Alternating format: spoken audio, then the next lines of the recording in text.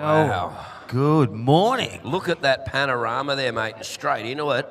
That That is Dane Henry, and welcome people on the World Wide Web to the Skullcandy Grom Open WSL Skullcandy Pro Junior. And how was that first shot's crispy? That's right. We promised the win, we promised the waves, and good morning, the world watching on webcast. What a beautiful morning. It's on the cook. Southwest, we've watched some free surfers really delight hand in the honey jar, but those A-frames, as we said, starting to go round to the east. Look at this panoramic views. We are here at Lennox Beach, Skullcandy. We're jumping into WSL man on man. Not many formats apart from the World Tour, but the Pro Junior and the under-18s really enjoying the format of man on man. Look at this straight. Straight out of the gates, Dane Henry, current ISA World Champion, representing Australia and Kingscliff Board Riders. Yeah, he's a king, lives at Fingal, but a member of the mighty Kingy, the yellow and black of Kingscliff Board Riders. They've got the Sunny Boys symbol they use, the old band, the 80s band, the Sunny Boys. They gave them their symbol. Wow. So they have the That's Sunny so Boys cool. band symbol, the drummer, Rick Wilson. All right, yeah. And then his mate is in red. This is where the Rashi's on. It's all about getting on through. One goes up and one is retired for the day. So Fletcher Kelleher out there, also moving from the Northern Beaches. Shout out to Mum and Dad, the Kelleher family, a great powerhouse of the junior series as Fletch represented with Dane Henry. They got a gold. Dane got 2 golds, a team gold and an individual gold at this ISA World Champions 2024. His mate Fletcher Kelleher made the finals as well in the under-18. So doing battle in the quarterfinals. Up next, Zaya Hessian, winner of last week, and Ty Richo from Queensland. Oh, that's another great heat. And I tell you what, all the Groms warming up down the beach, they are maximum froth. And there's a 7-mile magical wonder here for them to surf. And, of course, thanks to the Charlie Land Council. Yeah, the Charlie Land Council. And it's NAIDOC week as well, and there is the Shark Man. We surf with him as well as he pops out those buoys, the smart drum lines. There is the man going vertical, looking to whip around and whip into the semi-finals. This is the cash round as well. They take home some great cash incentives for making the quarters, the pointy end, make the semi, make the final. Get the cash. 1,000 points up for grabs. Here we go, Fletcher Kelleher. Nice vertical hit, goes again, and then as it peters out, gets that carve in for one more. 2 good vertical turns, 1 carve. Good way. I reckon matching scores, very similar, just about to be thrown out by our World Surf League judges here at the Skullcandy Grom Open. Presented by O'Neill. Good morning, Robbie Bain. Semi-finals day. Or quarterfinals day. And here we go, Dane Henry. Look at this beautiful cupped out wave. Oh, mate, he's got a pretty good air game. He's broken the internet a few times. Yeah, that's right. And he's gone out of screen when they think, oh, he's just going to do a top turn, and boom, he just eclipses and goes into the stratosphere. The jumping Mexican bean, I call him. You can see him on the tramps with Coach Chloe and all the crew from Surfing Australia's High Performance Centre training on the tramps. His goal, super goal, was to do a backflipping competition. Wow. Tick. Done all that over. I wonder what his new plan is. Maybe it's 2. Double backflip. Don't think anyone's done that yet. They haven't, but they've done it in motocross. And there was actually a guy in the Shire that was one of the first guys to do it on motocross. And skateboarding, surfing emulates what happens in surfing a bit down the track because they've got a motor and they've got straps as well. Yeah, that helps it out. Well, Fletcher Kelleher in red opened with a 4.17, and Dane Henry opened with a 6.17. So advantage, Dane Henry. And let's think about that. Similar vertical turns. What was different? A bigger and better wave. Wave selection tick. That first one of Dane Henry out of the gates. Ping. There it is. Good score. 6.17 and a 1.0 for Dane Henry. That incomplete aerial or incomplete manoeuvre doesn't get the score that you could potentially get. Small score thrown away. Well, Fletcher Kelleher's been throwing 8s like he's feeding the chooks. He's just been throwing around everywhere over this event, so Wow, look at these waves. I just saw a left-hander spit there, mate. And I just saw those free surfers. A big shout out to them. Thank you for moving, because these guys will use the platform. These 3 banks we've been talking about, they connect, they get a wave, they'll move over there. There's a big playing field for these competitors on day 5 of the 6-day event. All right, situation, Dane Henry in the lead, 6-1-7 and a 1-0. Fletcher Kelleher, 4-1-7. You need a 3-0-1. Give us a wave, Fletch, if you can hear. 3-0-1, you're required to take the lead.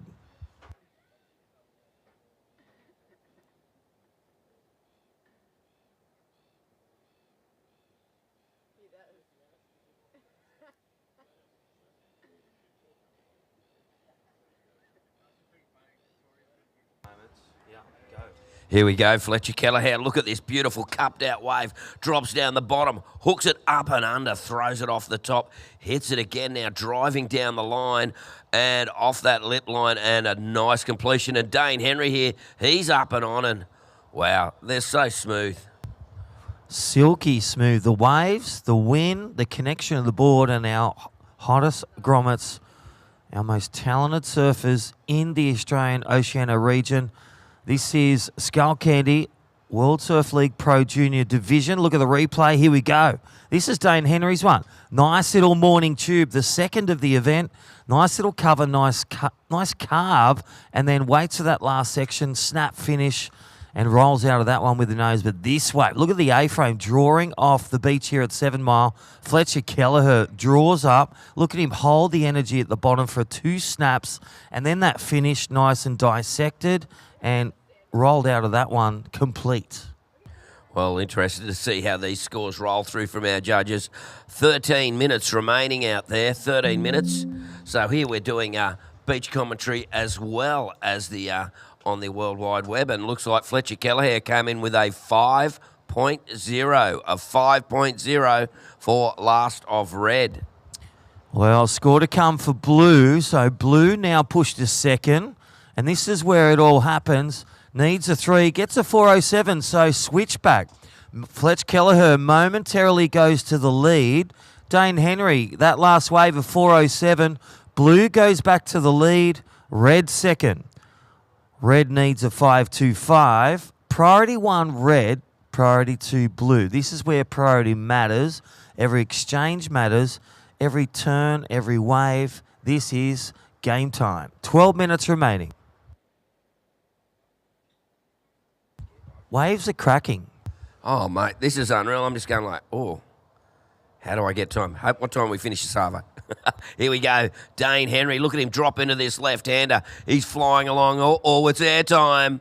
And I was going to say, wow. He's looking speedy, poppy. Here we go. Looking to go under the lip. That's Fletcher Kelleher. Looking to strike 2 turns. Sometimes less is more as he gets the pat and the cat, the whitewash to get that nose ahead. There it is, that stomp. But 2-turn firepower, only needing a middle score. Is it better than his best score? Look at the replay. Yeah, look, he really hits that lip nicely, and he waits for this oncoming section. Well, that was great. Is that weight, that timing instead of fitting 3 turns in, will that be the difference? But look at this, Dane Henry getting the speed. You can see his mind thinking airtime as that wind is perfect to hold the board under the feet, because the traction is the FCS wax from their board to their feet. And that's it. Really critical high risk. So do the air, complete it, get the reward. Incomplete that one. He just didn't roll out of it, but really good height, great intention, and it shows he's ready to take it to the next level to make the semi-finals. Shout out to Zaya Hessian up next. Last week's winner at the under-18s Oki Grom comp. 10 minutes remaining. Ty Richo, again, finalist in the World Surf League QS. Ty Richo. Shout out to the Richo family, mum and dad, up there at Queensland watching, or down here. Your boy is up next. Well, Fletcher Kelleher has gone to the lead with 10 minutes remaining, a 5.5 last of red. So now Dane Henry looking for a 4.33. Mate, that is well within Dane Henry's wheelhouse. Let's go back to the Fletcher Kelleher. Selects the wave, does that first turn, but he waited. Patience, attack, less is more, kids, if you can learn it. Here we go. Look at the replay. Nice vertical turn. The best wave, just under Dane Henry's 6, has taken the lead with his 2. Here we go. Taking this one. Oh, look at that. Wow. Airdrop down. And under priority, grabs that wave, and now he's working this, and once again, waits for the oncoming section. He does a little bit of a tail waft there as well, so see if that one goes into his top 2. I think it's on the borderline, maybe. Yeah, he's got to drop that middle score to extend the lead and just add those shavings to the man in blue. Here we go. Deep tube. Dane Henry goes behind the curtain. Can he appear Houdini? And no, he doesn't. That was deep. Couldn't help yourself, though, could you, in that position? You got to pull in. You had to go in. Let's look at the replay. Our third tube of the event. You had Will Martin the other day. Dane Henry, good morning, day 5. Look at the replay. Fletcher Kelleher, tabletop floater on the backhand. Progressive floater, nice couple of snaps. And he's wound up like the slinky on the stairs. Just bang, twang. Fletcher Kelleher in the lead. All right, stand by for last of red. There it is, a 4.8. 4.8 last of red, still in the lead. To a 0.7. Tell you what, in free surfing, you see your mate pull into a tube like that. It ain't a 0.7, it's a woo. That was a sick one, bro. And if you don't pull in, your mates give you such a hard time. You almost get fined for barrel avoidance. Yeah, the barrel dodger. Yeah. 8 minutes remaining. Up next, Zaya Hessian, Ty Richo. We're going to heats 3 and 4, the top 8. The World Surf League in this international card, day 5 of the 6-day event. Skullcandy World Surf League Pro Junior presented by O'Neill. What a great VIP night. A quick one to Lennox Head Hotel. Right now, they're at Lennox Head Bakery. Dave and the crew, one of our sponsors, cooking up the coffees, baking the pies, one of our great sponsors. And also a shout out to Lennox Head Gelato. They're doing coffees as well. So you want your morning brew, your Java, head down. And right now, Reddy's up. Fletcher Kelleher. Oh, he goes to the air. Oh, nearly went there. Dane Henry in the blue is still looking for a 4.33. Dane can do that with his eyes closed, literally. And this is where it is. Priority now. Priority 1 with blue. And that is what Fletcher gave to him, but he went for it. Look at this. You know what? Without dissecting that too much, just if he does that air from the middle of the wave, still getting that projection, just gets you that quicker finish. But Fletcher Kelleher's got an air game as well. That's what we've seen this morning. And Dane Henry there, he's stalking the lineup. He knows he needs that wave potential to give him the score. So he's out there looking. You saw him, he had a bit of a sniff at a wave and went, nah. He knows the one he wants and wants to rip in there. We've got 6 minutes remaining. Surfers in the water, 6 minutes remaining. Red first with a 5.5 and a 5.0, and blue needing a 4.33. And here we go, Crispy. Well, look at this one. Tipping in. Is he going to go? Should I stay or should I go? Here we go. Takes it with priority. Dane Henry. Fletcher Kelleher now gets 2. There's the first turn. Snaps and then floats over that lip. Again, not too much spray, but nice turns. Snap, finish. Is that the score? Only needing a mid-score. Let's look at the replay tap. Yeah, he gets the rail-to-rail transition, setting up for this final turn and right off the lip line and plants it down pretty sweetly. Well, let's go back to Fletcher Kelleher's. The weight of 2 turns. He whipped in 2 turns there where maybe he could have gone and bang, but he only needs a small score. Stand by for blue, but priority goes to red. This is like a game of table tennis where it's so quick action. Serves, the nice spike, the nice volley, and then back to the other competitor. And the conditions here, mate, are just magnificent. I was having a look down the beach as well, and someone just got shacked. And 5 minutes remaining. Priority is red, but what's blue doing on the edge there? And, Dane Henry, just in and out of that one. No harm, no foul. Second priority. And you could see that Fletcher Kelleher went and it just picked up that little A-frame. Plenty of sand on those shoals out there. And what we're saying yesterday, what a weekend. NAIDOC week. All right, Dane Henry. Okay, situation changed. Last of Dane Henry of 4-5-3. Blue goes to the lead. Has priority 2. Blue leads. Red now needs a 5.21. Red is second. 5.21. Blue in the lead now with that last wave. 4 minutes and 10 remaining.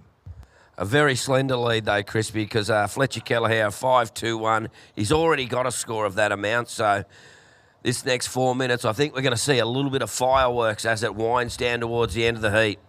It's like a game of chess. You lose your horse, you still got your queen and king. Here we go. Pulls it with priority. Fletcher Kelleher. Look at the A-frame. There's the first turn and boom. Pushes it. Goes down. Well, advantage Dane Henry now with first priority. Is it going to get to the fun and games part of it where the tactics come in of sitting on your fellow opponent, or are they still going to be looking for waves? Well, there it is. Just Dane Henry paddling over to Fletcher Kelleher saying good morning. Hello, how you going, mate? Priority 1 to blue. Priority 2 is with red. He'll need a wave of essence for Dane to go, or if Dane lets go, he can take that wave. But again, priority interferences will be a loss of second wave. But right now, blue has got the upper hand with the priority in the lead, but Fletcher Kelleher has the firepower, can do a 5-2-1 like his best wave so far. Here we go. This will be good. Blue will go. Look at that. No interruption there. Is he going to go to the air? You bet. Ooh. Nice backside air rev. Getting the height, getting the rotation, nearly getting the landing. But what he does stop, so Dane Henry relinquishes priority. Look at that. Height, rotation, drops the hand, bends the knees. Kids, you want to do airs? Select a wave, get your speed, get your pop. Practice on the tramp, get your landing. Well, there you go, mate. And a lot of that goes on at the HPC, mate, with all the great setup you've got there at the Surfing Australia High Performance Centre there at Cass Arena. Clancy Dawson, check it out. All the train crew and all the world's best coaches. Pete Dunks, saw him this morning with his umbrella and Denny deck chair, firing up all the young Groms and the pro juniors. So blue, situation, 2 minutes remaining, 2 minutes.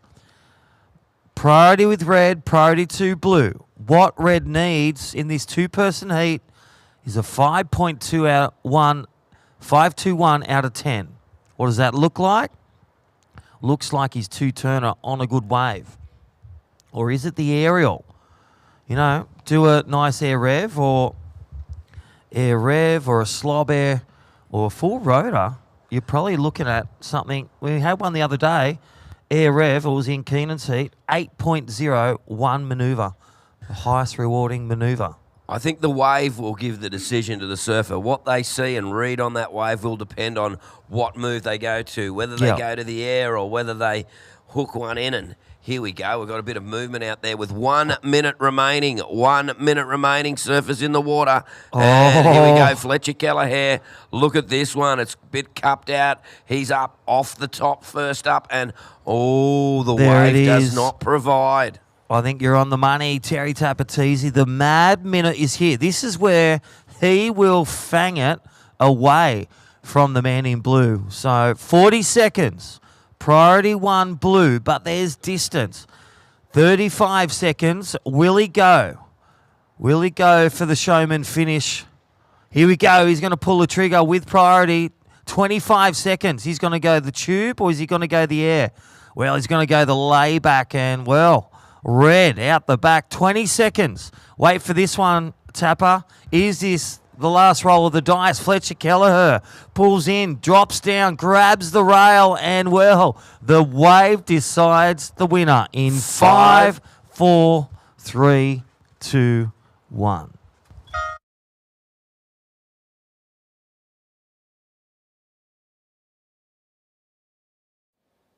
Okay, folks, as we see that replay there, we're going to go to a break here at the Skullcandy Grom Open 2024, presented by O'Neill.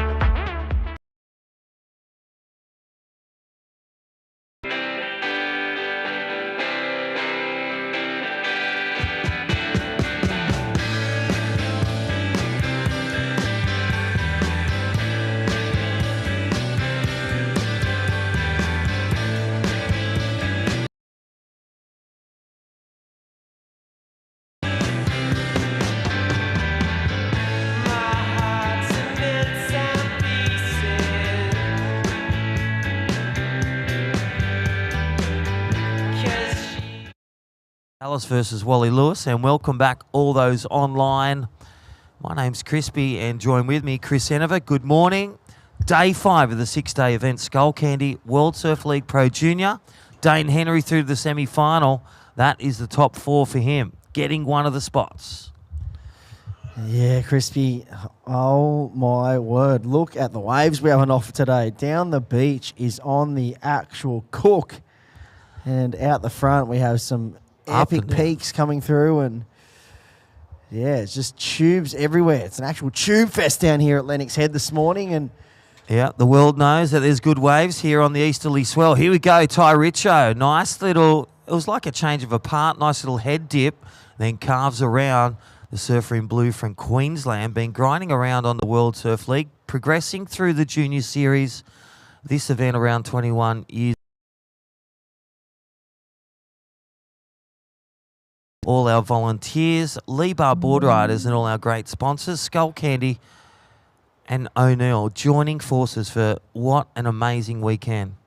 Big shout out to, it's NAIDOC week, so again, the Jarlee Land Council allowing us to use these beaches. Let's look at the replay. Nice little, that is our man in blue in heat 2, Ty Richo. Just gets a nice little morning tail pad tube, but nice carving wrap. So a good little start for him in blue. Priority now goes to red in this 2-person heat.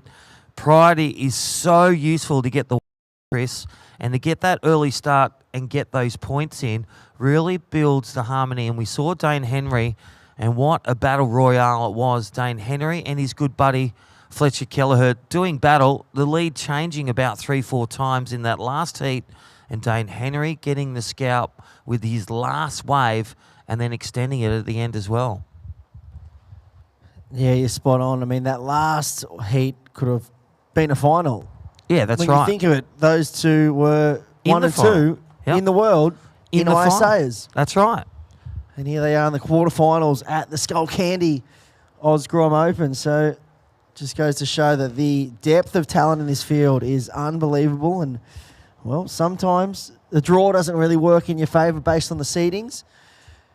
But, yeah, 2 of the best under 21-year-old surfers in the entire world. Yeah. Matched up there in the quarterfinals. And Dane Henry getting the jump again. Well, Ty Richo, he's been around and he's got, I think this is last year or second last year in the World Surf League Pro Juniors, eclipsing and jumping and dipping his toe into the qualifying series as well. And then Zy Hession, he's still in the under-18s. He did bow out yesterday by that New Zealand O'Neill surfer, Enrico Haybiddle. But up next, look at this one. And Mitchy Peterson from the north shore of the Sunshine. The board riders, you know, Sophia McCulloch, one of the key marquee surfers in female surfing. She's on the repair and on the tear with O'Neill and Winter Vincent. Also one of the big flyers now in the qualifying series coming through. All right, first wave is Aya Hession taking off. Look at this bomb. A-frames aplenty here at Lennox Beach. Snaps around for all those watching. A nice carve back to the pocket. Let's look as he ties his bow at his first turn. Great combo. Snap, carve, nice finish. He will take the lead. Yeah, look at the ratings. We've got the ratings World Surf League. Check it out, all those. And Chris, who's leading the charge in this one? Yeah, there's a replay. Zy Hession cracking it through the lip. That was a nice turn to start off the morning. And just finishes that one off nicely. Drops the hammer there. Good start to the morning for Zy Hession. And yeah, we tune in over to the ratings and have a look there. But firstly, drop the numbers in. Yeah, and it's good. So first of red, a 6.0. Ty Richo, a 3.17. So Zy Hession, first wave. He waited 6 minutes, Peter Patient. Got the priority, took the wave, 6.0 he delivered. The vertical snap, the carve, and then the finish on that nice wave. And like last one, look at the replay. Thank you, World Surf League and Fresh Air Broadcast. Tidy wave. Look at the snap, really going high Richter. Carves back and then waits for this as he reads the wave and bang. Snap, finish, plenty of spray and plenty of control. Yeah, good opener there to kick off the morning. And what a morning we have in store down here at the Skullcandy Grom Open, presented by O'Neill. The waves are cooking, and it's Mad Monday. Looking forward to heaps of action today. It should be really fun. I mean, there's tubes galore down the beach. The free surfers are just eating it up. And out in the lineup right now, Zaya Hessian in the lead, Ty Richo in second. Still waiting for a second score to lock in. And, well, looking over at the ratings, Crispy, very familiar name there, Winter Vincent, one of the O'Neill marquee team riders and the only Aussie left in the draw in Bolito. Live action, here we go. Heat leader Zaya Hessian from Queensland stepping up to the Pro Juniors. Nice wave selection. Nice little snap too, so a bit of variety. And again, third snap and then a finish. Well, Zaya Hessian has just packed on the points with his first wave and then just collects and searches and digs around. And 13 minutes remaining. Look at the replay. Chriso, good one. Yeah, chipped into this one. Nice drawn-out carve there. Just resets his line and then cracks that one nicely. A really nice wrapping rail carve. Get to the end section and read that wave really nicely from the first carve, but the wave backed off and he reset the line and just put himself a little bit deeper, almost a bit of a check fade, and then wrapped the nice one again. I felt like that wave kind of bent out to sea a little bit. It backed away from him, so he had to keep finding his way back to the power source, which he did. Well, we talked about it. As that moves from the southeasterly swell to the east, 160 degrees, we're going to see the A-frames. We're going to see the quality of wave change.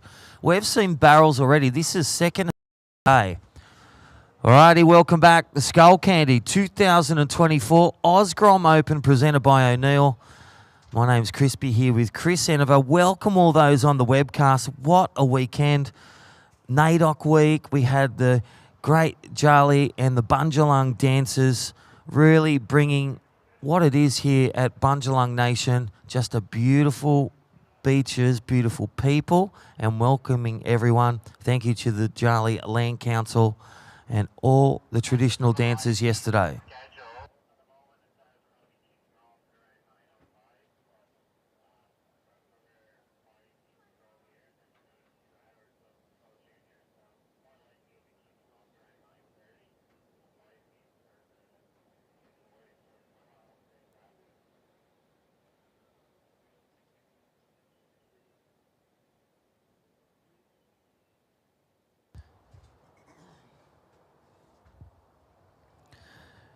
Yeah, Crispy. So he did mention it is NAIDOC week down here, the 7th to the 14th of July, 2024, NAIDOC week, to celebrate and recognise the history, culture, and achievements of all the Aboriginal and Torres Strait Islander people in this amazing country. Have in store quarterfinal action down here in the Pro Junior now, and what can we expect? Yeah, well, we'll be kicking off with the quarterfinals of the World Surf League Pro Juniors men, man-on-man, the top 8, and then the women, the top 4, and then going through the under-18s quarterfinals, boys and girls, and then also the 16s and 14s quarterfinal action to make the finals day semis and final, crowning 8 champions this week. How good will that be? And what a day of action in store, setting up perfectly for finals day tomorrow. And the conditions, unbelievable now. And we went through the wild stuff. We battled out the elements. And now we reap the rewards of some great conditions down here at Lennox Head, 7 Mile Beach. And look, there is Zaya Hessian again, just going Burko in the lineup. Well, the community's alive here. All right, situation. Red leads a 6 and a 4, 8-3 with a score to come. Zaya Hessian, 6-point ride and a 4, 8-3. Stand by for last to red. Blue has a 3-1-7 to move into the top in this 2-person heat. Man on man, a 7.66. Either needs to build it, get a 5, Chris, but he needs a combo of 10, 8, 3, slice it as he wills, a 6 and a 5, or in one wave, 7, 6, 6. Time on the board, 9 minutes remaining. Priority is with Ty Richo, and you can see how calm they are.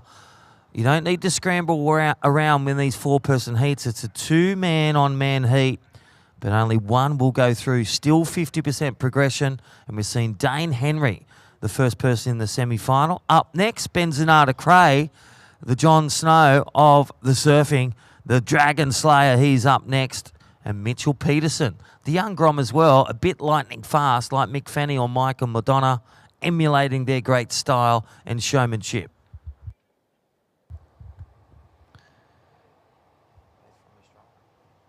Yeah, so plenty of Aussies doing battle here. And we see that last score locked in. Situation with Zai Hession, he has increased his lead, a 6-point ride. 6-point ride last of red, so he does increase his lead. And look at the waves we have up the beach. Here's Ty Richo hooking this one back in the pocket. This one seems to be the inside, cracks that one nicely there. Nice, another whip in the pocket to finish there. Tail drop finish. So a 3-turn combo.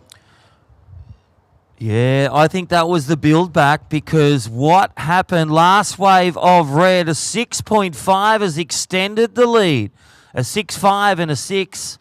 So last of red got a 6.5 for Zai Hession. So Ty Richo, previous to taking off on that, his score was extended to the score required. He now needs an excellent score, so that one will be a build back. I don't think it's the score, Chris, but I think it's the fight back. It will be his best. There's Ty Richo on the replay. Nice wrap. Snaps down. You can see him look down, waiting for the moment. Snaps again quickly. That's going to sit around the mid-range on the scale out of 10. 7 minutes remaining. Red in the lead. Holds priority. Holds the trump card, the 6-5 and a 6-0. Blue score to come. Stand by for what's needed.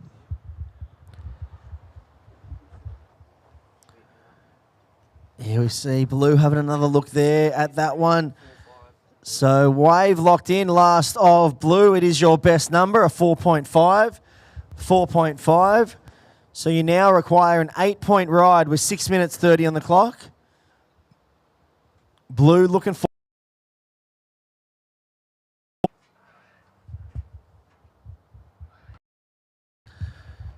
So Ty Richo locking in his best number there. And I wonder if we'll see a paddle on here. Look, Zai Hession paddling into this one. Nice wedgie A-frame. Lines up this section, cracks it in the lip, and just really lays the hammer into that one. Just a single maneuver. Got a little bit caught on the hillside rail and, well, managed to recover, but it just put him a little bit behind that next section, Crispy.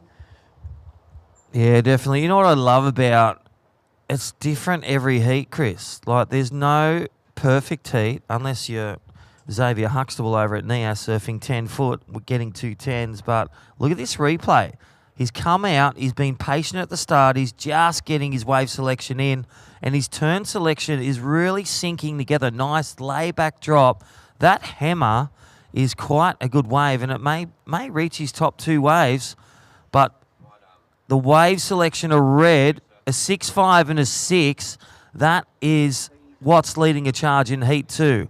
Quarterfinal action, Ty Richo, priority 1. Priority 1 blue.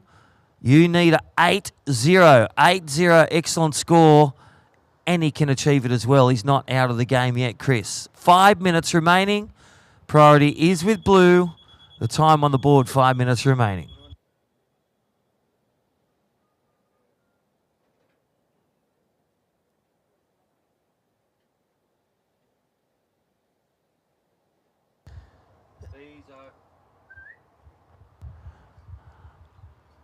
Where is he? All right, lifeguard, you want to move those surfers more north. We've got a competitor paddling out.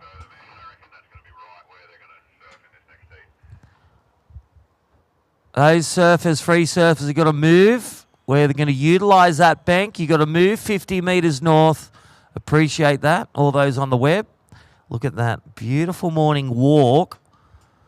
Mid-tide there, Chris. We got a high tide at 9:30 this morning, a 1.3, And then the point breaks come alive from Snapper an hour away, Byron Bay 20 minutes away north, or Lennox a 2-minute walk.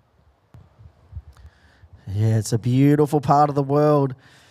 The North Coast and then up into the Gold Coast region. We've had some great waves for these past two events that have spanned over the last couple of weeks. The Occy Grom up at Snapper, and now the iconic Skullcandy Oz Grom Open here at Lennox Head. One of the best surf venues in the country. And when you think of a surf coastal town, they don't get much better than there's a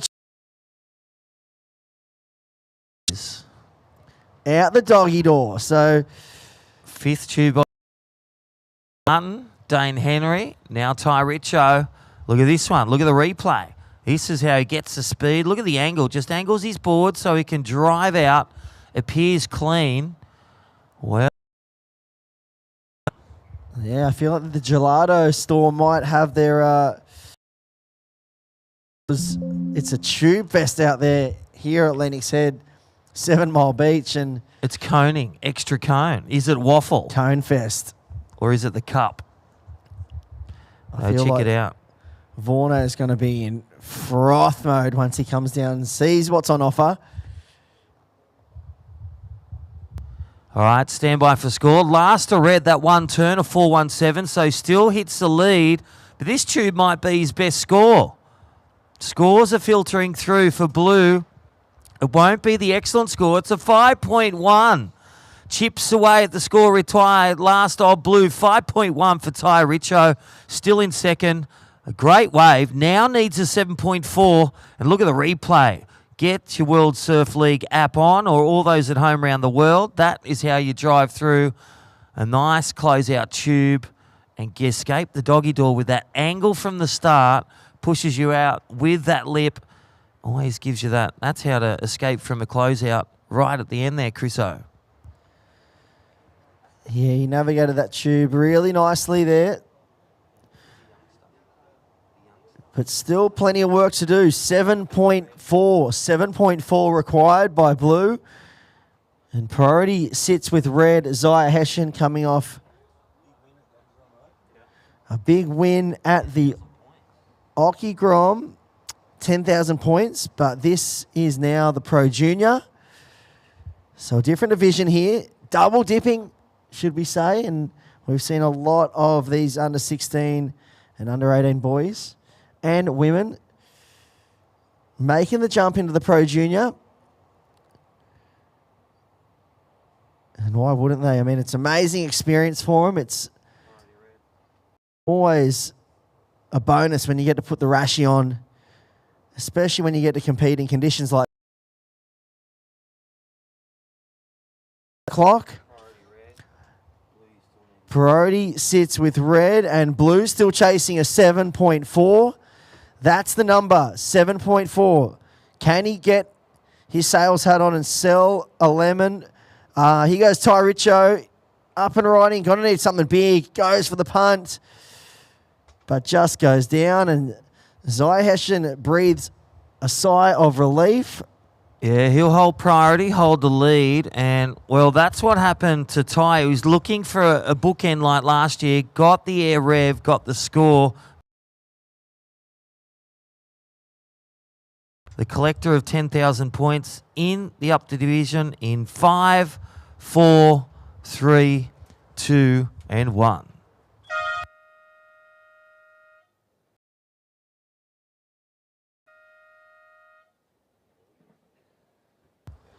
All right. That quarterfinal will be back right after this short ad break on the webcast, and we'll see you soon down here at the Skullcandy Oz Grom Open presented by O'Neill.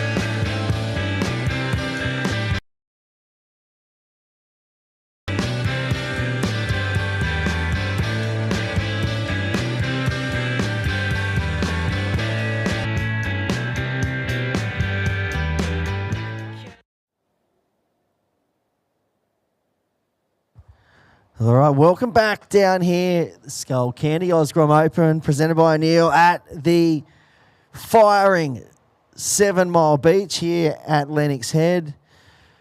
This east well has, and the offshore wind has groomed conditions down the beach, just getting drained off them.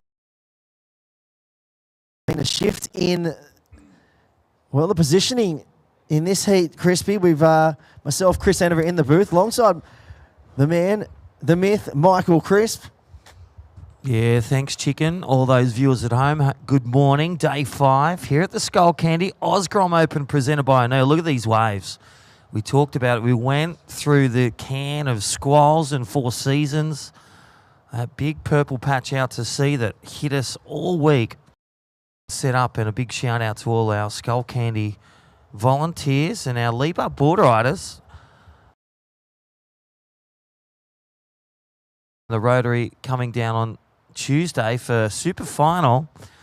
They'll be cooking up a storm, some bacon and egg and hash browns, and also some vegetarian options as well for those.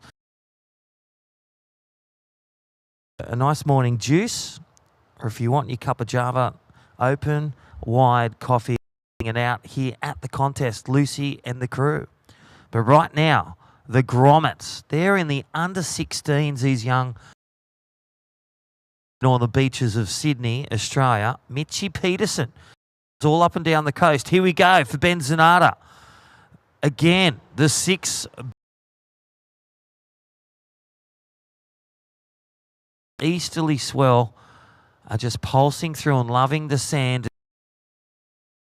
7 Mile Beach, and there is our drone shot of our Australian Lifeguard Service. Bodie Williams, qualify, want to become a lifeguard, check it out. But look at that replay, want to become a tube master like Benzonata Cray, pull in.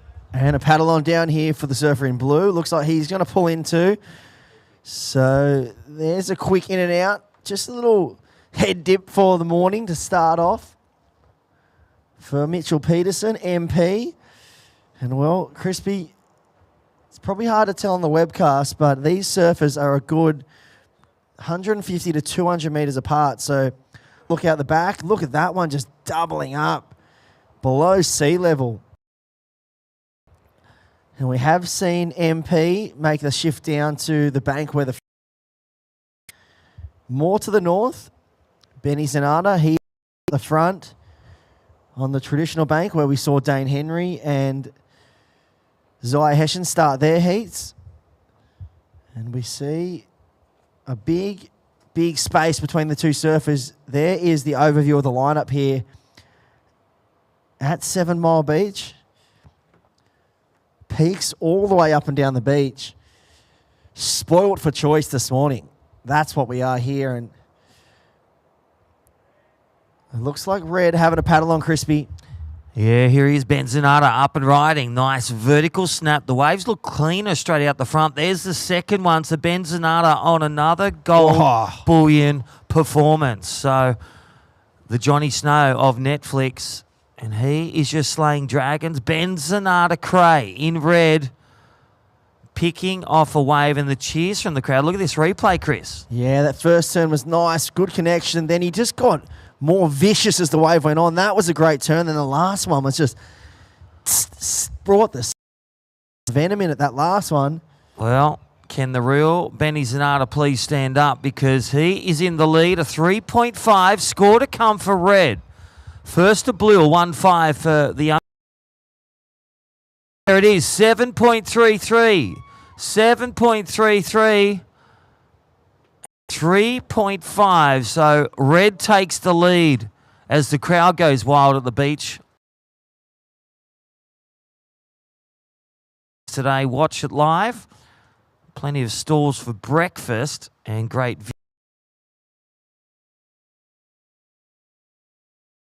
lounging around about home or at work. All those crew at Surfing Australia on the northern beaches, shaping up for a beautiful day in the sun. Don't go anywhere. 14 minutes. 10.38. So Surfer in Blue needs a 9.33 in this man-on-man format. already semi-final sewn up. Dane Henry a bit later on versus that man Zaya Hessian. That's already fixed up, the semi-final one. Yeah, and we see the cool, calm, collected approach. There is lots of tubes there, and I feel in a heat, 20 minutes, Crispy, can be very easy to get caught in the headspace of going for tubes. We see Benny Zanata just sticking to the game plan. He knows he's got that very, very strong rail and, well, progressive approach into the lip, and he's 3-turn combo on the last one.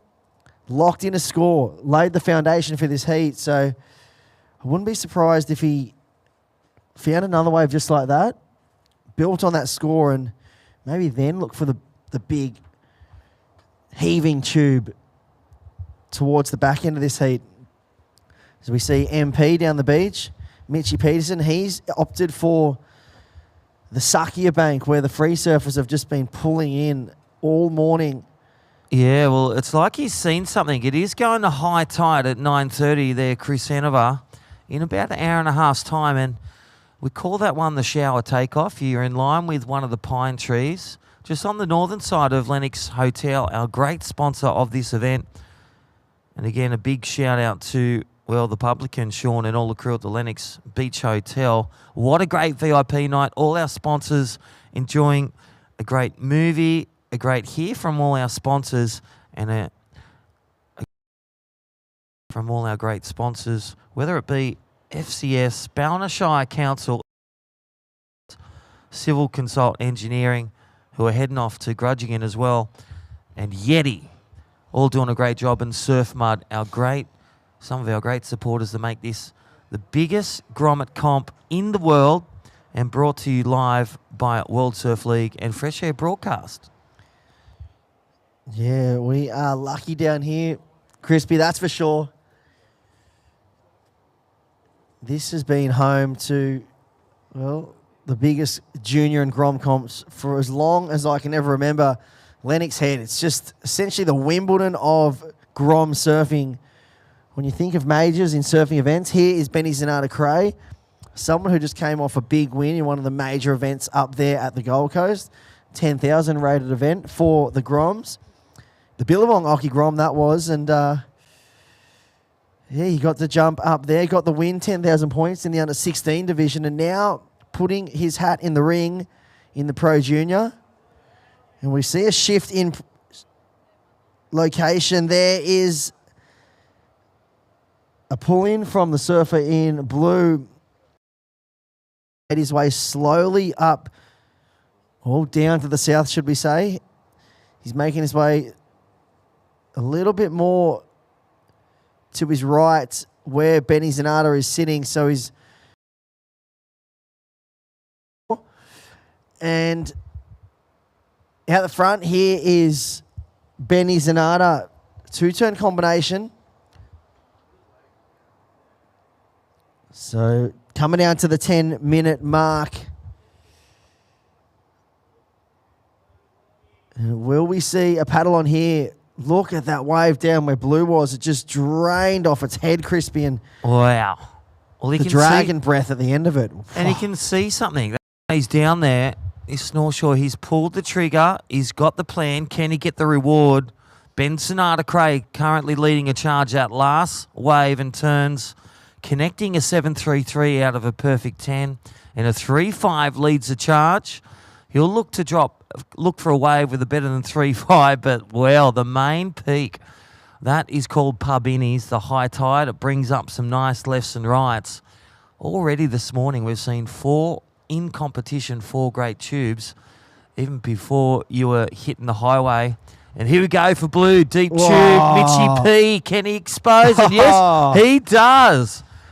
That's what he could see this morning, and he's pulled the trigger and reaping the rewards for the man in blue. How was that thing? Look at this, just draining off the bank below sea level, back towards that section, and just gets shot out like a cannon. And let's go off the last barrel, but right now, live action. There's Benson Cray. Nice snap turn, and again, snap finish. Will he get the completion? Yeah, will. The judge is very critical on the completion. We've seen some surfers come undone by just not holding on to that finish long enough, and we see a very smart competition head on Benny Zanata. Tags that one spray to the stratosphere. And a second turn, so a 2-turn hammer. This is going to be interesting, Crispy. We saw the contrast in 2 different waves. Yeah. 2 big turns on the combination for Benny Zanata, and the below sea level draining slab for MP. Where do the judges go with the 2? Who gets the better of the exchange? This is going to be look at the replay. Very interesting. Look at that thing. It just folded over him like a piece of origami. And that's right. The cone style versus the vertical attack, and that is all in the criteria too. The choice of turn, both critical, deep tube. You couldn't do that turn on that wave, and then because that tubed out, whereas the turn selection of Benson Cray, the real pinpoint on a bigger wave, the 2-turn hammer, Benson Cray leading the charge with a 7.33. There it is, Mitchie P, a 6.83, the best barrel of the event. And the highest score for a one manoeuvre, deep barrel 6.83, only needs a 7.93 because Benson Cray has dropped another bomb. Yeah, 7.4 last I read, 7.4. So when you look at the contrast there between those 2 waves, Crispy, the 2 big tube. Well, I'll tell you what, you could combine the big, deep tube, get that wave that gives you the tube, and then the snap finish at the end. That would be nearing that excellent range, maybe a 10. Yeah, we've seen a few of them down the beach this morning. That bank down, we say. When you're looking at the screen to the left, that's where MP is positioned right now. Surfers this morning really locking into some great tubes, and it was what I guess it must have been the dangle of the carrot that pulled MP down there and at the front, because more to your right when you look at the screen, that's where Benny Zanata is positioned. That wave out there offering a lot more turns top to bottom, not as shallow on the bank as it is to the north. So a good mix of opportunity in the lineup, Crispy, for competitors just to feast on. And we're coming down to 5 minutes 45 on the clock, 5 minutes 45. And it is Benny Zanata just continuing his dominance. He really has become an unbeatable force at the moment, especially in the Grom divisions. And, well, it seems like the Pro Junior, he's having no issues with it either. Finding himself here in the quarterfinals, looking for a semi-final berth. As we come down towards the final 5 minutes, he's up and running again out the front. Nice hooking wave. First turn in the pocket, gets a little caught on the second. So just pushing a little bit harder there, and well, why wouldn't he? He has a 7.43 and a 7.33. Pocket sevens in the scoreline.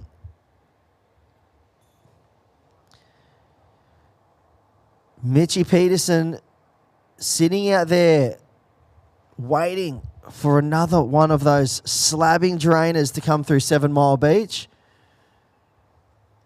And I can see a little move happening. Benny Zanata making the shift. Well, and that's it.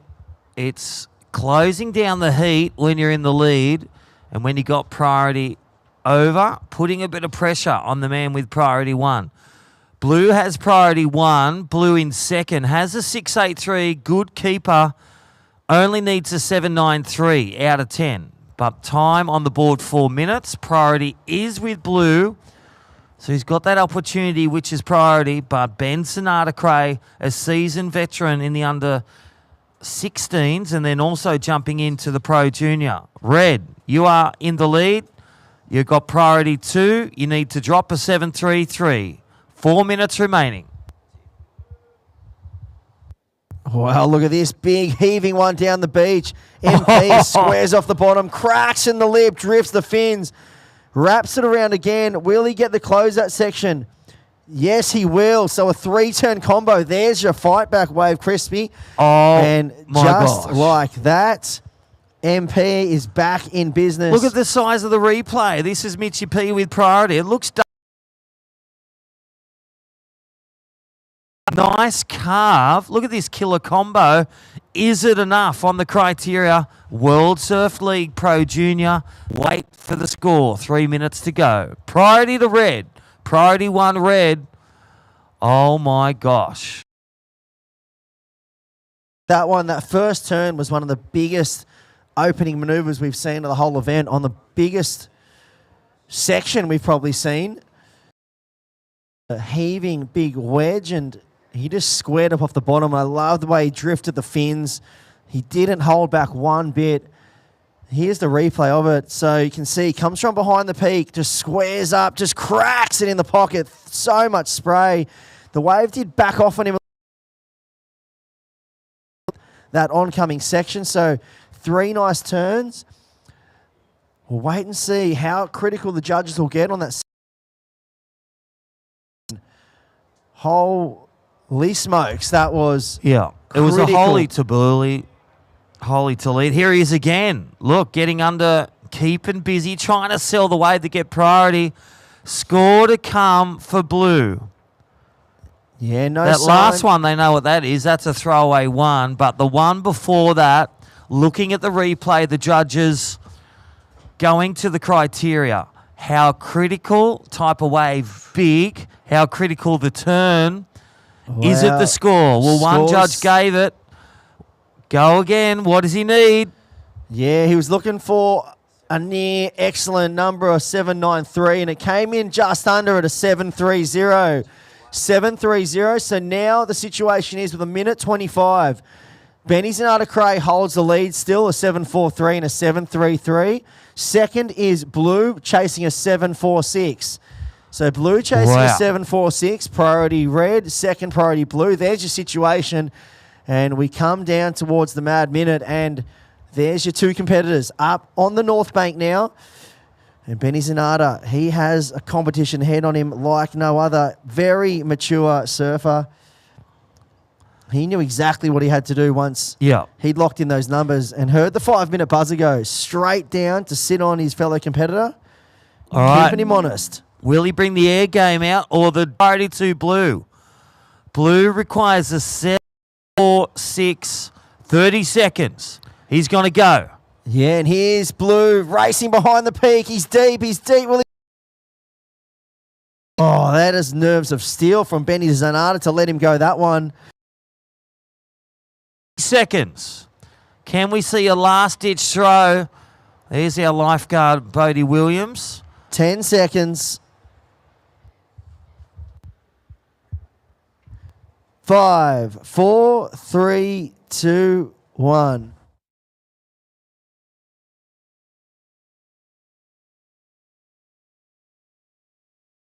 Out that heat in the Skullcandy. Oh, it's not. It's actually the WSL Pro Junior. But we'll be back with more action very shortly, just after this ad break on the webcast.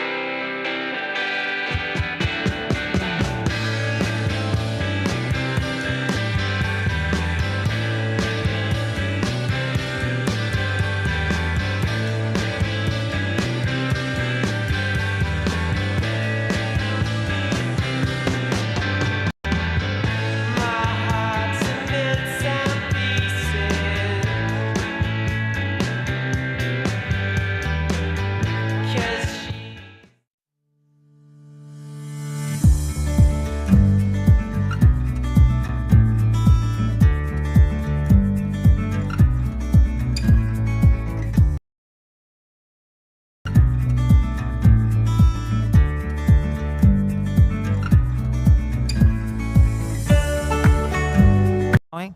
And welcome all those back online. Here is Betty Lawrenson, another kid like Mitchie P from the Sunshine Coast Noosa Board Riders. Well, there it is. Play. Chris Hanover, good morning. Yeah, there's Benny up and riding. Just we speak of, it is a real thing. Absolutely cook people as soon as you give them some credit. And in the water right now, this is quarterfinal action, number 4. Heat number 4.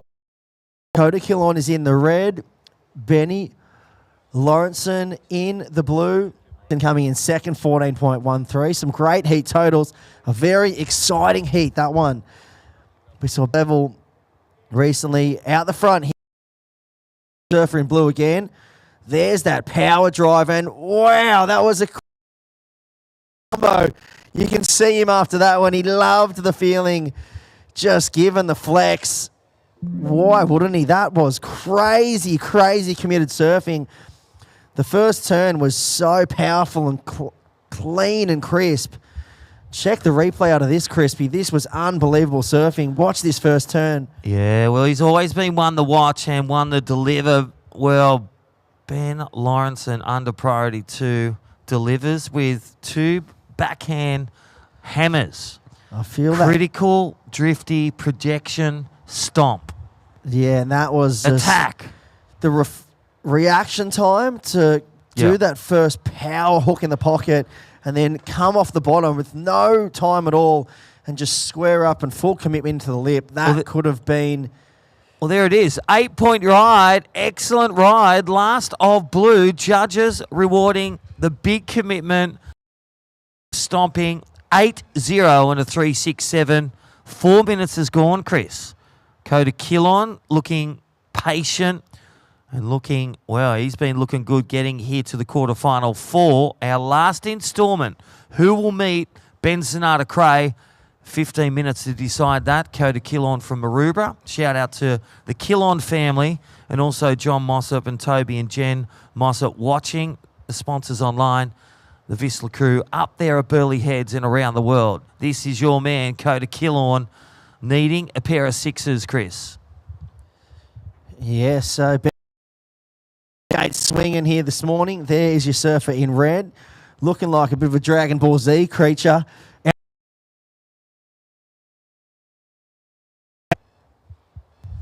Yeah, definitely. So I love the hairstyles. Kobe Clements and Dakota Killorn obviously going to the same hairdresser.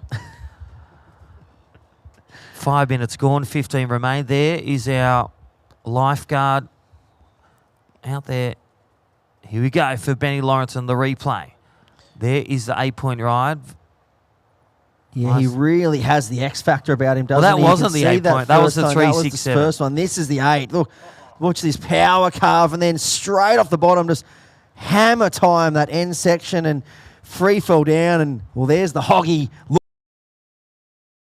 I love the way he attacked it. His leg, his biomechanics, nice and bent. Energy, that projection. But the hands went back behind, but they just floated and glided with the balance. Yeah, that's perfect way to describe the reaction time of the surfer in blue out there. Here goes Dakota Killorn up and riding. Squares off the bottom. Nice hook in the pocket. There's a tag and just gets caught underneath it. That was what could have happened to Benny Lawrenson on the last. Wow. He was able to ice the finish on that bigger one. Look at this one. The one Maroubra, Australia. All the Maroubra board riders watching, tuning in. Local Motions and Gunter Boards. And that man is riding in red, representing Maroubra. It'd be nice in Sydney for some waves. So they had light winter winds. Just the temperature down there would be probably 19 degrees, Chris. Whereas the water up here, 22 degrees. You're still surfing in a vest or a nice springy when that sun comes out. All right, 13 minutes remaining. Ben Lawrenson in the lead. Holds priority. Priority goes back to blue. 8-0 and a 3-6-7. 13 minutes remaining. First wave of Dakota Killorn. The first turn of 2-6-7. That incomplete turn only getting a small score. So one goes beckoning. Red, you need a 9.01 wave. 9-0. Or a combination of a pair of 6s to grab the lead. 12.5 minutes remaining. Priority goes to blue. Priority 1 blue.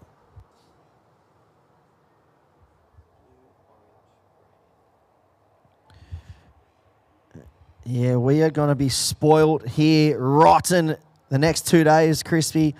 We've worked through all the quarterfinals for finals day and kilometre down the beach from the iconic point. And there's a pullback shot of the beach. You can see a big playing field here, plenty of options, plenty of banks to select from. The two surfers have elected to go right out in front of the judging tower.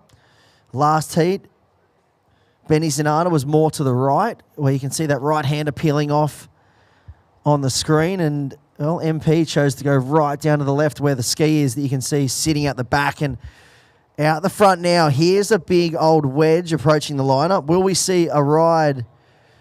This one just capping a little bit further out, almost a double up into this one. Here goes Coda and MP on the left. Huge layback jam. And here goes Coda. Big old hammer. Can he ride out? No. So, well, there is your differences so far. MP stomping everything he's put his hands on so far. And Coda Kill on 2 incomplete rides. So, tidy that up. If he wants to, a very deadly looking Benny Lawrenson. You know, whether it's nerves or whether it's just getting your rhythm on, this is the man holding, well, getting the completion, the one turn, the discipline, whereas young Coda getting that first turn just really needs to swoop into that second turn. He went for it. He stuck that. Game was back on within reach, but right now needs a 9-point ride for one wave. Coda Kill on. Priority is with red. Ben Lawrenson doing that one turner. That will, it could replace that first turn, that first score he's got to drop to extend and put some salt to the wound for the man in red. 10 minutes remaining, Chris. Yeah, I'm no judge, but I'm going to leave that one with them. But I feel that last score of Benny Lawrenson is going to well and truly eclipse his smaller score. That layback jam was crazy, and there it is. Well, there it is. One turn, Chris. 617. Drops the hammer, and I'll tell you what he's done. He started to hammer some. Now, Benny Lawrenson does sit out in front at an 8-point ride in a 617. Coda Kill on sits in a combination to get out of that.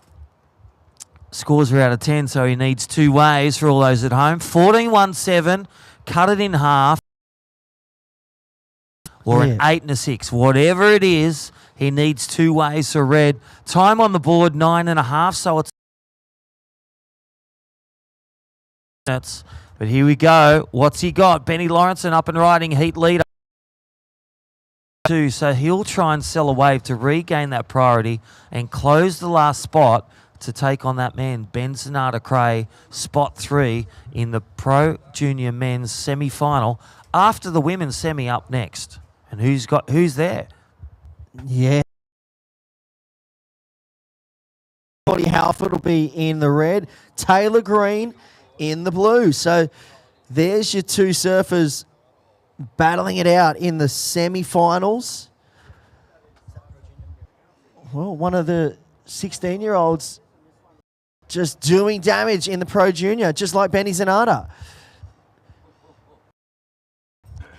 So surfing well and truly above their age bracket, but got the talent to match. So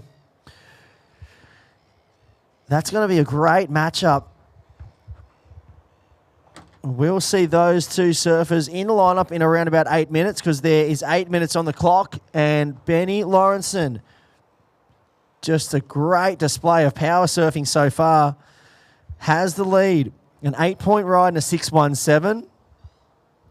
And Coda Kill on, a couple of incomplete rides, sits out there in second, but here is a good-looking ride. Big takeoff for red. Squares off the bottom, jams that one nicely.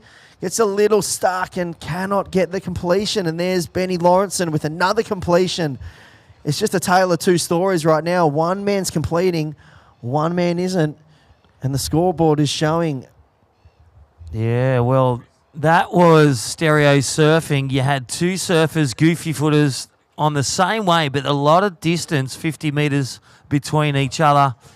Two big backhand flares. Nice snap re-entries and 7 minutes remaining. Blue leads with a 8 and a 6.17. Benny Lawrenson here at the Skullcandy Pro Junior Heat 4 of the men's. Let's look at the replay of Blue. Heat leader swoops down, jams and drifts the tail. Oh my gosh, just hands and projection forward. And then Coda Killon swoops down for a big turn and just gets a bit caught. He rolls out of that one and then tips off. I just feel that projection. Is he going to go to the air? Here we go. The goofy footer goes left and well, comes off the back. 6.5 minutes. Up next, our women's division. The roll through. Jess Starling is here. Good morning. Geordie Halford, our competitor, and Taylor Green. She'll be in blue. Very good morning, all those watching online. The webcast. Skullcandy Grom Open. We're in the World Surf League Pro Junior Division. We've just seen Dane Henry, the World Junior Champion. He will take on the man Fletcher Kelleher. Zaya Hessian. Then we will see Benson Arta-Cray potentially. Pair of two. All right, last wave, not enough. Last I've read. Reading, one turn, 8.67. Sunshine Coast getting the skin.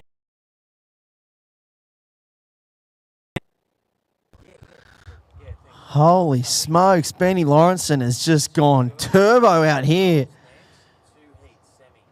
He is on an absolute rampage. An 8 and an 8.67. I'd love to see the replay of that single turn again because we were watching Coda Killon take off down the beach.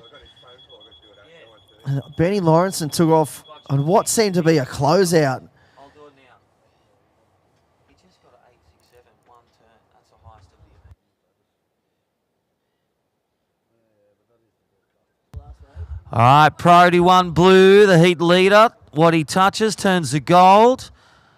Attack, energy. He is just ahead of the game. It's like he just synergizes with the wave and, well, puts it on rail. Well, here it is, Crispy. Look at this one. Squares off. Wow. Oh, whoa. That was crazy. The control and drift. The fins they've literally bottomed out behind the wave with flare, but he's controlled it like a drifting Fast and the Furious number 10. I'm going to go out and say that was CT level surfing there. That was as good as you'll see a closeout Rio by any surfer in the world on a big section like that. And he's pro junior and he's from the Sunshine Coast of Are you Australia. kidding me? That was mental. Wow. So 3 minutes 50.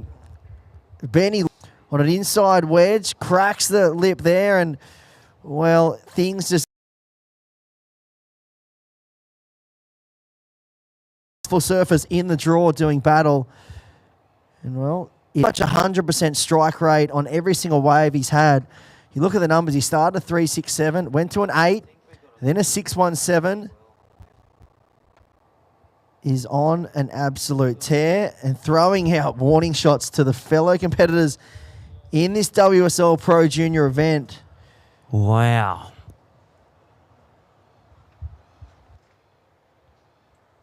Well, 3 minutes to go. All those watching around the world, good morning. Aloha to all those in Hawaii.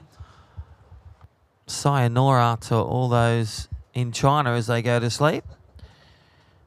And again, Coda Killon, a 3.0, needs a 16.67, a pair of 8s. Excellent scores needed for 2.5 minutes remaining in this 20-minute heat. Skullcandy Pro Junior, World Surf League. Big shout out to Skullcandy. Big shout out to O'Neill.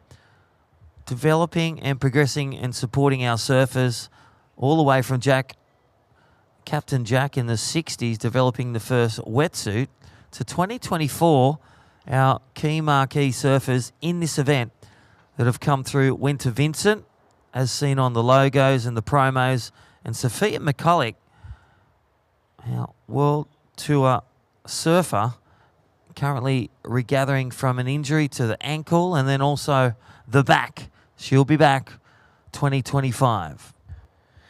Yeah, and you think of waves today that are on offer. There's just tubes everywhere. And you look at the posters as well and you think of, well, who's the most tubed man in the world this year? You'd have to say it is Solly Bailey by a country mile. And the Conehead. He is conal. The man has been on a mission this year to get more barrels than anyone can possibly ever get, and he's doing that. We saw his amazing movie the other day over at Lennox in the town, and we're down to the mad minute right now. Benny Lawrenson has just put on a masterclass out here at 7 Mile Beach, and looking to lock in a spot in the semifinals. And with 45 seconds on the clock, I think he has just done that, because Coda Quilon sits in a combination situation, 15.67. And with 30 seconds on the clock, this one is going to wind down to a close very shortly. And you can see there's Bernie Lawrenson paddling around. He still wants more. You can see some sets approaching, but they probably won't get her in time. 15 seconds on the clock. 10 seconds. 5, 4, 3, 2, 1.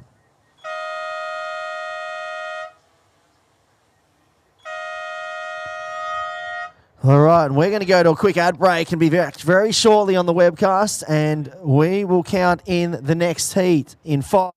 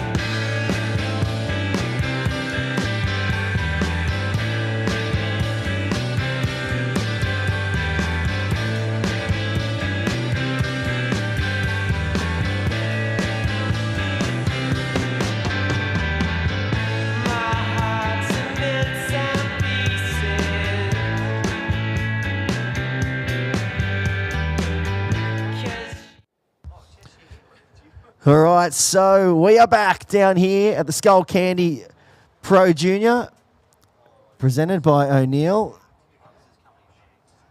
And myself, Chris Enover, in the booth. We're into semi-final action, and I'm joined by the lovely Jessie Starling.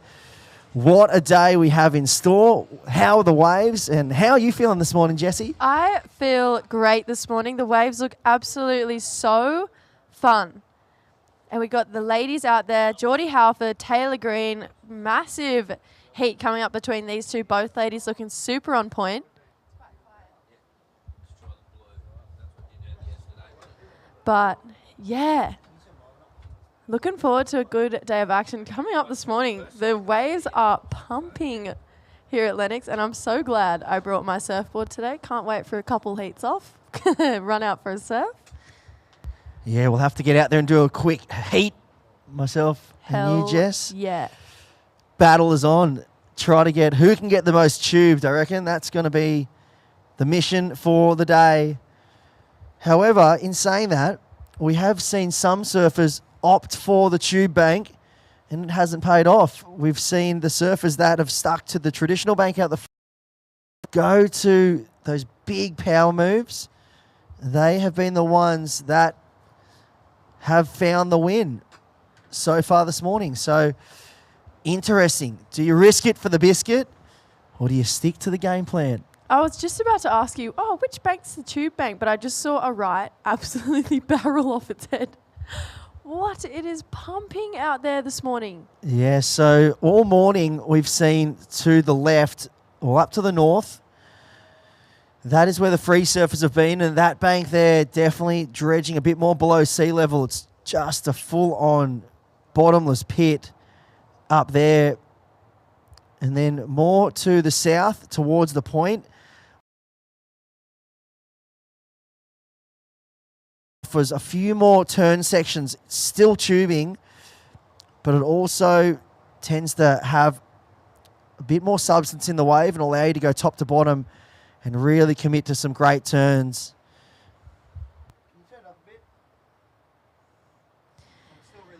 Yeah, so I reckon we're going to have a really fun day of waves all day today. I think it's going to stay pretty good for most of the day. Maybe a little bit of wind this afternoon, but a little bit of wind never hurt nobody. Definitely great compared to what we...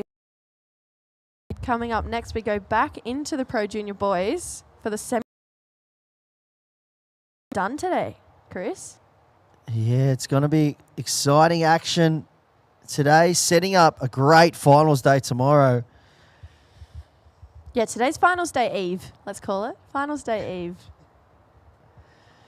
But just some small scores locked in for the ladies so far. 0.5 for Geordie, 0.23 for Taylor Green. In my opinion, these two have been some of the absolute standouts in the women's division. Geordie as well. She unfortunately got knocked out of the under-18 girls yesterday, but she has been looking on point here in the Pro Junior, really dominating those bigger conditions. And Taylor, she's just looking confident. You can tell that all of her training is seriously paying off. She's been getting pretty excellent scores for just one turn, so this is a pretty solid matchup right now between these two ladies, both of them. I'm calling in all-time form. So we'll see how the next 15-minute pans out for these ladies. Coming up next, Stella Green in the red, Sydney Chevalier in the blue. So potential. We have seen a number of sisters in the draw. Think about the Rosie Richardson, Eliza Richardson. They're still both going in their divisions as well. But right Pro Junior event. And we look to the ratings. I'll see who is the standout on the ratings in the women's. Currently, it is Sierra Kerr holding down the lead, ahead of Charlie Stokes. And Taylor Green sitting down there in 8th position. So this will rocket her up the leaderboard. Yeah, definitely. Potentially career best result in the Pro Juniors for Taylor.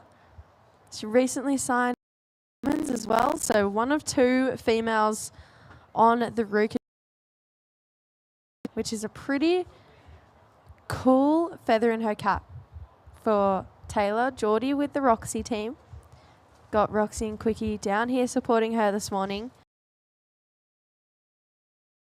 Are so clean. I love it's just perfect North Coast beaches, in my opinion.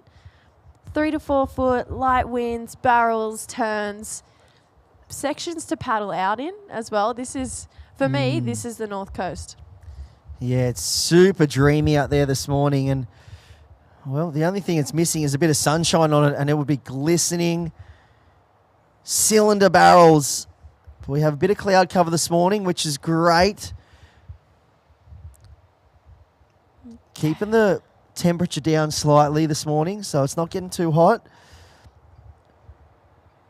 Yeah, Taylor just getting a quick little wave there, in and out there for blue, but she's going to get back out there, look for some more. So looks like potentially red having a look down the beach. We'll see if she can scratch onto this wave. Looking like it's got a nice wall, but that one just kind of hits a bit of dead water. The next inside section is crazy on that wave. Fully barreled. But I feel like today's just a dreamy day, whether you're in the event or not. You could get waves up and down the coast today. Maybe even the point. The point looks super clean. Yeah, and well, it is a mix today of all about a 5 foot east swell and a 3 foot south swell. So got a 2 combination swells, which is really leading to this wedgie effect we're seeing. Not so much stretched out walls we saw with that bigger south swell, but more of a wedgie effect out there, and some great A-frames. Here is the surfer in blue up and riding. Racing on the line. This is Taylor Green just going to that closeout turn. Doesn't complete that one. And looking forward, a high tide of 9:30, a 1.1 metre high tide day to a low tide at 3 p.m. And the wind southwest direction. Perfect. Chris, that's that second section. Red now. Big looking wall in front of Geordie. For a bit of a Benny Lawrenson turn that we saw in the last. Free surfers down the beach getting spat out of barrels left, right and centre. Everything that comes through the lineup.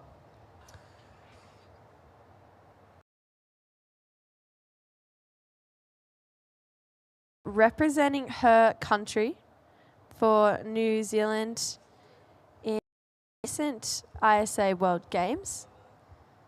Obviously, Australia had an all-time best, which is incredible, but New Zealand had a pretty dominant team. We've seen a lot of their representatives here at the Skullcandy, which has been really cool. Get a bit of a mix. Look at that right out the front, Chris.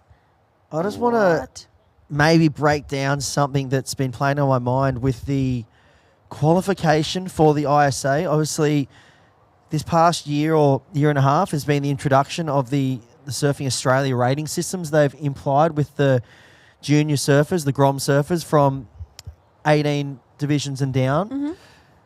Who were the people that qualified for the ISA? So then all of a sudden we have a team that goes over and wins by a record margin. Do you maybe feel that because the rating system is structured the way it is, it was allowing the best surfers over a year-long period of surfing events to qualify for that team and get the strongest team possible to go over to ISAs? Is it just a coincidence that we... No, it's no coincidence. I think this new...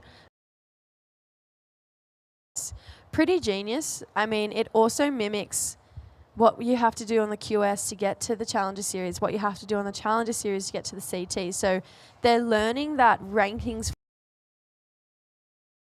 for age now, which I think is really cool. The whales are going crazy out the back right now. Big old whales just breaching out the back. They want a part of the action down here at the Skullcandy Pro Junior, just coming in to check out all the tubes and great turns that are on offer. But no, Chris, I think it's no coincidence. I think you could have the worst event, but you could be the best junior in the country, and it might just happen to be the Aussie titles. So to have a year-long ranking system where you can be consistent, I think it definitely breeds more consistent and more all-round competitors, and I'm loving that, I guess, platform. Yeah, because in the end, you know, the cream does rise to the top always. So in the lineup right now, surfer in red. You sit in second. You hold a 0.5 and a 0.73. So only very small scores, but that is the similar tail for the surfer in blue, holding a 1.77 and a 0.33. So with 7 minutes 57 on the clock. 2 surfers in the lineup. Red chasing a 1.38, but keep in mind, if blue does drop any of the numbers she has, being a 0.33 and a 1.77, that number will increase. And look at that wave at the front. Here is Taylor Green, sorry, in the blue. My bad. I like how she's saying busy. I think that's kind of a good game plan, because I think because the waves are so perfect today, you could probably get a little bit lost at sea. But at the end of the day, it is all about progressing, all about being on those waves that give you opportunity. That last wave for Taylor Green, just a .93, so ever so slightly extends her lead, but Geordie Halford only needs a 197. Haven't really seen either of these ladies open up and show us what they've really got so far, but I feel like 6 minutes 50 one wave could change this entire heat. Yeah, I really feel this heat is going to be a good learning curve for the fellow heats to come, because we saw the likes of Benny Zanata and Benny Lawrenson really stay busy in the lineup, continue to roll the dice and really go to some strong power moves. Obviously, there is those bigger, suckier sets you can see a little bit further out for, but if you're not in on the bank and you're not on the right part of the bank, you're going to continually miss waves that have opportunity on them. Oh my goodness, look at that right down the beach. I am mind surfing right now too, Chris. It is honestly pumping out there. These ladies are opting to sit on the more southern peak. Taylor has broken away a little bit. She's sitting pretty much straight out the front of us, but then there's a pretty good peak to the north as well. So 3 solid peaks from any competitor to choose and play around with today. Maybe a little wave coming through right now. Not looking like we're going to have a taker there from Blue. So 5 minutes 40 on the clock. Definitely more of a sleepy heat than what I was expecting. Yeah, this is going to be a really interesting and nerve-wracking final few minutes, because both surfers just need to drop literally less than a 2. Mm-hmm. Any score that goes over a 2 right now by any surfer is going to put them into first or extend their lead. So as it has been a slow heat, this is where it gets very exciting, because it doesn't take much at all to really bust this heat wide open. And it looks like Blue's going to roll the dice and try to do that right now. Racing down the line, and that one not going to do it. So another missed opportunity. We see Red kicking and scratching. Will she be able to get into this one? You can see on the webcast the drone shot. Red having a look. Will she be able to chip in? No, she won't. Yeah, that one had definitely a potential, but kind of broke. It just kept moving further and further away from her. I felt a bit bad. She kept paddling and the wave just kept moving down the beach. So the 5 minute sound has gone. Yellow flag's gone up. 4.5 minutes on the clock. Taylor Green having a look here. First turn of the heat. Big opening swoop. Gets a second snap in. That's all that wave has to offer. That's definitely going to be the best wave of the heat. So we'll see what it comes in at for Taylor Green. Here's the replay, Chris. Yeah, first nice carve. Opens the wingspan up. You can see she just caught the rail a little bit at the back end of that carve, and that wave did back off pretty quickly. I think she thought there was going to be more energy and substance in that wave to push back on, to hold that rail longer, and it did hit that deeper water and just back off. So a little catch of the rail, but was able to finish the turn. Is her best number, 2.10. So 2.10 for Taylor Green. That does increase the requirement. Geordie Halford now chases a 3.14. A 3.14. With 3 minutes 20 on the clock, this is turning into a proper chess match. Yeah. It's with only pawns on the table. Oh, seriously. Oh, here we go. Red having a look at this wave. She's trying to find where she can get onto it. But again, that wave kind of breaking away from her. Look at that right down the beach, though. Oh, my word. That thing Wow. just tubed off its melon. And Geordie Halford just caught a little bit too far out for that one. Here's another wave approaching. Will we see a ride?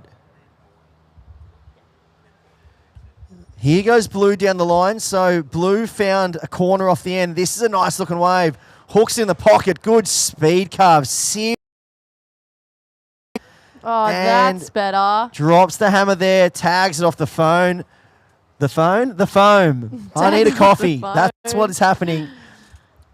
That was definitely better surfing there from Taylor Green. More of that big power surfing we're used to seeing from her. So with 2 minutes to go, gets her best wave. Score to lock in. So right now, Geordie needs a 3-1-4. I dare say that is going to go up. So 2 minutes on the clock. We'll see that one, where that one locks in for Taylor. But she stayed busy, and she's found one, created rhythm, and this first turn, really nice hook in the pocket there. Keeps her speed down the line and rips through another turn. So last wave of blue, a 5.83, Taylor. Your last wave was a 5.83. Geordie, you now need a 7.2. There's 1 minute 40 on the clock. So first real score of substance. Yeah, that was great surfing there from Taylor Green. Made the move away from Geordie Halford, who had priority, which is a great, experienced move there. There's so many peaks on offer. She shifted further down the bank. And, well, Geordie Halford has just been, seems like caught in two minds. When the waves are like this, they're very sucky. It can be very easy to get caught too far out off the bank because the waves do peak up, but then they do back off and they kind of slab. So you need to be in on the bank and probably paddling out to the wave rather than being out the back and try to paddle into the wave. Yeah. And that's where I feel she's been caught a few times just a bit too far out. Yeah, I couldn't agree more. And Taylor Green has just played the patience game, and now she's stayed busy. Look at her scoreline. She's caught 7 rides to Geordie's 2. So the surfers that have been getting busy this morning have been the ones reaping the benefits. 30 seconds on the clock. Yeah, everything you just said, Chris, I couldn't agree more. Nothing to do with the talent. A little bit lost in the lineup this morning, but Taylor stayed busy. Ended up finding herself a wall that allowed for 2 turns. We've got 20 seconds on the clock, ladies. So Red looking for a 7.2. There's 15 seconds on the clock. All right. We're going to look to count this heat out in 5, 4, 3, 2, and 1.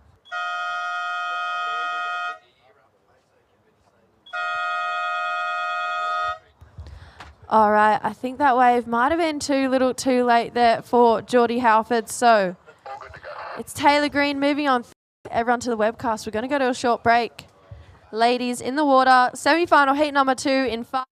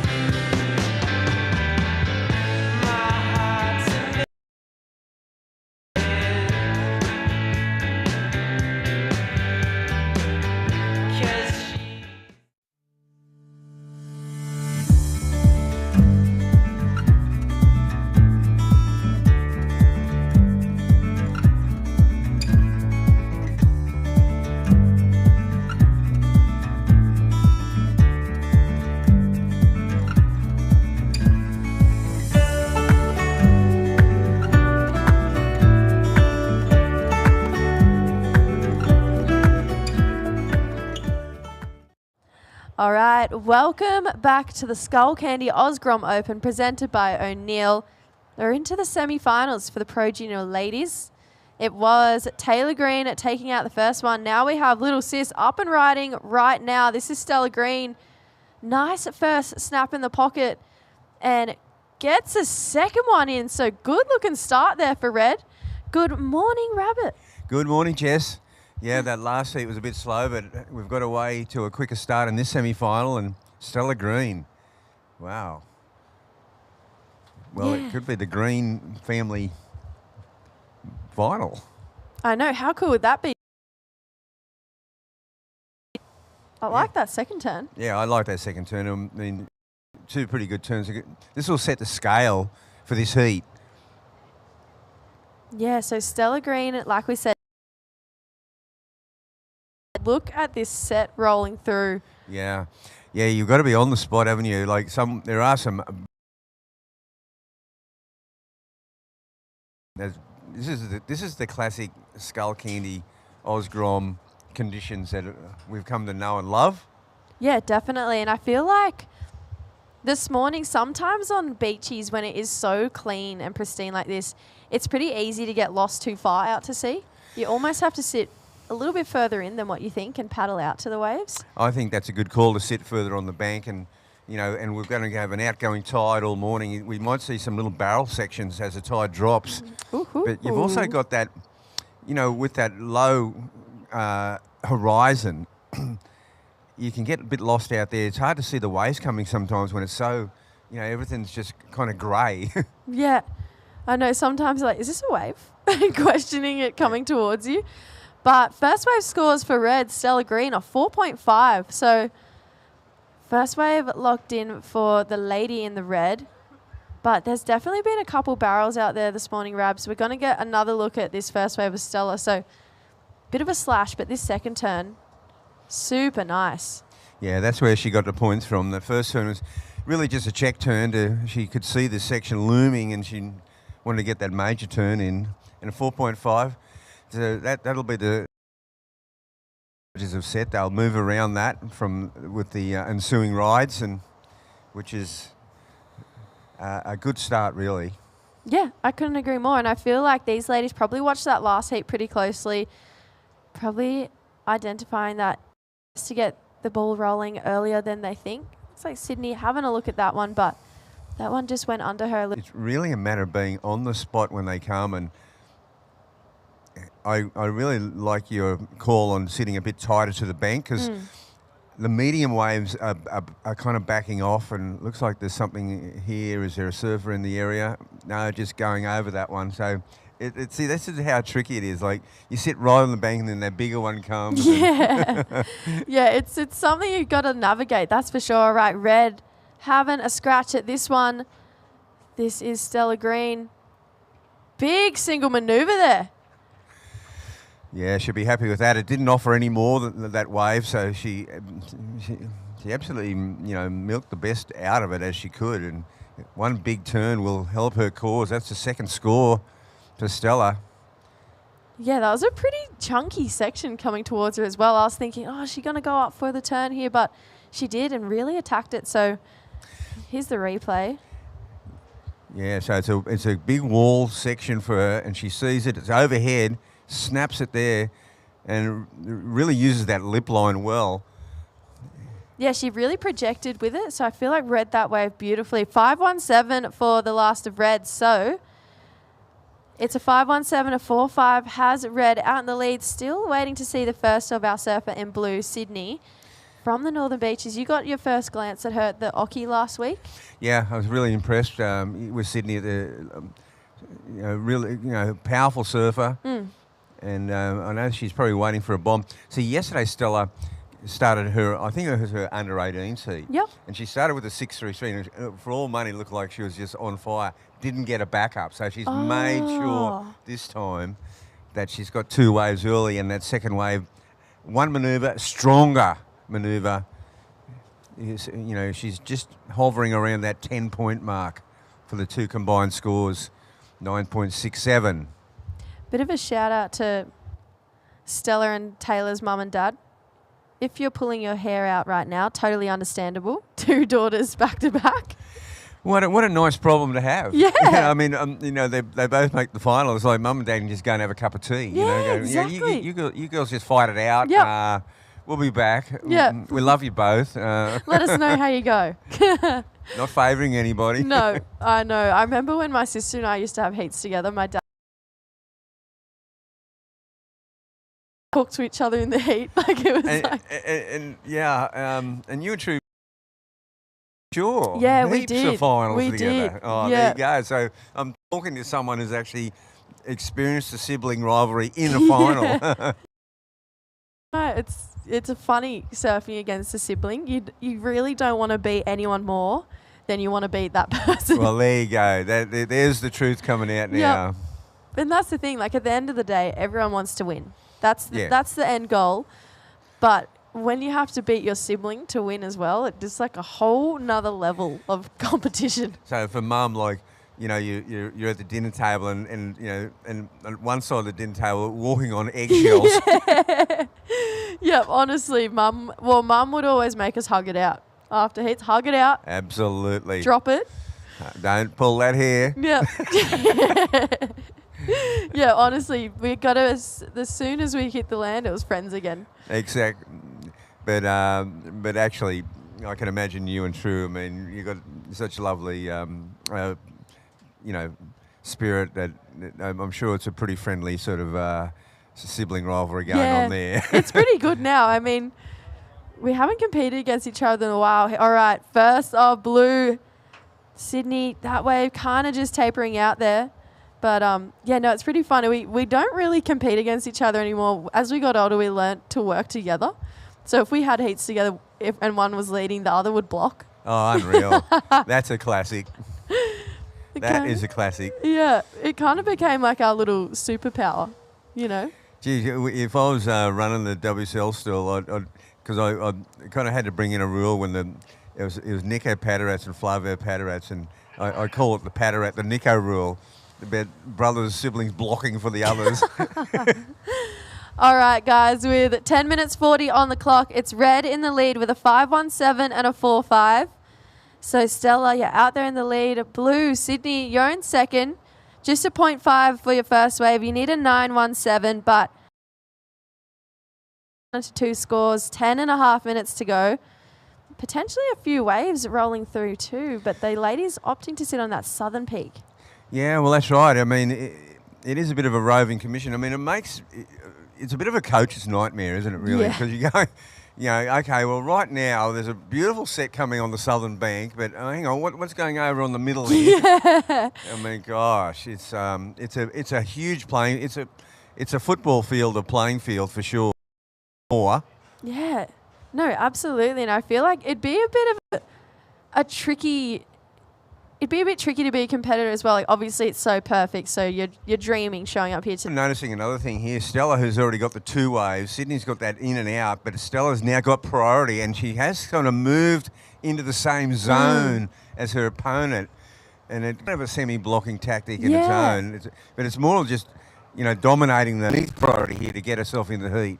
Yeah, and I feel like it's pretty smart competitive strategy there for Red. Especially, this is still under 21s. We have acknowledged Stella and Sydney both still in the under 18s as well. So, yeah, that's awesome. They're getting plenty of heat time, and as we see a bit of a wave approach now, see it goes underneath them with that extra water on the bank. There was no chance of catching that wave. Yeah, it's something I think it took me a foot away for 40 minutes then because you're not on the bank. That's right. That's a real, and I mean, Sydney's finding herself under 8. We're just on near the 8-minute mark to go, and we see movement now as Sydney tries to move to a different bank, but she's being trailed. Right. And this is the danger of having a very slow start. Yeah. And not kind of having anything on the board because Sydney, she requires 2 waves. Yeah, she does. And there's actually a medium set with 1 larger wave in it. And so she's in a bit of a tricky situation. Sydney's side, though, is that in the men's quarterfinals that we saw this morning, we saw excellent scores for 1 turn. So she can still get this done in 1 wave. You don't really want to have to be thinking, I need a 9.17 on 1 wave. That's not what you want to be thinking. But if she had to come down to it, we have seen scores go excellent for 1 turn this morning. Yeah, that's right. And of course, Stella did that 1 turn, has got the highest score of the heat so far.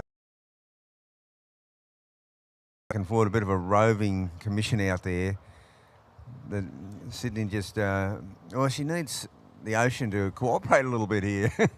Yeah, I feel like it's kind of gone a little bit quiet right now. It's just, this is honestly, I was saying this morning to Chris, this is typical Northern Rivers beach breaks. Yeah. You know, clean offshore, there's a gutter.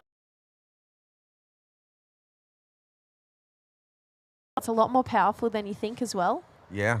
And yeah, just trying to navigate lineups like that. I spent so many months when I You can see them. Yeah, you just there it is over there. Oh, Yep. that one spat out. Yeah. And, okay, I'll go over there. Oh, hang on. Now you actually can also move around the bank exactly where the waves are Yep. coming.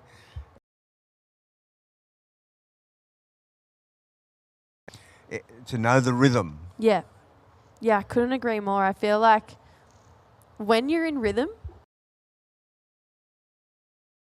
in the world, honestly, I reckon I've had, I would say maybe the best surfs of my life on beach breaks, exactly like this, but it's just taken me a little while to get used to them. So Yeah. to try and find that rhythm in 20 minutes, it is a tall task. It hits, you know, there's those two takes. That's pretty much it. Yeah. Yeah. Yeah, pretty much, but still love that wave.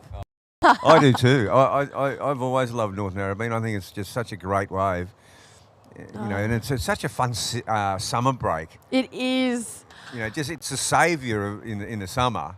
You go down there in a nor'easter and it's still, what? It's still good. Yeah, I know. It's so amazing. I feel like I had one summer's day down there earlier in the year and I surfed for 6 hours straight. It was just, you think the wind's going to come up and it's going to get bad. It just keeps staying good. You're like, oh, this is the best place ever. I've had some really super fun times there. Just under 5 minutes. I still remember the very, very, very first time I went there. My friend from DY, Johnny Harris, he took me to North Narrabeen. I wanted to go there because I knew the North Narrabeen guys, the older guys, like Tony Hardwick and Cole Smith and Al Hunt.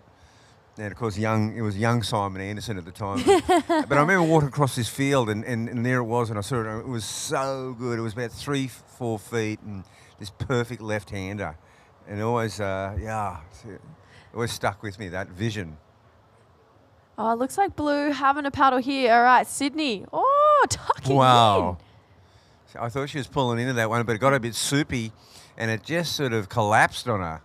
I like the approach, though, trying to break away, trying to get one under priority. I feel like that's exactly what you have to do. Look at that barrel. Yeah, I knew that was going to have a little spit, that one. It just came onto the bank perfectly, but it just sort of slid underneath Stella. But she might be playing the waiting game as well, though, here, because she'd probably realised that Sydney didn't get much happening on that wave. Sydney still needs an 8.9, 3.5 minutes to go. She's trying to move well away from her opponent. There's Stella's on the move as well. But it looks like it's just, you know, starting to rev up a little bit out there now. A few more waves. Unfortunately, I think Sydney might cop this one on the head right now. Yeah.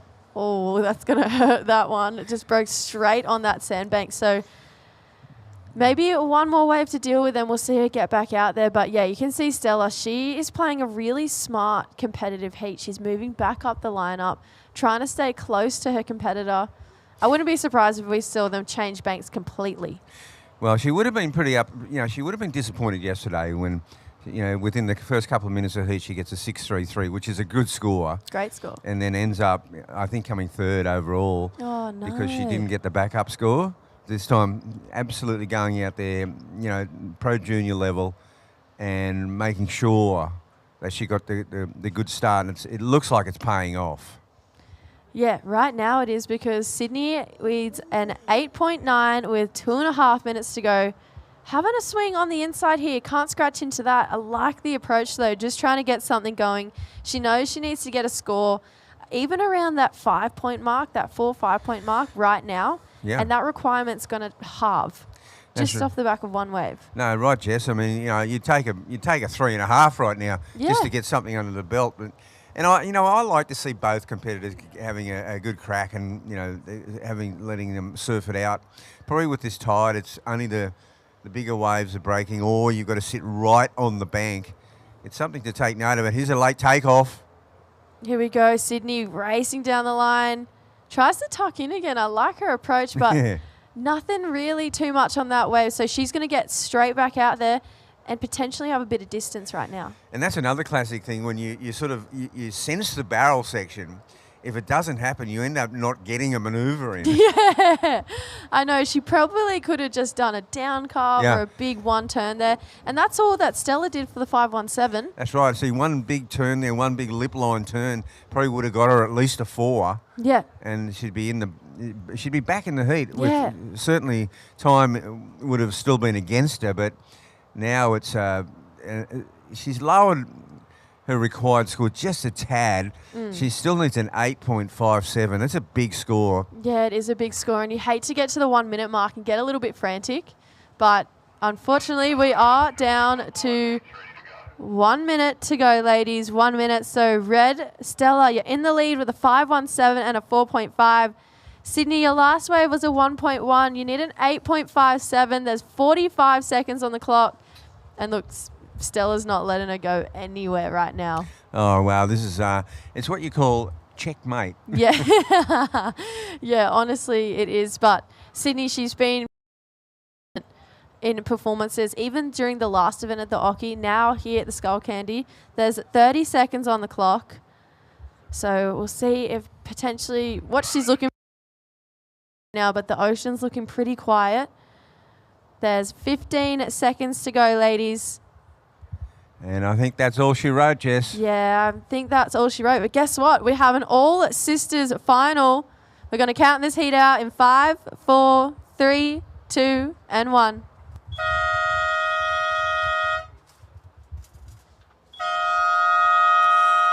Well, Jess, we're going to have to really check those record books to see if there has been. Now, did you and your sister make the Pro Junior final? Not a at the Pro Junior Skullcandy? final. No, we Okay, didn't. This is.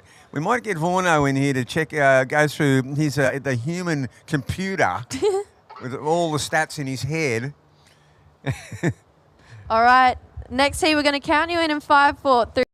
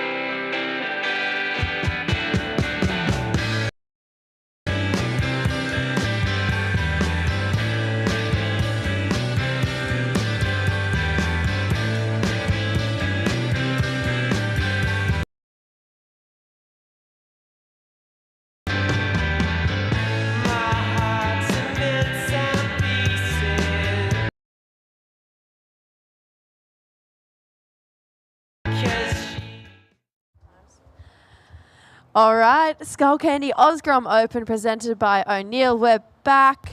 It's myself, Jessie, joined by my bestie, Vorno. Welcome.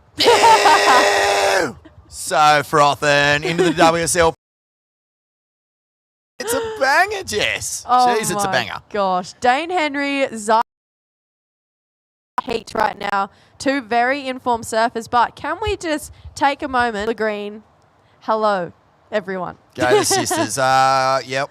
I heard you and Rabbit talking about it before, Jess. You know, it's a whole different, it's a whole different level. It's kind of almost like the rules go out the window, and it's just like, Oh yeah. you know,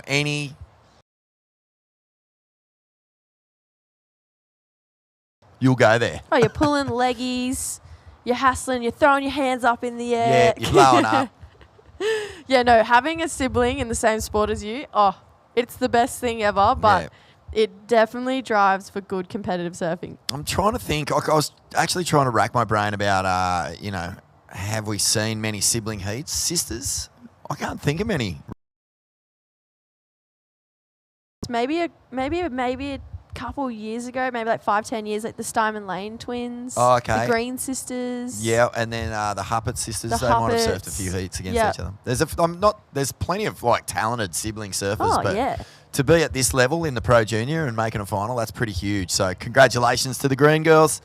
But right now, we have the ISA Junior World Champ in the water up against the #1 informed surfer, you'd say, in this country, on the back of a big win at the Oki Grom Fest, or Oki Grom Comp on the Goldie. He's come down here and he's just looking lethal. That's Zaya Hessian. So these two would know each other's games pretty well, surfing a lot of the same waves together. And down the beach, the full rotator! And Henry can't hold on. Oh, no. You hold on. You get invested in the airs too. I'm going, make it. Make it. You do, yeah. There's nothing more spectacular than just a big, clean stomp. And he went close here, Dane Henry. Of course, he went onto the map globally earlier this year with a couple of huge flips and full rotators just during a little free surf up the coast. And all of a sudden, one wave with the way social media is. It's not even about comp results anymore. No just way. one moment. And he had a couple in one session. So, ever since then, he's been on the radar, and he had an amazing result over there in El Salvador to win that gold medal at the ISA World Juniors. How is that, though? A lot of people only have one moment, that big moment that gets you a couple thousand views on social media. He had 2 in one session. In one session. Are you kidding? Drink? He's matured a lot in the last 12 months. He was, this time last year, I reckon he was half the size. Yeah. This year, he's long, he's lean, he's smooth, he's got some power. And these conditions this morning is easily the best we've seen for the event so far. Kapoof! Oh, my goodness. Big blowout out the front. There's tubes out here. Don't you think for 1 second the judges won't throw a huge score? Oh, yeah, I'd love to see a someone big tube. get tubed. Also, I actually train with Zaya, with Jared Tatiri, so big shout out to Coach JDT. But we call him, he's just legs, that training. He is just all... Legs Hessian. Legs. He's just so tall. And I agree. It happened overnight. I swear, one week I was like, yeah, Zaya's here. The next week I was like, oh, my God. Yeah. You my son... Yeah. I felt like one day he was just this little peewee, Dad. But I was around back when the. Okay, so we are switching to manual priority. So just keep an eye at the towel, please. Uncharacteristic non-make there, but Tapper down there, special guest deluxe. Mate, everything's going green. I've got the Green sisters, Stella and Taylor, both in the final now. Have you girls ever surfed a final together? Nah, never. No, only heats together or a 4-man final, but never man on man. Rightio, and a pro junior final. Now, obviously, Taylor, you're the older sister, so how do you feel about this little upstart here? Banter out in the water in the final, but it will be a good final and I'm excited for it. And Stella taking on Big Sis. Yeah. So what's it going to be like after the final? Is there any... Definitely think if I win, it'll be a quiet drive home. What about if you win? We'll be going straight to get some...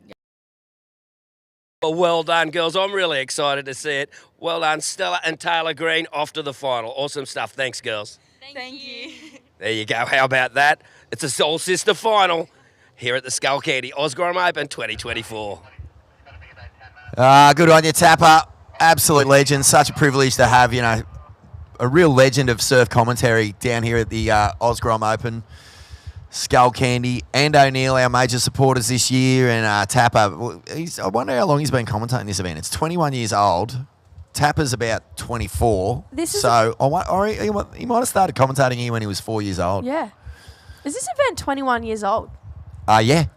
That is yeah. wild. That's you know what? That's why the Pro Junior got introduced. 21 and under.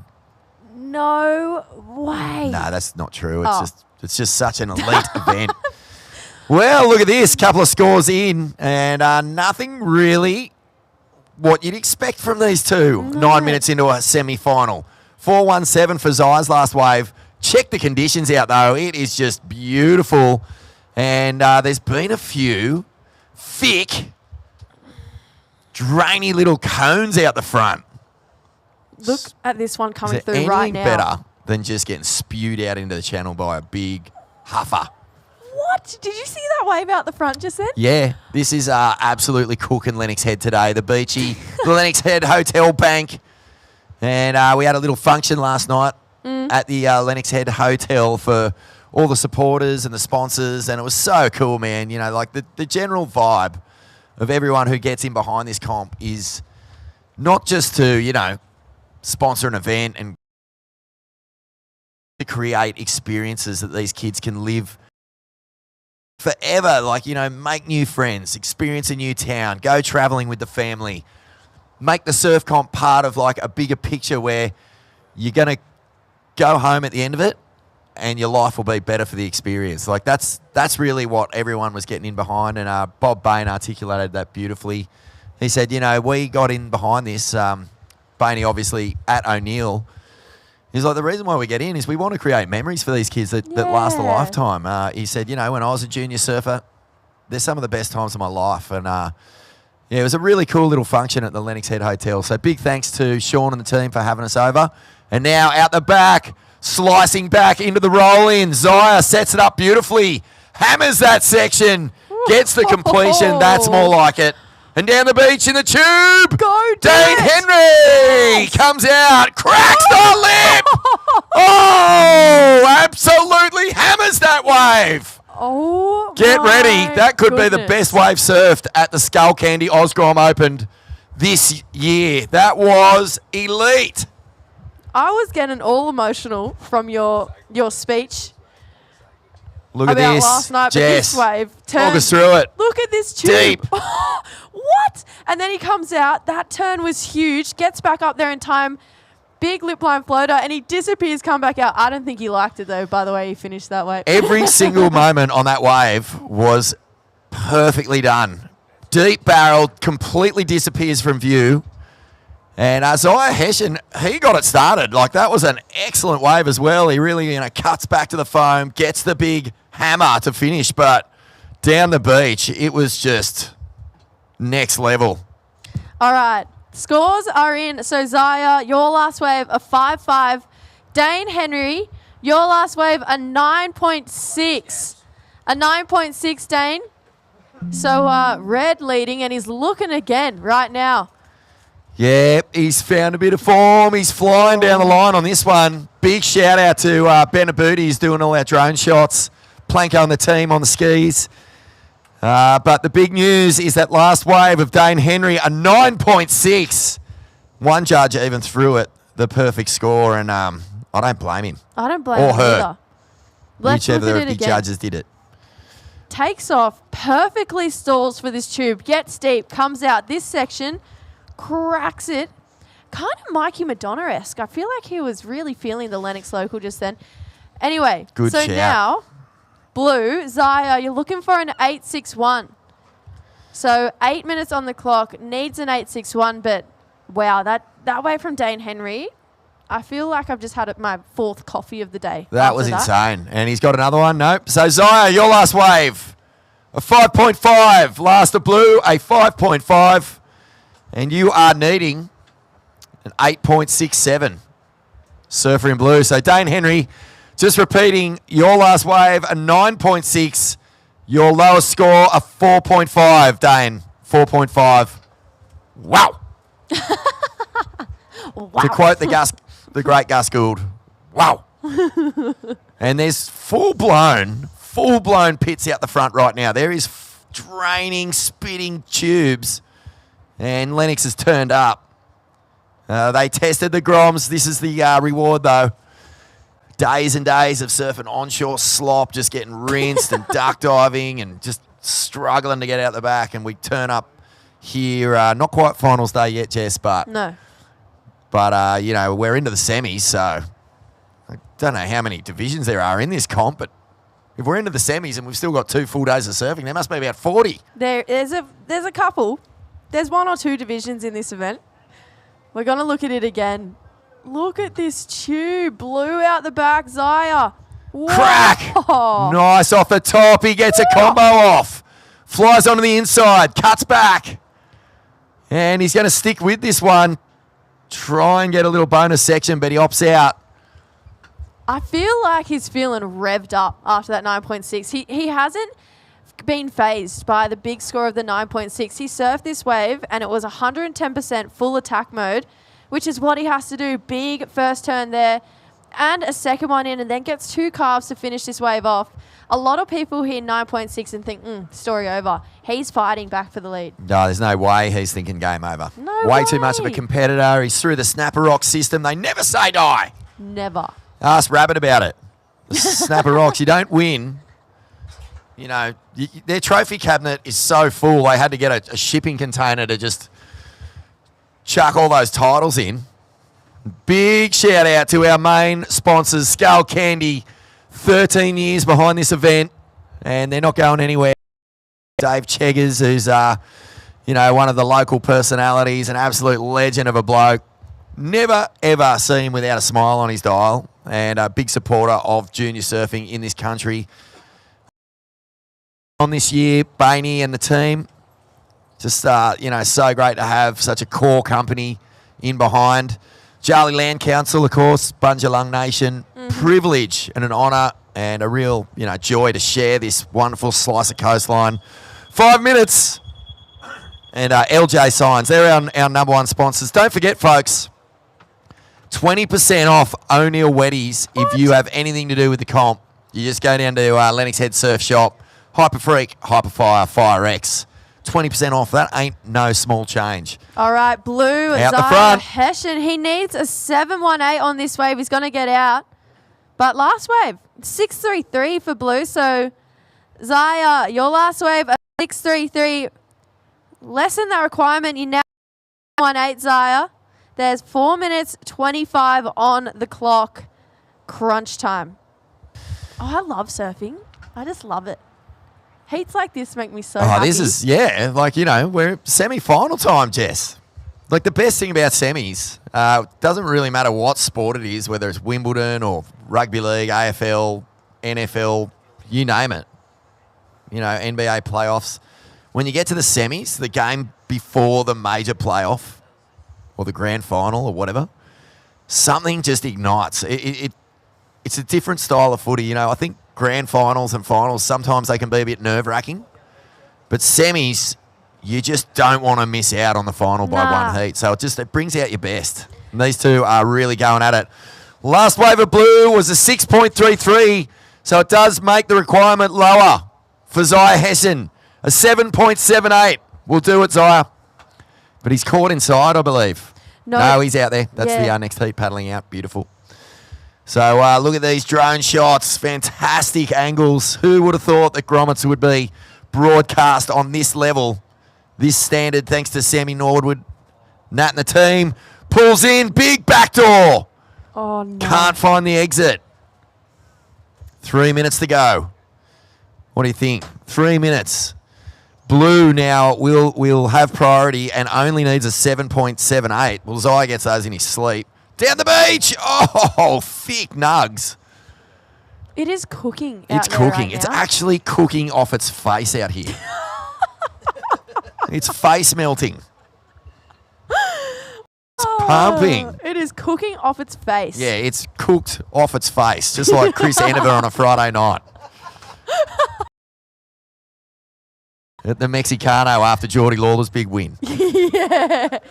Oh, you know what? While we're here, Winter Vincent, O'Neill Surfer. I know. Guy on the big billboard. Semi-finals Challenger Series. He's on a hell of a tear. He just took out the NIAS comp. He's into the semis of a Changers event. Come on, Winter. You're the last hope for the Australians. That Challenger Series has been a pretty rough one for the Aussies. Morgs made the round of 16. I think Chippo was in the round of 16. Alfie was in the quarters. No, round of 16. Joel was in the round of 16. Yeah, there was a lot of round of 16s, but you got to get quarters or better if you want to make it stick. Here we go. Zaya Hessian pulls the trigger. 1 minute 40, flying down the line, heaps of speed. Huge straight air. Whoa! Oh, no. That was on its way to being a 10. That was a massive punt. Big straight wheelie. I absolutely love these things. Let's watch this on the replay, Jess. My heart and soul was in this wave. Races down, takes to the sky. Oh, just the back foot slip. He almost had it. That was so Bruce Irons back in the day. A bit of Andy about it. I agree. That's what he used to love doing. AI especially. That was a big Andy air. This He used to wave. love the big straight wheelie. He actually won a CT in Mexico doing exactly that. Oh! Insane lean. What a grab. 60 seconds, surfers. 60 seconds. Dane with priority, and 7.78 is what Blue is looking for. You know what, though? Even if Zaya doesn't make this heat, that's a sick framey. Oh, my goodness. That was incredible. Ooh, Oh, little door open as Dane Henry pulls the trigger. Full rotator! Whoa! Oh, my goodness. This kid is on fire. Break out the Katy Perry. Woo! 20 minutes, 20 seconds to go. Oh, I've lost track of time. This is one of the biggest airs of the event. And this kid can huck him. What? Full rotation to the flats. What? Spectacular. And we're going to count it down. 5, 4, 3, 2, 1.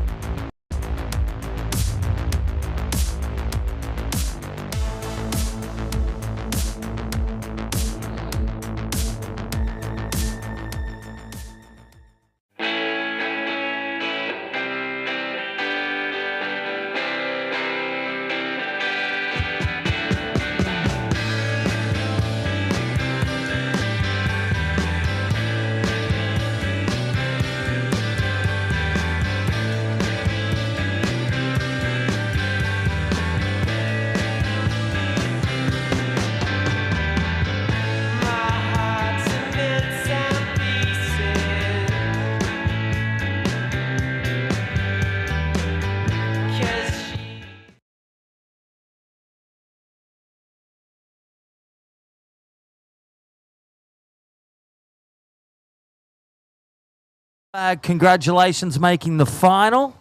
All those welcome back, and they are, well, your semi-finalists equal third, Zaya Hessian. Congratulations, the junior under-18s. Collecting some great points, but Dane Henry flying through to the final tomorrow for the World Surf League Pro Junior.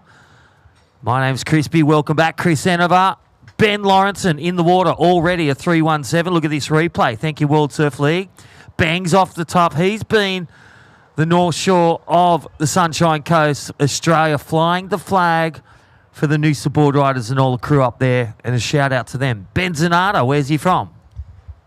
Yeah, we've got Benny Zanata out there, the youngster, 16-year-old, just dipping his toe in the Pro Junior, and not just dipping, he's dived right in head first, and he is on an absolute tear.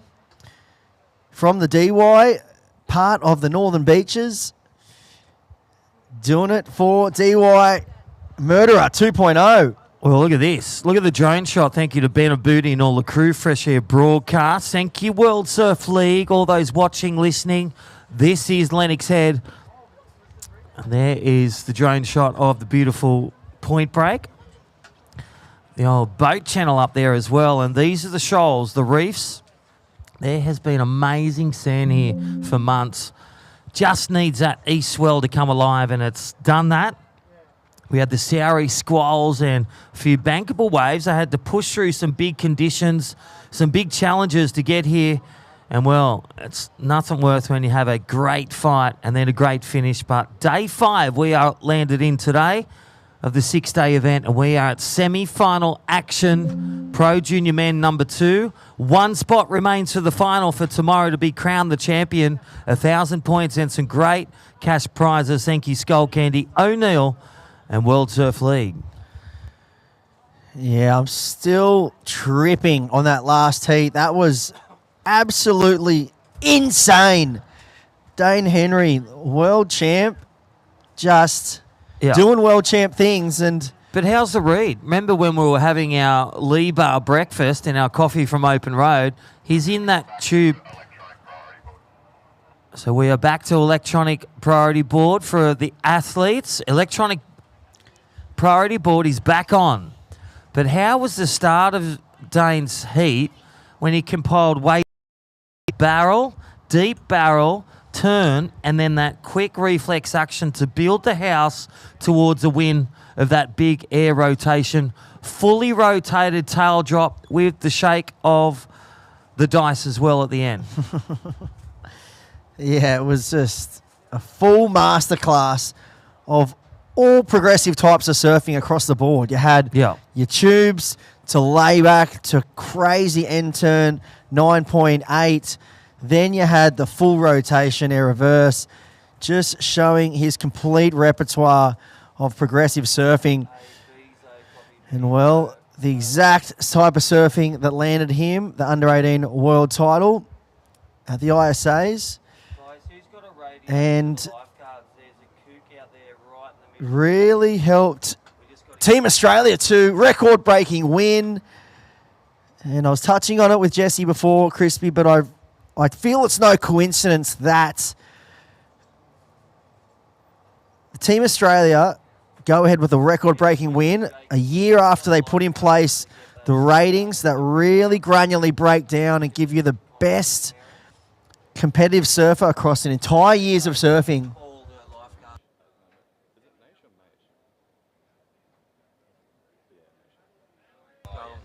All right, so this is just a shout out to those 2 free surfers paddling out in the area. That free surfer, you're paddling out in the area, you are right in the middle of a competition zone. There's 2 of you. I'm not sure if you realise, but there is a WSL Pro Junior event going on right. Get those 2 out. Sorry, Chris. He'll whip over there and whip them in. Yeah, unfortunately, the crowd isn't here to check you out surfing. The back. It would be nice, but that is not the case. So can you make your way in if you can? Well, this could be our great commercial break for Australian Lifeguard Service as he whips him in. It's pretty much, it looks like it's the old Eskimo roll or the turtle roll, as you do when you got a mal. But that free surfer or down the flat rock for some nice little rollers. All right, all those online, here we go. Take off. Ben Sonata Cray looking for the tube. He's selecting the tube and, well, nice little tunnel and escape. Ben Sonata Cray. And Benny Lawrenson was going left. They almost collided as they came out of the barrel. Check out this replay. This is going to be insane. So Benny Sonata got that freight train right. Wow. And Benny Lawrenson was coming left straight back at him in a left tube. So here is Benny Lawrenson, tucks in under the lip and just doesn't come out. But there's Benny Zanata just rocketing over the back of that wave. That could have been Who had priority? Deadly. Who had priority in that? I think it was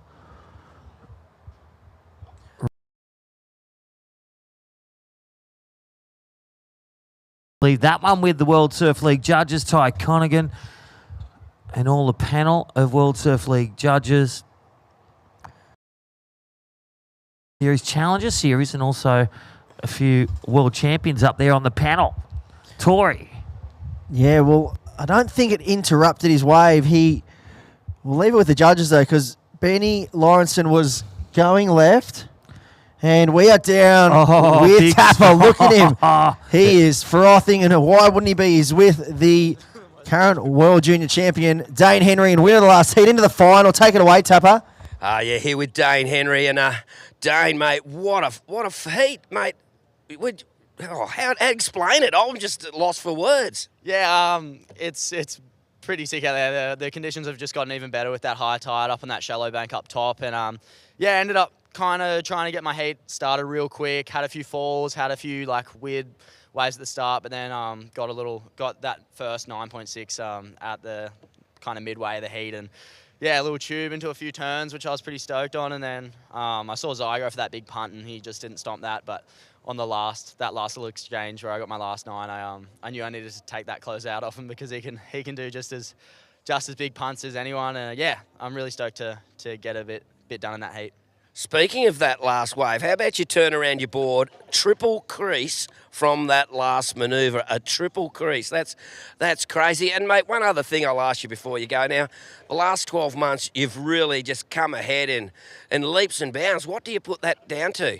Yeah, I kind of just put it down to I don't know, I've been working pretty hard, doing a lot of coaching. I had a season in Hawaii at the start of this year, which, I don't know, I kind of came back and it almost felt easier surfing at home. And, yeah, I don't know, I just had a few really big sessions and went over to Worlds, got a bit of momentum over there, had a really good QS result at Merriweather. Just kind of, I don't know, just a lot of momentum going into this year. And, yeah, really stoked to make, it's actually my first Pro Junior final, so I'm really keen to rip into a couple of big punts, hopefully.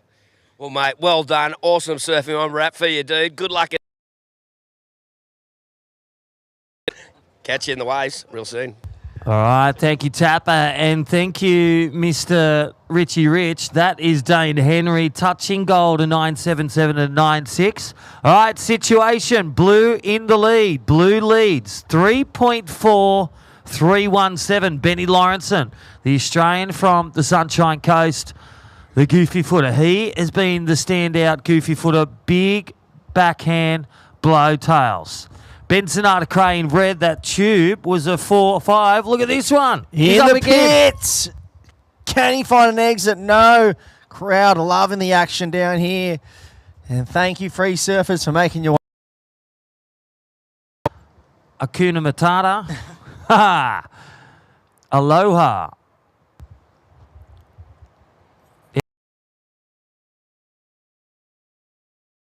Safer spots, pretty challenging out there. And you got the world's best surfers as well. Get close to them by logging in to worldsurfleague.org. You can see them and see the action and the scores. Ben Lawrenson out there in the lead. Last wave of red.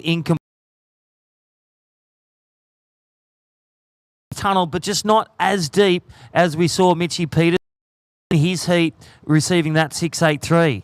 So blue leads every heat. And look at the drone action right now, courtesy of our great sponsors. Thank you, Skullcandy. Thank you, O'Neill. Benabooti Photography. Look at this one. Taken off Bensonata Crane, Northern Beaches of Australia. Drops down. There's the first. Wow. Drops the hammer and looking to roll out. He gets swallowed by the reef.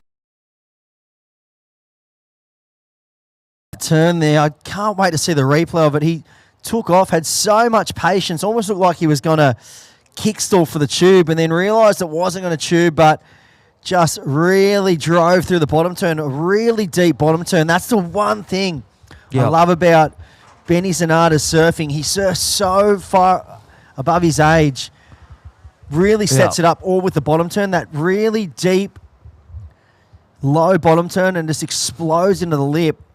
One of the head judges, his son lives here, and the late Phil Courtney and pro surfer son Drew Courtney. His tip always when you want to ask the judges what are they looking for, what should I be doing?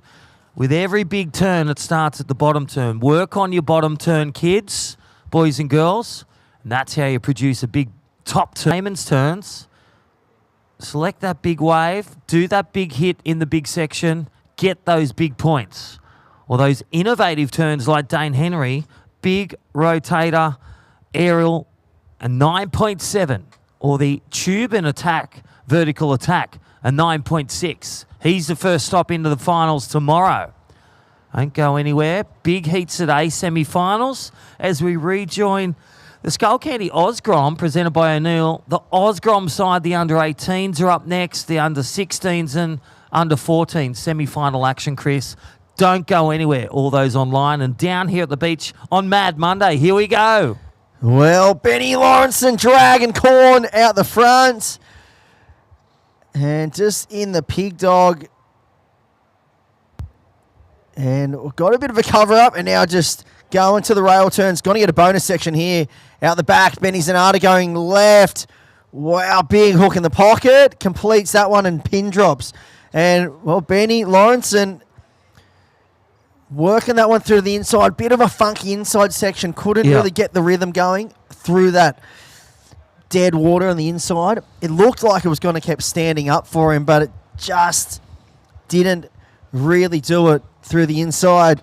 Still a good way, but he's in the lead. He'll be looking to drop that small score. And we'll get that replay of blue and one turn of red. And I dare say Ben Zanata, I'll leave that one with the judges, but he tipped off out of Cray. If that doesn't come through. No, we still have numbers to lock in for both surfers. Yes. Hold the phone for red. Potentially could go the lead with one. He's regained priority one. Priorities with red, score to come. May get the lead. Ben Lawrenson. Nice backhand tube, a bit cappuccino on the wall. Then come out. He come out after the spit, fully enveloped. Not a bad tube, and then a couple of rapid-fire turns. He'll be feeling it on the arms, about 150 paddles to get back out. He was hoping for the jet ski assist out there because that's a bit of distance. And time wasting. 5 minutes remaining. Yellow flag. Scores to come. So 4.23 last of blue, 4.23. Standby for surfer out the back. Looks like red may have a paddle on here. Big takeoff out the back. This one's going to split into two. So, well, he's going to down carve and then he's going to crack the end section. Oh, my gosh. He's going to crack his MRI if he does that. That was a huge lip into the mine shaft. He went for it. Nice carve and he's okay. Oh, my gosh. He went down not past the basement. He went to double basement right then here at Lennox Head Beach. Look at this. He down carved into this turn. Full commitment. Just Morgan Sibling-like. Vicious end section turn, but that was heaving end section that had almost no possibility of a complete change. Last of red, he stomped it, the 417 previous to the 167. That incomplete was a 167, but a 417. That one turner, situation change. Red goes to the lead. Blue now needs a 445. So Benny Lawrenson, the Australian from the Sunshine Coast, a powerhouse to get here to day 5. Needs the powerhouse one more time with priority. Blue needs a 4.45. 3.5 minutes, Chris. Game on. Yeah, this is going to be a full dogfight at the back end of this heat. Very exciting stuff. Any surfer can take the win here. Blue, you are sitting in second. Blue, you are in second. You're chasing a 4.45. A 4.45. You do hold priority. Blue, you are in second. Chasing a 4.45. Red first. All right, bit of distance between the two, Chris. 3 minutes remaining. Priority with blue, priority 2 to red. So if red takes off on a wave and blue wants it, he can take it legally. But stand by. Look at this one out the front. Himself, Benny Zanata. Deep tube looking to appear. Oh, he's just come out. You can see the board, not the one. 2.5 minutes. But nothing lost, nothing gained, Chris. Still in the lead, he's red. Blue up and riding, dragon in the barrel, and same result. So these tubes on the high tide are starting to pinch a little bit. Looking very sucky on the takeoff, but they ease those clamping rides. Wow.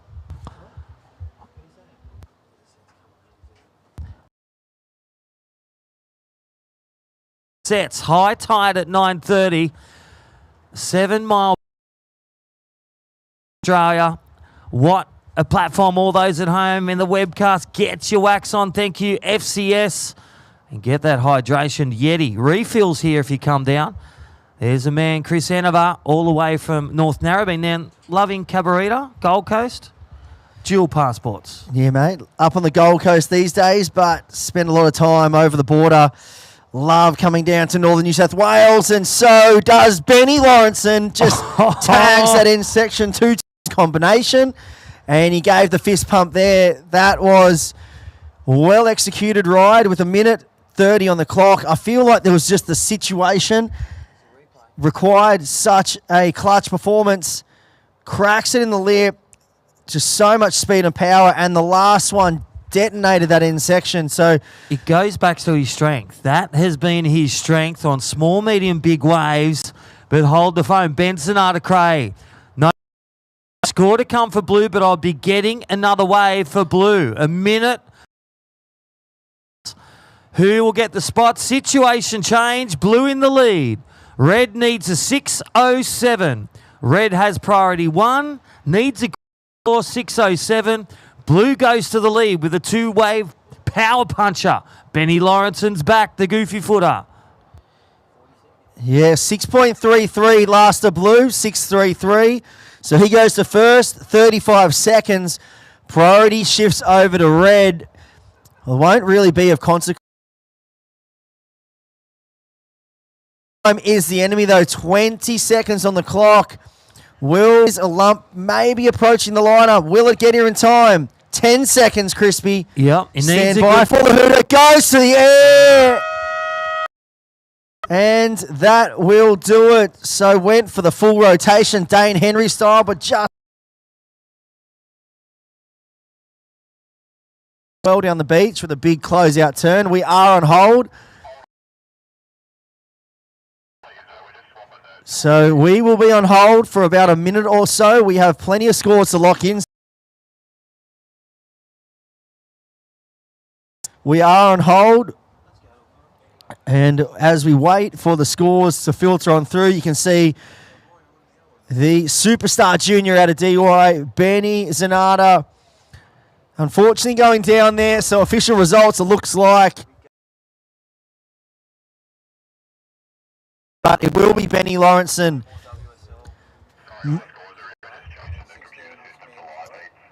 Okay, we are just getting everything set up to be back very shortly with all the Grom action. That was the WSL Pro Junior wrapping up, and they'll be in the final.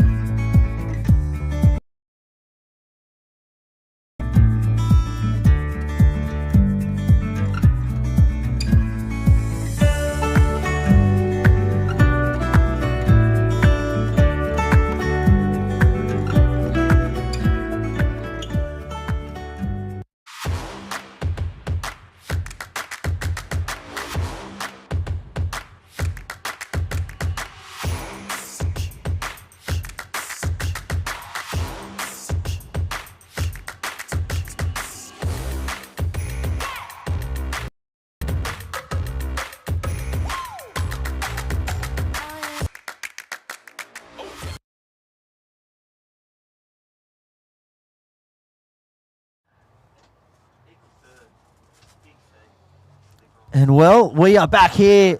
This is the Skullcandy Grom Open presented by O'Neill. We're moving into some action here. The under 16 boys in 5, 4, 3, 2, 1. And that is the start. Under 16 boys quarterfinal. Myself and Wayne Rabbit Bartholomew in the booth.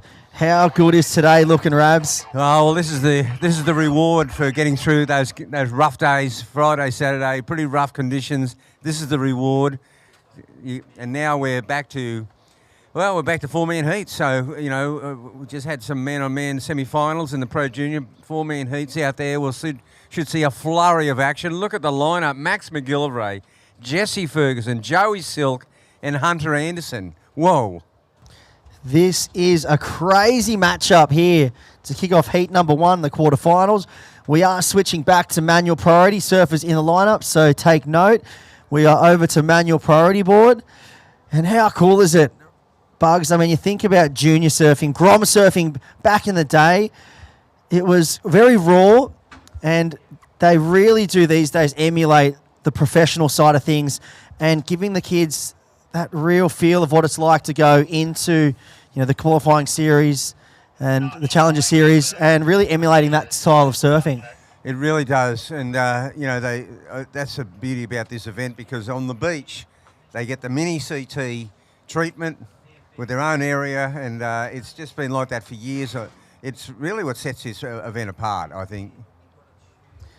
Yeah, definitely. And you've also incorporated the priority into all of the age groups as well. So you have the full priority system in the 4 and the 2 surfer heats. And you also have the ratings as well that's been incorporated. And I was touching on it with Jesse earlier. Is it a coincidence that we have just seen Australia take out a record-breaking win at the ISAs the year after they've incorporated the rating system across the entire Grom surfing throughout all events across Australia? Yeah, well, there you go. So it's the cream is definitely coming to the top, and there's no doubt about it. As we see Joey Silk there, looks like, I think it was white, Joey Silk, and the main thing is that when you get a series of events, you're going to get the strongest team. There's no doubt about it. Because on a one-off event like an Aussie title and that, a favourite can just have a bad heat, but they might have gone on to do very well at the international level. All right, so surfers, we are back over to the electronic priority board. That's been reactivated, so take note. We are back over to the electronic priority board. You can see that P4 on the screen sitting next to Joey Silk. That's because he just caught a wave. Goes to the back of the priority board. Here is Maxi McGillivray in the tube, racing through it, comes out and flying into the channel. That one does filter out in the deep water, Rabs. Proper barrel, backdoors the section. He went in clean, came out clean. There was a period there where he's quite deep. He pulls in right there, one complete looping section back, and there is nothing left of that wave. It is just all barrel. Yeah, it was just a full barrel fest on that one, and not much energy left after. Shot out into the channel, but that'll be a good score for Maxi. We're looking over to the ratings. He's been one of the standout performers this event. And before we dive into the ratings, we're going to throw down to someone else who's rocketing up the Junior Series ratings. And that is the big unit himself, Benny Lawrenson, getting the heat win there. He's with Terry Tapatees. Take it away, Tapper. Take it away, Tapper. Yes, well, here we are with Ben Lawrenson. Ben, your first Pro Junior final. How do you feel, mate? Second one, I think. But yeah, pretty excited. It's it's been a while since I made a final, and I had a battle with injuries last year, so this is sort of like the first time I've felt like I've really made a comeback to competition, and feeling good. Well, mate, you've been training the house down, I believe. So what's most of your training consisted of? Just a bit of work in the gym. We got a set up at home. I sort of just work and then come home and train hard, and just lots of pull-ups, lots of body weight stuff. So moving a few weights. Mate, well, Noosa hasn't been absolutely pumping, so you've been getting a few waves. How do you find the waves out here today? Yeah, it's unreal. It's super hard. Even though it's pumping, it's you're just looking up and down the beach and just getting down the beach syndrome. So like, it was pretty wave. Yeah, there wasn't a lot of waves in that heat, and yeah, you had to really find them. So yeah, it was a tough heat. I'm just so glad to get through. So. Mate, I think everybody's just dying with anticipation to see you and Dane go at it tomorrow, mate. Good luck. I think we're looking forward to a pretty awesome final. Yeah, I'm super excited. Dane's an unbelievable surfer, so yeah, it should be sick. I look forward to it. There you go, Benny Lawrenson in the final against Dane Henry. Back to you guys in the booth. Yeah, thanks, Tapper. And there it is, your second finalist in the WSL Pro Junior. It is Benny Lawrenson. Mate, he looks like he could be playing in the back row for the Blues. Perhaps he's a big unit, plenty of power. Yeah, well, when he first appeared a couple of years ago, he was a pretty diminutive guy, and now he's just solid, and the power in his backhand surfing, it's going to be a great final. Yeah, it will. And speaking of great heats, we do have a really exciting matchup in the lineup now. Here is Maxi McGilvery. Just goes down there, but looking at the live ratings that we do have, we spoke about those ratings. Number one on the ratings is Jesse Ferguson sitting out there in the blue. Hunter Anderson sits in fourth on the ratings. And then we scroll down to Max McGilvray sitting in ninth, and Joey Silk around the 19th mark. So plenty of top 10 surfers in this heat. This is going to be a very important heat here to see who can climb up the ratings and challenge the surfer in blue, Jesse Ferguson. Consistent of late, Bugs. Yeah, well, that's what it's all about. That consistency, consistently making quarter semi-finals, and then you got to punctuate it probably with a and that's how you get to be the leader of the ratings, and trying to spot. Yeah, he's well on his way. He's dropping a third. It doesn't even count in his top three results. So he had a third over there, or up there at the Parco Pro Junior Pro. And well, since then, he's won the Queensland State titles. He's won the Occy Grom, or he got second in the Occy Grom, and he small fry. So wow, he's way out in front. he qualification on the board, and well, we've just cooked him there because I think he's just gone straight down the mine shaft over the falls. we just talked him up unbelievably, and we saw this blue rag going over the falls, but don't think he went over too badly. Nah. It was just classic. He wanted that wave. He did. You could see the intent paddling for it. Just got hung up in the lip, tried to pull out a bit late, and straight over the falls. That'll wake you up on Monday down here. What a day we have on offer. Lennox Head turning it on here at 7 Mile Beach, and it's just been a great festival of Grom and junior surfing this entire week.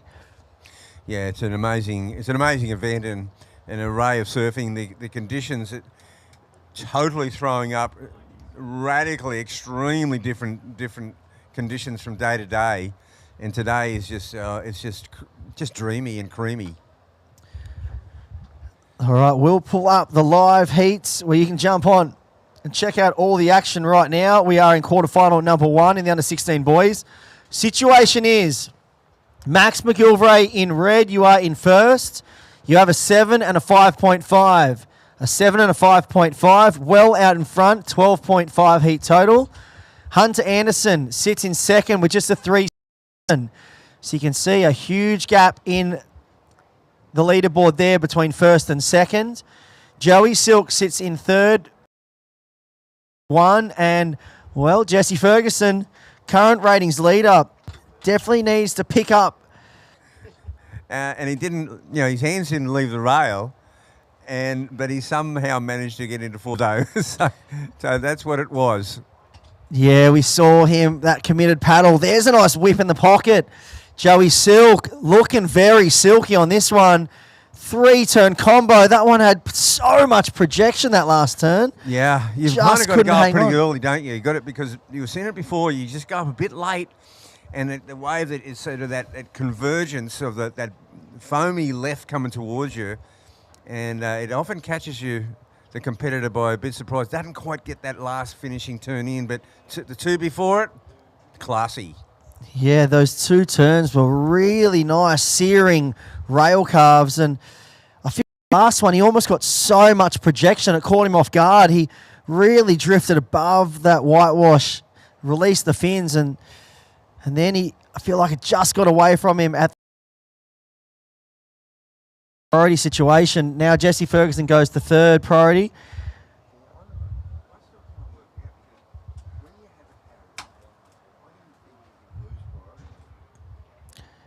Yeah, so I guess the head judge and the priority judge did deem that priority was established. The priority had been established, and Jesse Ferguson paddled for that wave, made a committed paddle. Then he is deemed to have handed over priority.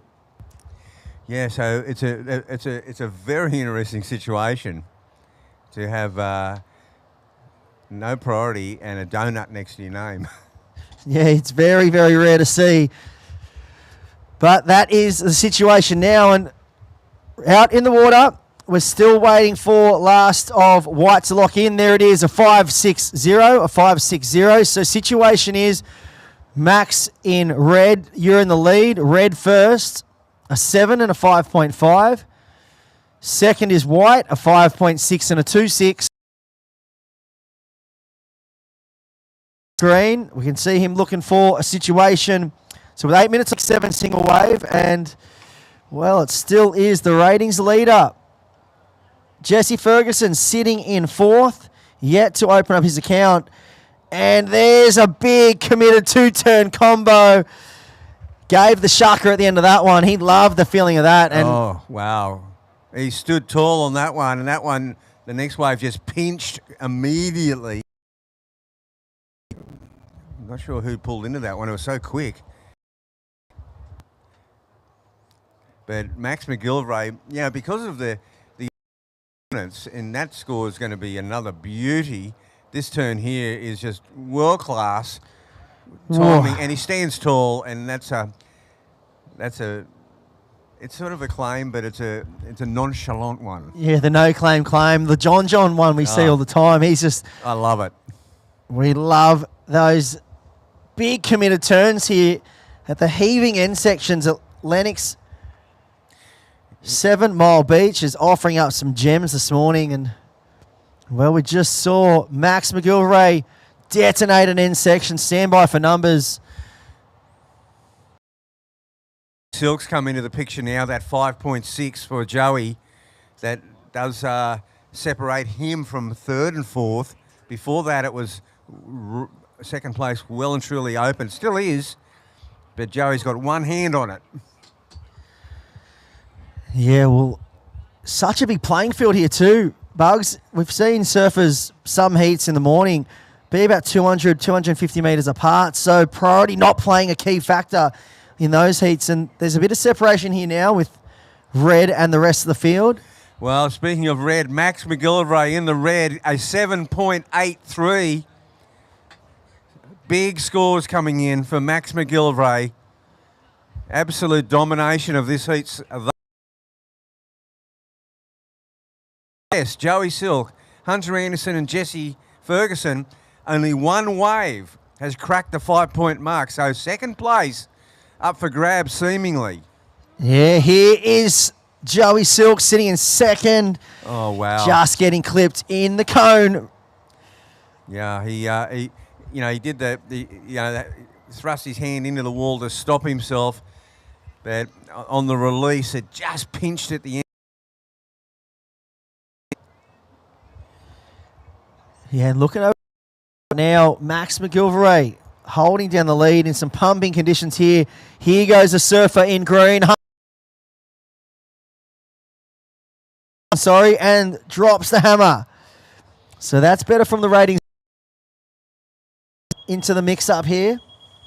Oh, that's the time. Well, we're down to 5 minutes now. And Jesse Ferguson has opened his account. Nice stalling barrel. Comes out through the bottom and then gets the finishing turn in. So he's going to definitely get himself in the frame here. Joey Silk pulled into a couple before, didn't come out, so he's left the door open, ajar slightly. Look at this thing approaching the lineup. Oh, wow. This is a bomb. Will we see a ride on here? It is Surfer in Red. Current heat leader takes off. Big searing carve to start, Bugs. Comes around this one. That wave kind of splits in two, but will he get a bonus section? Oh, yeah, and with speed. Wow, big projection float down the line. He is on point this morning. Max McIlvray cannot put a foot wrong. He's had every good wave, like pretty much, except for that one there by Jesse Ferguson. And Joey got a pretty good one, but Max has had 4 excellent rides. Very good ride. The waves have been bigger, cleaner, and his finishing turns are just spectacular. Yeah, so much commitment. And look at this one. He got that little jump over the break in the wave, and it slungshot him into that end section. And I love that little finish. Throws out the little hands above the head just to show that he's ridden out of that one. And to show he's in full control. Full control. And down the line, standby for liftoff maybe, Joey Silk. That one just dies out into the deeper water. So situation is in the lineup. Just jumping onto live heats right now. Still waiting for Laster Jesse Ferguson to lock in. So hold on, we're still waiting for Laster Blue to lock in. There it is, 5-point ride, last of Blue. So you go to third. We still have a score to lock in. Well, Joey Silk's wave doesn't change the situation. Last of Red, 0.53. Doesn't go into your top 2, so we're 2 minutes 30 on the clock. Is Red first, White second. Looking for a 9.23. 9.23 to go from second. It gets interesting. Blue is now in third. You only chase a 3.21. 3.21 for Jesse to go from third to second. And Hunter Anderson sits in fourth, chasing a 4.54. And there he needed to get a second wave. He's got that 3.67. Didn't need a big score. That first turn was really awesome. And here he goes. Crack in the pocket. Wraps that one around. So that was. He surfed about a 3-minute heat at the moment. And that is going to be very, very close. He was chasing a number to go into second. A 3.21 was the number. And here's the replay, Bugs. Yeah, well, he did get one really good lick in there and then a roundhouse cutty. So, yeah, it's going to be thereabouts. That first connection was so crisp, and he just threw spray to the stratosphere. Yeah, Joey Silk hasn't been able to back up. He got that 5.6. He's pulled into a couple of barrels that have pinched. This wave for Jesse Ferguson is the critical score now because with 40 seconds remaining, Joey Silk sitting out there, I'd say the priority's probably changed. They've still got Jesse Ferguson as first priority. Yeah, so we're down to 30 seconds on the clock. 30 seconds. Stand by for last. Yet. Stand by for numbers. 20 seconds. Priority does. In white. Massive. Oh, he comes unstuck. And situation change with 10 seconds on the clock. Blue goes to second. 5, 4, 3, 2, 1.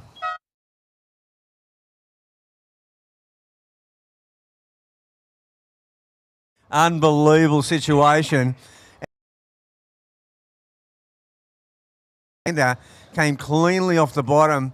Looked for all money like he was going to make that one, and then just looks like he just caught a rail.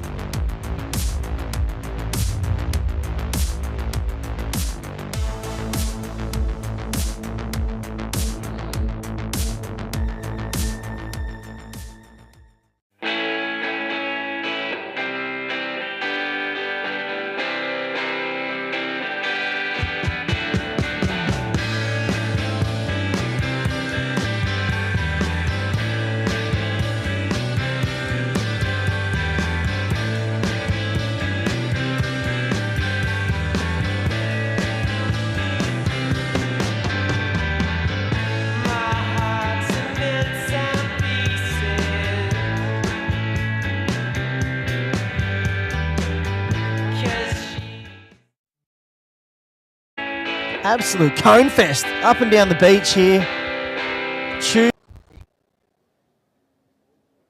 All right, I'm going to bring Bono back into the booth for quarterfinal action number 2. So here we go. Benzonata, Lachlan, Argos, Ocean Lancaster, Balin Cullen.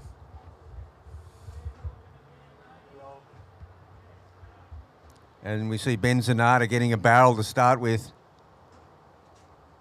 Way down the beach. So it wasn't super deep, but he was just nicely positioned under the pocket, travelling. You can still see the nose of the board, but it was a barrel. And a little backside Rio from Balin Cullen.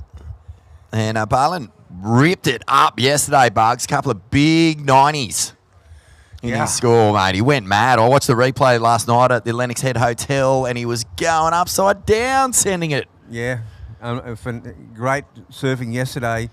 And how's the conditions today? Oh, mate. These are the conditions where you kind of think about what you've got on for the day and go, you know what? I'm just going to brush it all. You know what? It's not that important. No. Whatever else is going on in the world, just take a little back seat today because it's pumping down here. And 7 Mile Beach, there's just, take your pick of the bank. Look at the little lines of swell, just so groomed, Bugs. And yeah, there's actual, remember the other day when it was big and stormy and we couldn't really find a defined part of the bank? Well, now there's like 4 or 5 options along here. And it'll always be 7 Mile Beach. I mean, I can't imagine calling it 11.2 kilometre beach. Yeah, no, that's a weird name for a beach, isn't it? 11.2. Well, 7 Mile, it's got a good ring to it. People love the number 7 too. Yeah. They love it. What's your favourite number, mate? 11. 11.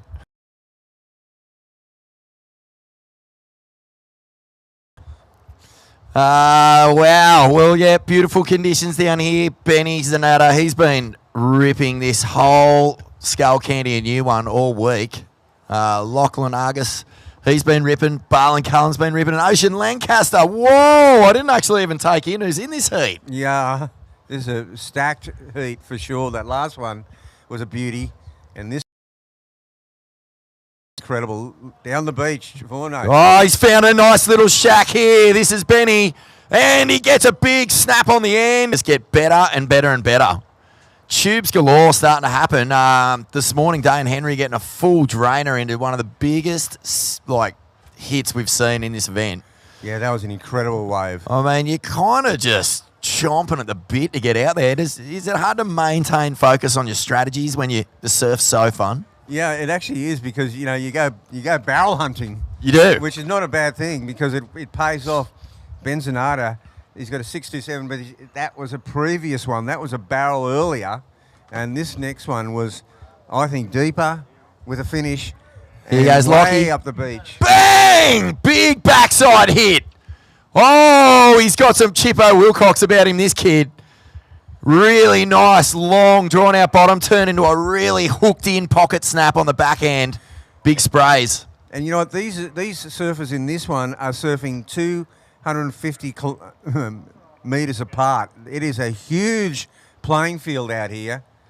And this is a great backhand attack by Lachlan. 2 huge turns. A very interesting contrast. Benzonata going for the barrel. Lachlan going for the incredible backhand snaps, sending buckets flying. Well, Bugs, you'll be stoked to know that this quarterfinal, this is how stacked it is. 3 of the top 10 on the current under-16 junior Australian Junior Series rankings are in this heat. Well, that's amazing. Ocean Lancaster's holding down second at the moment. Benny Zanata's in third.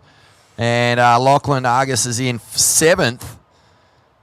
And so that's just goes to show you the quality of the surfers that are in this thing. And Balin's well and truly inside the top 40 there too. So it's a stacked heat. And it really pays. I mean, the goal is to try to get in that end up at the end of the year and end of the season, that top 3 or 4, right? Yeah, well, I mean, you want to qualify for the ISA Worlds, mate. Oh, you sure do. We have so many amazing talents representing Australia. Australia on a roll too. Just took out the teams division of the ISA World Juniors by the largest margin in history of the event.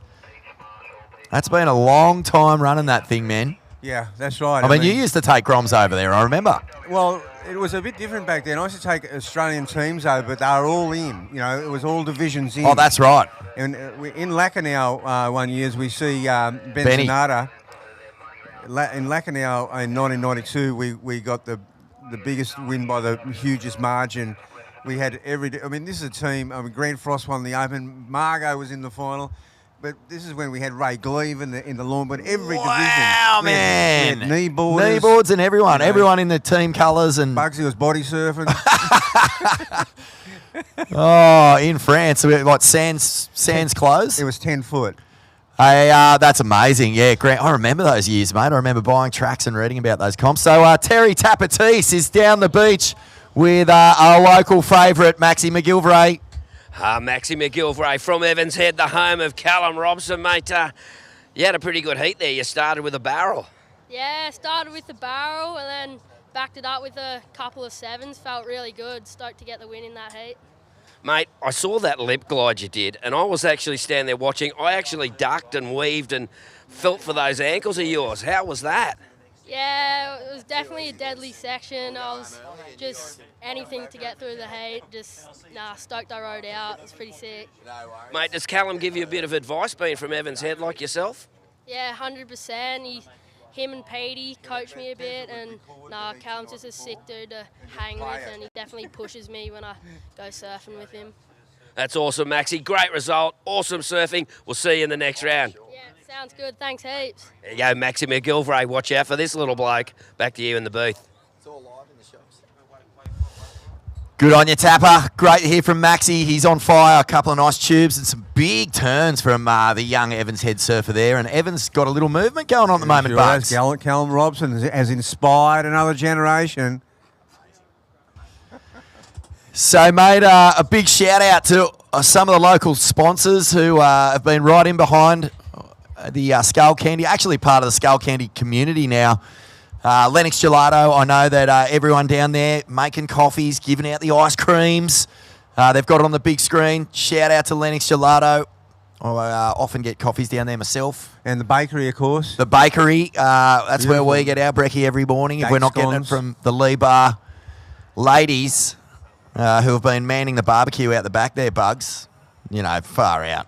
These community events don't run without the volunteers, and Lee Bar has come together as a big family unit to make it work. Lockie on the backhand, and he gets a nice combo, Bugs. Oh, overcooks it. Overcooks the second one because his first wave was an absolute stonker, an 8.33 the previous ride, and he was on his way to another big score there. That could have so easily, it would have put him in the lead big time. You know what? That first big turn he did, they're liking that big backhand attack because we all like it. We do. Situation, 10 minutes remaining. Benny in the red in the lead with a 6.17 and a 3.83. Benny, you're in first. Blue in second. Lockie, you have an 8.33 and a 0.9. Barlin, you're in third. Green has a 4.67. And Ocean still waiting to lock in a score. And there's plenty of time left. Waves are cooking. Big roll-ins. We've seen tubes. And here goes Barlin. Whack off the top and just mistimes that one, Bugs. Yeah, that's a bit of a shame for Barlin. But now, Ocean's coming second on the rankings, right? Because in the last heat, Jesse Ferguson, who's winning the rankings, leading the rankings, was in exactly the same position as Ocean. You know, 9 minutes to go, nothing, absolutely nothing. And Ocean is in that same situation. So number 1 and 2, Jesse pulled it out of the fire in the closing minute of the heat and got himself, clawed his way into second spot. Yeah, well, we've called a lot of heats at this event now, Bugs, and there's been a real tale going on, the 10-point average, it seems to be creeping up on us as we see a big hit here. Oh, he can't make it. That was all or nothing. That would have been one of the turns of the whole contest. For sure. That was such commitment into a really big hit. tries to get some momentum. It's funny, man. I thought Ocean last year he looked like the best surfer out of the whole generation. All this just start creeping. There's a really hot little crop coming through this. Well, well, well. Special guest down here at the Skullcandy Oz Grom Open. It's the big man representing Japan, but he's always going to be an Aussie local Lennox hero to us all. It's Connor O'Leary. Tapper, what's the big dog up to? Mate, I've got Connor O'Leary here with you. As you can see, there's a little bit of a difference between, it's probably about a foot. We'll have to do it again, sorry guys.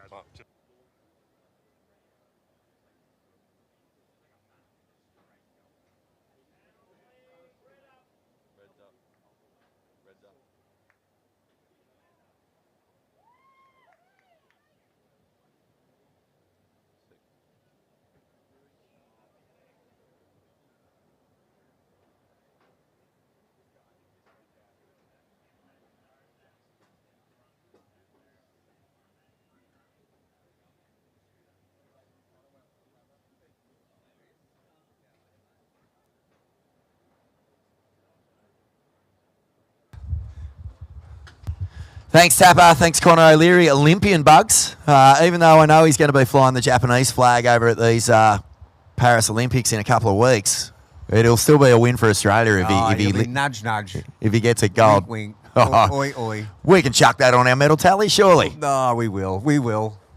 And a great surfer coming into the full power of his surfing now. He is, yeah. And I believe one of those surfers who could just go on a mad blitz in the back half of his career. He's been on tour for a while now. He knows how to get it done. He's so good. That's the crazy thing about Connor. I reckon. On the back of a pretty good result in Brazil. Yeah, that was great to see him get that result. That'll be a real confidence booster in the coming into the Olympics. Well, he's also a runner-up finalist in Cloudbreak, Fiji. So to Matt Wilco. So yeah. Here we go. Oh, Barlin, he just cannot find the rhythm out here this morning. No, he's maybe he didn't have his Wheaties this morning because it's nothing like yesterday. Down the beach, though, here we see, is that Ocean? Yeah, okay, Ocean jams it. Carves with all the fibres in his sinewy body back to the source. And even though, that wave didn't give a lot, he got a lot out of it. Yeah, that first turn set up a score for sure. And here's a barrel. Yeah, finds a bit of vision. Oh, yeah, just Not in and deep. out.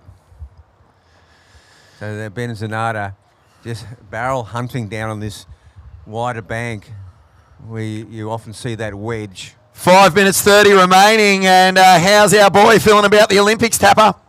Yes, Connor O'Leary, mate. Olympics coming up. Looks like forecast isn't looking too bad either. You're looking forward to it? Yeah, I mean, hopefully we get really good waves like the CT. The CT the other month was absolutely pumping. So yeah, hopefully it's something similar to that. And I think there's swell coming, which is pretty exciting. Yeah, mate, an awesome, almost like a once-in-a-lifetime thing, but maybe you'll get it a few times. What's your main goal with that? Is it just to get a gold? Yeah, I mean, you always strive in every event to get the W at the end of the day. And yeah, for me, a medal would be great. But yeah, I guess just performing at a consistent level, where I'm happy with and where I'm satisfied with is something that I feel like I'm trying to focus on more this year. And, if I'm performing well, that means I'm getting through heats. So if I'm focusing on that, and the results will come after that. Wow. So yeah, it's good. And mate, the grommets here, speaking of performance, how good are these groms going? Yeah, I mean, every year I'm fortunate to come and, it lines up with the timing between events. So I come down and watch a few heats and getting better and better. So they seem to be getting really good waves every year here, which is awesome. And yeah, the level of surfing is really high. So it's good to come down and be a fan. And new surfing in Australia, it's looking real good. And I think we're going to have a bunch of world champs, in the next couple of years to come. Mate, that's awesome. Thank you very much. Good luck in Tahiti for the Olympics, mate. And we'll see you here later on. Cheers. Thanks, Tapper. There you go. Connor O'Leary, Olympian, Aussie, top bloke. Yeah, good on you, Tapper. And great to hear from Connor O'Leary. All the best at the Olympics, mate, and also for the back half of the season. Huge opportunity for surfing at these Olympics, Bugs. It's the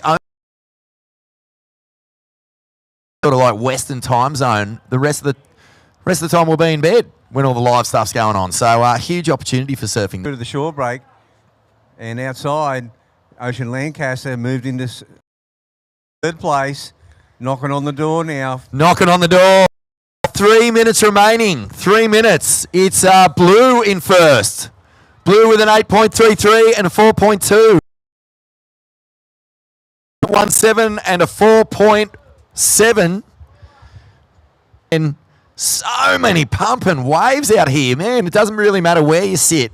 You're going to get an opportunity. Ocean Lancaster, a 5.55 to move into second. And Barlin in the green, needing a 6.2.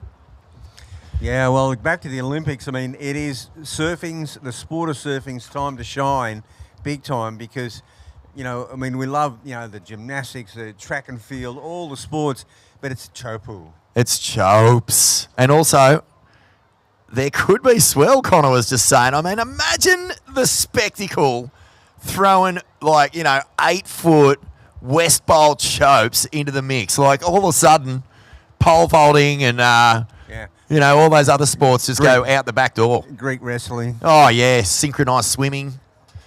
It'll all go out the back door if chopes is pumping bugs. Wow, it does. It'll go to the top of the spectacular ratings for sure, and everyone will be in awe of our sport. The natural element of it is unlike any other sport in the Olympics, that like winter or summer games. Like the potential for this thing to blow people's heads off is so immense. Exciting times. 1 minute 20. Big shout out to Surfing New South Wales and all the staff and team. Hope you're enjoying the show. Big slab down the beach. High speed tube ride. He's deep, but too deep for Ocean Lancaster. With 1 minute to go, Ocean, your last ride has actually pushed you up into second. 5.73.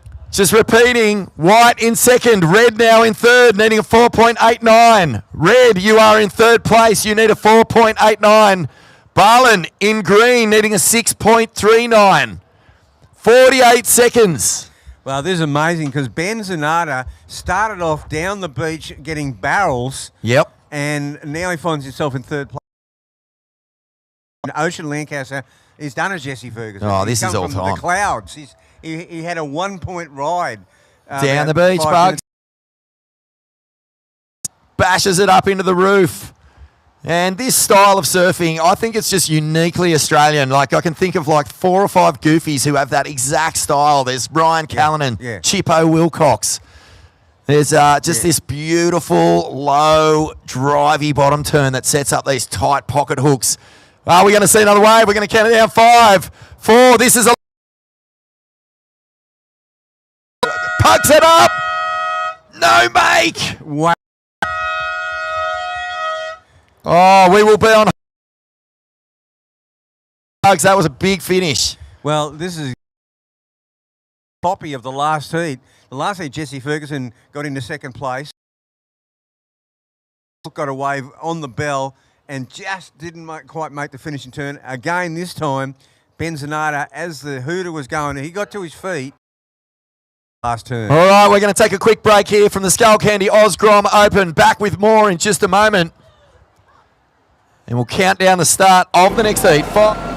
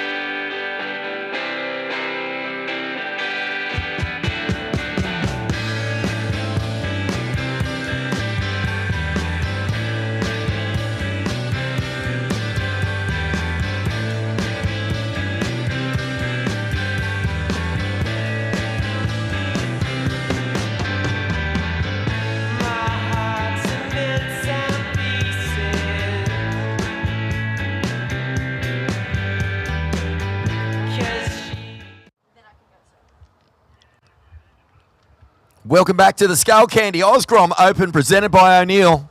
Surf is firing. We're into the under-18s division of finals of the under-16 boys. So I think we're into the under-18 girls now, and it's a 3-person heat. And it's a good heat, as you'd expect. Leah Miller, Isla Huppets, Ava Argus, and well surfed, you guys. Ocean Lancaster. Wow, that was so clutch. Come from behind. Looks like he's limping a bit. Hope he's all right. On your Lockie. Well surfed, mate. Bad luck there to Benny Zanetta, but and to Barlin too, who has provided some incredible moments throughout this event. Vaughan Blakey and Jess Starling in the commentary box. Welcome, Jess. It's hard to sit up here when the surf's so fun. It is. It's really out there. Isla Huppets. Oh! Okay. Big snap. Yeah, Tapper called her the tiger. She's just constantly prowling the lineup, wants the best waves. I like it. I think it's Isla Huppets. Ava, sister of last heat's winner, Lockie. But another sibling duo. Yeah, well done, Lock. Great surfing, bro. And congrats there to Ocean as well. Nervous heat, bro. Well played. I was just talking to Bugs about it. You know, it's just trying to keep your wits about you. You're competitive and trying to get pitted. I couldn't agree more. And I was even saying it to Bugs this morning as well. I was like, obviously wave selection comes into play. But if it was me, I'd be like paddling. I see set coming, so you paddle to the north, and then you might miss it, so then you paddle back to the south. Like, there could be a lot of that. Yes, holds on for completion. Yes. Good combo. Yeah, two pretty... Right. Kingy border riders. Many good surfers come out of Kingscliff board riders at the moment. Madness. Cool. Yeah. And then, nice finishing turn.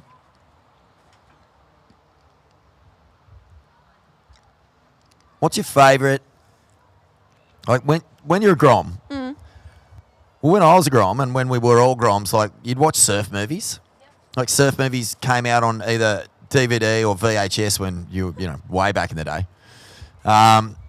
But these days, kind of grommets, I guess they just access on socials, like 1 or 2 waves or maybe a session. But does the surf movie still pop off like it used to for the Groms?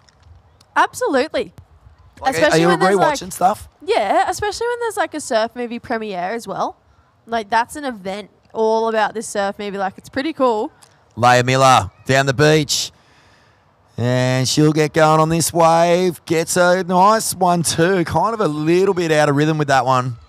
Yeah, like what's the go-to? Like what do you reckon the best surf clip of the last like 2 or 3 years is that you just have to watch more than once? Try and learn the techniques of everything. I'm going to steer away from the last 2 or 3 years because there's one actual surf movie that I still watch on repeat. I reckon I've seen...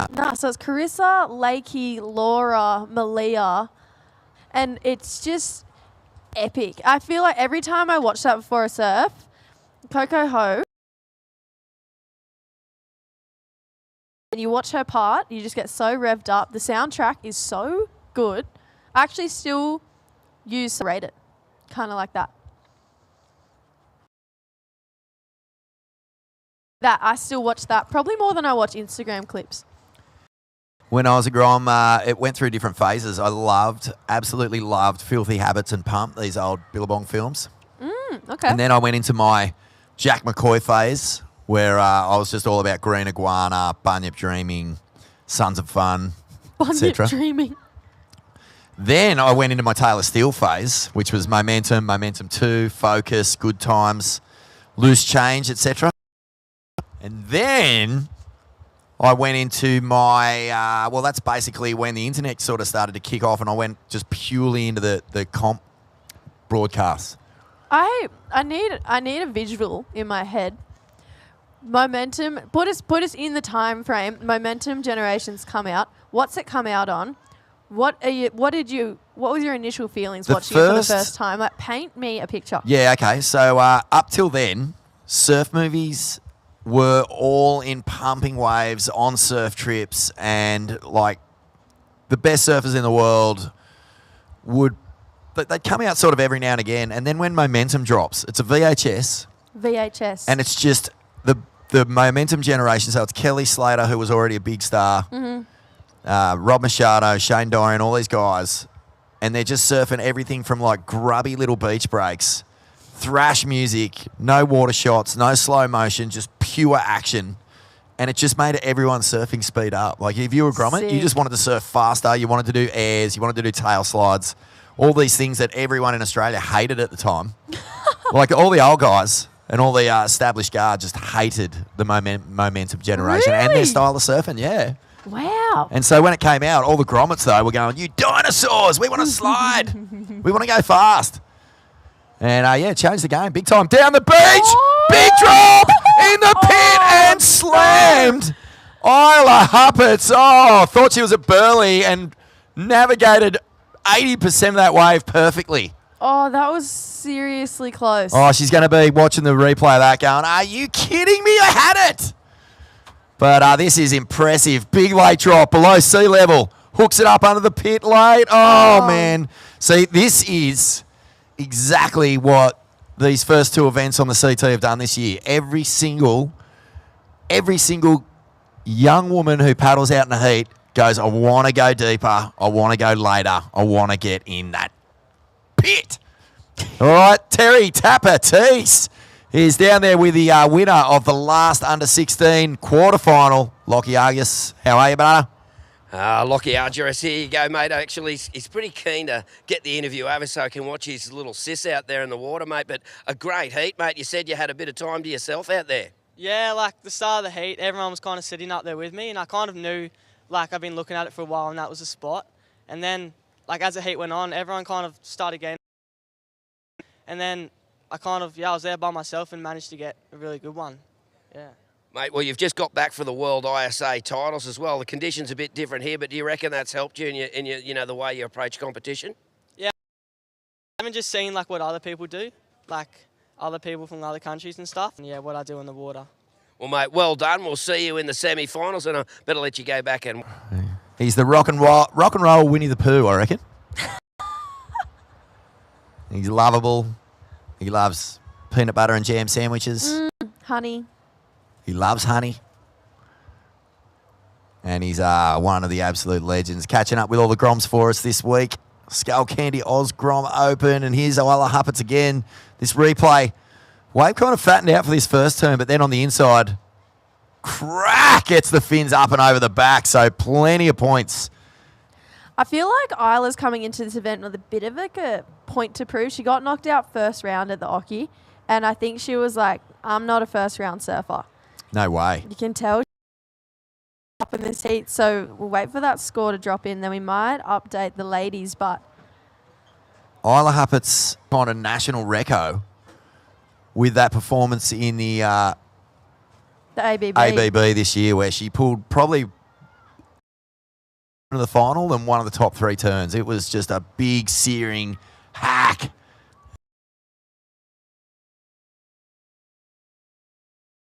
That's what I mean. Yeah, really kind of fired everyone up. Down the beach. This is Ava. All Lockie's right. sister. So with 8 minutes 45 on the clock, last wave of blue, Isla, an 8-point ride. So Isla, you're in the lead with a 6.17 and an 8-point ride. Last wave a 5.5. Looking for an 8.67 for and red. You have a 1 and a 2.07, need a 3.87. What are we looking at? I'm not loving this. I can't get out there and surf it. It's pumping. You are such a surf nerd. I love check. You do your live surf checks on Instagram every morning? Every morning, mate, from wherever I am. Yeah, and so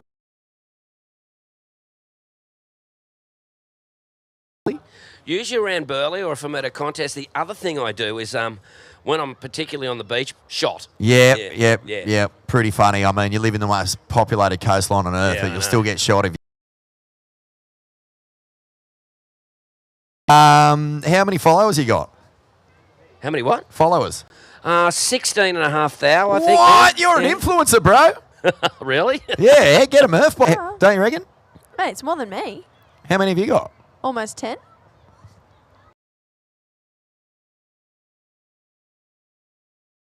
Yeah, how have I got more than you? Well, it could just be the a looks thing.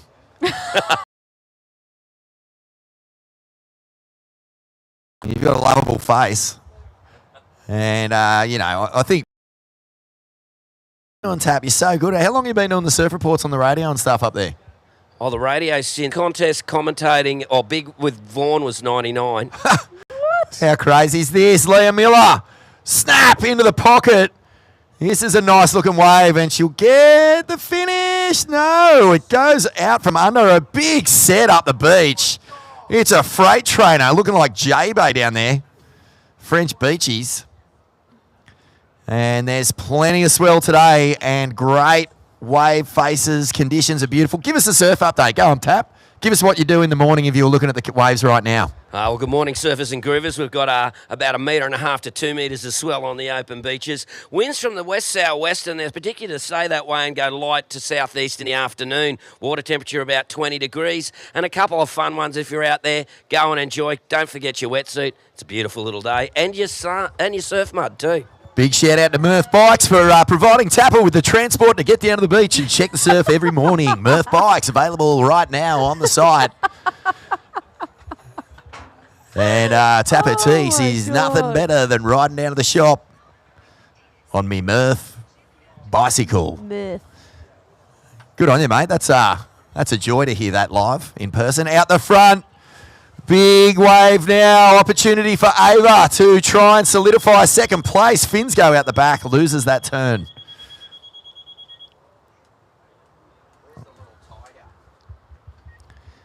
Big shout out to Yeti. Also proud supporters of surfing right across the board, right from the WSL where they hand out the 110 for the perfect 10-point ride. A gigantic cooler. You could easily fit half a dozen grommets in it. Easily. And then right down to the grassroots, they're supporting the pathways that lead to the very, very top. So big thanks and a shout out to Yeti. And powerful influencer that you are. Hells yeah. All right, let's let the ladies know what's going on. So 4 minutes to go. Blue, Isla, you're in the lead with a 617 and an 8-point ride. Ava, you're in second. You need an 867 for first place. Your first wave a 5.5. Your second wave a 1.5. So anything better than that will make Red's life a little bit harder. Leah, you only need a 4.08. You have a 207 and a 293. 3 minutes 40. 3 minutes 40. So this heat is really starting to get interesting. Leah, it's been quiet for her, but we've seen in the last few heats clutch moments in the dying stages, and the score she needs is not a big one at all. No, not at all. So right in the thick of it here. A 4.06 will put Red into second place. Isla is off to a flyer. An 8 and a 6.17. Ava has a 5.5, but she's also sitting on a 1.5.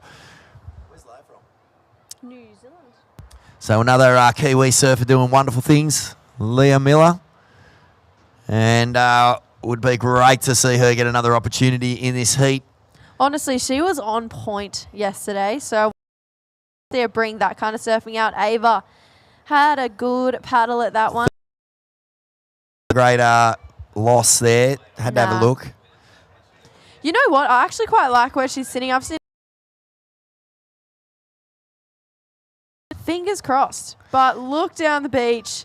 There is a wave coming, and it looks like Blue, Isla Huppert's having a look at this one. Ooh, spicy opening carve there. Second section. What? Whoa, Isla Huppert's. You said she had a point to prove. The first turn there had sting in it. The second turn, a little bit of flare. So she's feeling that board under her feet beautifully out here today. And trying to get rid of a 6.17. I reckon done, maybe. Yep. I reckon done, maybe. I mean, she's probably thinking, I got those 2 turns and got an 8. Let's do it again. 2 minutes. 2 minutes remaining. White in second. Red in third. Red looking for just 0.08.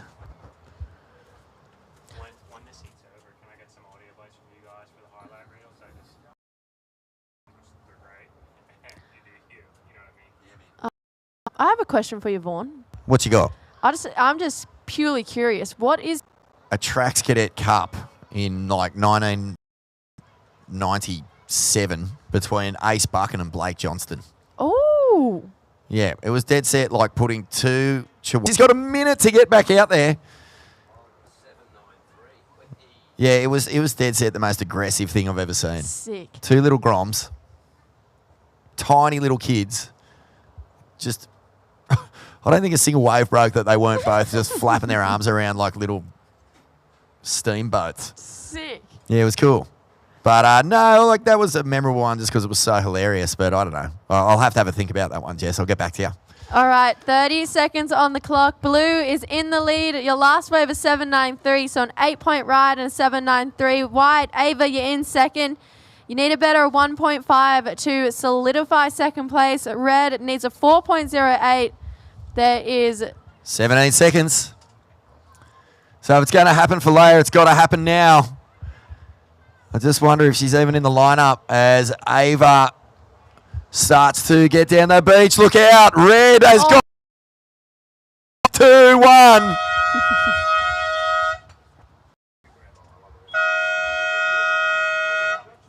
Congratulations. Demanding performance. We're going to count the next heat. 5, 4, 3, 2, 1. With more in a moment.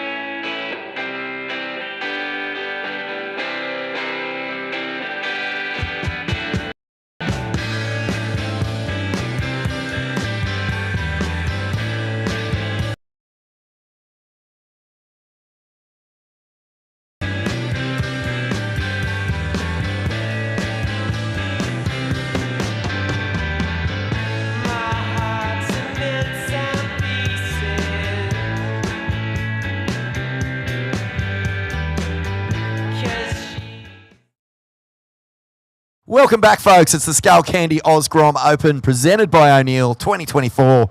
It's quarterfinal time in the under-18 girls. Ruby Berry in blinding form at the moment from WA. Ava Holland and local standout Osha Curtis. This will be a big heat for the local crew. They love to get in behind their future stars here, and Osha is definitely one of those, been surfing these beaches and the point for so long. Right at home as we see Ruby Berry kick things off. Big backside snap. And you said before, you know, Isla with a point to prove. Well, this young lady is equally determined to keep her roll going. Have you seen a 4-turner today? That was a 4-turner. What? 4-turner on the afterburner. All right, I'll take it. And Ruby, you know, she's come a long way. She is from Margaret River, from the West Coast. Osha Curtis now, bottom turn, snap into the pocket. Beautiful first move. Hits that end section. And the power of the wave overwhelms her, but the attack mode was a positive sign here from the young local. Did you see, maybe like 2 years ago, Curtis at Nias pulling into that massive barrel? And she was like a pipsqueak still then. I did. And did you see Willow Hardy's 10-point ride from the recent Nias event? Yes! It was crazy. Currently posted on Murmur.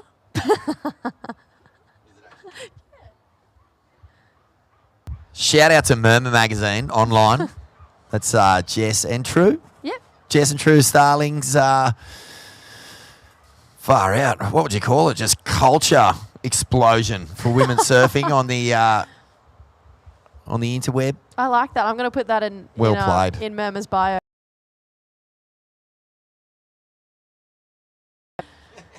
Wow. Yeah, it's a good way to describe it. First wave score for Ruby Berry, a 7.17. That's how you want to start a heat. So Ruby Berry, 7.17. And looking like blue now. Oh, it's big backside hanger there. Really holding that bottom turn. I really liked it. 16 minutes on the clock. Replay. Just the one big turn here for Ava, but look how long she's been at the top there. That was sick. Heaps of spray coming out the back. Needed a 3.51 for second off the back of that.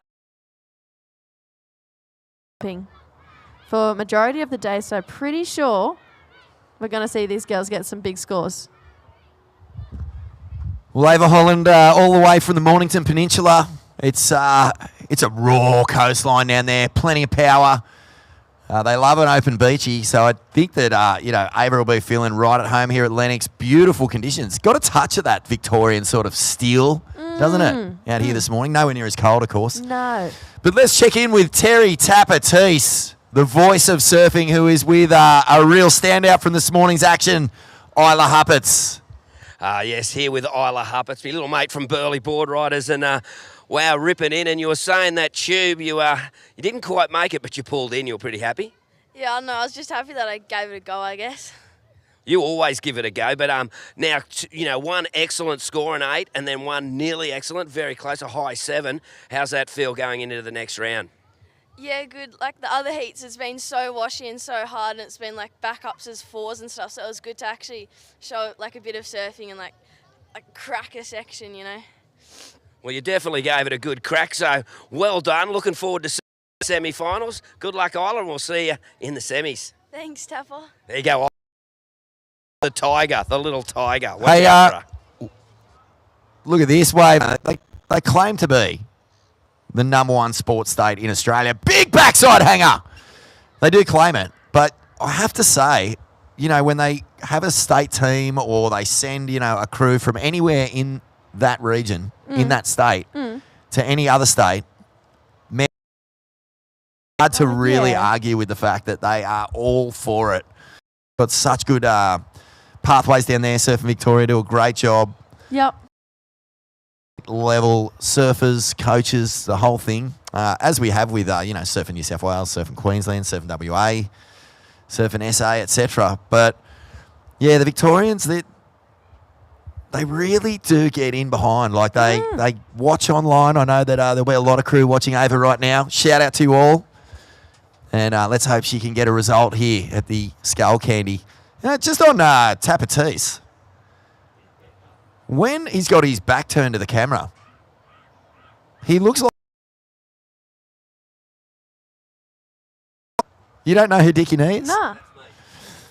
Yeah, he's an iconic character from an old TV show called Hey Hey It's Saturday. Yeah, no, I don't know. Never heard of it? Nah. Am I showing my age? Oh my God, I'm old!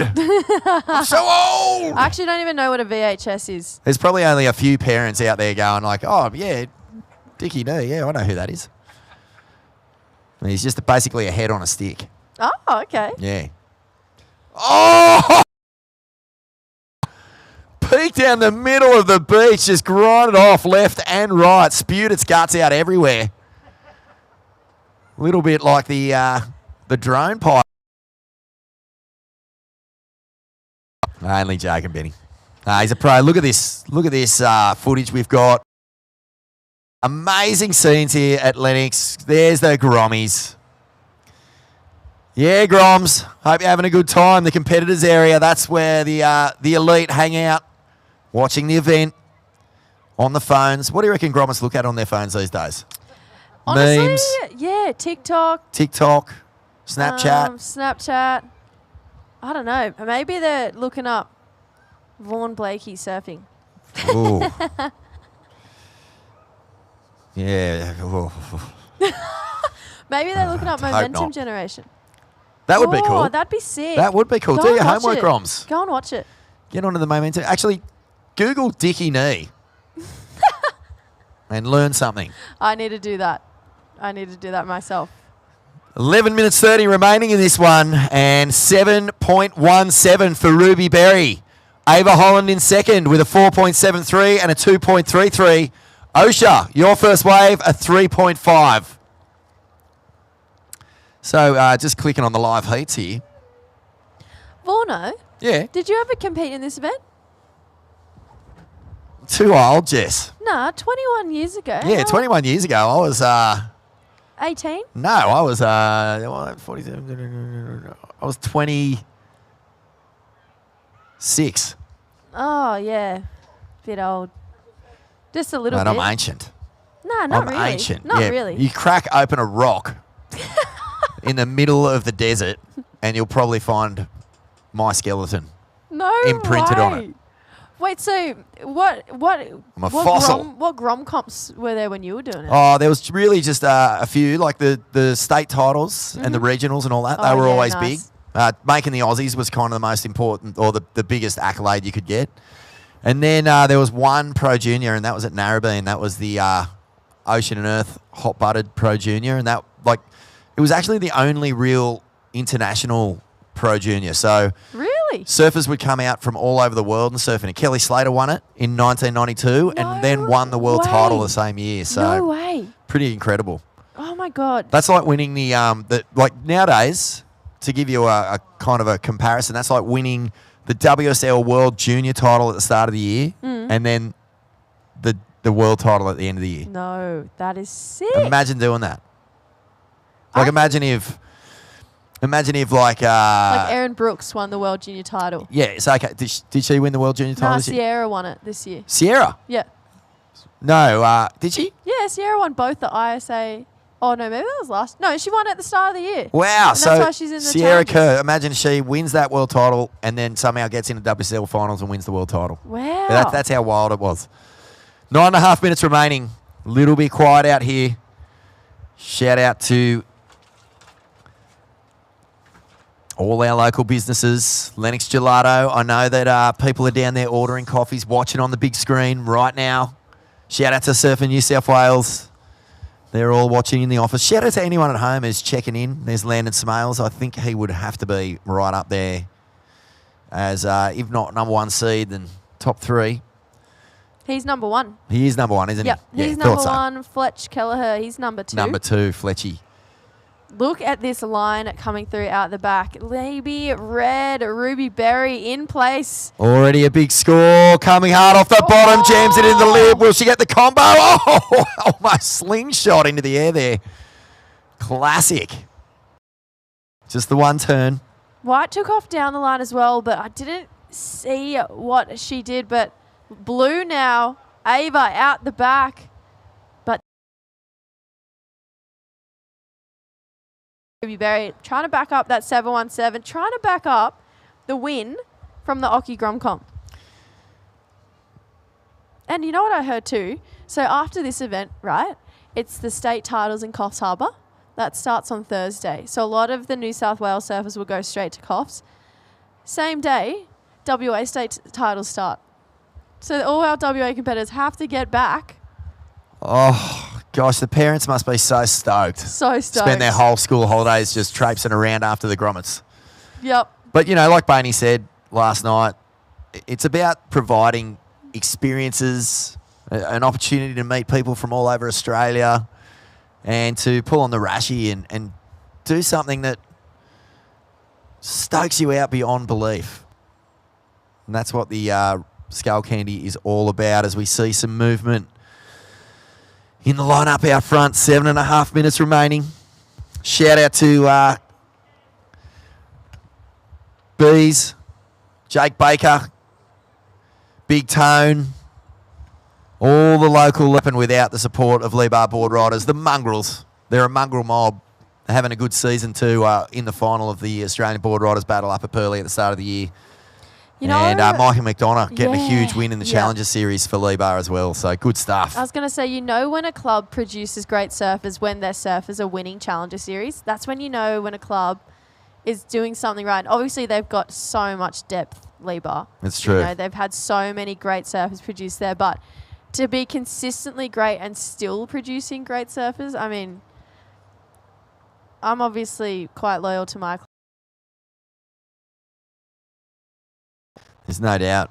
And they've got a representative in this heat as we saw.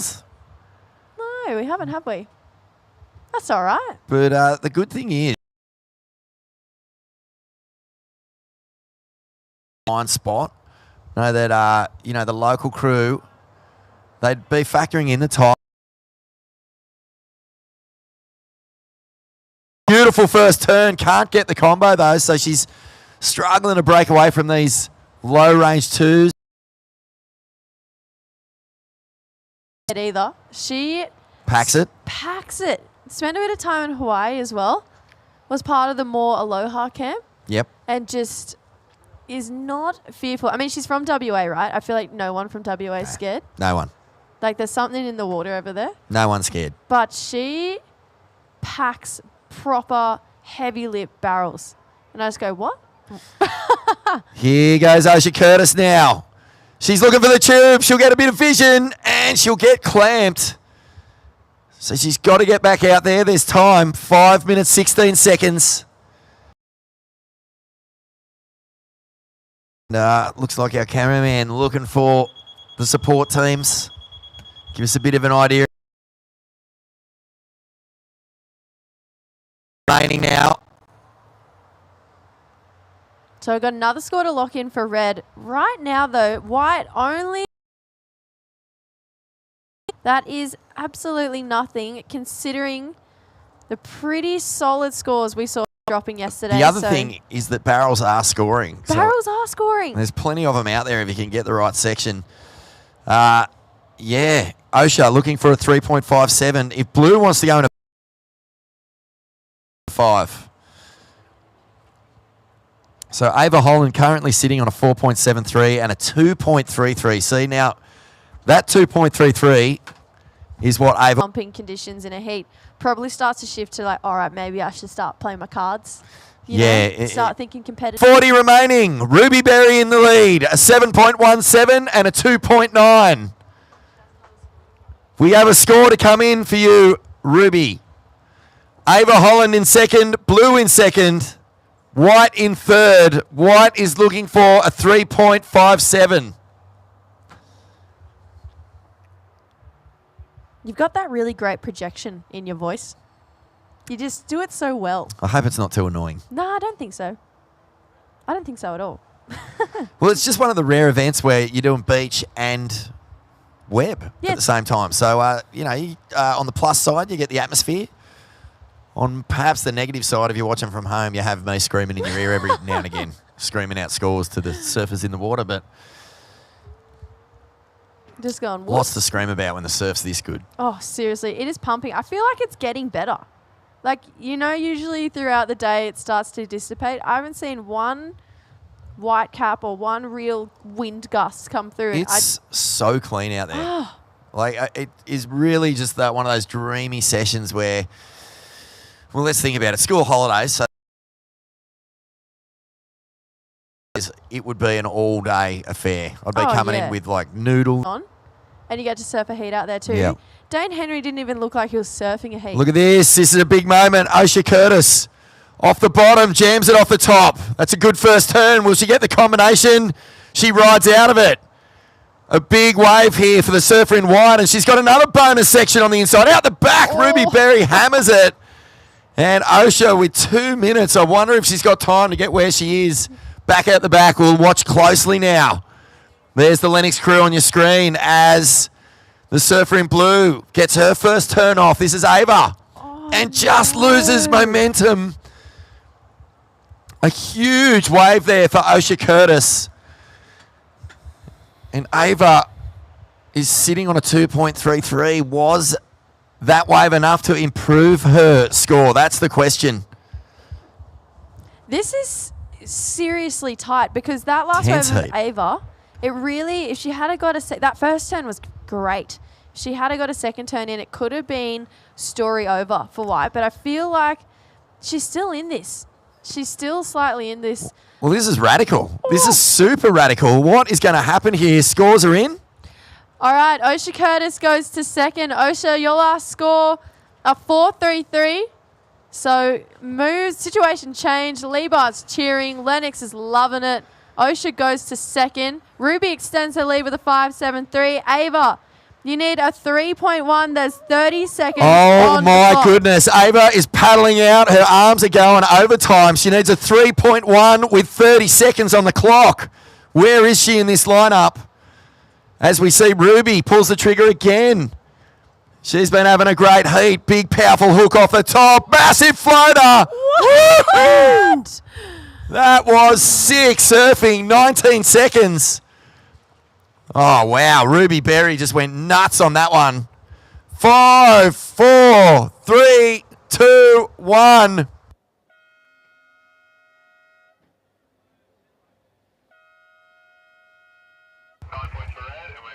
What a heat. That was a 9-point ride for the last of red. We're going to kick off this next heat. 5, 4, 3, 2, 1. Congrats to Ruby Berry and Osha Curtis. Nail-biting finish. We're going to have a quick break. Skullcandy Grom Open presented by O'Neill. Back soon.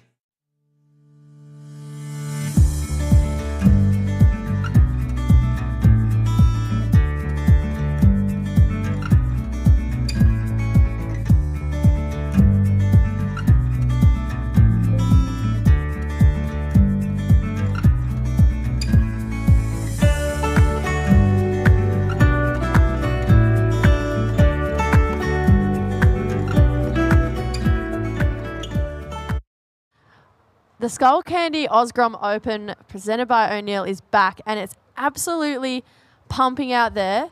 I'm joined by one of surfing's greatest of all time, Rabs. We've just had a crazy start to this heat. We sure did. The surfers on the southern bank just got a couple. Just looked like perfect burley or something. You know, it was just these point break style waves. This is a great matchup coming in now. So that was the start of green, Aiden Finn. And then this is blue, Alexis Owen. Huge carving first turn there. Pretty sure he's from New Zealand. So he's here doing it for O'Neill, doing it for NZ.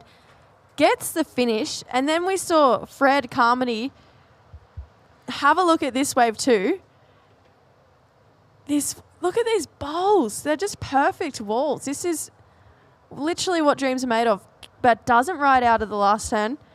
Blue, white and green finding pretty great waves at the start of this heat. Oh, you loved it when they come flying out of the gates in the first couple of minutes and put scores on the board. And we see Red up and riding now. Landon Smales, he wants to get involved. So a great exchange between all four. Well, they're protagonists out there at the moment because only two get through. Only two move through to man-on-man at semifinals. It's all systems go here. Landon, this guy in the red, current rankings leader. Yeah, he's having a fabulous year, showing true consistency. Just waiting for scores to come through before we can give you an update. The judges, when you get that exchange there with four surfers leading off. You know, they've got the replay, and they really want to deliberate here because, you know, at the start of the heat, getting that scale right, so important. There was rides there. There was one-off huge moves. There was combinations. And here we go, Landon again. Yeah, a bit of a closeout that wave from Red, but totally agree. The judges are going to be watching replays. They want to get this first exchange right, but got more work to do because Green, what? Full barrel time and a layback there for Aiden Finn.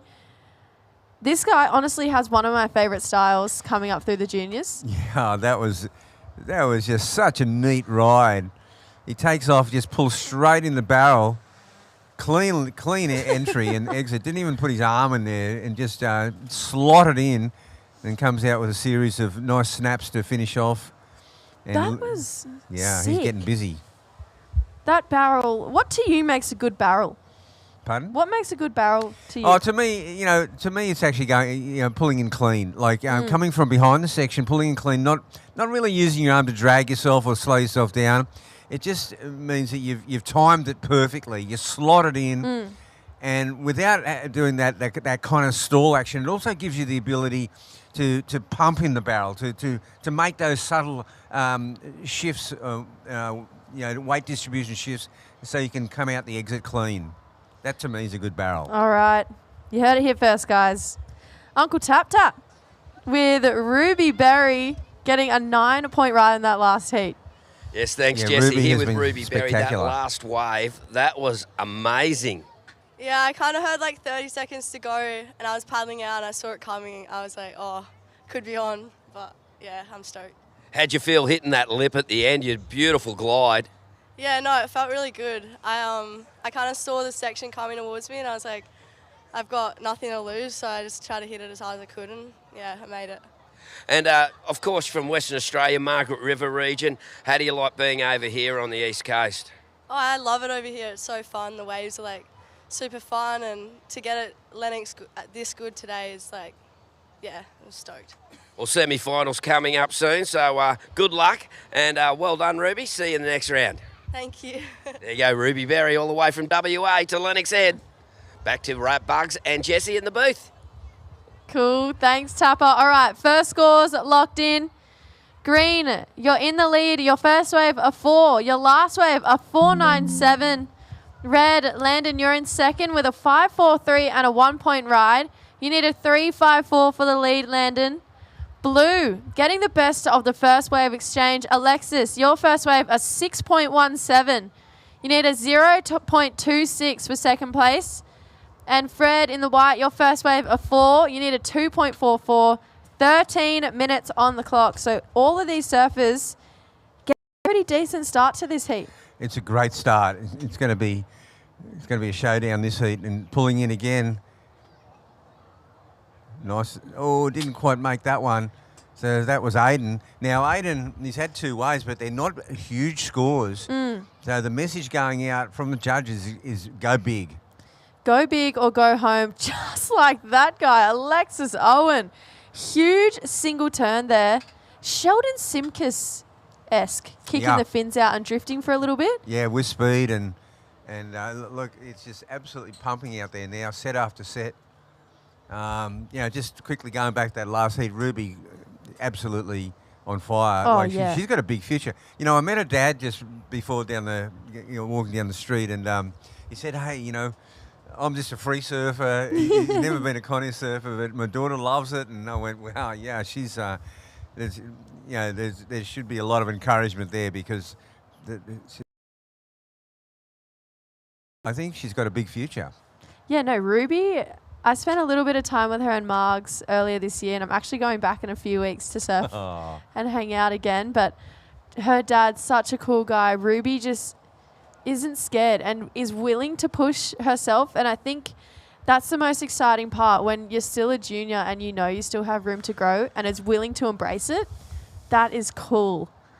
And now Landon up and riding on this one. Good looking section. Big turn there. Yeah, and as we see out the side, just the action in this heat's fantastic. And here we see Aiden, one big manoeuvre there. And we really would have seen a lot of Bronte McCauley surfing Yeah. too. You can just see it in the style, that bottom turn, that square bottom turn, just ripping it out of the top.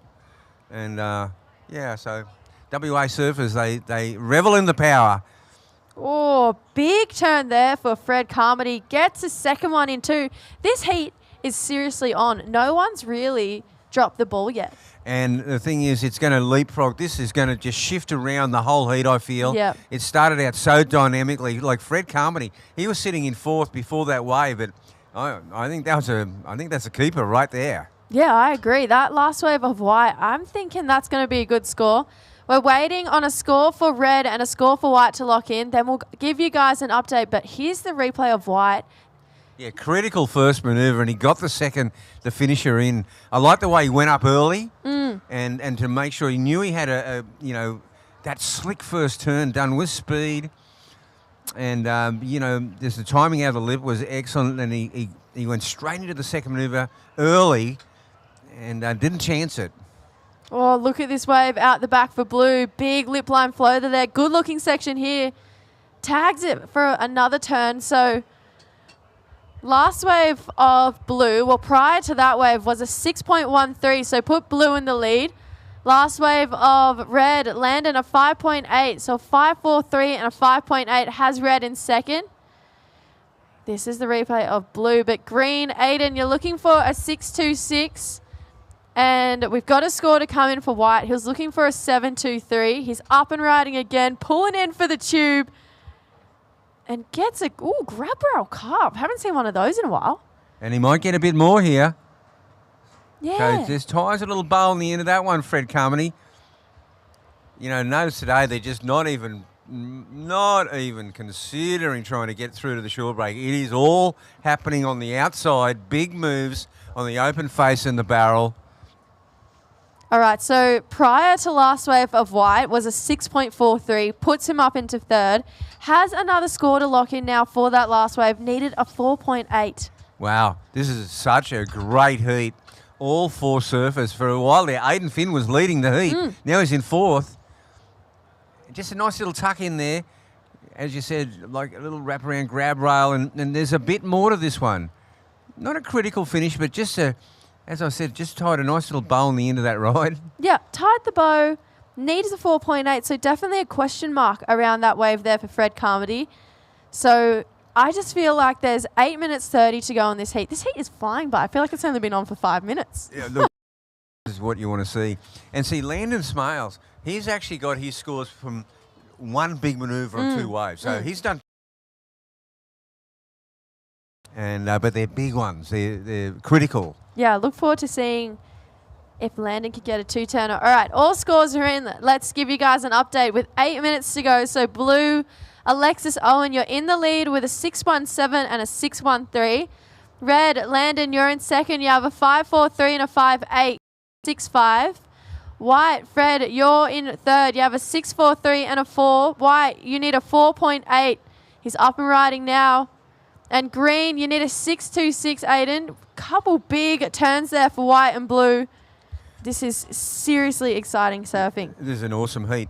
Yeah, white and blue on the same wave, backhand and forehand, and one big move. And here's Landon. And he surfs out of that one. Oh, no, he's wrestling with the white water. No. Oh, no, not quite. Then it is pumping out there. Now, one thing I've noticed in this heat, though, is that both Fred and Aiden have got these sort of neat little pocket barrels, but they weren't deep, and they haven't been really rewarded with it. It seems like it's big turns. Yeah, I agree. I couldn't agree more. Let's look at the replays. All four surfers got a wave. This is the heat leader. One huge backside turn there. Can't get another one in, but he's looking sharp. And then here, Fred, looking for a 4.8. Pretty big turn there, Raps. Yeah, big turns. And here we see Aiden now, another big turn, and he surfs out of it. So there's a series, and this is a massive turn. Just sort of got bounced there a little bit, and then look at the recovery. He's trying to get back up, but failed to do so on that occasion. Yeah, they're pretty scary sections to hit, I reckon, but he's getting it done right where he's projecting out, so he's not coming down with the lip. No, excellent projection. These guys are surfing. Well, it is the under-18 boys, but they're still surfing beyond their years as far as they've got those big turns. They're not scared of attacking the lip. And Alexis Owen still holds the lead. We haven't, in that last exchange, we haven't really seen much of a difference on the overall leaderboard. Yeah, not. Oh, kidding. Situation change. Last wave of white. A 5-2-3. So white goes to second. So blue leads. Blue, to extend your lead, you need to drop a 6-1-3. White now. Fred Carmody in second. A 6-4-3 and a 5-2-3. Red. Landon, you need a 5-8-7 to move up into second. And green, Aiden, you need a 6-6-9. Just a 4-point ride for that one big turn on your last wave, so just over 5 minutes to go. Now, you couldn't have got a clearer message from where the judges are at and what they are rewarding, because on Fred's previous ride, he got the neat little barrel, he did the wraparound cutty, and he got a sort of a soft finish, but it was 3 manoeuvres. It didn't even crack the 4-point mark. No. One big move got him a 5.23 and into second place. Yep, just showing exactly what the judges want today. Big turns, go big. Don't safety surf. Don't just tie a few turns together. If there's a massive section, hit it. I mean, Landon, he's got a 5.43 and a 5.8 based off one turns. Yeah. Right? So. And he went for a monster one on his last wave. Didn't quite pull it off, and that's held him back into third place. Aiden Finn, well, he got that 4.97 on that one turn. So that's where it's at. Now, if you can get, obviously, a combination, Alexis Owen has managed to do that on a couple of occasions. Ooh, airtime there for Landon. Smaller wave, but knew he had to do something pretty special to try and get a score out of that wave, so took to the air. Yeah, he would have been hoping for a nice little finisher on that as well. The wave just petered out into the gutter. Yeah, so we'll see where that score locks in for Landon. He needs a 5.87. 4 minutes to go, surfers in the water. 4 minutes to go. Here's the replay. What do you reckon, Rabs? Yeah, it's progressive surfing, but there's just not enough to that wave to probably make a big difference. Is it better than his 5.43? What's really important is what he needs. Yeah, he needs a 5.87, so we'll see where that score locks in for the last of red. So there is 3.5 minutes on the clock. I say the leaderboard isn't done changing yet. No, I'd have to agree. Absolutely. We have seen the just set after set just leapfrogging each other into, like, it looks like Alexis has actually held down first spot for a while now, but the others, they're moving around. There's movement in the station out there, and we've seen a flurry of sets. This definitely doesn't look like the ocean's going flat right now, so there's more surfing, and here's Landon pulling it in his backhand, slotted, and he came out, but not in front of the whitewater. That could have been a super interesting score. He was in there a while. Yeah, he was. He stalled for ages for that one. Looks like Blue having a good paddle out the back. Not really getting into that one. 2.5 minutes on the clock. So Red still chasing a score of a 5.87. Green looking for a 6.69. But White actually has the highest wave score of the heat. That's 6.43 for his first wave, which was 3 pretty good turns. Yeah, really good turns. And, you know, second and third's up for grabs, but so is first. I mean, you know, they were just in that 6 range, and then so Alexis is 12.3, and then you've got Fred and Landon in the 11s. So they're not far behind. Not far behind at all. And guess what? This next heat, it's looking just as big. Fletcher Kelleher, Mitchell Peterson, Felix Burns, and Rico Haybiddle. Oh, wow. There's a couple of the form surfers of the whole tournament in the next heat. All battling it out for a spot in the semifinals. Right now, Landon, he's number 1 on the rankings. Next heat, Fletcher Kelleher, number 2 on the rankings. It's amazing that this is actually only the quarterfinals. It's ridiculous, isn't it? These could be finals right here. It's a little bit mind-boggling how good the surfing is coming out of Australia and New Zealand. Junior surfing Red chasing a 5.87. Green chasing a 6.69. Looks like a couple lines rolling through now. Interesting. This wave here, it's a roll in from way outside, but is there anything after it? And it's just on the corner, right on the corner of that, there was a surfer. But you know what? It was only going to offer one manoeuvre from that point. You would have had to been really chancing your hand to sit so far out. Yeah, I feel like he would have had to roll into that one on third reef Lennox Pipe, but it's a cloud break.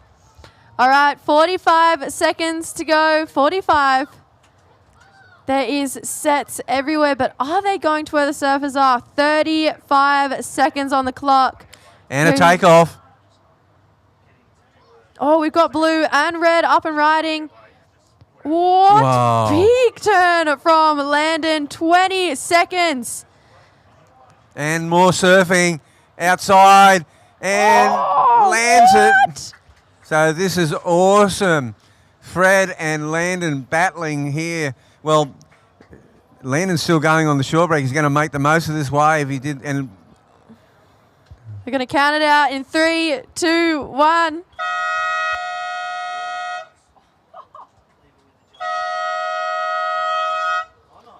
See, this is where I like being a commentator. Oh yeah, that was exciting. And we are on hold here because the top 3 spots in this heat is up for grabs right here.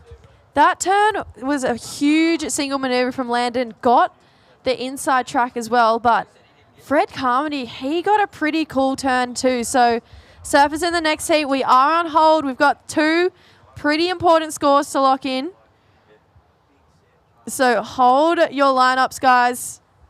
Well, is Alexis being challenged here? Because Fred, Fred's actually got the highest single score of the heat, the 6.43. Yep. And Landon, well, he's looking to bet at a 5.43 on that last effort, a big last turn there, and outside that was wild as well. Fred Carmody, and that was a real degree of difficulty as well.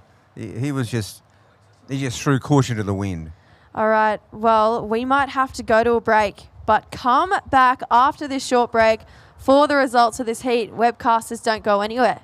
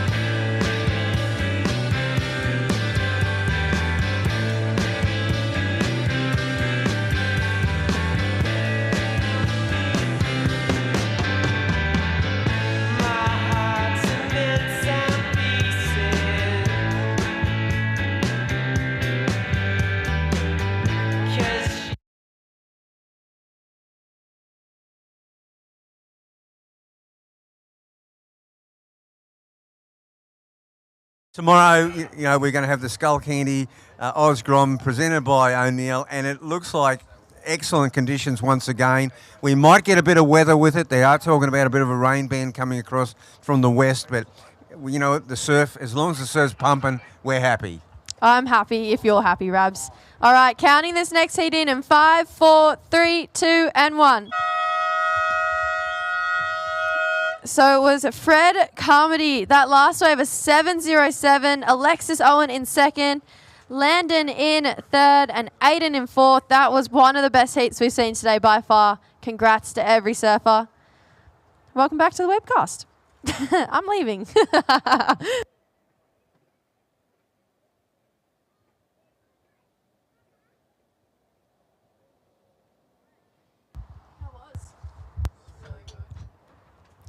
Oh, it's great to be back on the mic down here at the Skullcandy Oz Grom Open. Presented by O'Neill. Chris Enover in the booth alongside, well, contest director himself, Crispy. Put together an amazing event here, mate, and the surfing has been phenomenal today. Turned on. Yeah. Yeah, team effort. Well done to all the volunteers. Well done to Liba, all the committee, Skullcandy and Liba, and they're still grinding it out and cooking it up at the Liba. So don't forget, lunches, coffees with open wide coffee. Check it out. And then thank you to all the judges as well. And Jake Baker from Labar, the Skullcandy, Bezo, the contest director, Tony O'Brien, and the list goes on that we love to thank for the tireless effort from in the mornings up at 5 and paying the bills when the sun goes down. Applying for grants, doing everything. So a big shout out to them. And again, competitors, say thanks to the beach marshallers, Ian and Kev. All the Groms are having a ball, and this is what it's about. It's finals day. Felix Burns, straight up from the south coast, in white. The goofy footer, Rico Haybiddle, former Australian champion a couple of years back, in green. Mitchell Peterson from the Sunshine Coast, Queensland, versus that kid, Fletcher Kelleher, quarterfinalist, equal fifth in the Pro Junior in his age division now, which he represented Australia at the Irriganges this year with Dane Henry. They got a team gold, and he made the final. So Fletcher Kelleher, and is right up the top of the ratings, the rankings, the Surfing Australia rankings. Shout out to all Surfing Australia right now. Rico Haybiddle going bananas on that top turn. Nice big turn, big carve. As Felix Burns' first score comes in, 3 minutes gone, 17 remain, 3.33 first to white.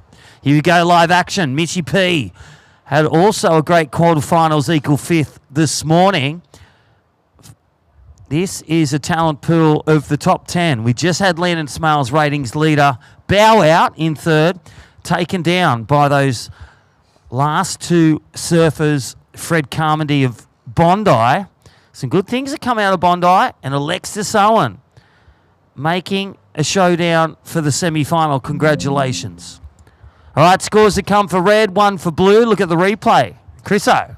Yeah, there's blue, big extended whip out of the pocket and a closeout turn. That's a great two-turn combo there for blue, and red looking for the completion here. Backside whip, and he's going to get a bit caught up in the foam, but looks like he'll maybe ride out. That was a tricky one there for the surfer in red. But I loved the extension through the turn for MP, Mitchy Peterson. Just that extended whip and that arc he had was so nice. And, well, here he is down there. Old mate Tapper with last heat winner. Take it away, Tap. Fred Carmody, of course, he comes from that land where Shane Horan and Tony Spanos, of course, as a bloke, local legend there.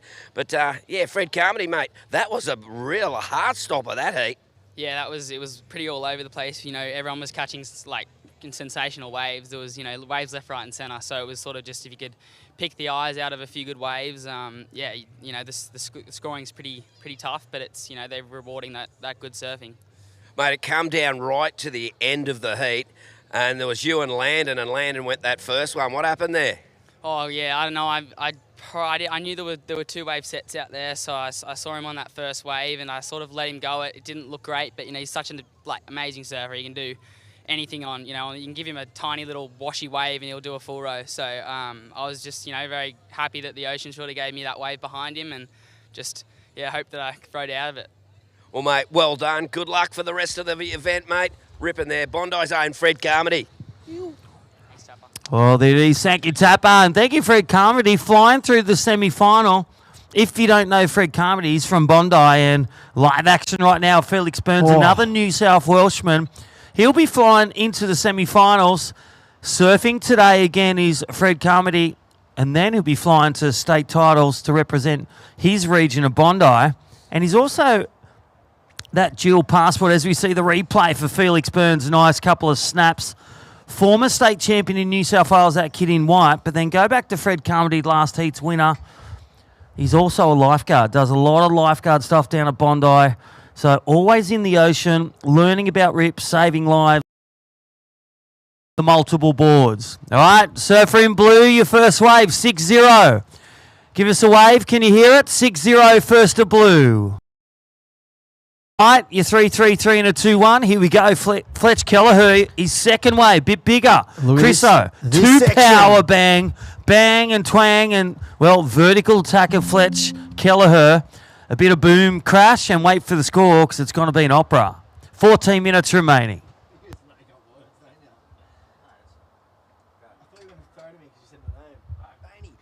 And there's the Gamote down the beach. Mr. O'Neill himself, Robbie Bain out there.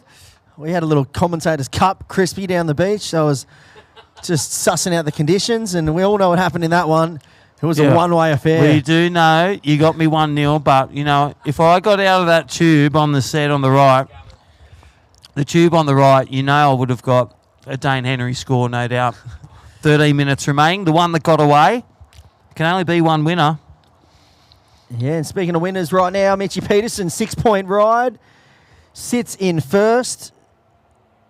And, well, he is up against number 2 in the ratings, so looking to pin back Fletcher Kelleher, who's sitting in the ratings, and a great opportunity here for Fletch because, as you mentioned, did see Landon Smales, number 1 in the ratings, go down.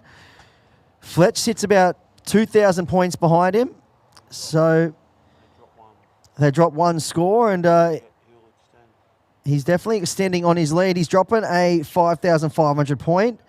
And we look at Landon Smales. He's dropping a 7,300. So plenty of room for Fletcher to pin back that leader and take the lead on the overall ratings.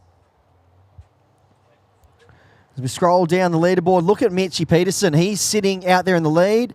And, whoa, big wafting backside reverse. That was crazy extension there. It was almost Wilco-like, those big full tail out whipping reverses. Saw Fletcher Kelleher go to that one.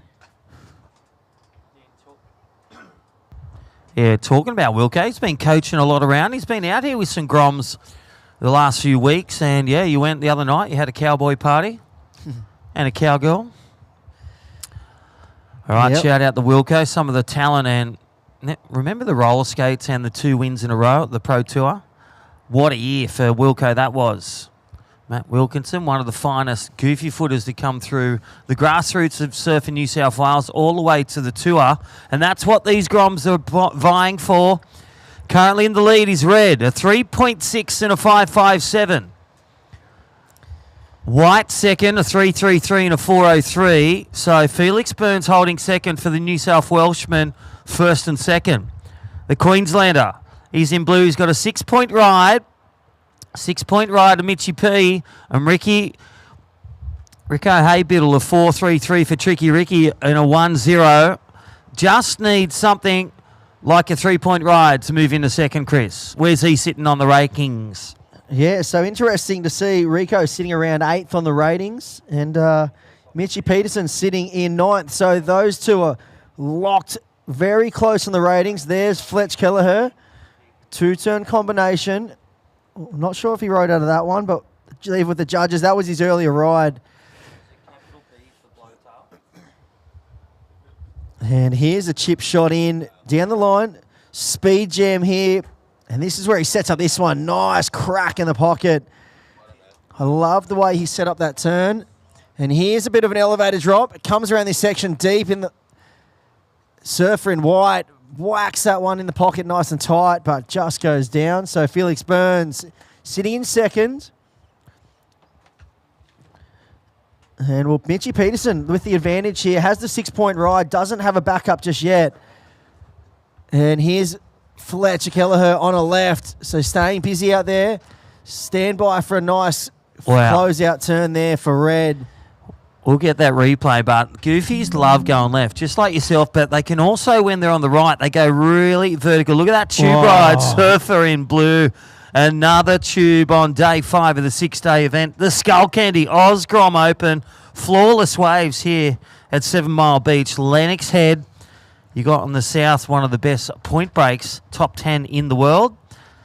And then look at this replay. This is Fletcher Kelleher looking to grab some big points to get into the semi. First, lines up that first turn, zeroes in, and then tactically just sticks out that last turn. Nice finish. Big turn, nice finish. Wait for the points. Yeah, I'd love to see that replay of Mitchie Peterson again because we didn't actually get to see that one live. He was further down the beach and we had all eyes fixed on Fletcher at the front, but here it was, rat up a drain pipe, spat out, and then goes to the Mikey right. Punch O'Sullivan, grab that rail. Yeah, almost like a full Dane Reynolds, Mikey right, wrapping turn back into the pocket with the grab rail. I feel Mikey Wright really made that turn his own when he came on tour. Yeah. He spat out of a tube and the real low on the face grab rail carve. All right, Rico Haybiddle, you are in 4th position.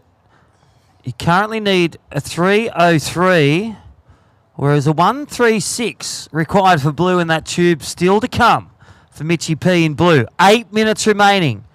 Priority is with green, priority 2 blue, priority 3 white. Here's another tube. It is Tube Town looking to appear.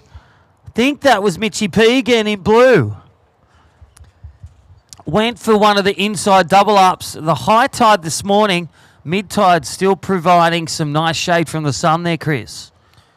Yeah, definitely. So Mitchie Peterson still has a score to lock in for that nice tube ride. Sits in 9th on the live ratings. Well, he had a 3rd place finish up at the Parco Junior Pro. A quarterfinal finish in the Queensland State Junior Titles. And 13th in the Oki Grom. So he'll be looking to really climb up the ratings with a strong result here. And there it is, 7.67 for the tube time for surfer in blue, Mitchie P. Wow. So he's just really thrown himself way out in front of this heat, created some separation. All right, surfer in blue, you are in the lead. Situation change. Last to blue, 7.67 and a 6.0. Red, you're second. You have a 5.57. You require a 7.8 to grab the lead. White, you're in third. To get to second, you need a 5.14. And well, there's Fletcher Kelleher sitting in second. A 5.14 for White, who's pushed to third. Green, you need a 4.82. 6.5 minutes remaining. Yes, so Surfer in Blue has really created some separation now from him and the rest of the field. That 7.67 backed up with a 6. We see Fletch Kelleher pretty much matches Mitchie P's backup, but that 7.67 really is the number. Well, big numbers now needed. Rico Haybiddle, live action. Needs an above average score. There's another one, jam turn. Look at the power of the back foot pivot. Great wave, great turns. Wait for that great score. Under 6 minutes remain. Look at the replay. Yeah, look at this. He squared up, set it up with that deep bottom turn. Then this one had that section just bent back at him and he laid into it, really drove through the back foot. I love that power surfing there. And who does that remind you of? The Boom Boom Banting on the natural footer. And even like the Mikey Madonna, one of the local Challenger series, looking for the reins of the top level. Mikey Madonna's won a Skullcandy, one of the few, like Nixie O'Ryan in the female division. And Osha Curtis, the locals that have won this event alone and moved on to greater things as well, the pathway, Chris. All right, situation, coming to the yellow flag. 5 minutes remaining. Blue leads. Blue in the lead. 7.67 and a 6. Red second. Red, you need a 7.65 to grab the lead. White third needs a 7.57. Green fourth. 7.27. Yellow flag is up, Chris. Yeah, coming down to crunch time here. And Mitchie Peterson, look, finals berth. We're standing by for last. The Rico's 6.7. Here is another good tube. Sneaks out the doggy door. He's having fun out there. Mitchie Peterson's just in tune with the ocean in this heat right now. He's just having fun. He's had multiple nice turns. Now he's just finding tubes left, right, and centre. Quick little doggy door exit there. So as fun as it looked, that probably won't go into his top two, but he's definitely can give himself a bit of freedom out there. Crack a nice whipping backhand turn there for White.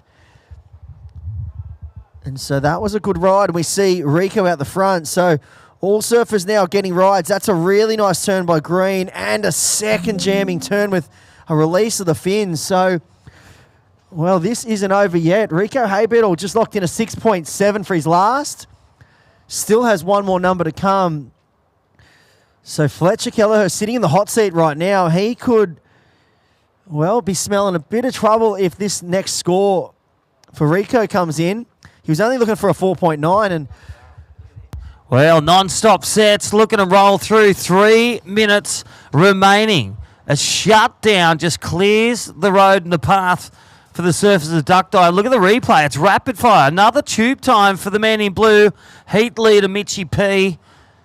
He's got his surf mud on, and look at Rico. I love that double pump. There's the sparks. Pinpoint accuracy again. Just jams it. A back foot technique, as we talk about with Andy Irons, really fast, rapid fire. I'd love to see that replay again for Green as well, because the way he just, you could see the projection he got down the line. Look at how he uses his arms. This is Martin Dunn special.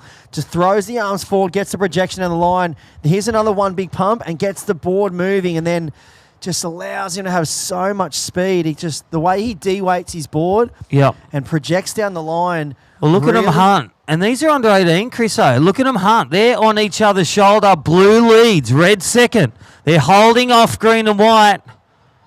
And there's the Gamote Bainey special down the beach. There it is. Last wave situation change of 5.87. Rico Haybiddle goes to second.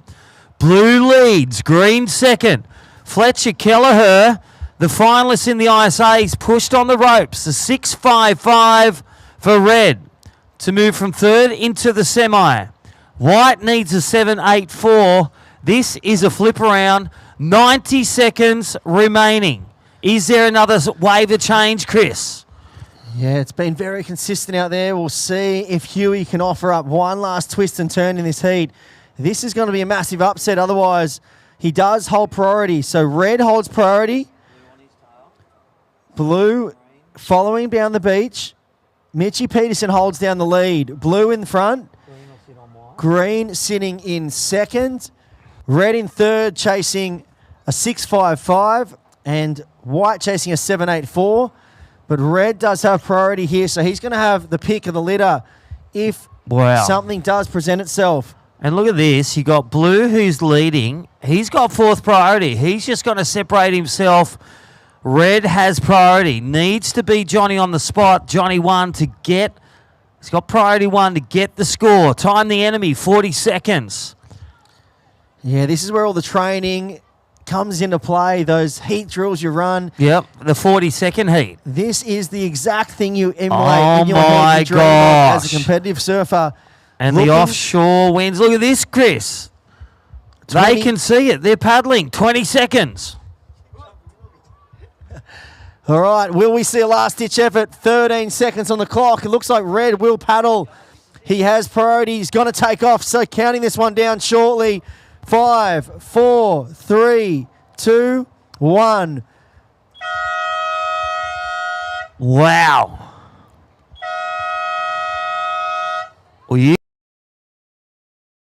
Well, the cameras will say, Fletcher Kelleher and Rico Haybiddle. We are on hold. Look at the replay. Let's go with Rico. He's in second. There's the snap finish turn. Got a bit boggled on the landing and then tapped around. That was Green. Looking to drop a score.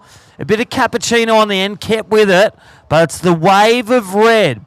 He needed a good score for red So green, I don't think will replace his score. He will sit in second. He'll get the score dropped in. But red score, oh my gosh. You got a bit of insiders in there as well. Add a bit of suds, a bit of cherry on the pie, but Fletcher Kelleher. So we are on hold, surface in the next heat. We are on hold. Last of red. Did we get that, cameraman? Yeah, we'll see if we get a replay for last of red because this is here the it important is. number. The left-hander, he drifts in. Nice squared up bottom turn, cracks that one in the pocket. The projection floated down the line. And, well, it looked like it had done, that was it. It was all over. And then he gets a little bonus section, goes back right, and then whips it into reverse. So I didn't think he'd done enough with that projection floater at the end because it kind of backed off compared to some of the ways we've seen earlier in the heat. Yeah. But then with the reverse, throwing that added bit of spice in there. Yeah. Does that add enough? That extra sweep of essence. Okay, we're all good. We're going to count in 5, 4, 3, 2, 1.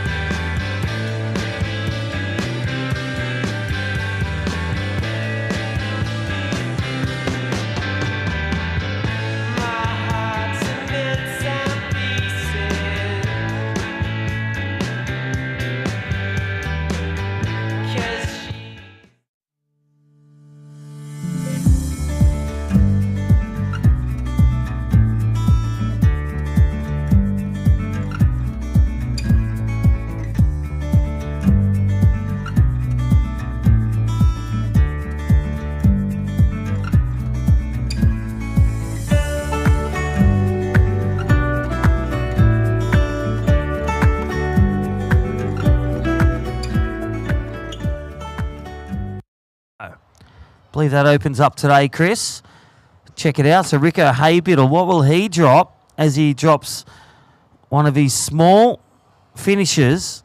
He got 9th place at the Parco. That was 5,000 points. So you would say he's through to the semis.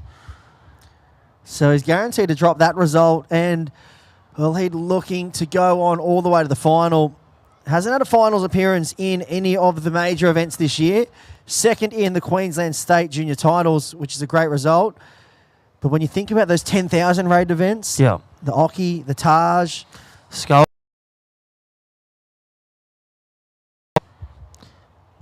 All right, here we go. We're over to the girls now. So right now, under action, under 14 girls, sorry. Miller May Berg in the red. I think she's rankings leader. Lehani Kaloha Zorik comes fresh back from the wave pool in final action.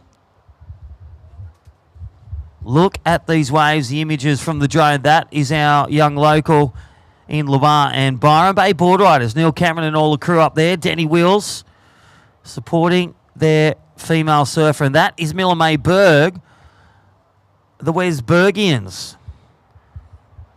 Second generation ocean Titleist mum and dad, Uncle Toby's, triathletes, amazing parents, travel around the world now in the caravans.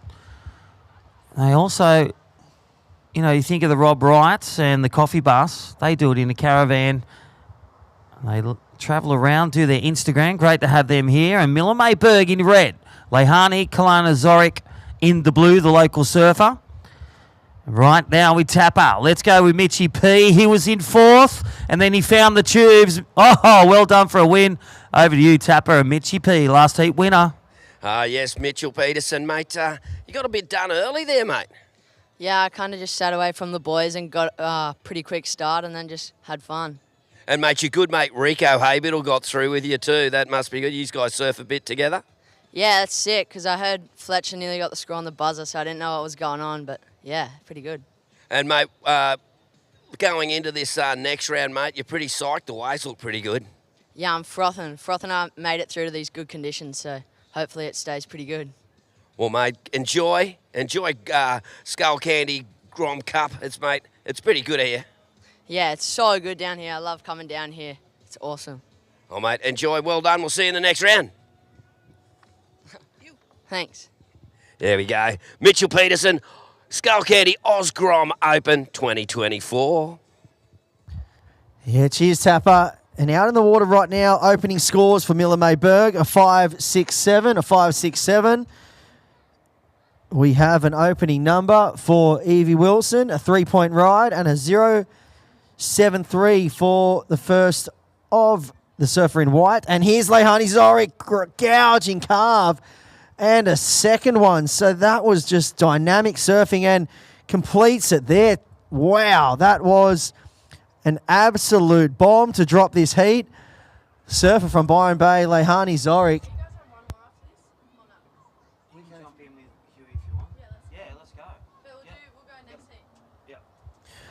And that replay there. Wow, under 14 girls just throwing down hammers. Lehani Zorik recently made the switch over to Sharp Eye Surfboards, and she says they've been the best board she's ever ridden in her life. And this is a very interesting heat here. We do have the ratings leader, Miller May Berg, sitting out there in the red, locked in a 5-6-7, standby for first, the blue. Looking at the results for Miller, it's been a very dominant display. She had a second in the Taj Small Fries, won the Parko, and she got second in the Billabong Oki Grom to the other surfer in this heat, Lehani Zorik.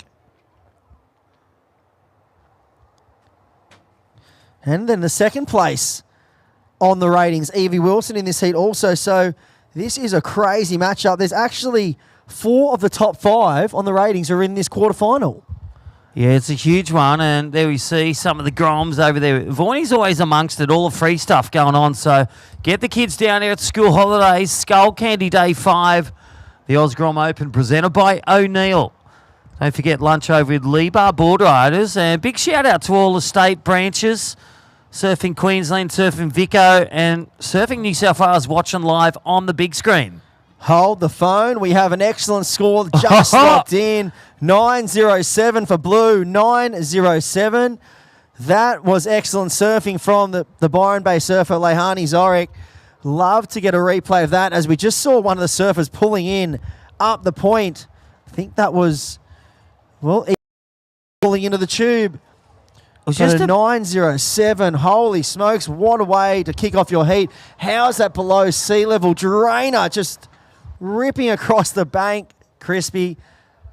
It is actually firing down here. 7 Mile. Well, it took 9 days for us to get out there in the ocean, and, well, we've had our ocean dip this morning, and the waves are pumping on the east coast, and especially here at 7 Mile, Lennox Head. Again, thank you to the Jolly Land Council for welcoming us, letting us use their beach, the traditional land, the Bundjalung Nation here, and Jingiwala, the traditional dancers yesterday from Ballina Coast High School as well. An amazing dancing with all the crowd yesterday. We'll see it in the media wrap-up as well. And they're learning to surf as well, which is great for NAIDOC week. But right now, look at this replay for blue. This it is. Number. Look at this first turn. Oh, just big gouging carve. That was Carissa Moore like. You know, the big wingspan open. And then the second snap in the pocket and then tagged the end section. She played the patience game, showed no signs of any nerves or stress, and just went completely pedal to the metal first ride there. And that is the excellent number. Looks like red. Maybe have a look. Miller May Berg, here we go. She's in second. Well, she paddled for it. And, well, White gets it right on the end, and that is Rose Holland in white. Her best, that'll be her best wave. Evie Wilson, a 3.2, needs a 2.68. Miller May Berg loses priority. There it is, 3-4-1. So Miller Mayberg loses priority. She paddled for that wave, but goes to priority 3. Blue in the lead, red second, green third, white fourth. But again, the experience, the wisdom, the above knowledge of Leilani Kolohe Zoric, not only to go to the wave pool Japan last week and boost some airs with some of the heroes, and then come back, and her free surfing is next level. She does it every heat. And there it is, a 907 maturity wave selection, and the turn selection just on point every time. And that's why she got awarded a 907, bringing it all together for Byron Bay board riders here in Australia. Yeah, and so as we touched on before, we'll actually wait and see this set that's going to approach right now. We can see them scratching. Will we have a ride on here? Looks like red having a swing, but no, that one's stretched out a little too much down the bank. You can see. So Leilani sits out the back, blue with priority. There's an amazing drone shot from the competitors. We have been so lucky to have the amazing visuals.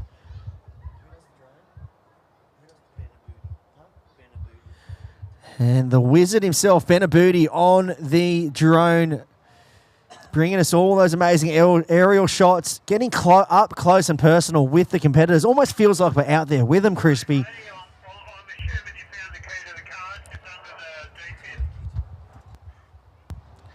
Yeah, that's right. So that is the drone view. You could say it's the Pelican view or the Great Seahawks. Look at this wave, and here we go for Miller Mayberg. Taking that one with priority 3. There's a nice jam turn, nice and tight in the pocket as she reaches around. Just doesn't complete the second one, but Leilani Zoric with priority 1. Ooh. She will lose priority with that. A paddle error there. But, well, 9 minutes remaining, and her score, she can still remain and afford that mistake there with the paddle. Yeah, with 8 minutes 50 on the clock, holding on to that one big number. Did find that was the case when we were having a free surf, Crispy, that because there is so much energy landing on the bank and it's coming out of deep water here, I did find as well that with the gutters that are running out, it does drag you off the bank pretty easily. And before you know it, if you are just sitting out the back, you can get drifted pretty far out and not realise you're out off the bank. And because the waves come in and they're really slabbing, there's not much of an entry point into them if you're too far out. It's pretty hard to get into those waves. And we see a paddle on here, surfer in white, so uses priority. Cutting back to the power source, that one will run out of energy. And I want to touch on these ratings. This is a really interesting heat in the scheme of the ratings for this year's Surfing Australia Junior Series. Because Miller Mayberg sits out there. Last score for red comes in, a 4.83. A 4.83 situation change. Red goes to first. Blue goes to second. Blue, you're chasing a 1.43. 1.43 to go to first. Green, Evie Wilson, you sit in third. Evie chasing a 6.08, but remember, Leilani Zoric only has one score on the board. So as soon as blue stands up, that number will increase. Looks like green and red having a paddle there. We'll wait and see what the priority judge does here. Rose, Holland, white. Rose, you sit in fourth. You have a single highest wave score of a 1.33. So chasing a 7.75 currently. But I dare say she'll be looking to replace both her numbers. And well, Rose sits in fifth. The Victorian on the ratings. Took out the Victorian at junior ratings. That was 7,500 points. Crispy, she got a third in the Parco Junior Pro. So final up there. And Billabong Oki, she got a 13th. So that has her in fifth on the ratings. Fourth on the ratings currently is the surfer in blue, Leilani Zoric. But look at those results. She has become the Winx of under 14 girls surfing. She's got a picket fence going on right now. Hasn't had anything worse than a first in her last 4 starts. She won the Online Surf Championships, the Ride the Wave Pro. She took out the Junior Regional Series, Far North Coast, and the Oki Grom decision there, and, well, blows the fins. Oh, my God. That was crazy surfing there. Became completely disconnected from the board. And here's Green. Evie Wilson tags that last one. Goes into layback, but just can't ride out. So I'm actually mind-boggled by what I just saw by Blue, because completely blew the fins out. Looked like it was almost a flyaway, and then managed to regain and pull the board back under her feet. Just cat-like reflexes from the surfer in blue. Chasing a 1-4-3 to go to first. Currently being held down by red Miller May, and she might be looking for a wave here. Currently holds priority number 2. Priority 1 is with white. But stand by for the replay for last of blue. Check this. Yeah. So temporarily, last wave of Miller May Berg. Push her into lead, 4-8-3. Lehani Kaloha Zorik from Suffolk Park, Byron Bay. Just up the road. Surfs the point, surfs Japan, surfs the wave pool, surfs with her brother Atlas. Mum and Dad, great supporters of this young lady, but that wave, the future superstar and junior superstar, that is them paddling. And look at those drone shots. Benaboudi, the Skullcandy, bringing the live broadcast for 5 days. Don't forget final day tomorrow. If they made it through to the final, we'll be broadcasting from 7 a.m. all the way, crowning 8 champions in the WSL Pro Junior men's and women tomorrow. And then in the under 18s, boys and girls, 16s and 14s, crowning 8 winners and amazing prizes and the illustrious Skullcandy trophy with the proper skull. Oh, how good is that? We're still waiting for last number for blue to lock in, and we'll wait to see a replay of that one too. We can put our judges' hats on and see where we think that's going to fall in, because definitely had a lot of progression to it. Let's look at And the here it is. replay. Look at this. Really busted the fins, went into the Wow. layback. That is why she was in the Ladybugs over at the Stab Wave Pool event in Japan, the Stab High event. She just goes for it. A bit like you had Connor O'Leary out there just having a free surf, just bringing the 6th gear, going vertical bananas. And then you've got the juniors like Ben Sonata Cray, Dane Henry, the future of the innovation. And then on the female card, you got Lehani Kaloha Zorik blasting it in the under 14s, and even Miller May Berg putting some great combos together. This is the future of surfing. Yeah, and these two have created a bit of separation from the pack here. We're still waiting for Last of Blue to lock in. There's no signs of scores just yet for the surfer in blue. Wow, and she's got a new Sharp Eye. So live on the screen from the Sharp Eye, shout out to all the crew, Shannon and all the crew at the Sharp Eye shop. They are watching and cheering on Lehani. As you said, Chris, 3 minutes to go. Yellow flag. Did you say that too? 2 minutes 30. So situation is we're still waiting for Last of Blue to lock in. Still waiting for Last of Blue to lock in. You were in second. We're still waiting for your last score. Well, there it is. Last of Blue, 8-point ride. 8-point ride. Another excellent number. Wow. Lehani. So you have just rocketed well and truly into first place. And you have comboed the field as well. So Lehani Zorik in blue, the surfer from Byron Bay, resides at Broken Head there, has just shown that she wants to keep that picket fence dream alive. 17.07 heat total. Yeah. Second now is red. Miller May, you've gone to second. You have a 5.67 and a 4.83. You're looking for a 17.08 combination. So it really looks like it might be a battle for second with a minute 35 on the clock. Evie Wilson chasing a 7.5, sits in third. Evie Wilson chasing a 7.5 in third. Rose Holland chasing a 9.17. Look at these waves. The drone just dangling there.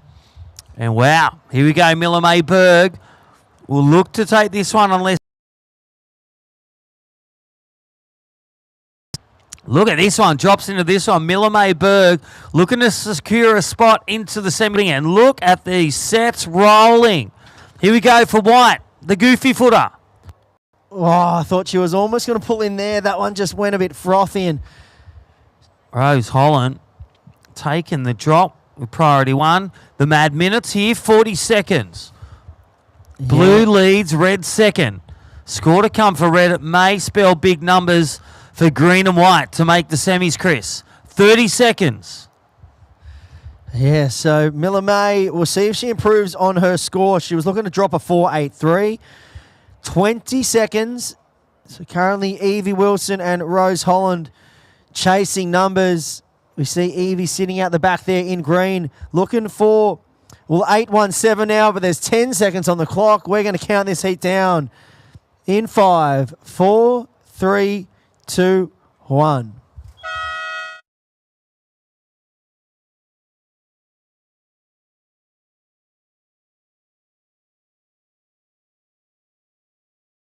We're going to roll straight into quarterfinal number 2 in 5, 4, 3, 2, 1.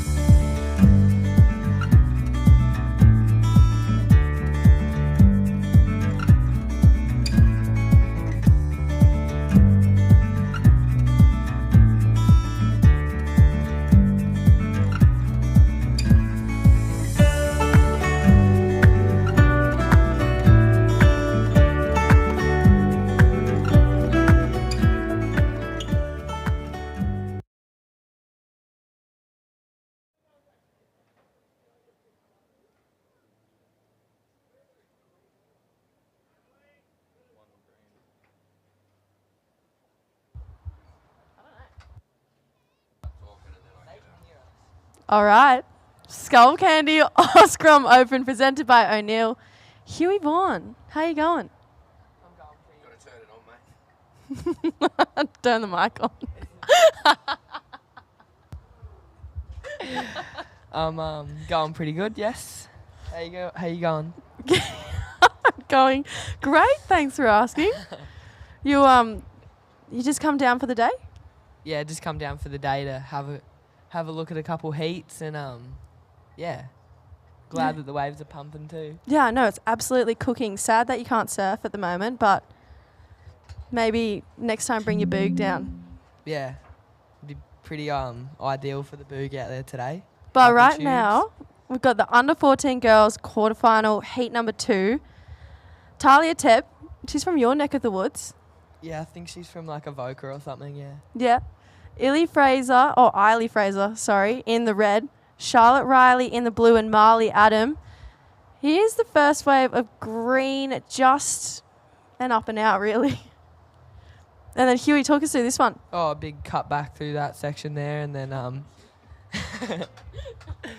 just kick out after that one. Yeah, so top 2 go through. They move on to man-on-man semifinals. Pretty similar to what we saw at the Oki Grom Com.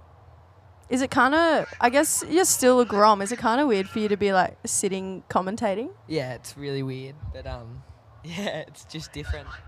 Couple sets coming through. Here's Talia Tab on a pretty sick one. Big snap off the lip there. Come around the corner, big carve. And see if she can finish this one off. Oh, huge turn there, but just can't come down with that one. Yeah, gonna get another look at this wave. She's on, I've seen a new DHD board, so gets a good first turn in. But this wave Had a really nice wall to it, actually. I liked it all the way through, but didn't get the finish on that last one. But this is the under 14 girls charging right now. Oh. Green just getting it caught behind. But you saw that 8 of Leilani Zorek. What did you? Yeah. You named it something. It was spectacular.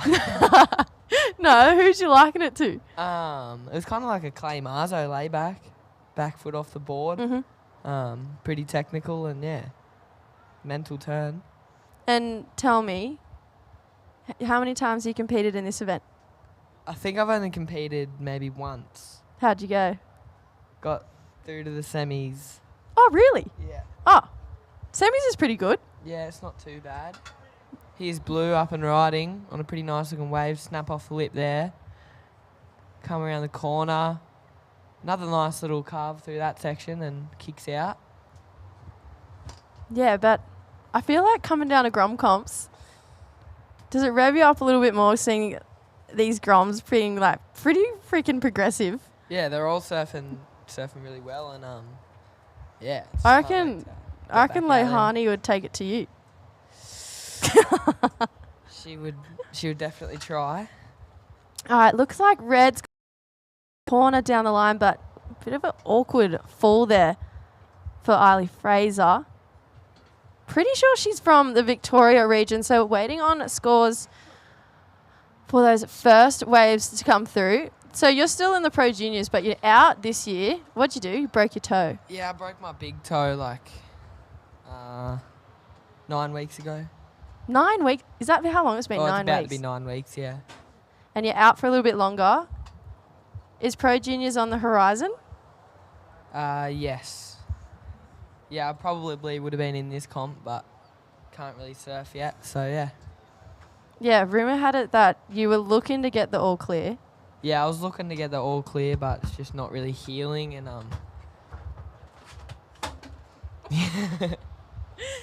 That's all right. I guess you'll be back soon. Do you still watch it though to see who's going? No, I haven't really watched this comp much.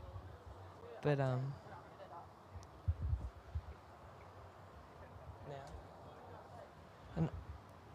an update in this heat. Here's a replay of Last of Blue.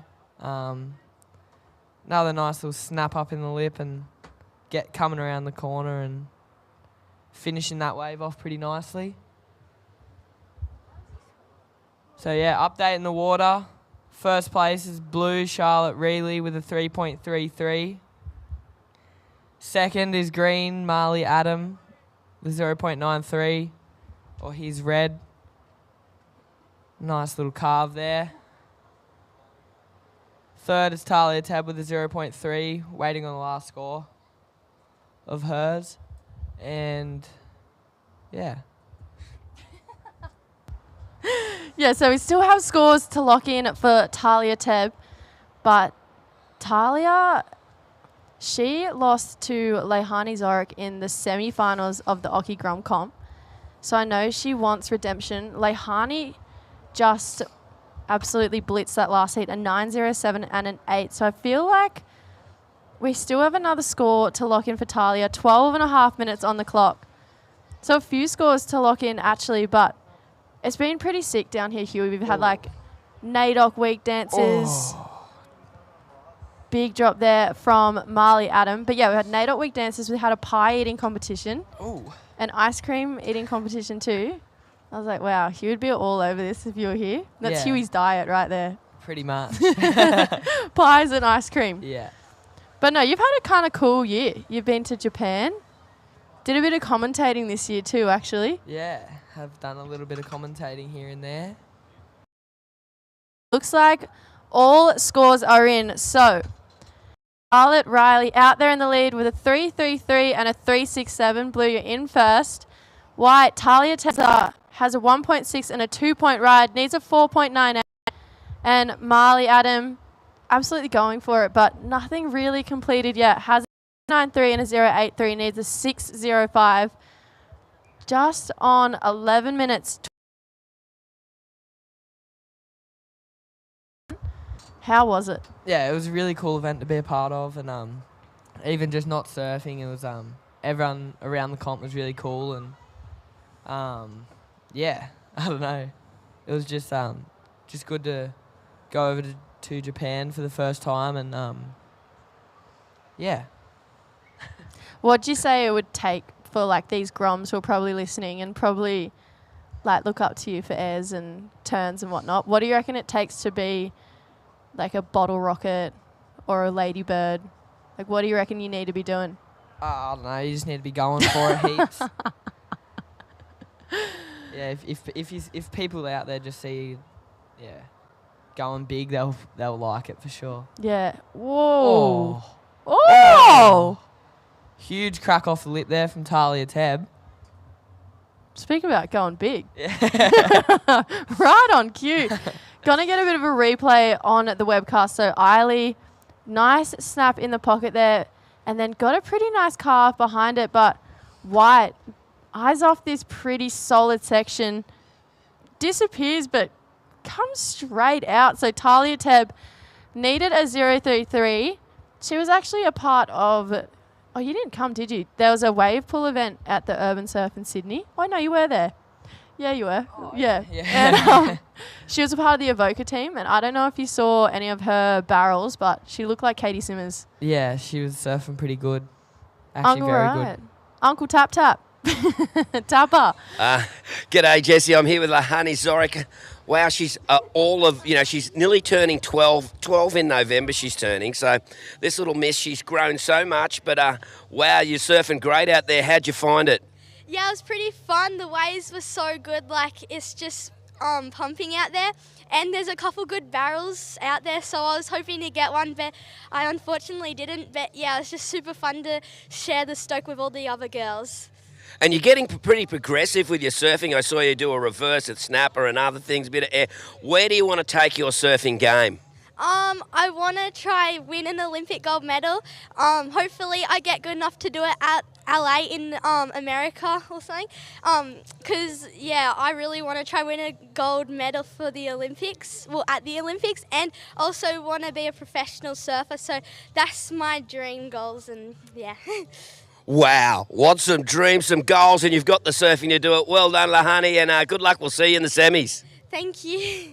There you go, Olympic gold medalist, future gold medalist Lahani Zorik here with me. Catch you later at the Skullcandy Grom Open.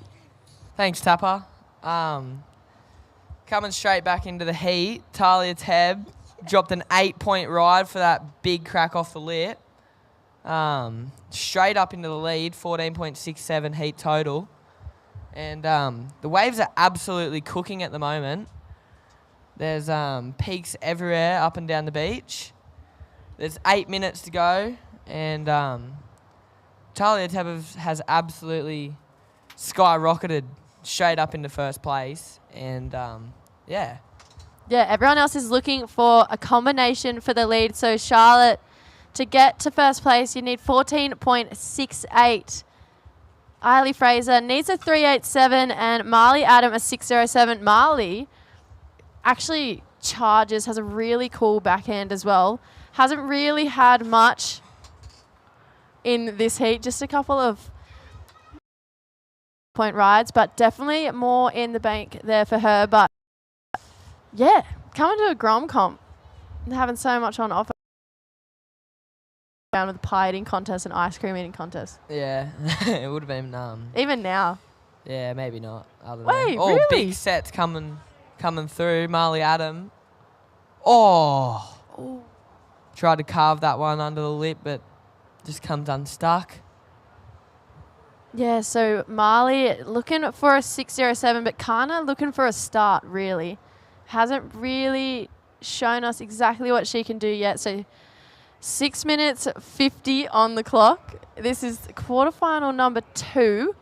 Up next is Olive Hardy, Samantha Ardern, and Charlie Haitley in the first quarterfinal of the under-16 girls. Tell me, did you see Dane Henry's 9.6 earlier today? And 9. He actually got 2 9s, one heat. Yeah, just pretty well surfed heat. Big full road out in the flats, and then a barrel combo. So yeah, surfing really good. Do you kind of get like a bit antsy when you see guys like that, Dane, getting 9s? You're like, oh, I want to surf against the heat in him, or are you not really phased anymore? Are you still a comp guy? Yeah, I'm still a comp guy, but I don't know. I just like chasing waves more. Yeah. I think I don't know. Surfing's more about just surfing really good waves, and if I'm gonna choose to surf like a comp where I'm groveling in like 1 foot waves, I'm easily gonna choose like getting barreled or something, or surfing like in a tropical place. But yeah, if there's waves like this in the comp and clean peaks up and down the beach, guess it will be really fun. Yeah, I'd be frothing right now. Actually, I'm a little bit envious. I really want to go surfing. Kind of got. Oh well. Sorry. Yeah, it's it has been pretty hard not to surf for a pretty long time, but yeah. Oh, I don't know. Has to sorry. happen. Sorry. Second time I've done that now too. Looks like some big sets coming through. Maybe straight to the surface in the lineup.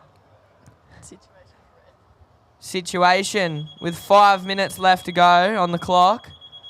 In first place, Talia Tebb with a 6.67 and an 8-point ride. In second place, Blue with a 3.33 and a 3.67. Blue, you need a combination of 14.68 to go into the lead.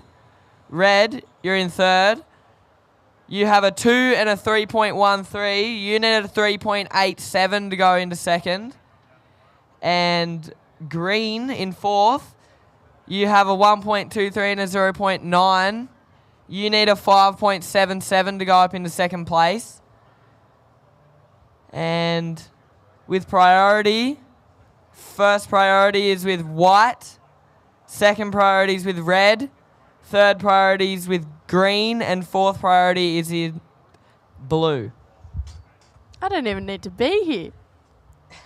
You're all over it, Huey.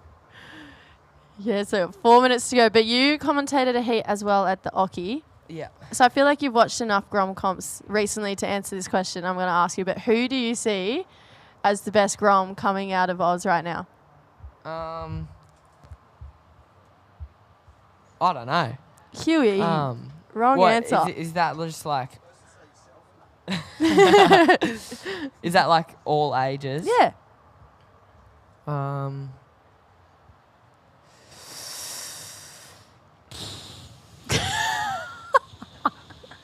I've got no clue. Oh, Huey, come on.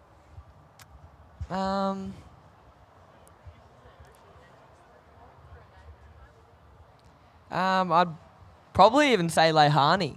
Oh, yeah, good answer. Yeah. Great answer. Why? I don't know. She's just pushing the boundaries of women surfing in the airs and progression. So, yeah, I like it. All right, Eiley Fraser looking at this one. Oh, no, just goes down. So I like that she's gone for it, though. As you can tell, she's probably a bit of a, maybe her first year in the under 14s. She's a bit of a smaller frame, but she's absolutely going for it. And I tell you what, the last 4 days here have been hard work. Like, it's been 5 to 6 foot howling onshore winds pouring with rain. Yeah. So these guys have pretty much grovelled their way through the last 4 days to get to today. It's pumping. Tomorrow looks even better. Yeah, so the conditions are really good today, and it looked pretty crappy the last couple days. Actually, probably honestly, the worst conditions you could ask for. Yeah, I'm not even kidding. And the first division we saw out there was this division. The first division of the comp was the under 14 girls. And they were charging it, definitely the biggest conditions, and they put them out there first and made it look actually pretty fun. Yeah. But having those rain scores come through, I don't know. It's just seeing the under 14 girls do that was pretty eye-opening, because I definitely remember being the under 14s at a Barton Lynch one year. It was like 6 foot, raining, howling onshore, and Barton was like, want to be on or not? Yeah. And we were like, nah. And now they're doing it. All right, 1 minute 40 on the clock. So Talia Tebb still in the lead at 6.67 and an 8-point ride. Charlotte Riley looking for 2 scores to get first place, but you're in second, Blue. Need to improve on a 3.33. Eiley Fraser, you're looking for a 3.87. And Marley looking for a 5.77. 1 minute 15 on the clock. Are you going to stay in for another heat? Yeah. Yeah, Stay in nice. for the next heat. I love it. I might leave. Just leave you to it. All right. Sweet. You can handle the last minute. Yeah. Here's Red having a little look down the line. Oh, just straightens out there, but Pardon?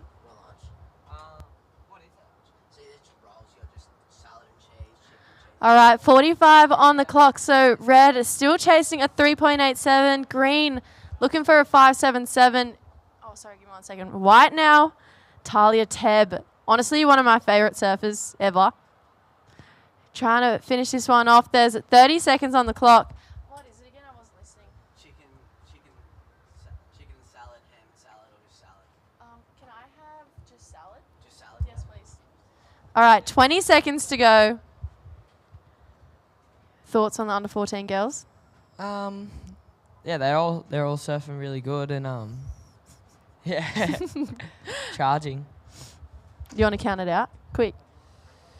5, 4, 3, 2, 1.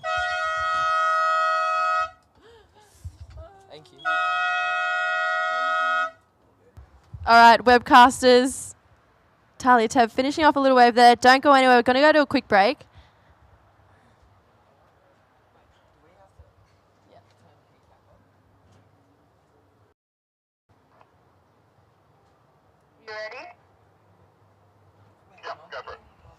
All right, counting in the next heat in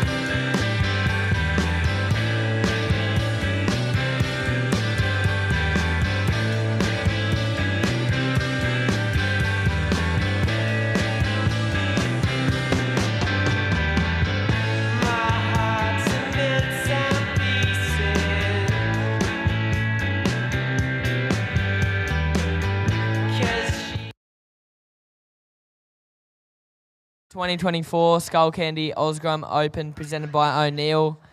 And in the water now, we have the under 16 girls quarterfinals. And I don't actually know who's in the heat. But the waves are cooking. The wind is offshore. And in the water now is Red, Olive Hardy, Blue, Samantha, Ardeen, and White, Charlie Haitley. So this one's going to be an action-packed heat. Have you heard of any of these ladies before? Yeah, probably surf with all of them. Yeah, sick. Yeah. Did you travel with Charlie Haitley to Indo a few years ago on a surfing Oz trip? Nah. I think I was over there for the Crewy comp, but yeah, I didn't really travel over there, but yeah. Yeah, sick. Well, it works a little bit different here, Huey. So it's 2 quarterfinals. Top 2 go through to man-on-man semis. So it's a little bit different. Yeah. Same thing apply, though. These guys have earned their spot in the quarterfinals. And Samantha actually got a buzzer beater yesterday in her round 2 heat. Yeah. Needed a 5.6 and had her best mate in second and knocked her best mate out right at the end. Oh, no, it has to happen. Is what it is. Yeah. You ever had moments like that with Lennox or anyone? Lungi, maybe? Yeah. Or any of your brothers? Oh, yeah, actually, yeah, I did it with Lennox. Lennox beat me at the Pro Junior, and then I beat him at the at the trials the day after. So it's kind of just he got me, I got him. Perfect. Yeah, he didn't really take it too well. Nice. So not even. No, pretty even. Yeah, it's even. Yeah. Yeah. All round? Overall, is it even between you two? Oh, I don't know. Do you keep track? Is that something you really care about or not really? No. Down the beach is Blue looking for the tube, but doesn't come out. Tell me, if you were surfing a heat today, Yep. Go Coach Huey mode. What are you doing? Ooh. Here's White Charlie Haitley racing down the line. Snap off the lip there. Ooh. Just doesn't work out for that end section, but that's all right. Red up and riding, Olive Hardy. Big snap off the lip there. But it's getting a bit dumpy out there now. But that's nothing they can't handle. Are you going to answer my question? Oh, yeah. If I was out there, I'd probably try and finish my first wave. Mm-hmm. Get like a 5 or a 6 and then go for airs. Oh, yeah? Yeah. Is there anyone that you look at in this comp that you're like, oh, I really can't wait till I surf a heat against him? I'm in a heat and someone's beating me, they're pushing me, so yeah, I don't know.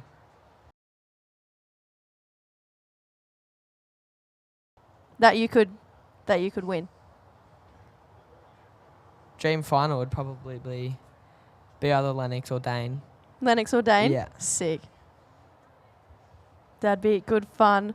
We've got a pretty cool drone shot currently on the webcast. We've had that all event long, showcasing the beautiful Lennox coastline we have here. The whole community getting in and amongst this event, supporting us. So thank you again to all of our sponsors, including the Ballina Shire Council. They've been helping out with this event all week long. Second last day, finals day tomorrow. So these guys fighting it out for a spot to make it into finals day.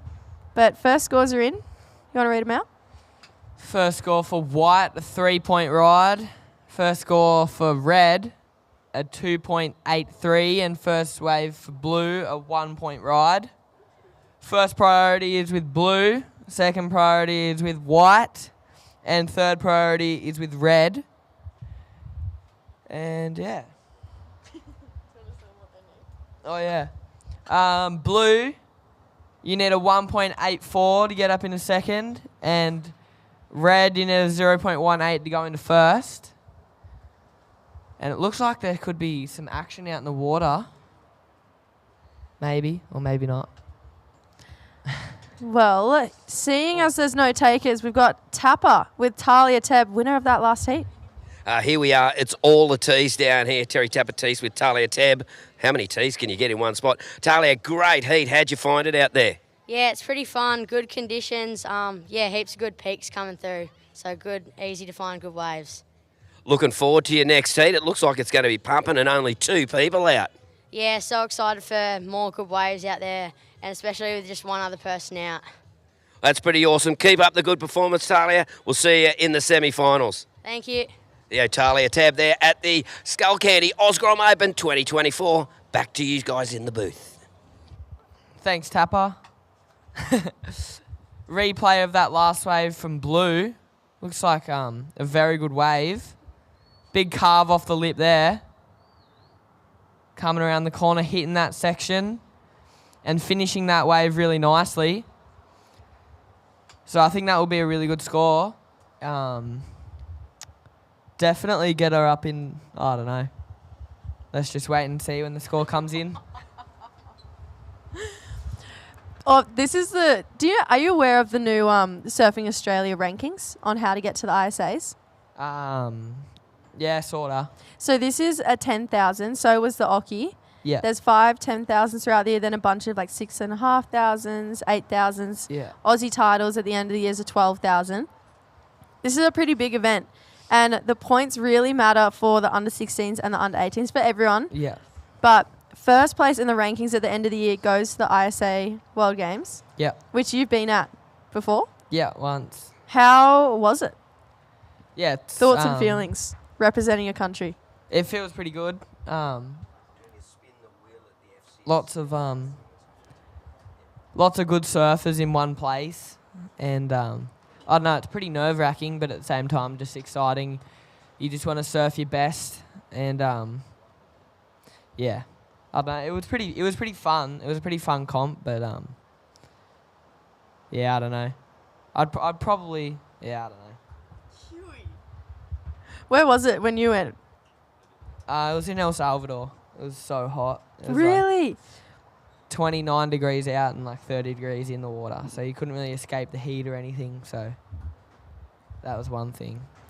Well, I've just been told that there's a spin the wheel at the FCS tent to win a few prizes from FCS.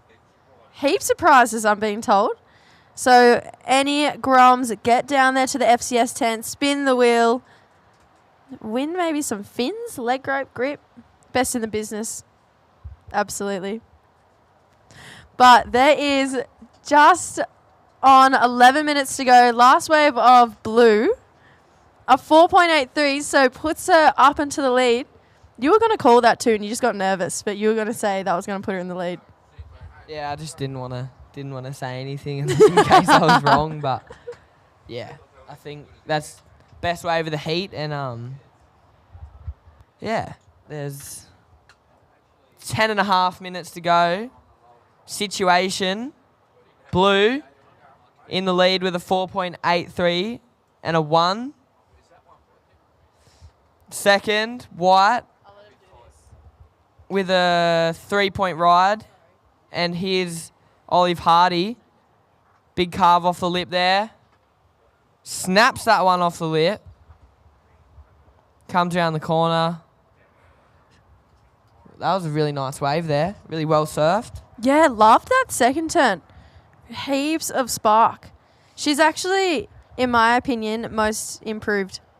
I reckon in the last 12 months, her surfing has really just skyrocketed. Obviously, youngest of the two Hardy sisters, Willow. Was Willow over there the year you went to the ISAs? Yeah, she was over there. She surfing pretty good.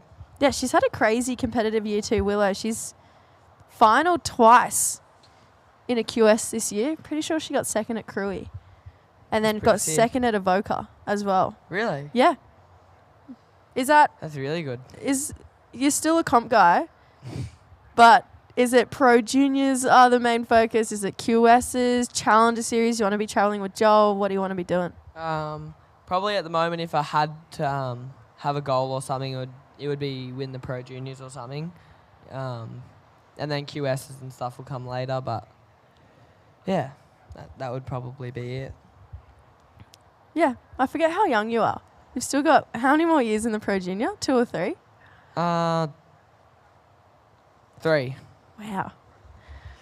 I think. Ooh, last wave scores for Red. Olive Hardy, a 6.67, so takes Red straight to the lead. So Red with a 2.83 and a 6.67. Blue, Samantha Ardern in second with a 1 and a 4.83, and Charlie Haitley with a 3-point ride in third. 8.5 minutes to go. Big wave coming through now. Here goes Charlie Haitley. One big snap off the lip there. Kicks out after that. Yeah, Charlie was looking Indy as well. She's looking for a 2.84 on that last wave. What thoughts and feelings? I don't know, it's a pretty big wave and a pretty nice turn, so she probably get a 2.84. Yeah, more than likely. Here goes Samantha Ardern. Big snap off the lip there. Wow, that was a really good wave. See if she can finish it off here. And she does really nicely there, so really well surfed wave there for Blue. Yeah, well, she was just knocked back into third. She was looking for a 2.1 on that wave. I really like this wave. That first turn was huge. Puts it up there for a second snap, and then, yeah, like you said, needed to get the finish, capitalise on this wave. Got it. This is the replay of last of Charlie Haitley's. It was a 3.93. One big turn there for Charlie Haitley. So I feel like Samantha Ardern definitely the smallest stature, but getting the bigger scores. Last wave for Blue, Samantha, a 6.93 puts you straight in the lead, Blue. So Samantha Ardern leads. Olive Hardy in second. Olive, to regain the lead, you need a 5.1. And Charlie, you're looking for a 5.58. There's 6 minutes 45 on the clock. So excellent surfing there from Samantha Ardern. Coming up next, we've got quarterfinal heat number 2. Who we got, Huey? We got in the red Eliza Richardson, blue Canon Takahashi, and in white Rosie Richardson. We got the twins in the next heat. Oh yeah, that'd be pretty good to watch. I had Vorno asking me earlier about what it's like to surf a heat with a sibling. Yeah. And I gave my opinion on it. We'll get back to that though. He is red on a pretty nice looking wave here. Big section coming up. Oh, she's in the barrel. Wow, that was a really good wave, but just doesn't come out of that one. Charlie Haley having a look at it, but just doesn't get into it. But yeah, that was a really good wave. She did really well to nearly come out of it. Yeah, she got proper travel time just then. Yeah, proper travel time. Anyway, as I was saying, what's it like when you're one of 4 boys and you've probably competed against all of your brothers? You're the youngest. What do you when you serve a heat with one of your brothers? Is it you want to win so much more? Because for me, if I pull a heat with True, I don't even care who else is in the heat. I just want to beat True. Even if I get 3rd, she gets 4th. Yeah, you always want to beat your siblings. Like when I was in a heat with my brother, that was all I wanted to do is just beat him. But I swear it just kind of just takes away from the heat. It's kind of just like you're free surfing. And you just want to surf better than you. 5 minutes left on the clock. Looks like White having a little look here, but doesn't get into it. Little situation update out in the water. In first place, Samantha Ardern with a 4.83 and a 6.93. In second, Olive Hardy with a 6.67 and a 3.37. In third, Charlie Haley with a 3 and a 3.93. You need a 6.12 to go into second with third priority. Olive Hardy, you need a 5.1 to go in first. Priority at the moment is first priority is with red, second priority is with blue, and third priority is with white. Are you pretty, envious not being you're still a Grom, but you're not in the junior pro because you're 18 this year. Yeah. But they got pretty good snapper last week with no one out, and now they've got pretty good Lennox. How much has it changed from when you were doing these? Yeah, I don't know. It hasn't really changed too much. D-bar was last time I did the Oki, and that was still one of the best comps of waves because it was at D-bar and there was just peaks up and down the beach. But yeah, I guess I've surfed one heat at snapper, but it's just on another level if you're surfing a heat at snapper, and if it's good. But looked a bit small, but still really contestable. When you did the Oki, was there priority in it? Nah. Yeah, there wasn't for me either. It's full scrap. Yeah, and 4-man heats too. Yeah. 4-man final. Yeah. We had man-on-man priority at pretty good snapper. Yeah, that's pretty sick. Here goes blue. Scrapping into this one. Oh, she's looking for the barrel. She finds it, but she just doesn't come out of it. White was having a look at that one on the left, but just kicked straight out. So We've actually seen heaps of the ladies pull in today.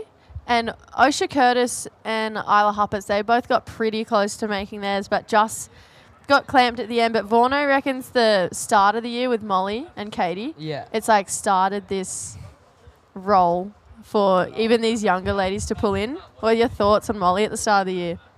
Yeah, Molly was pretty tapped at the start of the year.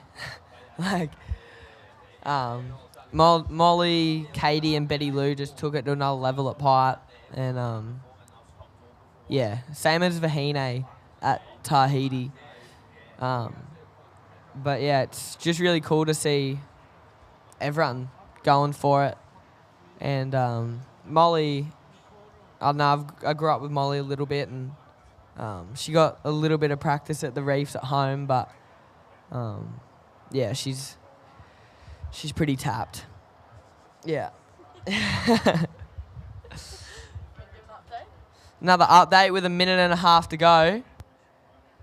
In first place, Samantha Ardern with a 4.83 and a 6.93. Second, Red Olive Hardy, 6.67 and a 3.37. And third is Charlie Haley with a 3 and a 3.93.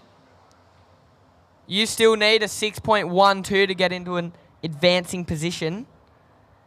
And first priority is with Red Olive Hardy.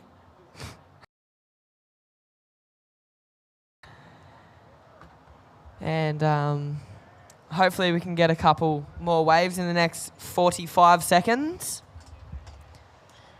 Yeah, ladies, so 45 seconds Ooh, on the clock. Looks like some big sets coming through now.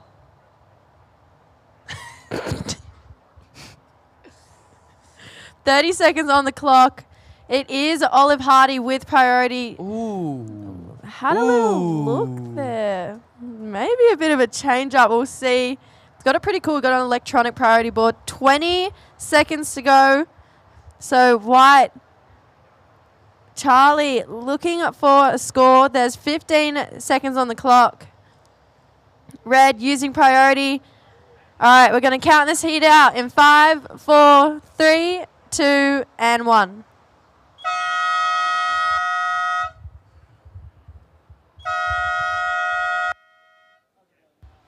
All right, thanks for joining me, Huey. It's all right. It was good to come in here. Yeah, good to chat to you. Webcasters, we're going to go to a break. We've got quarterfinal number 2 coming up after this.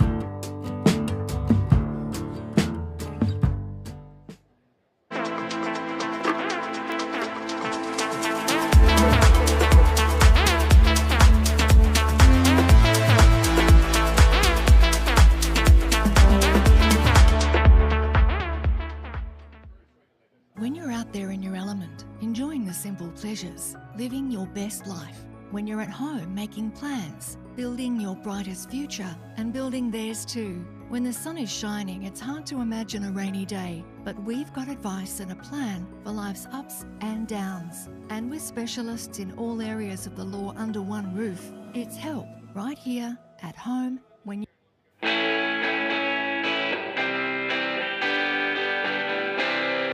When you're out there in your element, enjoying the simple pleasures, living your best life. When you're... And welcome back. Here we are, the penultimate day at the Skullcandy Grom, presented by O'Neill. And we have the under-16 girls quarterfinal number 2.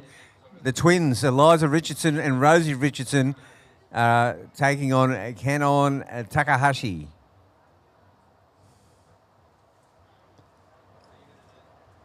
So Eliza in the red, Rosie in the white, and it looks like we have a paddle here, and it looks like Kanon not quite getting it.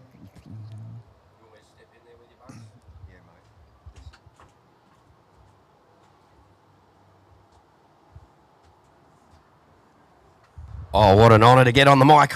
The 78 world champion Wayne Rabbit Bartholomew narrowly beat me in Miami Board Riders in 1977. Oh.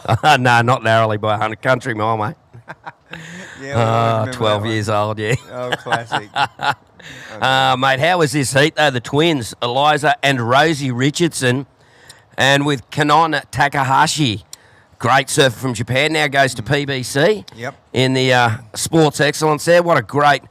a lot of great surfers have gone through Palm Beach, Currumbin High. Oh, they sure have. The three amigos for starters. Yeah. Nick, Joel, Dino Morrison. I mean, just so many. Tony Ray. And then many surfers in this event. Most of them didn't go to school. I think they just went straight to Currumbin Alley, didn't they? Well, Eddie Valadez and I had a bit to do with the very first meeting to try to get the Sports Excellence program for surfing, because it was decided we had to get Mick, Joel and Dean to school. like Bill Callanan did with you at Miami High, mate. Very similar, mate. Yeah, gave us a deal, bit of an arrangement where I could do a bit of surfing, and then Miami became the first first school in the world to have surfing as a sport back in 1970. And that was a big risk for a headmaster to take, because surfing didn't have exactly the great image back then. No, it didn't. It didn't, mate. But what a great thing now. Miami High, of course, is a great school, and also a great little foundation of surfing there now. I know they've got some great little surfers, and we've seen some of them here, and they've got their own sports excellence program there as well. Yeah, it's a big thing, and surfing. Well, look, gosh, surfing in the Olympics is a huge boost for the sport, and we're going to see. You think about the Paris Olympics, in 3 weeks' time, and 2 or 3 weeks' time, surfing is going to be the most spectacular sporting event, I think, in the whole Olympics, if they get Chopu, and long-range forecast says there's a big swell. Yeah, and Connor looks pretty. I was talking to Connor O'Leary before, and he looks pretty keen, mate. He's stoked. He said he was only over there a few weeks ago. I know. And he'll be back. Oh, he'll be a big chance too. Connor at a good, 6 to 8 foot Chopu would be a sight to see for sure. He'll handle himself. And looks like a bit of a paddle here, Bugs. On it, they're looking around trying to find one. And congratulations that last heat to Samantha Ardern taking the win over Olive Hardy. Charlie Haitley in third.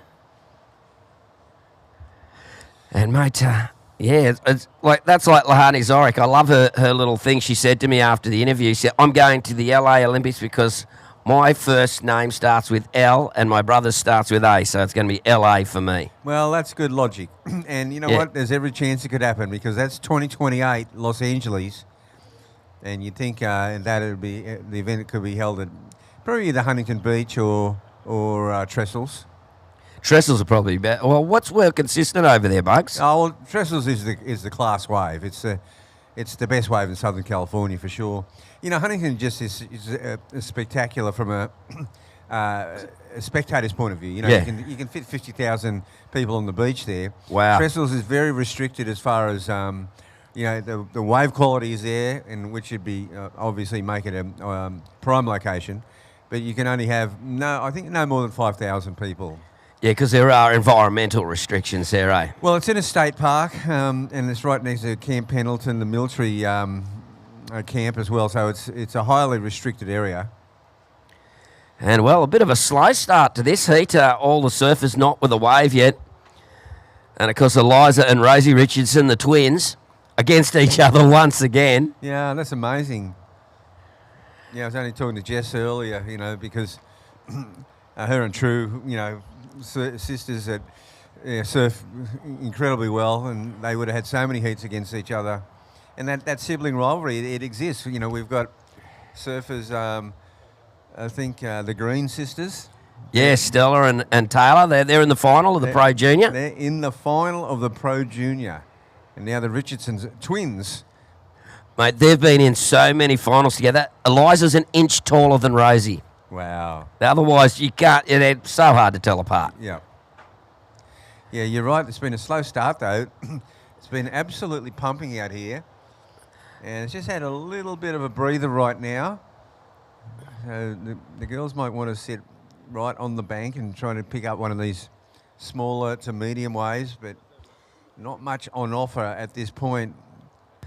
And mate, Kanon Takahashi, she is a great little surfer too. Her and her sister Karin, have been surfing all the events and now moved from Japan to be part of that PBC Surf Excellence program. So great to see Kanon out here, and they're great competitors and really happy people. And I love seeing the whole family down here and check it out at the beach. And the girls always say hello, and they're really good surfers. And you know what? There's some fine young adults being made right here at this event, mate. I'm really stoked with this generation of kids. Yeah, look, I think there's a lot of appreciation and gratitude for what they've got in life, and the parents get them to all these events, and it's definitely a family affair, and they've got a great attitude. I'm with you on that. I think I'm really impressed.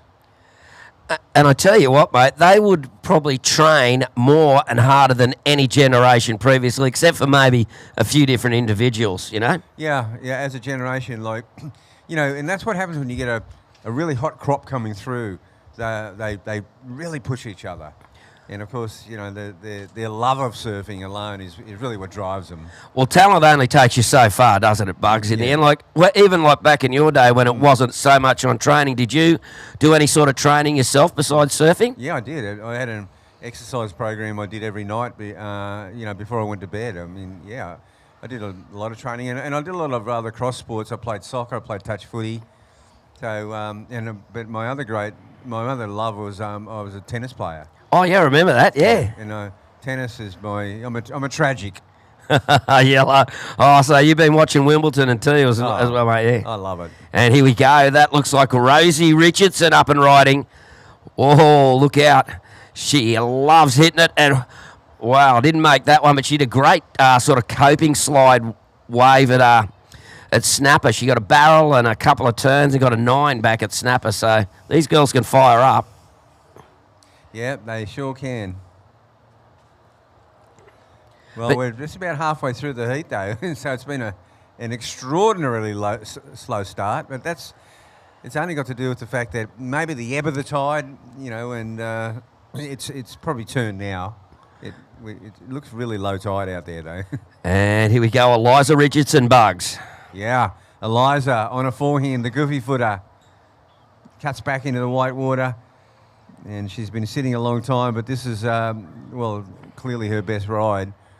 But that'll open the account. And, Kanon Takahashi yet to get her Kanon Takahashi, I should say, yet to get her first wave, but I'm sure she'll open her account very soon as we see the replay there of Rosie Richardson. Rosie on her forehand. And she just went a bit too hard on that finishing turn. And here's a replay. So both the Richardson sisters on their forehand, the goofy footer and natural footer. That's one way to tell them apart, Tapper. Yeah, that's it. There's actually amazing a number of twins that are goofy and natural. Must be which side of the egg they were on or something. Yeah. I don't know. Unreal, huh? But it's great to see the competition out there. They have competition between when I was in Miami board riders back in the day, my main competition was my younger brother. Yep. And I had to watch him. He got me once. Oh, here we go. Kanon. Whoa. How was that, Bugs? Yeah, just one big turn for Kanon. And we'll see how that scales up. Eliza just got a 3.17. Rosie only got the 2. She came unstuck. Kanon, just a one big turn.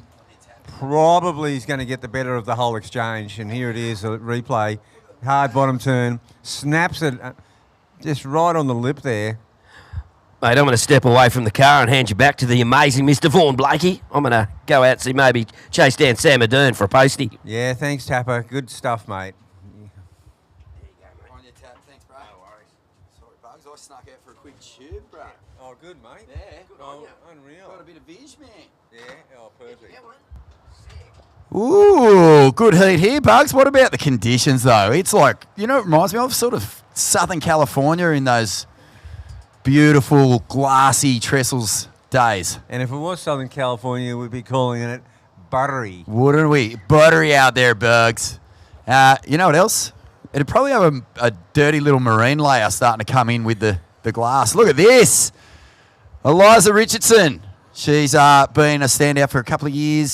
Sister Rosie. So the Green sisters have already made a final. Yep.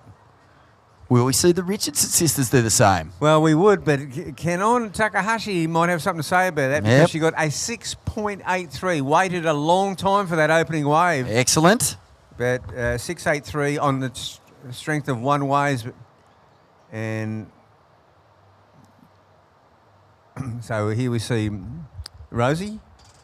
Eliza. You know what? Eliza, I'm getting so quick. mixed up. So quick across the wave face. Bugs, I just had a surf. I snuck out there, mate. Oh, unreal. What sort of commentator would I be if I wasn't testing those conditions firsthand? Well, that's right. That's right. It's cooking. It is absolutely cooking. When you're out there and you're looking up towards the contest break, you're just looking into eyeball after eyeball. Here's Rosie. Oh, love that first carve, and she'll throw up the closing move, Bugs. Game on here, 7 minutes remaining. Yeah, it's come alive now. The first half of the heat, very quiet, and now it has absolutely come alive. Eliza has gone into the lead momentarily here. Rosie on her forehand. We see the replay. It's cool. Nice finishing turn, so that'll be her best. Very cool wave. Is that a little wind line out there, Bugs, you reckon? Yeah, it's a wind line, but they're not expecting, it definitely is, because you can see it up towards Lennox Point. It's coming across it now. If that was a wind line, I would say that's a southerly with a maybe southeast. Just a touch of east? But mainly southerly. I think we've had a real sou'wester all day today so far. They were calling light winds, that it wasn't supposed to creep into a windy afternoon. But it does look like maybe we'll get a little ruffle. I don't think it'll be too bad. That's nice. Mate, guess who lives just around the corner? Or just up the beach, I should say. Wouldn't be... oh, gosh. Who? Hang on. Not Joel Fitzgerald. He does, Yeah. but he's living on Aussie Rights Ashram for retired goofies. I'll talk more about that in just a minute. 5 minutes 30 to go. Surfer in red in the lead. You have a 3.17 and a 5.17. Surfer in white, your last score, a 5.67. White, you are in second. Your lowest scoring ride is a 2. Kanon Takahashi in blue, you have a 6.83, and you need less than a 1 to move back into second. Less than a 1. Less than a 1. Right now, the Richardson twins they're moving forward, but Kanon is in a very dangerous position to pounce. 5 minutes remaining. Yeah, there's a little farm.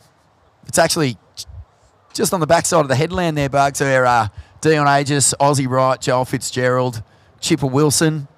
Well, they call it the ashram for retired goofy footers. It's a cool little farm, mate. It's beautiful up there. That's unreal. Yeah, they're all living together, just doing the groovy thing, that country soul sort of. That's like we're talking. Isn't that Morning cool? of the Earth. Oh, yeah, it's bit of wild. soundtrack on that one. It is wild. Here goes Kanon. Now she needs less than a 1, and she's just got it. So she'll move back into second, and a good ride, actually. Strong finish. Big claim. It could be moving into first. But just up the north of the beach is your dear friends Dave and Lauren. Dave Rastovich and Lauren Hill. Oh, their little boy Minnow. And, mate, they've got a beautiful, speaking of, organic permaculture garden and country soul all over the place. And hopefully we see Dave down here. He's still surfing as good as anything off the back. Yeah, I saw. Oh, what about that turn? Yeah, that's a great turn. I saw footage of Dave recently, and he's surfing better than ever. Yeah, he is. He's got one of those timeless styles. He's understanding the ocean flawless. And Rosie Richo, she's going to pull the trigger, but no, out over the back. So she's going to be in third, Rosie. So her wave selection needs to be on point here. But yeah, Rasta, mate, I heard him talking on his awesome podcast. Have you ever listened to it? Water People. Fantastic podcast. He and Lauren interviewing interesting people. But he was sort of going into his younger career. And before he got into surfing, he was a sort of earmarked Olympic swimmer. Yeah. And a surf lifesaver. Yeah, And he was a champion nipper. Trading with Grant Hackett, doing a lot of training with him, who went on to win a couple of Olympic gold medals. So pretty amazing. He got into surfing, and like he started out, and I remember he won I think he won the under-14 Queensland titles, and Dean Morrison got second. Yep. I know, because Dean was with me, and Rassa was the guy, I tell you. He was the guy, wasn't he? Wow. And then he just went, that's it, Not for me. I'm moving down the coast, and I'm just going to be a soul surfer extraordinaire. Yeah. And there is no wave that man won't surf. He'll have a crack at anything. 2.5 minutes remaining. Anyway, these are just some of the characters from the local area. So, that is really Isn't it? that's a good report from the field. Yeah, mate. 2 minutes, 30 seconds. Still waiting on a score for Last of Blue. And there it is. And with that last ride, which was a 5.93, Blue is now in first. Blue in first.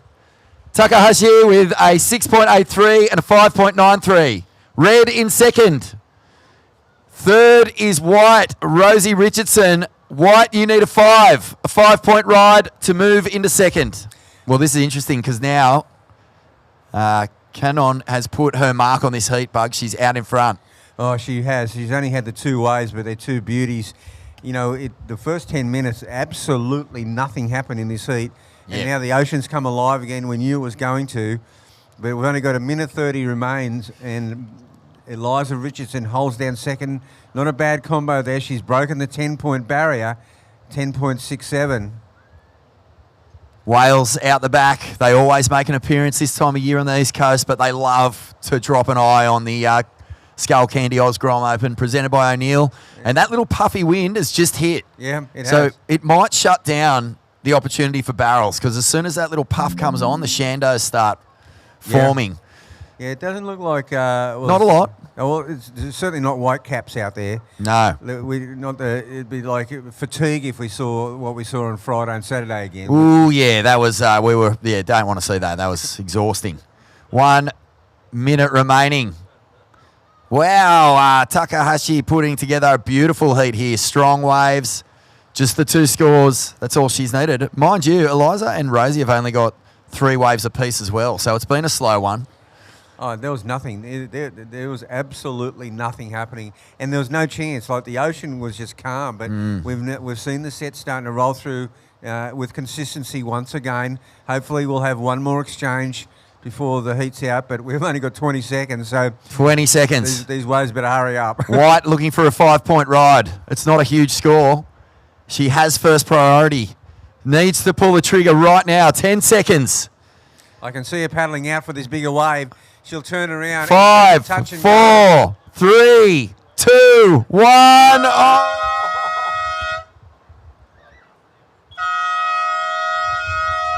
Oh, it's a cruel sport sometimes, Rabs. It's cruel, but I think that one, the buzzer just beat out Rosie. It was after. We're going to kick off the next heat. 5, 4, 3, 2, 1. And we'll take a quick break here from the Skullcandy Oz Grom Open presented by O'Neill. Back with more in a moment.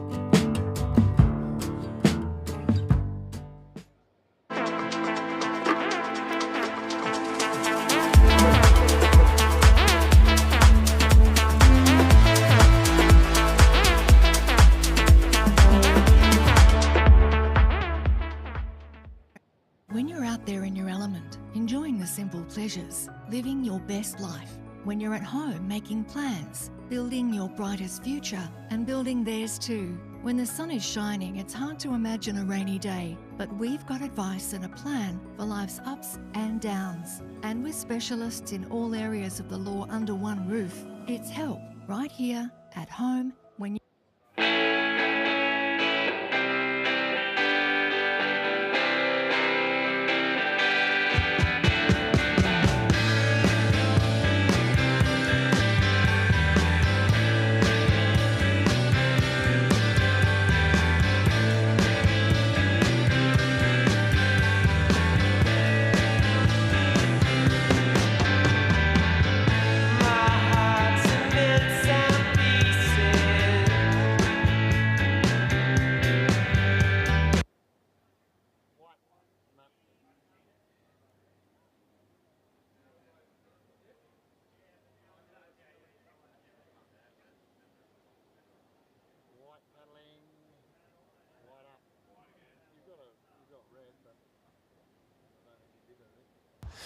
Welcome back to the Skullcandy Oz Grom Open presented by O'Neill. And this is the under-14 boys quarterfinal heat 1. Jacques Calabut, Eli Clark and Lakana Cullen. This is going to be a great heat. Vaughan Blakey, Rabbit Bartholomew in the commentary box to take you through these next couple of quarters. And surf's still cooking, don't you worry about that. Lennox has turned up. Oh, it's still cooking. I mean, we've got just a light wafting going, definitely more southerly, maybe a touch southeast, but light. And so, you know, I think the right-handers, they could still have a little barrel with the chandelier will be in effect, but these kids know how to. Geez, I can't believe how good a barrel riders they are already.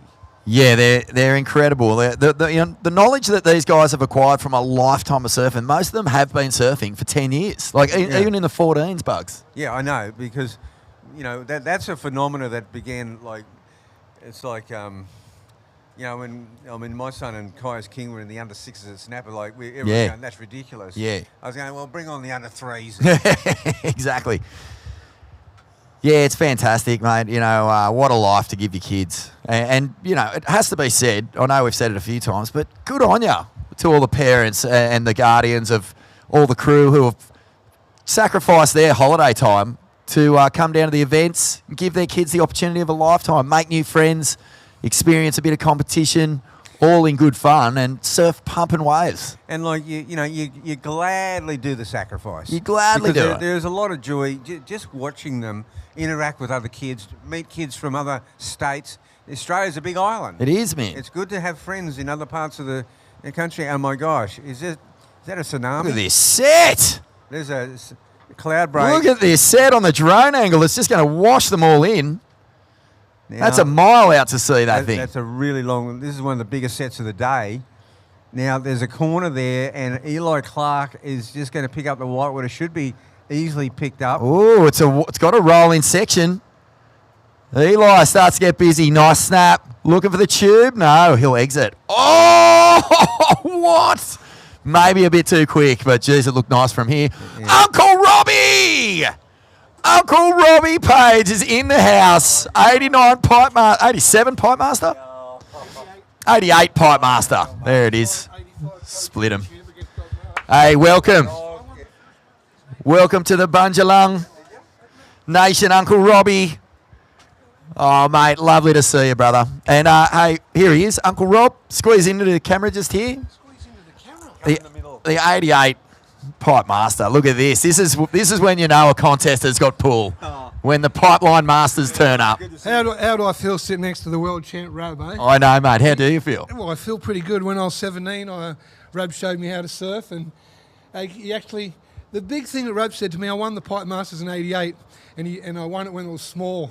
Rab and I surfed pipe closed out many, many times, but I won it when it was small. And Rab paddles up the day later and he goes, "Hey, young fella, you're going to have to start riding closed-out pipe now, aren't you?" Yeah, and you did. Oh, so good to see you, Pagey. You're on a bit of a... and I used to travel on the tour together. Yeah. Through Europe. And that's amazing. Yeah. That's amazing.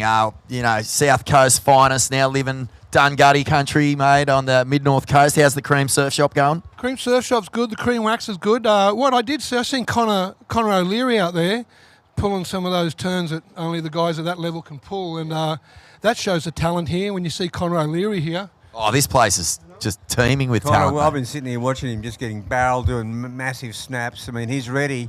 He's ready. And Pagey won the first, it was the Lennox Pro Junior back in the day. Really? So now this event's been going 21 years, so he won it 21 years ago. What a buzz. That is cool. And I think he said he beat Richard Dog Marsh in the final, right? Richard Dog Marsh. Me and Doggy Marsh. And Richard and I were out the point. It was perfect 6-foot point. And it's when you needed 4 waves. That's a lot of work. So I had 3 8s. Dog had 2 8s. And it went onshore. And I just looked at him and started laughing. And he wanted to fight me. Oh, no. And of course, they made such an impression out there that we've never been allowed to have another event out there. They barred us. Chris Brock said you're one of the few goofies that can surf the point, but we're not having another event. That's priceless. That's gold, isn't it? And Brocky and Joy are around too. You've caught up with them, Pagey? Good on you, mate. Good on you, brother. Oh, I heard you had a baby boy. Congrats, you're going to be back here. Robbie Page, 58, just had a brand new baby boy, Bugs. His name's Jalu Lennox. Wow. Hey, mate, he's going to be in this event in probably, 4 years, Bugs? Yeah, we're going to have a far. Wow, what a buzz to have Robbie Page, the great Robbie Page. Such a fantastic surfer. Represented, not just... He's a couple of times national champ in the Indigenous titles and, one of the great pipeline surfers, of course. And here we go, a little replay here. This is... just a big wipeout is what it is to finish that one for Eli Clark, but he is heat leader. Yeah, I love seeing, the sorts of just icons this event will draw to it. We had Connor O'Leary surfing up the beach, Robbie Page here, Chris Bock here, Brad Myers here last night. You brought it on, boys. You started to give it in the local where and who you saw, and that's it. And the ashram, and of course, and just out of the blue, out of the haze, comes Robbie Page into the commentary booth. Let's throw it down to hopefully a future legend in the making. It's Tapatis with our winner of the last heat. Yes, Kanon Takahashi. Kanon, 15 years of age. You've been going in these events for a long time. How was it out there? It was a bit slow heat, and at the first 10 minutes, I couldn't get any waves, so a bit nervous. But I'm so happy to make it into the semi-final. Well, now you're in the semi-finals, but you've moved from Japan to Australia and now going to Palm Beach Currumbin High School. How is it going there? It's super fun, and it's super fun surf with my friend and with my sister. So yeah, I like it. Now, if someone in Japan is watching, have you got anything to say to friends in Japan or family in Japan? Yeah, Japanese. 応援ありがとうございます。次セミファイナルなので、自分らしいサーフィンできるように頑張ります。Well, thank you very much, Kanon. Well done, and we'll see you in the next round. Thank you. Kanon Takahashi, what a little ripper. Kanon, thank you, Tapper. Great interview. And I reckon if you got Brian Johnston from ACDC, a clump of seaweed and some steel wool, and you threw it in a blender, you'd get Tapatis when you poured it out into your cup. That's a freshie. Yeah. Brian Johnston, lead singer of AC/DC, a clump of seaweed and some steel wool bugs, blend it up and pour it into a Tapatis mould, and you'd have him at the end of it. Oh, my God. Here goes Lakana Cullen. Avalon Beach hammers the end section, and I'll tell you, honestly, inside South Ave has waves that look exactly like that. They load up onto this big, drainy inside bank. They slam down, and Lakana looks like he's right at home out here. It's really thick too. That right in front of the surf club you're talking about? Yep. Yep. Right in front of the surf club. Yeah, it's really thick. The Cess Wilson Memorial Bank. On your Cess. And shout out to Kong and all the crew at Beach Without Sand. They'd be watching. Oh, yeah, Kong's one of my favourite humans. Great bloke, isn't he? Wow, what a man. And, yep, they've always got surfing on in the shop, just like they do at Lennox Gelato, just like they do at Surfing New South Wales, just like they do at the Lennox Head Hotel across the road, Bugs. Yeah, no, the Kong shop, it's always been that holding on to that mum and pop surf shop, that grassroots surf shop. It is, mate. Beach Without Sand, North Ave, check it out. Yeah. You like that one, Tap? Like that one? Brian Johnston, clump of seaweed and some steel wool all just chucked in a blender. Yeah, I try to do the best. Yeah, but yeah, Kanon is great. And you know, I'm glad I asked the Japanese because Grandma and Grandpa are at home watching. They are watching? Oh, hey, because so they must. That's pretty cool. Really cool. Yeah, that is so cool. And, you know, these events now, they always draw a big international field. We've got Kiwis in this event. We got some Japanese surfers. We've had Hawaiians in the past. And Lakana Cullen, what about that? Well, Lakana's. Well, that's why I call it the Wimbledon of grommet surfing. There you go. It's a classy event. Every morning, Bugs comes down with his strawberries and cream. And he just sits on the sand, takes in the conditions, gets ready for a big day of history in the making. He doesn't have a throne, but he's got a thunderbox. There you are. Oh, the old thunderbox. Yep. Well, that's the good thing. You can only people of a certain generation will get a bit of a chuckle out of that. you can sit on. There's 4 thunderboxes just out to the side here, and the good thing is, even though they don't have Windows bugs, you can just get your phone out and watch the live stream. Just tucked in for the whole day. Tell you what, the Grommets have really made a mess of those things too. Oh, they sure have. All right, so Eli Clark off the bottom now. Big turn, gets the tail out the back. Board slides it, but doesn't pull it down. So it's actually Eli's in second. And Surfer in blue needing a 3.77. There's 7 minutes remaining. 7 minutes. Red in first. Red, you have a 6.5 and a 1.4. White in second with a 3.17 and a 3.43. And Jacques Calibut still waiting for a wave. Rabs, he only needs a 3.77. Yeah, I mean, you know, for the calibre of surfing, it's been a super low-scoring heat. I mean, Lacana on that last wave got the first really serious ride, a 6.5. It's been otherwise a kind of a little bit of a scrappy heat, really. As we do see that little ruffle, and it's not so much a ruffle, but the barrel part might be shutting down. Oh, Lacana's really just in attack mode out here. Yeah, he's definitely got a special skill, this kid. You know what I love, Rabs? I love the technique of hitting the lip and actually accelerating out of your turn. It's a really, it's an elite levels thing that a handful of surfers can do. And, Philippe Toledo comes to mind as the guy who sets the benchmark. But where you hit the lip and you use the force of the wave and your forward progression to actually accelerate, like at high speed.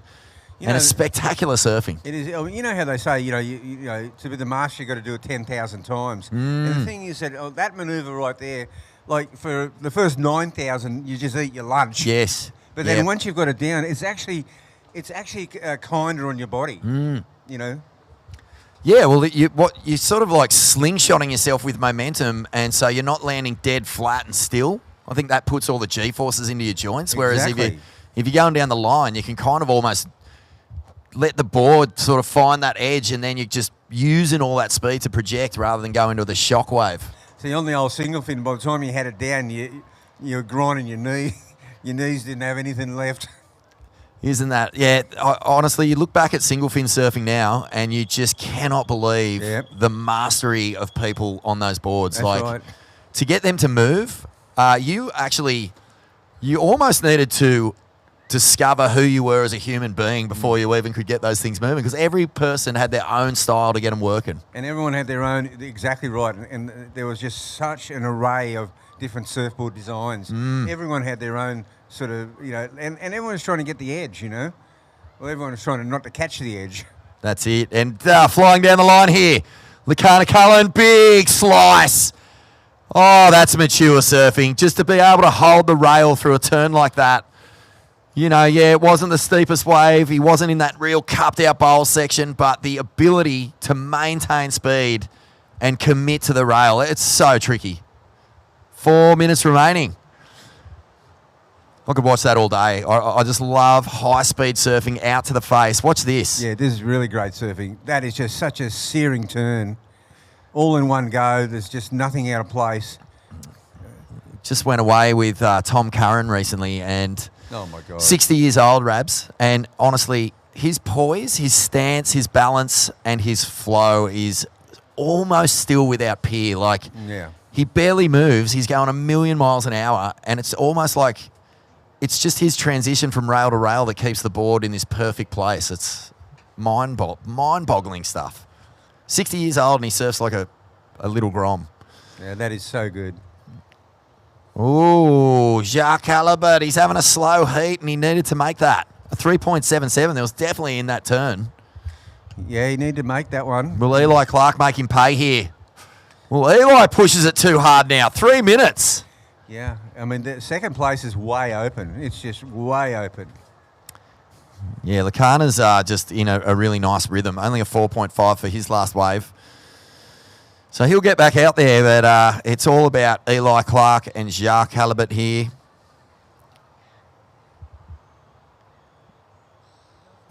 Yeah, that wind is not troubling anyone just at the moment. No. It's nice. Yeah, the other thing I love about this event, as we see Lucana just up and out, is just all the games, all the prizes, all the special things. Over the weekend there was just so much going on for the kids, and now today they just make their own fun. It's a vibe, isn't it? It's a vibe. We've had ice cream eating comps, which I did notice couple little rabbit ears sticking out when that was going on. Oh yeah. You don't miss a free bowl of ice cream. What was the number one milk bar when you were a Grom up there on the Goldie, bud? Oh yeah, there was a place called it was called Mockers.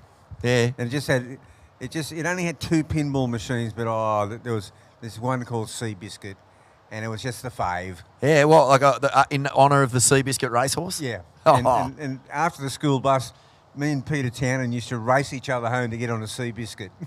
Classic. Yeah. Classic milk bar. And what was your go-to? Was it a chalky milkshake or a strawberry thick shake or? Well, the ultimate really was that vanilla thick shake. Vanilla thick. But you had to be cashed up. Yeah, they weren't cheap. So what was cashed up back then? What was a milkshake cost I'd you? get 6 free games up and sell them. Oh, perfect. That was a thick shake. Oh, Lucana again. Big hack off the lip. Free fall into the pit. What a heat. He's really just been on his own program out there and he's loving life, Lucana Cullen. That was a massive turn. And now this could be interesting. Eli Clark. Oh, he doesn't get the turn done. He's only trying to replace the 3.17. 1 minute remaining. I tell you, the luckiest break I had, Terry Fitzgerald took me down to the Matara event, right? Oh, okay, yep. He picked me up at Kira, took me down there in his Volkswagen, as we see Lucana on that replay. And, it was dead set, and this is typical Newcastle Beach, it was 10 feet. It was 10 feet, right? So my heat comes up, I don't get out the back, and I'm thinking it was the best last place I've ever gotten in my life. Last in the whole tournament. I came up, and I was walking along, and below the grandstand, I looked down, and lo and behold, I'm telling you, 1970, I found a $20 note. $20. Well, that's $100 now, right? Well, no, inflation. That was thick shakes and chips for the whole summer. Oh, whoa! What a score, Bugs. So I come last in the event, but Hunter Street's the longest main street in town. Let's count it out, mate. 5, 4, 3, 2, 1.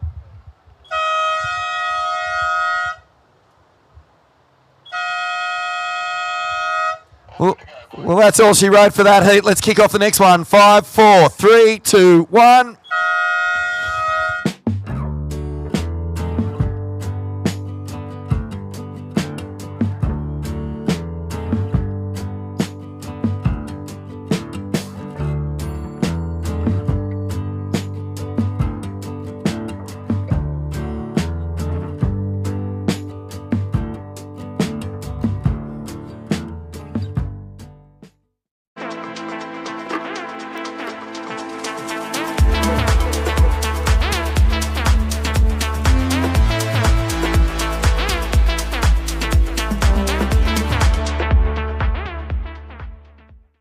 When you're out there in your element, enjoying the simple pleasures, living your best life. When you're at home making plans, building your brightest future and building theirs too. When the sun is shining, it's hard to imagine a rainy day, but we've got advice and a plan for life's ups and downs. And with specialists in all areas of the law under one roof, it's help right here at home when you...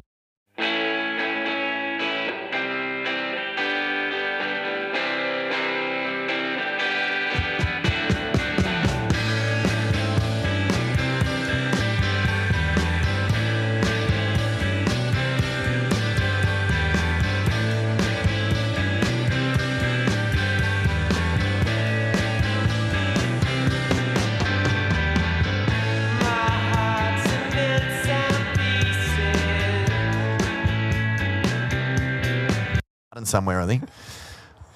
Welcome back, folks. It's the Skullcandy Osgrom Open quarterfinal heat 2 of the under 14 boys. Lucana Cullen getting it done in that last one, and I think Eli Clark as well. And right now, out in the water, Hugo Sperrings, Cade Kelly, Zach Johnston. Oh, this is a beauty. This is another thing about 3-man heats, because you're basically looking at a 66% advance rate. So it's better than 50-50. Yeah, I like the three-man heat when Oh, I was so do I. when I was a kid. I liked them. You just don't like being in third place. No, though. no, not a good place But to I be. like three-man heats. There's less in the lineup. You'll back yourself all day long. Mm. You can kind of go for it, I reckon. Chance your hand. Yeah, you're always really happy when you're like, what? Three-man heat? Yeah. Well, you knew 50% of the people had to get through, at least. Yeah. That jumps up a lot. 33, 66% chance of getting through. 66.6. Yeah, 66.6.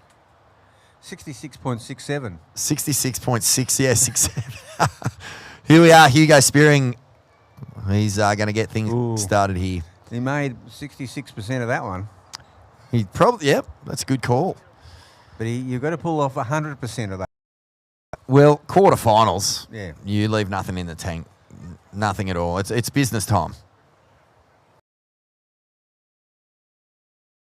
In your events around when you were Grom Bugs? Like Not a one. State titles or anything like that? Oh, you know, obviously, yeah, state titles. I mean, state titles were 18. That was it. There was 9 to 16, but there was under 14 cadets.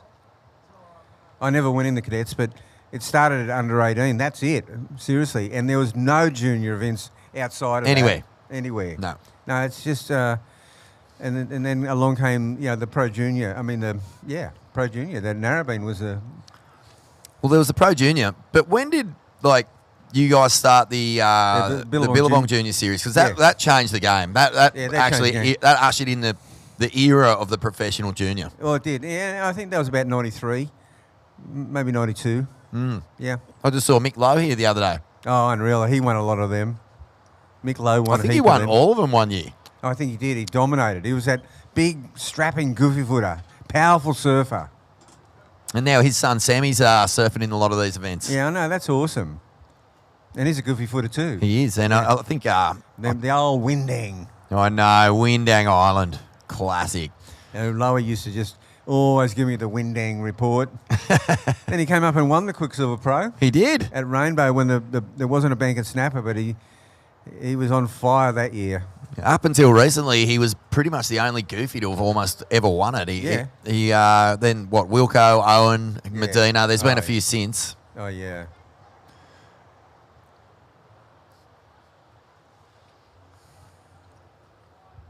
Okay, surfer up. It looks like Zach Johnson. Zach, he came unstuck there. He needed to make that one. Yeah, the worst thing is the opportunities haven't really been pulsing.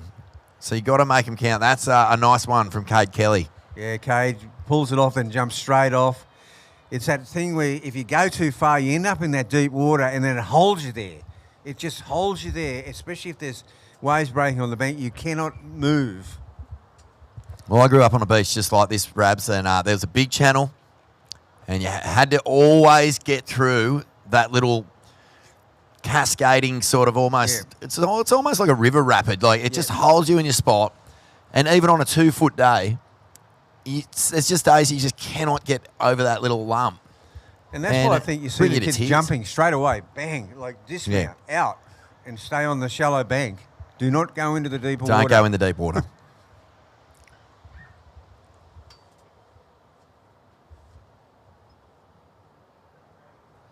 Okay, Red taking off on the outside.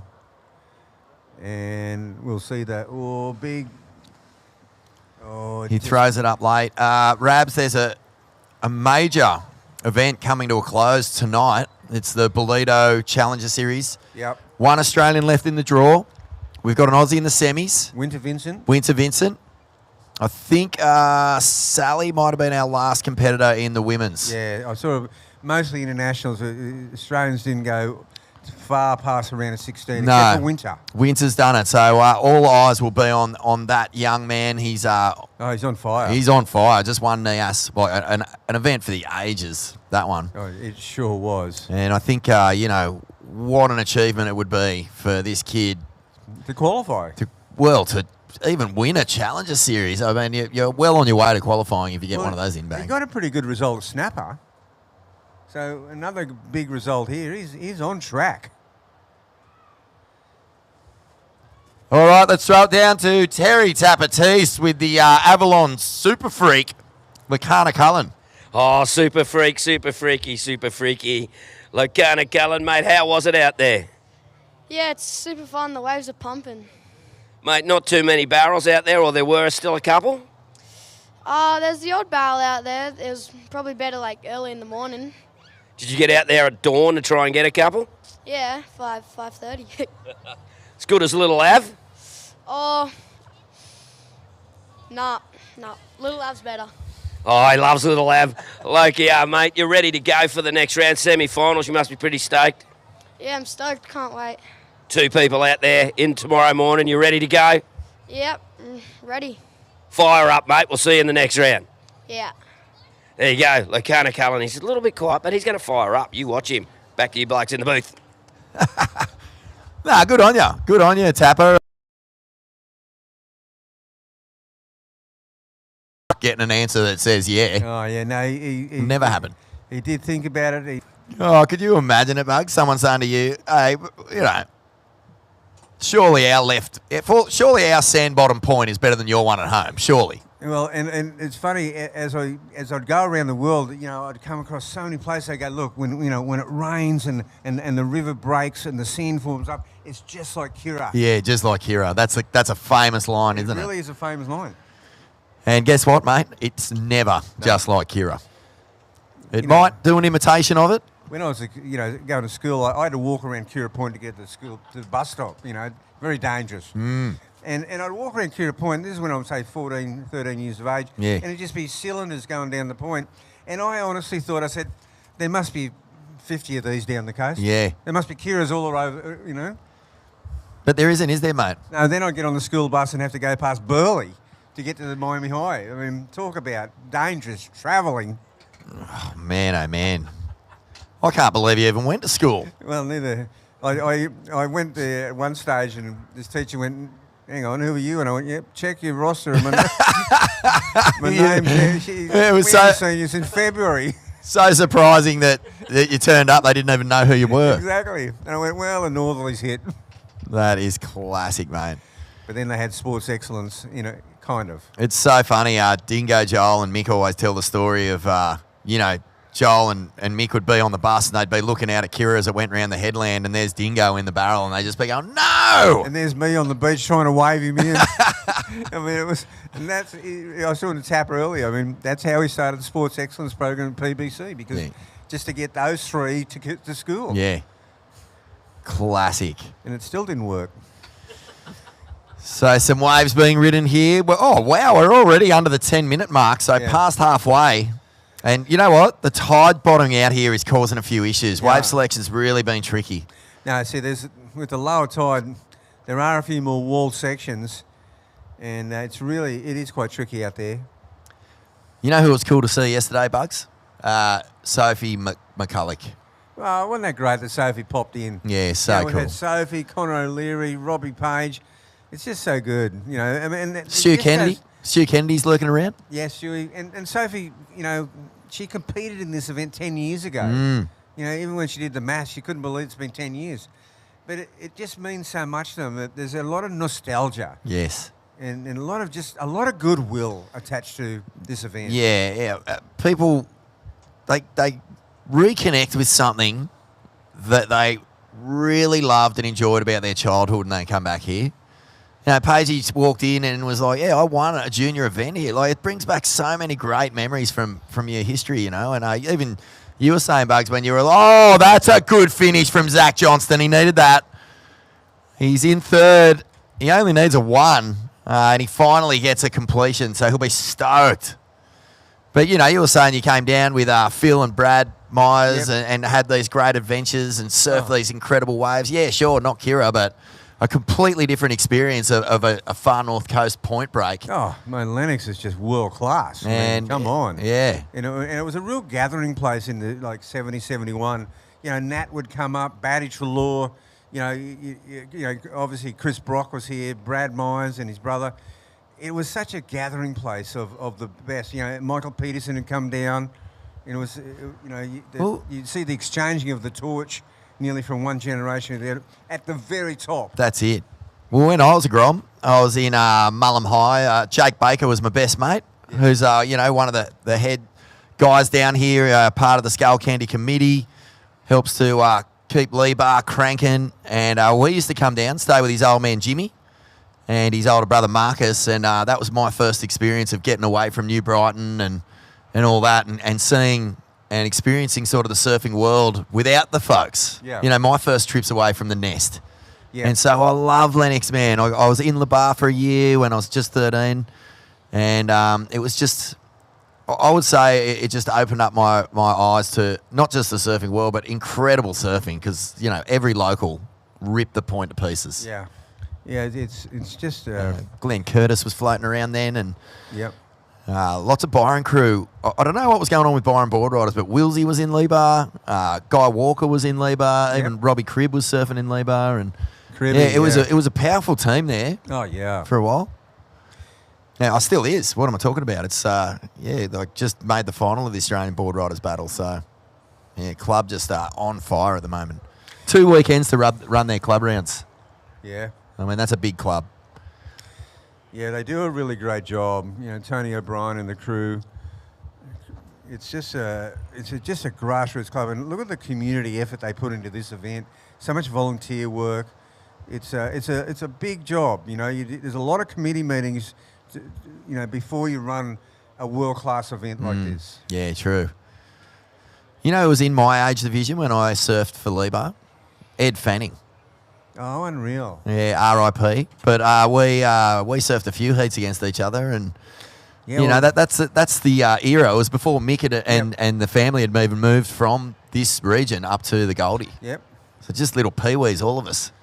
That is so good. 6 minutes remaining. Cade Kelly, surfer in blue, is out front. So a little update here. Cade Kelly, he has a 4.33 and a 4.5. Zach Johnston in second now. Last of white, a 5.07. Hugo Spearings in red. You need a 5.08. Red, a 5.08 to get into second. 5.5 minutes remaining. Mate, it's not to be undercooked or understated the influence that this region had on Mick Fanning. Wilsey was his favourite surfer. That comes directly from being a young imp watching Wilsey surf here when he was just a little Grom. So, wow. There was a lot of influence from this region that sort of formed Mick's view of what good surfing was and what sort of surfer he wanted to be. That is really cool, because then I see the very, very, very next phase of his development when Joel Parkinson moved down from Caloundra, Mick Fanning up from Ballina, Dino, and it was just this little...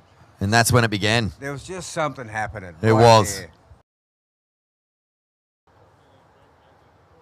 There. Yeah. 4 world titles later and a bunch of, international, hundreds of wins. Well, wins. how many wins have you got? I think Mick's got 21, Joel's got about 12 or 13, Dingo's got 1. Yep. That's a lot. That's a lot of success, mate. And that's not even counting, QS wins and... No. Well, QS wins. Yeah. Sometimes not held as lofty as other wins, but man, a win's a win against elite competition. And a lot of those wins for Parko, 3 of them are pumping, perfect Sunset Beach. Yeah, he's Haleiwa. Yeah, he's so amazing. I mean, you consider his wins at Sunset, if it was a CT, which he would have won anyway, and... Same crew he was surfing against. Yeah, I mean, it's a pretty amazing little sort of energy that, and coming through, as we're seeing right now here in this event, these crops of kids coming through, pushing each other. And when you push each other so much as a little group, by the time you come up and have a look around, you've gone past everybody. It's a good feeling. It is a good feeling. I love that surfing, it sort of, the standard, it often blows out in these clusters. So, we saw it with the Cooley kids. We saw it with the Momentum generation before that. Yep. We saw it with, I guess, the Northern Beaches of Sydney before that. With the Brazilian Storm. We've seen it more recently with the Brazilian Storm. There's a San Clemente. massive Californian push going on in the Asian sort of region. There's incredible Japanese surfers that are about to really make a big dent in pro surfing. And again, in Australia right now, we've seen it right throughout this event. There's a seedling that is just poking its head out of the grass now. We've got some runs on the board already. ISA World Junior title. You can feel it. I know you can feel it. Yeah, no, it's been. I'm so impressed with every division. 2 minutes remaining, and it's Cade Kelly, surfer in blue, out in front. Zach Johnston in the white in second. Hugo Spearings in third. Hugo's looking for nothing here. Well, it's not nothing, actually. It's a 5.08, but he can get those in his sleep. Well, we've probably only got time for one more exchange, so let's see what the ocean throws up here. We won't call this one in, but we might sort of see a bit of a stroking for the horizon. Ooh, it's a big set. Yeah. Well, Hugo lets that left go. There was a corner on it. Yeah, they're very surprised he let that go. Ooh, and this looks bigger. It sort of fizzles, though, and now this one walls out. Tense times in the dying 90 seconds of this heat. Yeah, will we see more action? So surfer in red is looking for a 5.08. Lowest score of white is a 2.83. White in second, lowest score, a 2.83. And look at this. It's Cade Kelly who's in front with first priority. So he's gonna be home here. He's in the box seat. Just now, maybe a couple of little medium waves might be coming through here, and that's about it. The sets have been consistent again, but there's been a lot of quite a walled wave. A lot of you won't say closeouts, but you've got to be right on the corner. Yeah, the corner. That's the magic spot right now. As from deep, it's Zach Johnston. He'll need a big finish. He loads it up and extends, and he gets it. And down the beach, Cade Kelly does not. So Zach Johnston has definitely got rid of that too. Big moment here, Rabs. And here we go. Big effort here now by Hugo. He needs a big score. He got to get around this section. Oh, no. Oh, it's a dud wave. Caught behind. Too much wash on the face. And that will be the end of it. So with 12 seconds remaining, quarterfinal number 2 is done, and there is 5 seconds left. 4, 3, 2, 1.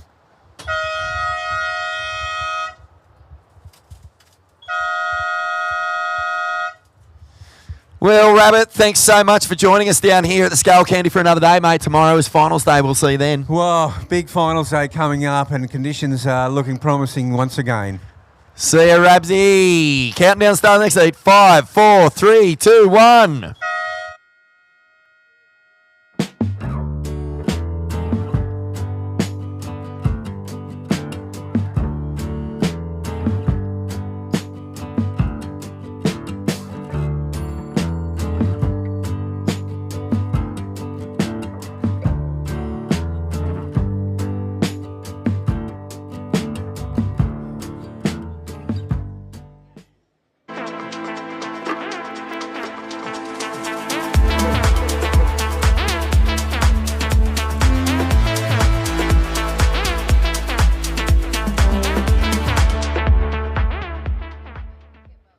When you're out there in your element, enjoying the simple pleasures, living your best life.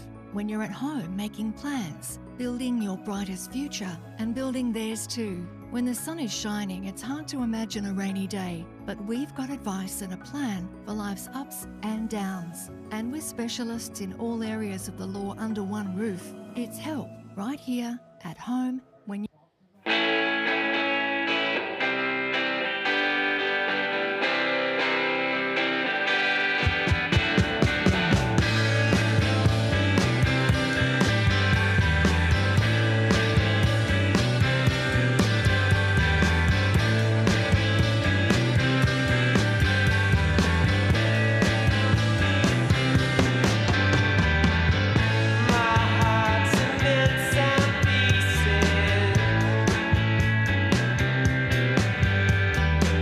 Business in Australia, and welcome back all those online watching big screen at Lennox Hotel.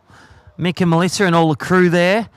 Public and Shauno really delivering a great support last night for the VIP luncheon. But head on over there any day, whether it's Monday or whether it's Fun Day Sunday. Lennox Head Hotel and some of our great sponsors for a great snitty, great water, soda water I had, or whether you want a wine. But right now, the best in the business from Evans Head. Max McGilvray in the talent ID and, well, Tyner Bowen it straight up. First 2 minutes, bang, twang, getting the finish. Good wave selection, good selected turns and finish. Look at this replay. Chris Anover. Yeah, good to be back in the booth and just cracking that one. That was a really nice connection by the surfer in red. Maxie McGilvray, he's been on an absolute tear today. Man on man too, bro. Under 16 boys, men on man. Treated to this. Not many contests apart from the 10,000 Surfing Australia delving it up and Surfing New South Wales.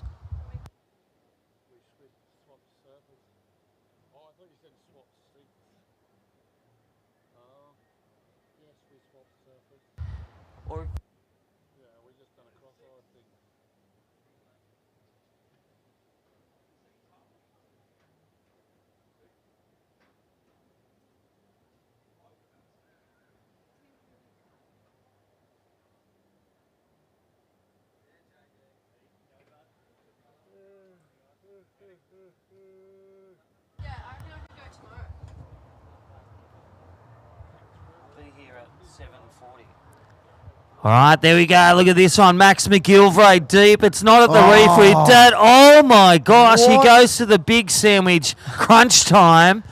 Finds the manhole with man turns. First wave, 6-0 red. Look at this. Look at the size of it. Wow, he pulls into the tube, it drops down in the cave, and then comes out, and then just goes, no! Just went for the hammer. He came straight out of the tube. He hadn't even really wiped the spray out of his eyes, and then he just went straight up into the lip. That is the sign of a true committed surfer, because most surfers would have straightened out. And here is Ocean Lancaster, hooking in the pocket there, racing down the line, setting up for this one, cracks that end section, a nice connection. Yeah. A nice finishing move there, kicks out of that one, but... Oh, look at the replay. This is Ocean Lancaster's first wave. Drops into a nice one. He's been patient for a while, but look at the hands, look at the body talking. TORQUE and finish. Look at it. Down, forward, progressing, always moving. There's great cadence in these two surfers, and it's mastery of the skill of surfing. Under 16 boys, semi-final 1. 5 minutes is gone and 15 remain. Some of the best in the business. Max McGilvray, a 6.0. Wait for the tube time reward. He made that turn. We'll be looking at high nines. High nines. I'd love to see the replay of it again, but we'll throw down a tapper momentarily. Come back, hopefully, to the replay of that last again for smiling McGilvray, but smiling take it away. Last heat winner, Zachy Johnson with tapper. G'day, Zach Johnson here. He's had a little snapper ladder, mate. How'd you find the conditions out there? It was pretty fun. Couple good sets coming through, but yeah. Now, mate, you go in the semi-finals now. You must be pretty stoked with that. What was your goal coming into this contest? My goal was definitely to make the final, but just taking it one step at a time and through to the semis now, so we'll see how that goes.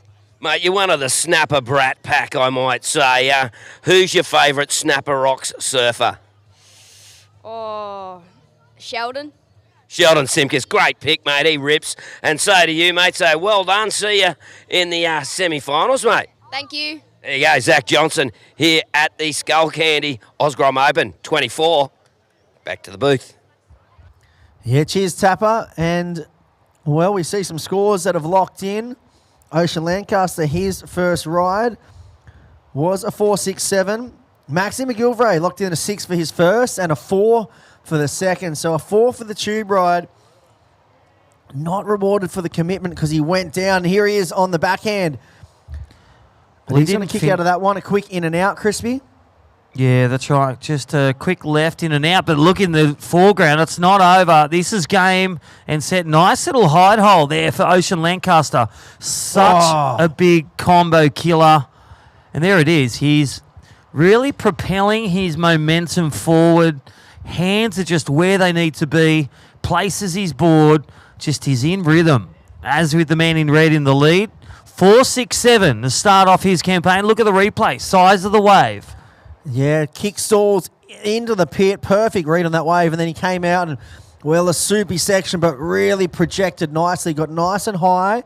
Got the weight onto the front foot and really picked the landing spot there. So that was a great negotiation of that tricky end section. The surfer in blue sits in second on the ratings currently.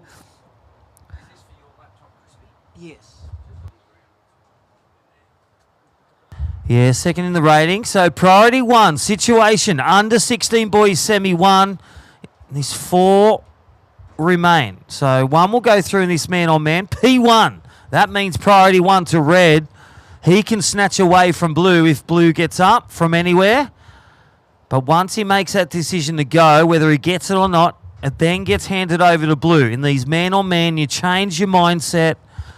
Your wave selection's got to be bang on. Or you got to separate yourself so there's distance. But they seem to have had the hand in the honey jar. 4-6-7. There we go. A 5-5-7. Last to blue. Situation change. Red goes back to second and blue goes to the lead. 5-5-7. The tube last to blue. We'll try and get the replay. The tube and then the finish turn. Judge is deeming a 5-5-7. That's in the good range, Chris Enover. So Max McGilvray. His time the reply has priority, has a 6, and he now is looking for that score, 4.24. Easy done, eh, Chriso? Yeah, mate, that is a decent number there for Ocean.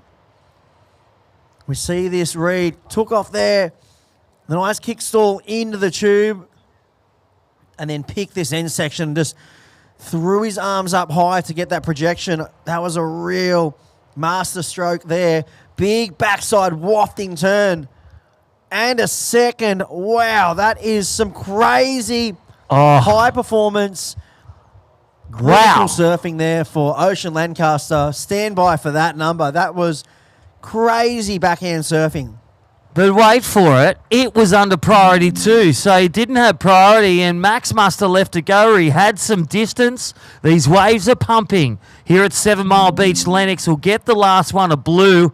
Heat leader looking to drop his average score to extend the lead. So Max will need more. Look at the replay. Thank you, Skullcandy. Draws off the bottom, hits the top. But look at this rhythm. The coping comes up the closeout, and bang, he ignites for 2, shakes the dice, and he likes it. Yeah, with the finger click finish. You know that one felt good. Just 2 perfect connections with the lip. There's his results this year. Ranked second. No doubt will look to drop some points in this 10,000. Move on through to the finals if he gets first, which he's currently there. Yeah, so looking at the results, he had a second in the Taj Small Fries. This is one of the major events too, a 10,000, 8,600 points. Then he had a first in the Parco Pro Junior, 10,000 points. And in the Oki, went down in the quarterfinals, so a 5th place. He's already bettered that result now, so he's guaranteed a 3rd here, so we'll be improving on his scores. Well, priorities with red. Priority 1, red. Priority 2, blue. The heat leader in blue on points. Under 16 boys, semi-final. Who's up next, Chris O? 9 minutes remaining. Under 16 boys, semi-1. Halfway there. This has been a smashing start from Max McGilvray with a 6. He had that 4 where he did the nice turn. Just couldn't get out. He got out of that tube but couldn't finish that turn to the mine shaft of 7 Mile Beach. Yeah, so next heat in the water will be in red, Lockie Argyros. And in the blue, Jesse Ferguson. So Curring's ratings leader will be out there in the blue. And we see Ocean Lancaster currently out there in second on the ratings, in the lead in this heat. We're still waiting for the last number for blue for the two backside wafting blowtails that we saw there. And I must say, if Jesse gets through to the final, no pressure, he only has small scores to, a 7,500 the drop. So he will extend the lead. 8 minutes remaining. There it is. Last wave, the 7-6-7.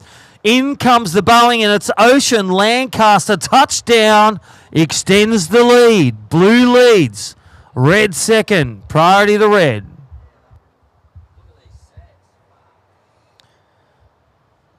It is pumping. Remember, pumping. We can see some sets stacking up to the horizon right now. It's just been consistent pulsing east swell all day today. And that number for the two big wafting backside turns, here it is now. This is the best number of the heat. First one clicked it right on 12 o'clock, and then the big drawn out bottom turn. I love the way he used the arms to create that body torque. That's where the magic was. Turn, even the first turn, the first bottom turn, you saw that he faded it back ever so slightly, which brought him from behind the section, allowed him to get ultra vertical on the first, and he blew the fins out, then arms, the big wingspan out, and body just allowed him to whip it around on the top and blow those fins out. So on point technique there shown by Ocean Lancaster, has himself in the lead. Down to 6 minutes 20 on the clock.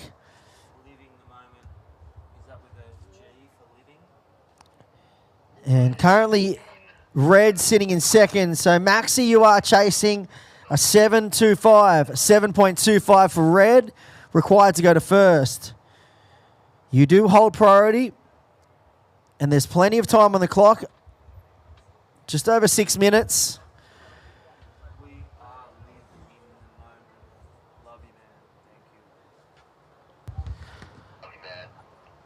Wow.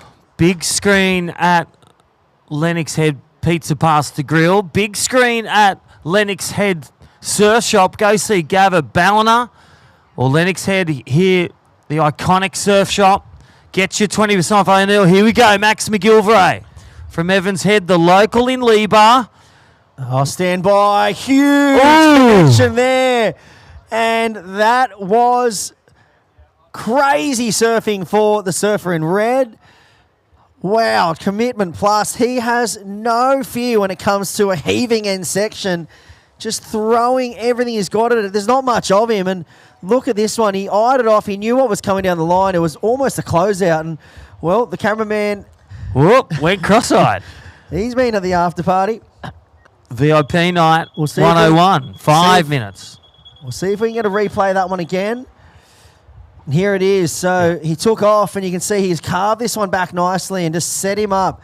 Eyed off the end section. He knew what was coming down the line. A big heaving end section and just projection floater. Wow. That was such nice surfing there. And now, judging panel, they're looking at it. They've written their score down. Our Professional Judges World Surf League and Skullcandy Grom Open, presented by O'Neill. They know what it takes, the criteria, ticking the boxes.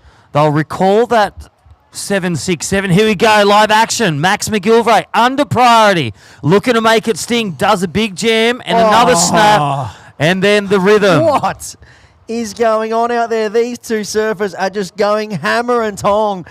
It's almost like deja vu. He's paddled back out after a crazy ride and just chipped into a left like his fellow competitor did.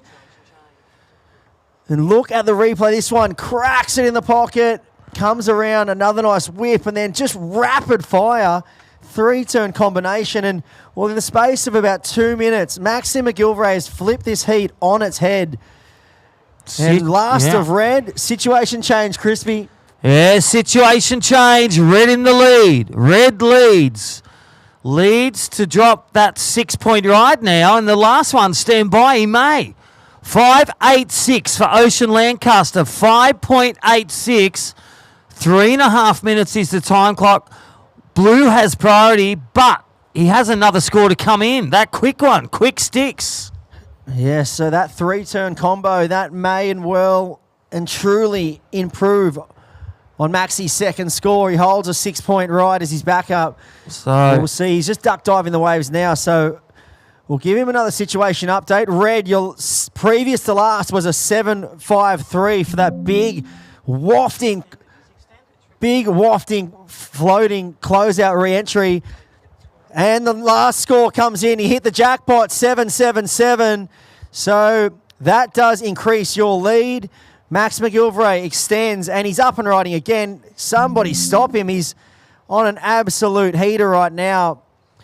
So, Ocean Lancaster, you are in second. You now chase a 7.64. A 7.64 is the number required. That's what I was thinking, you and Jess, because it's sick. Even though the girls heats and you're not a girl, but you bring the frog. Done. And then 8 o'clock tomorrow. All right, here we go. 2 minutes 10. A 7.64 required, but this guy on the replay, he has taken the lead, stomping a 777 and a 7.53 in the spate of 2 minutes. That just went wham, bam, thank you, man. He's in the lead. I'm going to the final. But 2 minutes remain. Look at that one. That is his best wave. Twang, bang, thank you, thang. Yeah, he's just on rapid fire approach right now. He's got the machine gun out, just tagging sections left, right, and center. And with 1:35 on the clock, Ocean Lancaster, he was in control of this heat. Yeah. For the majority of the fair. Anything else, Spawny? Good? But Maxi, wow, he has just gone bang, bang, and 15.3 heat total. Ocean Lancaster, do not write this kid off. He sits in second on the ratings. He's been posting 9s and 8s. All right, he's been posting 9s and 8s and big combos. He needs one in a minute. The mad minute's upon us. Blue needs a score. Has priority. Here we go for red. Trying to sell some or get one. 50 seconds. Red in the lead. A 7.77 and a 7.53. Blue requires a 7.64 to go to the final. Look at these amazing drone images from Benaboudi Photography. Check him out on Instagram. But 35 seconds. Check this kid out. He's going to the finals day tomorrow, unless there's a wave of change. And look at this roll. 25 seconds. Yeah, it doesn't look like there's going to be a paddle on here. Will there be one behind it? Maxi McGilvray sits in 9th on the ratings. Hasn't had a finals berth this year in any of the major events. 10 seconds on the clock. Can he hold on? It looks like he will. We're going to count this down very shortly in 5, 4, 3, 2, 1.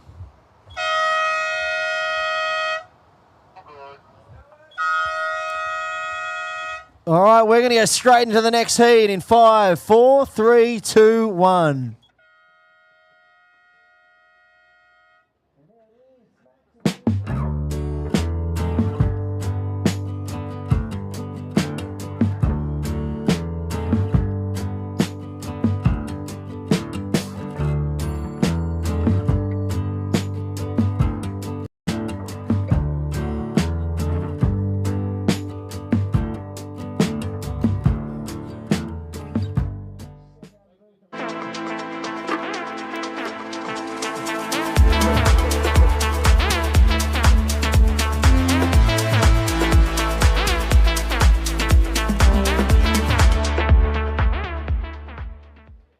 When you're out there in your element, enjoying the simple pleasures, living your best life. When you're at home making plans, building your brightest future and building theirs too. When the sun is shining, it's hard to imagine a rainy day, but we've got advice and a plan for life's ups and downs. And with specialists in all areas of the law under one roof, it's help right here at home when you're out there in your element, enjoying the simple pleasures, living your best life. When you're at home making plans.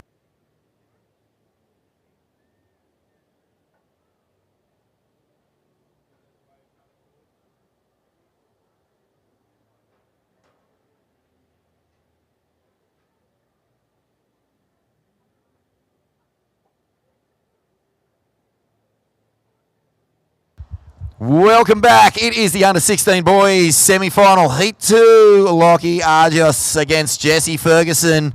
Just saw a blinder, a face melter, full-blown scorcher between Ocean Lancaster and Max McGilvray, the local grommet, getting it done. Who will meet him in the final? Vaughan Blakey and Chris Enever calling the action as we wrap up what has been another epic one for the history books here at the Skullcandy Osgrom Open, presented by O'Neill. What a day, Chook. Like, fair income. It is cooking out there.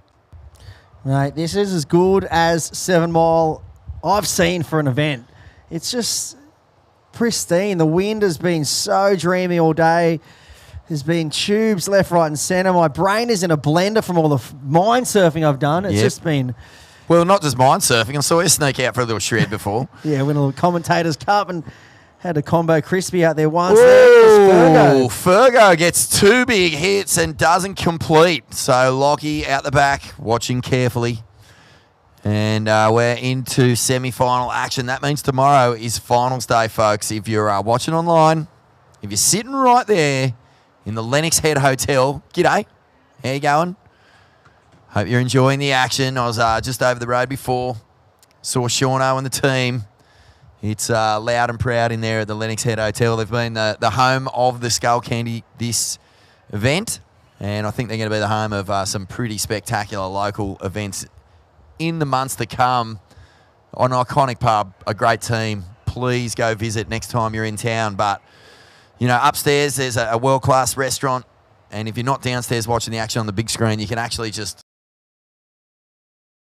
across the road at some of the best junior surfing in the world. Fantastic stuff. Well, Maxi McGilvray, what a heat. I heard you getting excited, Chris. And meanwhile, down the beach, Lockie has a look, but he's just an in and out. Yeah, mate. Yeah, the local lad, Maxi, got to be stoked for him. All the crowd to be fired up because they've locked in one of their very own in the final now. And that's the monkey off the back this year. He hasn't found a final in any of those major events. We like to think of those 10,000s as the majors or the Grand Slams, but it hasn't been the case for Maxi so far. Now he's just cracked it here at home. Guaranteed a second and hoping to go all the way, Vorno. Well, Jesse Ferguson, he's in good form. He has cracked a couple of finals. Mate, I think his worst result, Jesse Fergo's, by memory, is a second. So he's almost maxed out the point scale. He's had 2 firsts and a second. He's dropping a third. And, well, if he goes on here, he could almost be...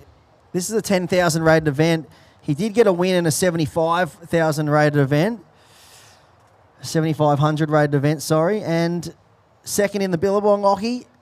Took out the Taj Small Fry. So he's a major machine. He is just, you know, every year someone really steps up. This year it's been Jesse Ferguson. He's, you know, announced himself as the guy to beat on this year's under-16 Surfing Australia Junior Rankings. And he's an absolute unit. He doesn't look 16. He's a big unit, eh? He just throws so much spray. He has so much power. There's some of those surfers that just really throw everything at those big sections. Can be an unfair time in a young man's life. Some grommets have moustaches and legs like tree trunks, and other groms are just these tiny little groms. Little weedy things. Yeah, man, I didn't hit puberty till, like, I don't know, 6 months ago or something. And, yeah. Well, I pretty much just got around like a Simpsons teen for... Yeah, mate, it's so stoked to be here. Alrighty, well, let's throw it down to Terry Tapatis, the man of the moment, Maxi McGilvray. What a performance, Tapper. Oh, Maxi McGilvray, mate. He fired up. He is frothing, mate. That heat, bang, bang, 2 waves. How was that? How did it happen?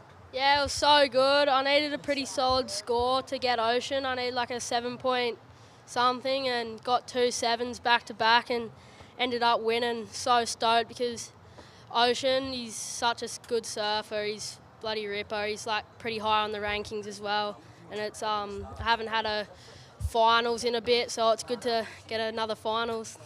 Mate, you got that lip glide down, mate. Have you got, like, ankles made of titanium or something? Yeah, pretty much. Nah, just practice them a lot. It's good to have when the section's pretty gnarly. Otherwise, you just get smoked.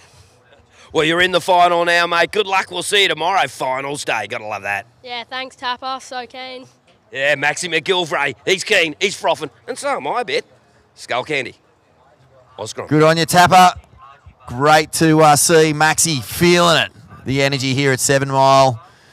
Charlie Land Council allowing us to share this wonderful stretch of coastline. The Bundjalung Nation NAIDOC Week is fired off, and we are pumped to be sharing this spiritual land, powerful land with the Bundjalung traditional owners. And here out the back, Lockie Aguirre gets it done.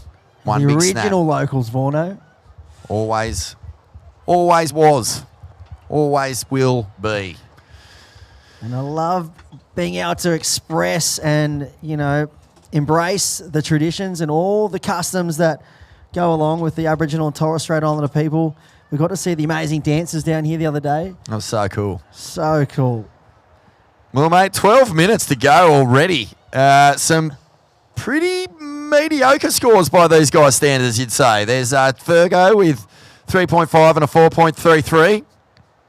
And Lockie hasn't found anything to open up on yet. So this is tense. And it'll continue to turn the screws, the pressure. And here he's up and rolling. Oh, that's a bit more like it. Jesse Ferguson, he's staying busy. He doesn't want to be sitting out there getting cold.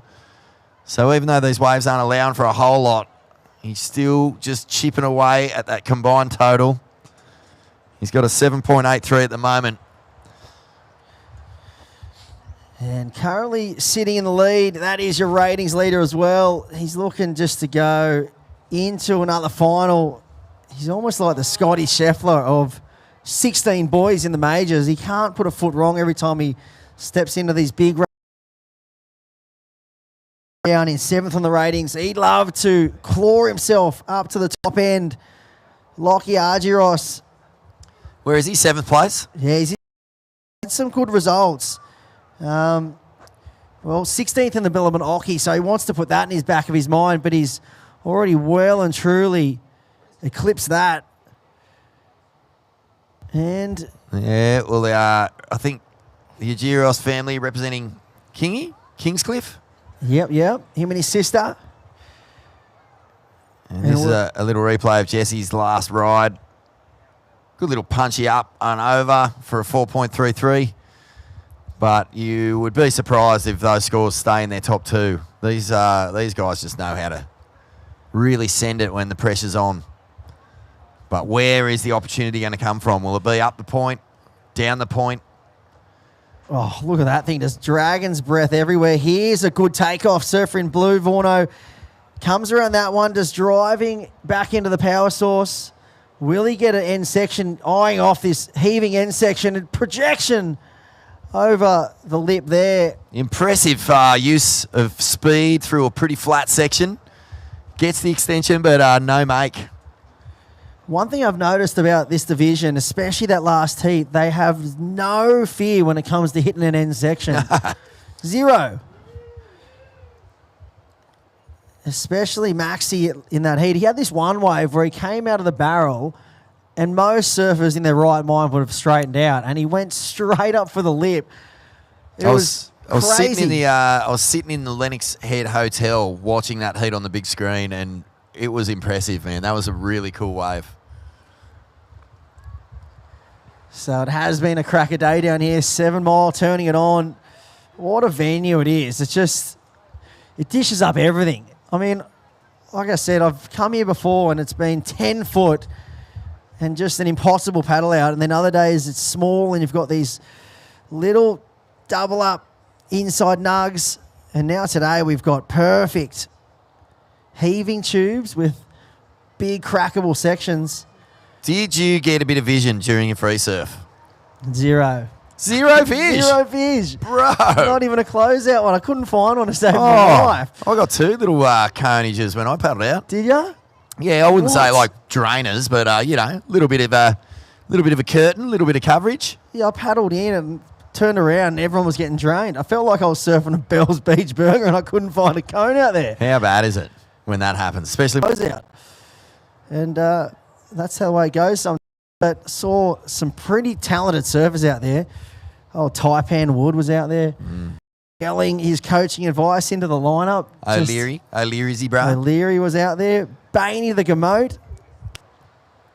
Absolute legend. And in the lineup right now, Jesse Ferguson. Blue, you do sit in the lead. So Blue is in first. 7.83 heat total. That is... There are your two numbers. So looking to drop a low score for 3-5. Lockie in red. You do have a 2.5 as your best. You're looking for a 5.6. 5.6 for red. Has priority. And the 7 minutes 15. This heat has just evaporated right in front of us. It has, and it's been a frustrating one, not just for everyone on the beach who wants to see these guys light up, but for the two surfers themselves, just a slow one. And, you know, I think on the back of the last heat where you just see fireworks and lead changes and just plenty of opportunity, there's nothing worse than paddling out and going, where's my waves? Oi, where's my waves? You know, you just got exactly how I felt in the free surf. Everywhere you paddle, they go somewhere else. Yeah, that's that. Honestly, some days you're on, and some days you're a magnet, and some days you're just repulsive. How are those one guys though that always are a magnet? It's like they have some type of wetsuit on or something in their body that just draws waves to them. Yeah, we just gave the situation. Red is looking for a 5.6. Red, a 5.6 with 6 minutes remaining. Sorry, boys. No, all good. That's called teamwork, Tapper. But yeah. Now, I reckon if you crossed Roger Daltrey in his peak with Dickie Knee, you'd get Terry Tapatis. Yeah. Get some flared denim jeans, a denim vest, no shirt, and then roll it, and then stick Dickie Knee's head on it. That'd look good, Tapper. How's the Panasonics going, mate? Good, mate. I'm working too much. Yeah, well, co-commentator Terry Tapatis has a face-melting rock and roll band called the Panasonics. Get into them. Find them online. Good stuff. 5.5 minutes remaining. Surprised you're not playing at the Lennox Head Hotel, Tapper, while the Skullcandy's on. Yeah, this reeks of a Tapatis, you know. New band, like, mate, I heard they might be getting Tezza McKenna to do a couple too. Oh, bring them on. Get the Goons of Doom on the holy trilogy of surf commentary bands is complete. 5 minutes remaining. And Jesse Ferguson holding it down. 4.33, 3.77. These guys would be filthy that these are the scores they're holding on to right now. Yeah, especially Lockie. He's been in unbelievable form this entire event. He's just been dropping huge numbers every heat. And they paddle out in this semi-final on, well, one of the days of Lennox Head's Connis surfing history career. Where's Jesse from? You got from? Where's Jesse from, Tapper? Jesse's Sunshine Coast, but they've just moved down to the Gold. Oh, cool. That's right. Yeah, I actually just caught up with him before. Sunny Coast, Jesse Ferguson, and just relocated to the Goldie. And you know what? People who do that tend to go pretty good. A couple that spring to mind. Joel Parkinson. Yeah, and Kingy's very own, the Argyros family, they packed full of talent. Something in their cereal that they're eating because him and his sister are on absolute rampages. In every single junior and Grom event you see across every single event you see, they always are in the pointy end of the draw. And right now, he needs to find something special. Where will it deliver? We've seen the tide start to filter out here. So a lower tide this afternoon of 3 p.m. Maybe that's what's causing a bit of a disjoint, disconnection in the lineup. There's a heap of different swells going on out there. There's like a little north, there's a little south, there's a little east, there's even a little west. And, it's just making for a very chopped up lineup. But you know what? It's not a bad thing because you do get plenty of corners. It's just being in the spot can be tricky. And I feel like in these type of conditions, it's almost worth just hunting.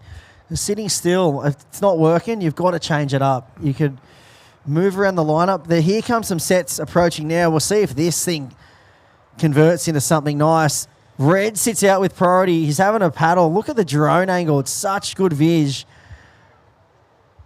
So lucky at this event to have world class drone pilots. And Red maybe having a little sneak at this one. 2 minutes 29 on the clock. He's going to have to pull the trigger very shortly. He is sitting in second, chasing a number. He's making a move. This is Lockie Argyros. First slice is nice.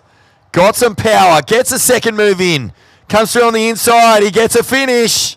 And that is a wave he's been desperate for as we stick now with Jesse Ferguson out the back. Section looming. Big high one. He bashes it. And complete. So all of a sudden, fireworks.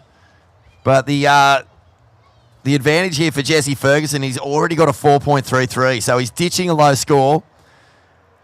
Lockie has got to get back out there. 1 minute 40. Yeah, he'll definitely reduce the requirement. A 5.6. Even if he does get the score, I feel like, well, there's a good chance Jesse could improve. He's dropping a low score of a 3.77, and well, that one turn alone was pretty spectacular. Got a little hung up. I like the dive off, to be honest. That was the bit that really impressed me. And Priority will probably go over to Red, but we're coming down to nearly the mad minute, Vorno. This is it. This is really tense now. It's been a tricky heat for both surfers. Scores just about to drop. Yeah, we'll wait and see if those numbers lock in. No signs of scores just yet. Red's out the back. Has attained first priority. 57 seconds. Still no sign of scores. Ooh, what's this? Ooh. As we look 5-1-7. out the back here, 45 seconds remaining. It's a 5-1-7 for the last of Red. Still waiting on last of Blue. And it's a 4.1. So situation with 30 seconds. Red requires a 3.26. 3.26 for the surfer in red. Oh, my God. 24 seconds. Is there a nugget on the way? Is it going to get here in time? That's the question. Well, Jesse is on the inside. He's going to be watching whatever happens here. There's 15 seconds. Is there going to be a chance? It looks like the ocean might go dead. 5, 4, 3, 2, 1.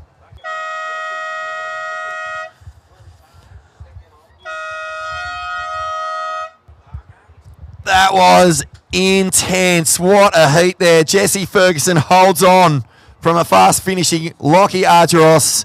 We're going to take a quick break. It's the Skullcandy Grom Open presented by O'Neill. Back in just a moment.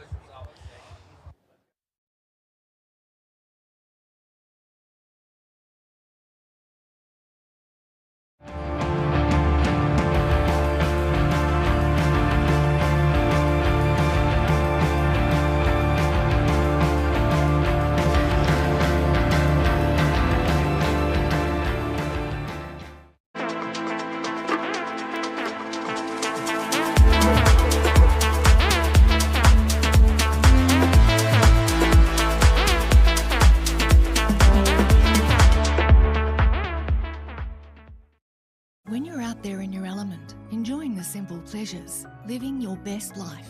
When you're at home making plans, building your brightest future and building theirs too. When the sun is shining, it's hard to imagine a rainy day, but we've got advice and a plan for life's ups and downs. And with specialists in all areas of the law under one roof, it's help right here at home when you...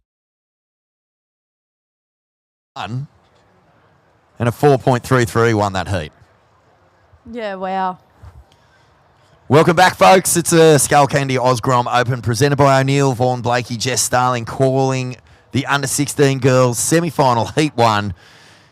It's all or nothing. Like, Yeah, look, a third, sure. You'll go home, you'll probably be happy. But the opportunity to surf on finals day, slipping through your fingers, no one wants that. No way. No one wants that. It's just a heat where I feel like everyone pushes so much harder. The semi-finals, obviously people push hard in the finals, but I feel like that's when calculating comes in a little bit more. I feel like the semi-finals is the last heat you really see people scrap and like bring everything out because they want to make that final. It's true. Yep. And I don't mind if there's a little bit of argy-bargy. No, I don't mind it either. Replay of Red's first wave. Ooh, spicy first carve there. Oh, yeah, some good surfing. Live wire surfing. Yeah. She's a little thing, but she's super powerful and absolutely kicks the fins out the back. I love her style. Samantha Ardern and Eliza Richardson. We've seen plenty of them both. Bad luck there, Lockie. I know that's a tough loss, but the Ocean kind of really did not come to the party in that heat. You did get the top score of that heat too. So it was just one of those grindy ones, man. But it will be Jessie Ferguson continuing an incredible run this year. Oh, absolutely. Already leading the rankings too, so More Jessie, points. More points coming his way. Worst result. Are you serious? Is a second? What? Take that. What? So there's been 3 events, 2 wins and a second.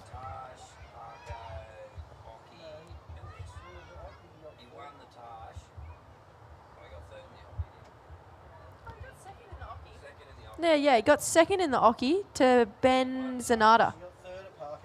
Third at the Parko. First at the small fries. Bloody hell. Yeah, he's doing pretty well, Jessie Ferguson. Like his name. Ferg.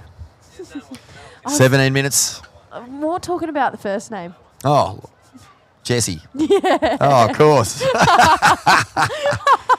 Oh, sorry. Sorry, my brain's literally turning into mashed potato as we speak. Awesome. I love when that happens. What do you know about these 2 competitors? Jessie Starling, editor of Murmur Magazine online. Check it out. The home of cultural explosions in women's surfing. I love that. That's going to be our new tagline. I know a little bit, actually. Samantha Ardern from that Snapper region. Really good pals with Mika Locke, who she actually knocked out in the dying stages of a heat 2 rounds ago. So Samantha, she is really improving at the moment, putting a lot of time in. I always see her training at Deba. Such a fast surfer, real slicey, plenty of sting. 16 minutes remaining, 16 minutes. First of Red, a 4.33. First of Red, 4.33. And then Eliza Richardson. How do you not know the Richardson sisters by now? If No, you you do know. them, Everyone knows. it's seriously, you're being silly. One of 2 twins. Whoa, Tapper with Jessie Ferguson, winner of that last heat. Wow, Jessie, mate, you are on a roll. You're getting results everywhere. Another final. You must be pretty wrapped. Yeah, I'm really happy, but I wish me and Lockie could have gone like 8s every wave, but I guess that doesn't happen every heat, so yeah. Mate, give him a look at your foot here. Like he's done a bit of damage while he's out there, a little bit injured, but how'd that happen? Yeah, on my very first wave, I hit the end section and I don't know, the whitewater just knocked my board upside down and I just cut my foot really bad and it really hurt. Now, mate, you're really ripping though, but like, what do you attribute your good form and good results to? I guess just not thinking about the result and just going surfing, but also like playing the game just playing the game. Sound like a smart man there, Jessie. We'll see you in the final. Well done, mate. Congratulations and see you then. Yeah, see you tomorrow. Thanks, Tapper. There you go, Jessie Ferguson. The Skullcandy Grom Open 24. Good on you, Tap. And if you can't see the surf from where you are, mate, maybe get Jessie to give you a boost. He's a big unit. Looks like he could bench press Tapper. Don't you reckon? I reckon. How's his voice even? Tapper's like, mate, you did a great job out there, another final, etc. And he's like, yeah, mate. Yeah, just going through me reps. Team done good. Just put it in for the boys. Big thanks to Mum. It's like I'm rewatching the interview. And what are you going to have for dinner tonight, Jess? Oh. I don't know. Kilo of sausages.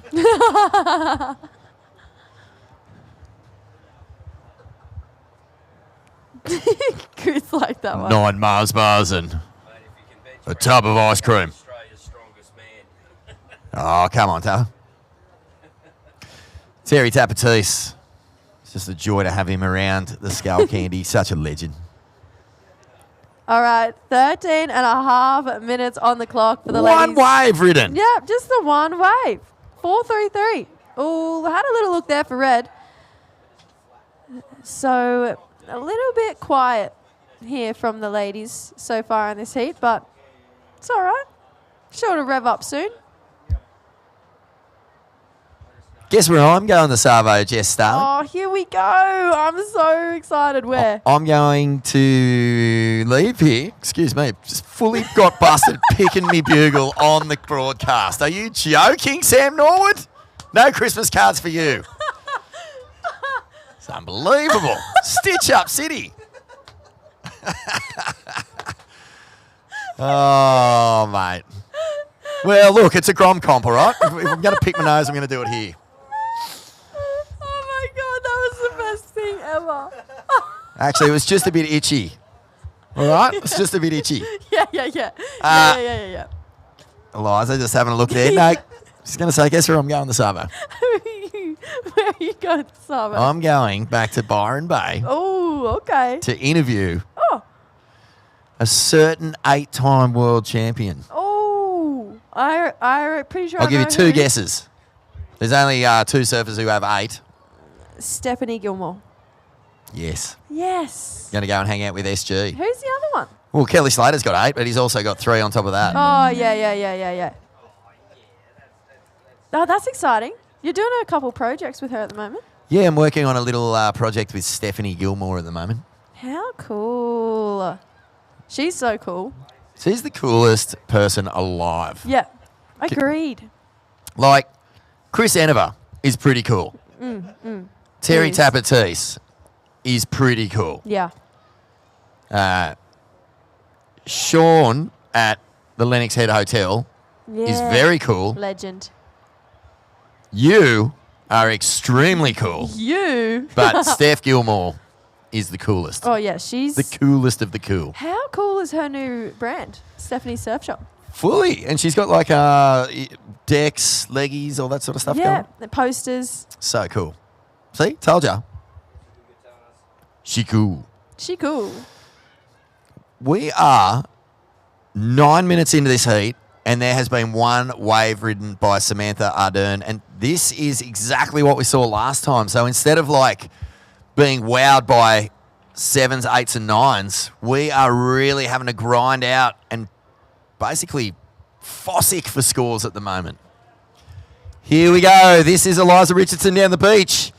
Little speedy check, and she'll need to finish, and she does. Yeah, this is the kind of, attitude that Eliza's got. She's so used to winning, so used to going deep into the draw that in a slow heat, she knows she's going to complete. Oh, yeah, absolutely. I mean, she is such a talented goofy footer. I was looking at this section thinking she needs to... But, yeah, she wins a lot.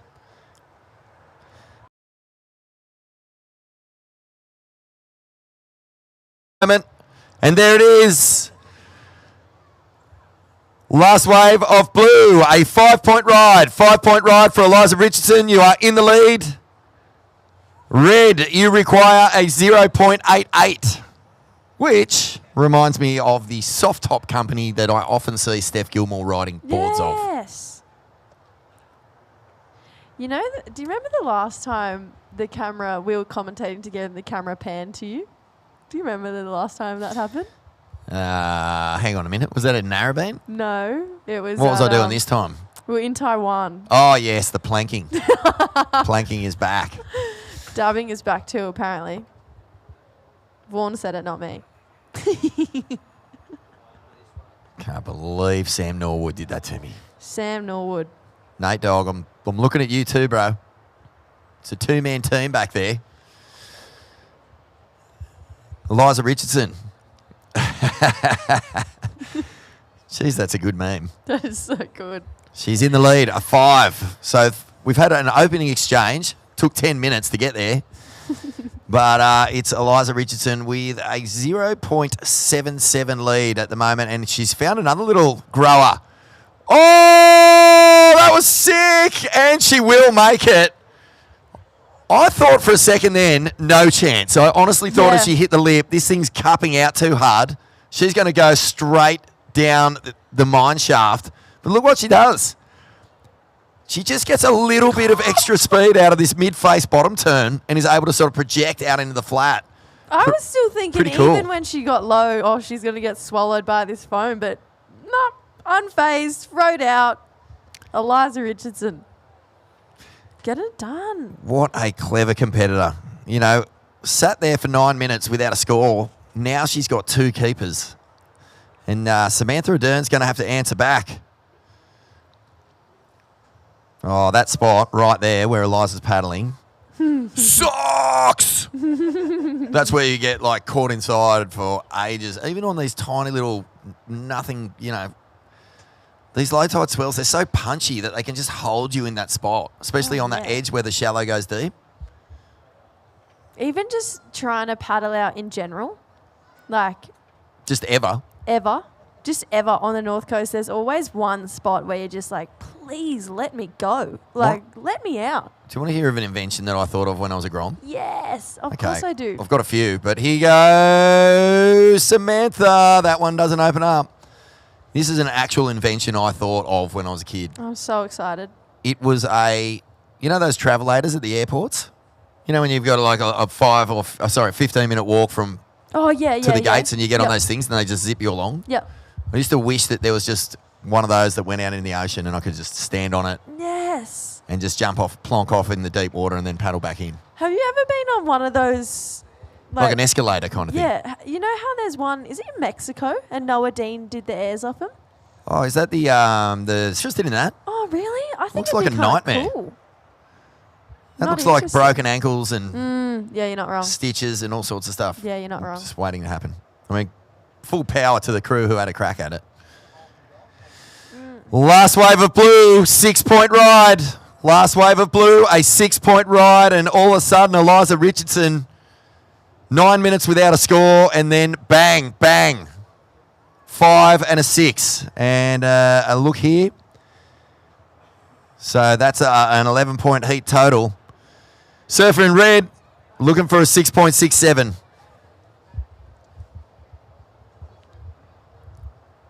You know what, Vaughn?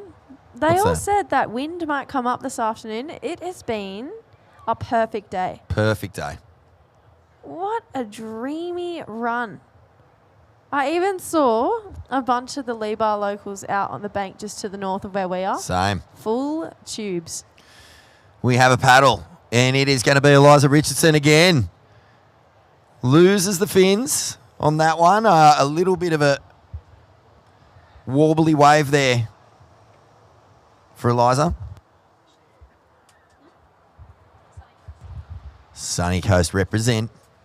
Big shout out to all the crew up there on the Sunny Coast. What part of the Sunny Coast is it?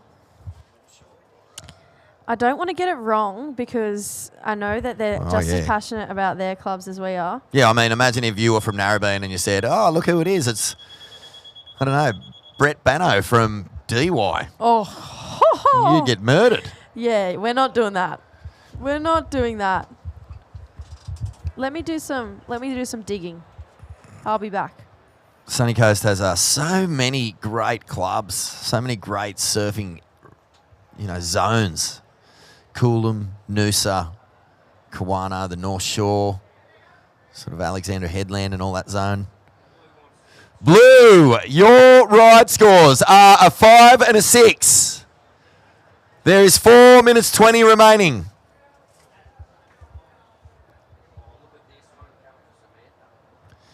It is dead glassy. It is Lagoing out right now. You know what Lago stands for? Late Arvo glass off. You got it. All right. So usually, you know what my tip and trick is of figuring out what board riders club someone's from? I type up board riders in their followers on Instagram. Here's the ish. She's followed by 4 different board riders clubs. Oh. Except Jade Wheatley, you've come to my rescue yet again. Thank you, Jade. From Noosa Board Riders Club. Noosa. What a But club. lives in Sunshine. Such a powerhouse club at the moment. She's followed by Noosa, so that helps. Yeah, there you go. Yeah. That makes sense. 3 minutes 30 to go, and far out. Was Noosa in the final of the ABB as well? No, they weren't. They went close. They I know got they close, did. though. So Yeah, many but they great had servers. actually Mitchell Peterson. He was their junior Ben in their Lawrenson. team. Ben Lawrenson, Cooper Davies. Ooh, it's a strong That club. was a strong team. Very strong. 3 minutes remaining. Blue in first. Blue, you have a 5 and a 6. Red, you are looking for a 6.67 to take the lead. 3 minutes. 2 minutes 50. You know who else surfs for Noosa? Noosa? Tell me. Daniel tell me. Sick. Yeah. Hell Club. Vards. Wow. Great surfer. Good style. Good. Very good surfer. Yeah. Powerhouse. Unit. Runs deep. Talent runs deep. Yeah, it's a good club. Here we go. Samantha Ardern having a look at this wave here. Good looking bowl. Oh, no! That was such a big power turn. Would have changed the game. Hooks it in the pocket. Let's take a look at this on replay. It was a big committed move and she needed it. Oh, wow. The points went begging. Brady? Brady? Dean Brady? You know what? Maybe. I think so. Maybe. Maybe he's watching. Dino. Dean. Shout out to all the clubs in clubland watching our surfers go at it. Eliza Richardson and Samantha Ardern, they are really throwing everything at this heat. Samantha's on the inside. Hopefully can punch through this section with 1 minute 30 to go. Yeah, but I fear Eliza Richardson seems to be a pretty savvy competitor, and I can already see she's paddling towards her. She's even paddled in a little bit to be able to get closer to her. Yeah, that's ruthless. Yeah, she's... But that's how it's done. Determined to be a winner. Look, she's just going to go and hang out with her. Hold hands out there. Well, she's doing that because she's got priority. So essentially, if anything comes near Samantha Ardern in the next minute, Eliza's going to say, nope, that's mine. Mine. And it might be a good call because look at this little thing starting to wall up. No, they're out of position. No, they're having a look at Well, they this are thing, having right? a look and it fizzles. Oh. 49 seconds. Red looking for a 6.67. That could have been close. What a fantastic day. Oh, Vorno, it's How would you just rate been- it against the best days of your entire life? Is it up there? Yeah, I'd say so. It would be, eh? I had lunch with Stace and Huey. Oh, and I Leilani. missed them. Good people. Great people. Stace's daughter. Stace Galbraith, Love it. commentator, Love it. journalist, Team manager. mad dude. 10 seconds remaining. We're going to count this one out in 5, 4, 3, 2, 1.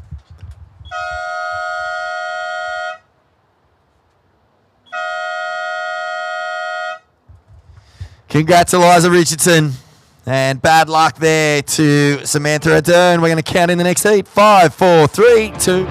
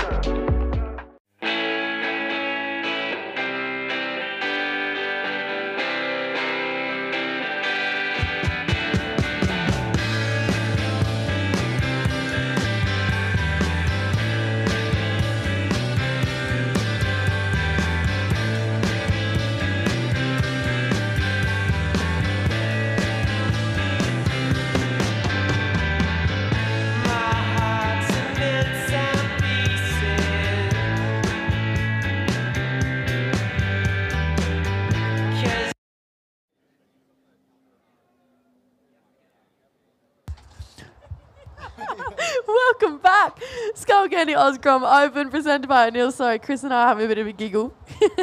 Yes. In the ad break there. But under 16 girls, oh, hello. Semi-final number 2, Kanon Takahashi and Olive Hardy. Pretty cool little matchup, this matchup. Yeah, this is going to be a great semi-final. Under 16 girls, we're into the pointy end of the draw here at the Skullcandy Grom Open, presented by O'Neill, at the iconic Lennox Head 7 Mile Beach Break. It's been home to Grom and junior surfing since the dawn of time. And just think back to, as a Grom, used to just come up here and just run rampant through that town, just scoffing lollies and staying out till 9:30 at night and chucking water bombs at people and anything under the sun. I think the only thing that's changed in this town is a new toilet block and a few licks of paint here and there, and everything else is pretty much exactly the same, and that's why we love it so much here at Lennox Head. Oh, I just love Just it. look up at that, well, one of the most iconic point break headlands you've ever seen. Just driving around that headland, checking the waves. It's almost like the same as when you drive down to the snow at Perisher and you just get that first glimpse of snow. It's like coming around the headland here, you see the waves. It's always usually pumping. Yeah, I feel like there's never not waves here.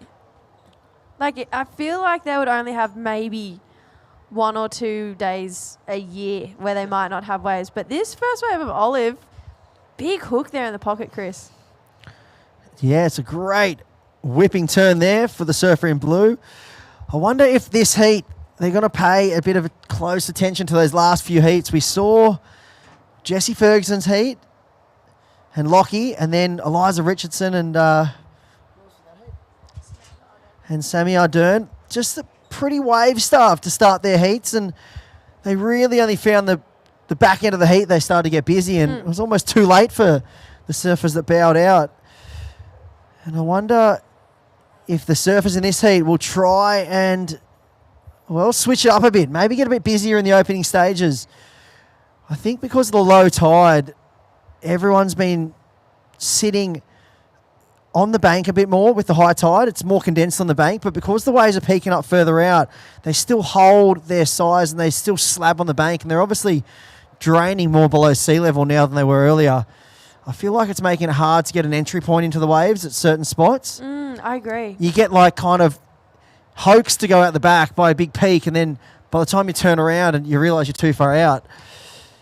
Yeah, you really got to be sitting right on that sandbank, almost just underneath where it's breaking, so you can roll into it. See, perfect, primo example just there. That wave made Olive paddle out to it, but in hindsight, not that it was a great wave in general, but she probably needed to be a bit further in.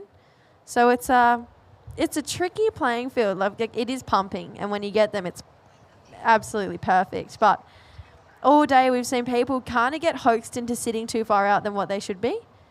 So hopefully these ladies paying attention, pick their lineups perfectly, but plenty of still pretty well great waves out there, Chris. Yeah, definitely. Heaps more peaks. I feel like it's definitely, I don't know if it's picked up or whether it's just that low tide and those sets are hitting the bank a bit more and peaking up out the back, but we've got plenty of lines on the way here. Look at this thing. This is second reef Lennox. Lennox This high. thing's breaking way out. Bonsai. Yeah. The ocean just said, "You're wrong, Jessie. We'll bring waves further out." Yeah, we've told them to paddle in and then the bombs come and land on their heads. Sorry. But we can see the surfer in red sitting very far out here, so she's waiting for something solid. And they've made the shift down. They've probably shifted down about 100 metres from where the last heat was sitting. But I do find down here towards the north, it is quite sucky. But it's sucky everywhere right now because it's been barreling off its head all day down here. And here's a chip shot in. This is the surfer in blue up and riding. Jessie, take it away. Olive Hardy, big snap under the pocket there. Once more, but kind of closes out there. Love her commitment to that turn, though. Gonna look at this replay. So gets a chip shot in, like you said. Deep bottom turn, snap under the lip there. So reining it in because it would have been a pretty hard ride out if she had gone all the way up. So pretty smart surfing there from Olive. I'm sure Sister Willow's probably tuning in. Hey, Willow. Very talented family of surfers, the Hardys.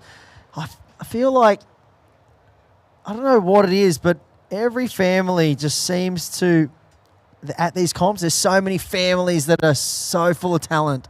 Oh, yeah. It's like the brothers and the sisters just battling it out, pushing each other. Getting up to mischief too. I'm not going to out the siblings I saw, but I just saw a pair of siblings riding on a Murph bike with water bombs in their hand. Oh, wow. Oh, watch out, everyone. See, it's still going. I was telling you, I was doing that 20 years ago. Yeah, still going. Go at it, Groms. You know what? This event's been running for 21 years. That is absolutely absurd. And, well...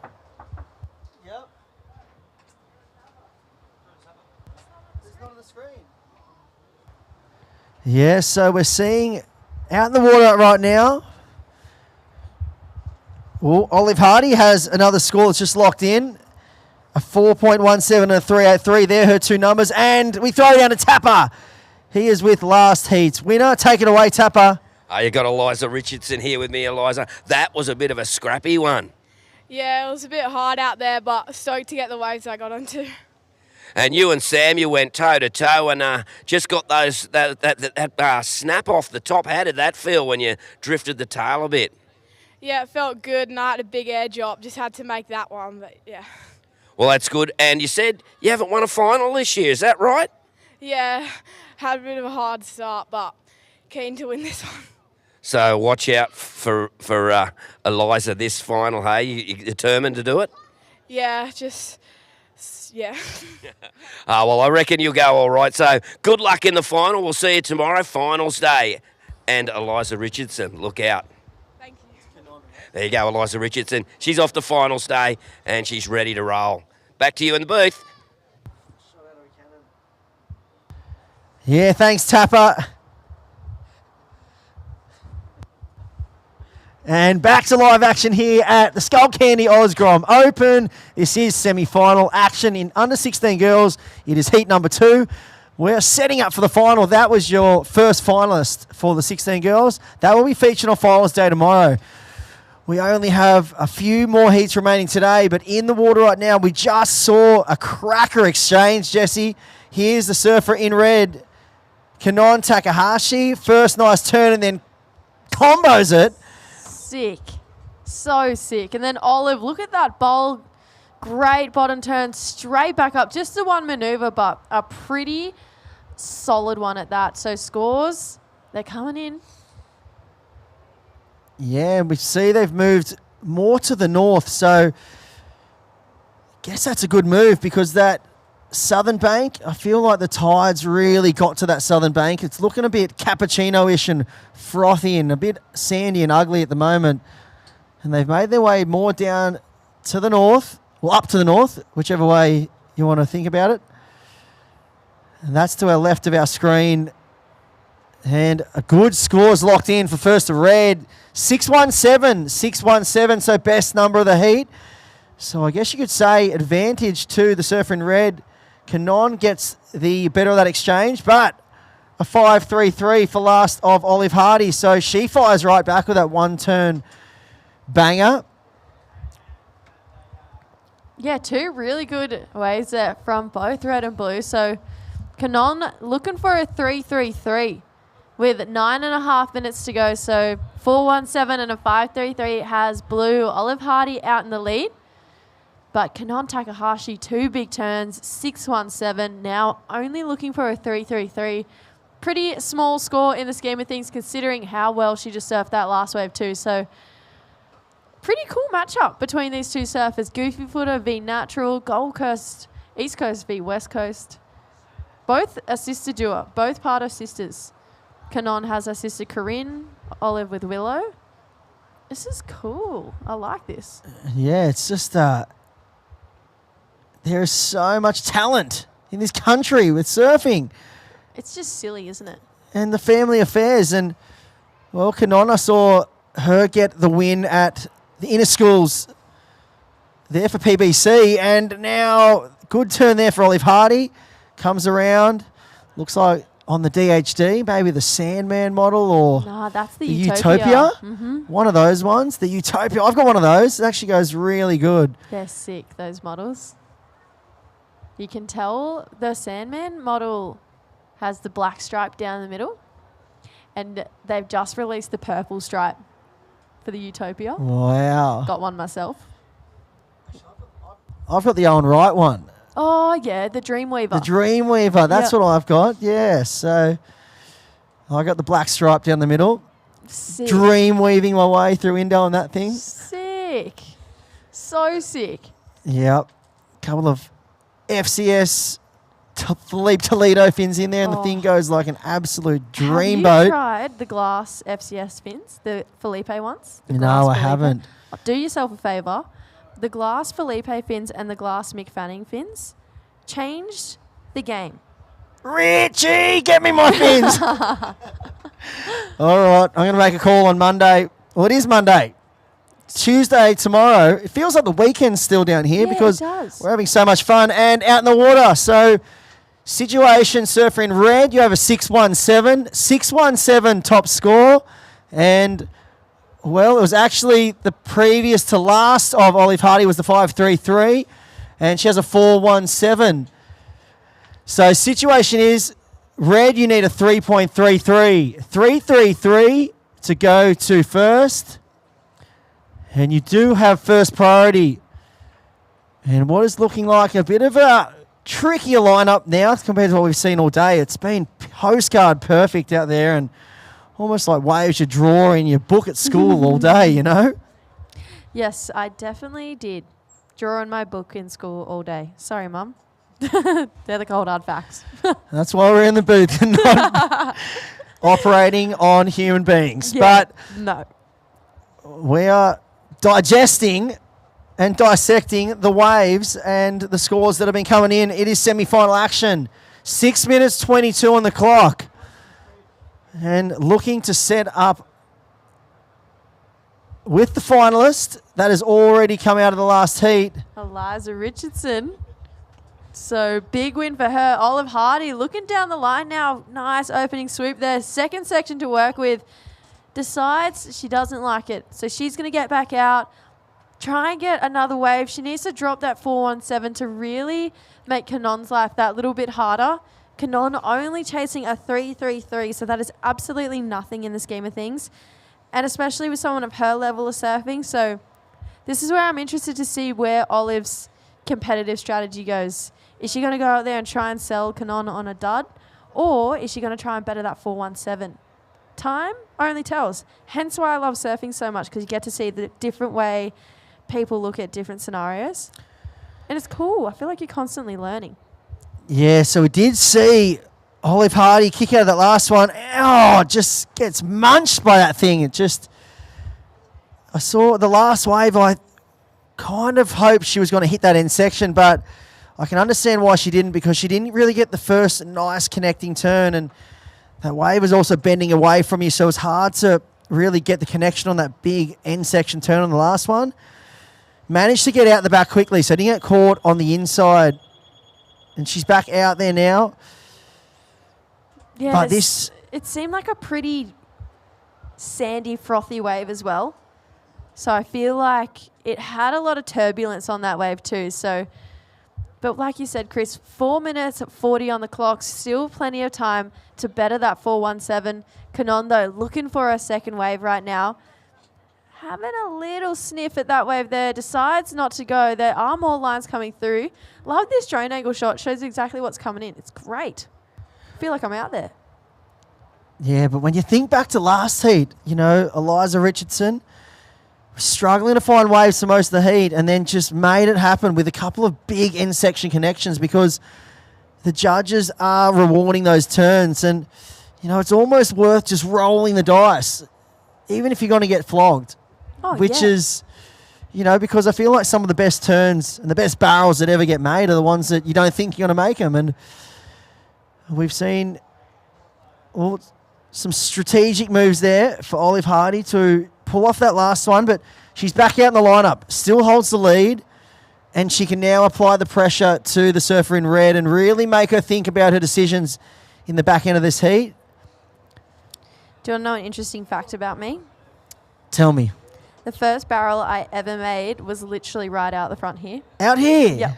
First barrel I ever made. And it was right in front of my dad, even better. No way. And no dad had the camera on. No, he was surfing with me. Oh. But at least he saw it. Because you know sometimes you're like, no, I swear I got barreled. And they're like, yeah. No, he saw it. He saw it. Yeah. How good's that? Nothing like getting tubed in a contest as well. I mean, we've seen plenty of tubes in this event so far. It just has a different feeling, you know. It's just, there is no real better feeling in surfing than getting spat out of a tube, but doing it in an event, which we've seen so many of these athletes at this comp do today, which is just amazing to get the opportunity to do. And we're coming down to crunch time here, Jesse. 2 minutes 45. This heat is just disappearing before our eyes. And Canon still with just that single wave score of a 617. So this could be very, very tense moments at the back end of this heat. Yeah, 2.5 minutes on the clock. To add as well, they're not on the same bank that they got their best scores on. They've decided to move further down to the north, but you can see them now paddling back up the beach. 2 minutes 20 on the clock. They're trying to get back in position because I think they've both probably acknowledged, we're not directly out the front of where we were before, where we got our 533 and our 617. So you can see Canon as well sitting a little bit further in than Olive, so she can get some of those chip shot, maybe medium-sized waves to try and do 1 or 2 turns, because a 333, it's not just a take-off, pull-off. That's to get a turn in, and it's got to be somewhat good. So we see the next heat's made its way out. They're about 300 metres up the beach down the beach to the south. I keep getting upside down. I feel like I'm... No, I feel the same way. Yeah, because the point should be up. Yes, yes. And here goes a paddle on. So Canon, she's looking for a 333. Hooks it in the pocket. Nice first turn. Wow, this is going to be super turn. Got a bit out of control. Laid back a little bit. Drop the hammer and take this one away, Jess. Really hooked that turn straight in the pocket there. I'm quite interested to see where this score's going to go. 333 is quite a specific score because it has to be something of substance to be able to get in that 3-point range. Tree. But it can't just be a subtle turn. So I really do think it's in that range, that last wave of Canon. So 45 seconds on the clock. Scores to lock in for red now. Olive, in this next 40 seconds, you're looking at better a 417. She's having a paddle now. Yeah, smart decision here to get one because she probably thinks she needs a score. She's going to hook this one there, and a 2-turn combo.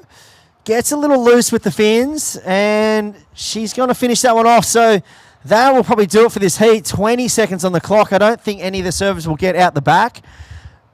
And we're going to count this one down shortly. Put your judges' hats on here. What do you think the scores were? We saw Canon really lay into that first turn. It was one turn wave, but plenty of power. 5, 4, 3, 2, 1.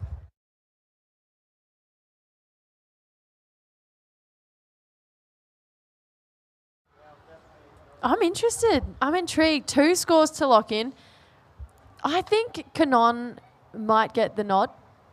I did really like the commitment she threw to that one. It was almost like a snowboarding turn. She just laid right into it, lost the fins a little bit. But then I feel like, depending on what score Olive needs from there, I don't think it's a crazy score, Canon's.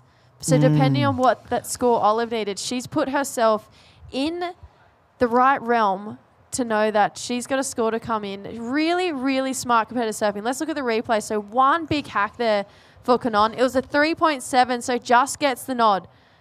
And now Olive Hardy, she was waiting. She's looking for a 4.55 on the back of that wave. Got 2 turns in. Smaller wave. We'll see what the judges think. Score to lock in.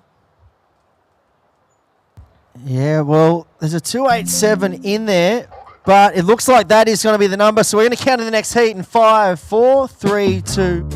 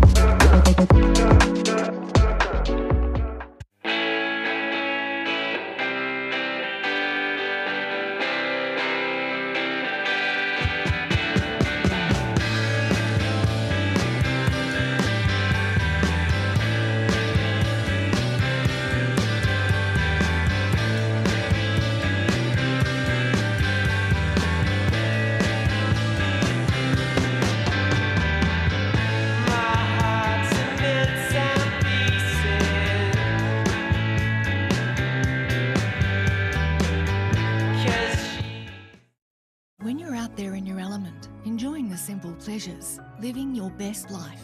When you're at home making plans, building your brightest future and building theirs too. When the sun is shining, it's hard to imagine a rainy day, but we've got advice and a plan for life's ups and downs. And with specialists in all areas of the law under one roof, it's help right here at home when you...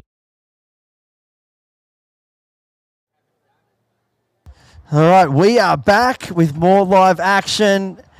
And we had a very, very tense end to that last heat. And it was Kanon Takahashi getting the win and moves on to the final. And that clutch performance there in the dying minute, Jesse, locked in that 3.7, was chasing a 3.33 and got the nod. We move into 18 girls semi-final, heat number 1. Myself, Chris Enever, in the booth with Jesse Starling, enjoying this action here today. It's been action-packed.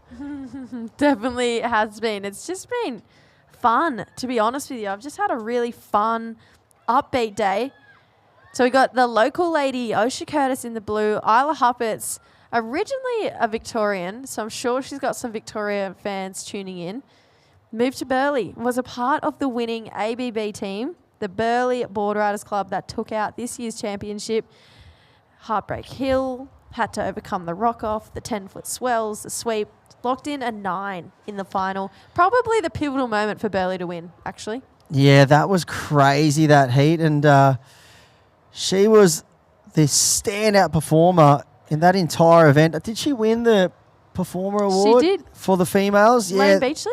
The Lane Beachley Performer Award. She was on fire that whole event. Just so much commitment, just throwing the biggest hangers out there. And it's just really mature surfing. And yeah, it was, I feel like that was what really set Burleigh apart from the rest of the field.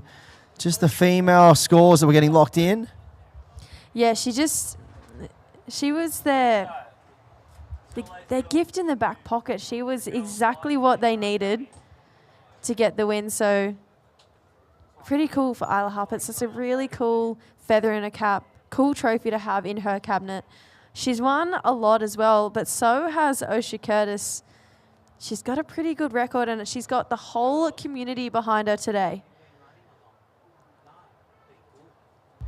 Yeah, I was out having a little paddle before and was with James Taipan Woods. I could hear him cheering on Osha Curtis from the channel, and here she goes right now. Hooks it in the pocket. Comes around the section and just straightens out, just gets detonated on that inside section. Oh, I thought she was going to pull in there, but opted to straighten out. Either way, it was going to be a flogging. I feel like there was no escaping that inside section. Look at this one, Jesse. Yeah, look at this first turn. Snaps her right up in the pocket, but she would have got a bit of a flogging anyway on that. Where she jumped off, it broke right on her. So Osha Curtis getting this heat underway. Score to lock in for the local lady. And Isla Huppets just patiently waiting out there. She was in form in her last heat. Full blowing the fins out the back. I was like, what is going on? This girl is good. Oh, here we go. Tapper with Kanon Takahashi. How you going? Yes, here I'm down here with Kanon Takahashi and ultra finals day. How good is that? I'm so happy to into the final tomorrow, and this heat was a bit hard, and I could get just 2 waves and a bit nervous, but it was super fun. And you're having fun here with your family here at Lennox Head? Yeah, it's so good wave, and yeah, it was so good to experience in this comp. Yeah. And I know you have family and friends watching in Japan. Do you want to say something now that you've made finals day in Japanese? Yeah. ファイナルまで残れました。次も自分らしいサーフィンできるように頑張ります。応援よろしくお願いします。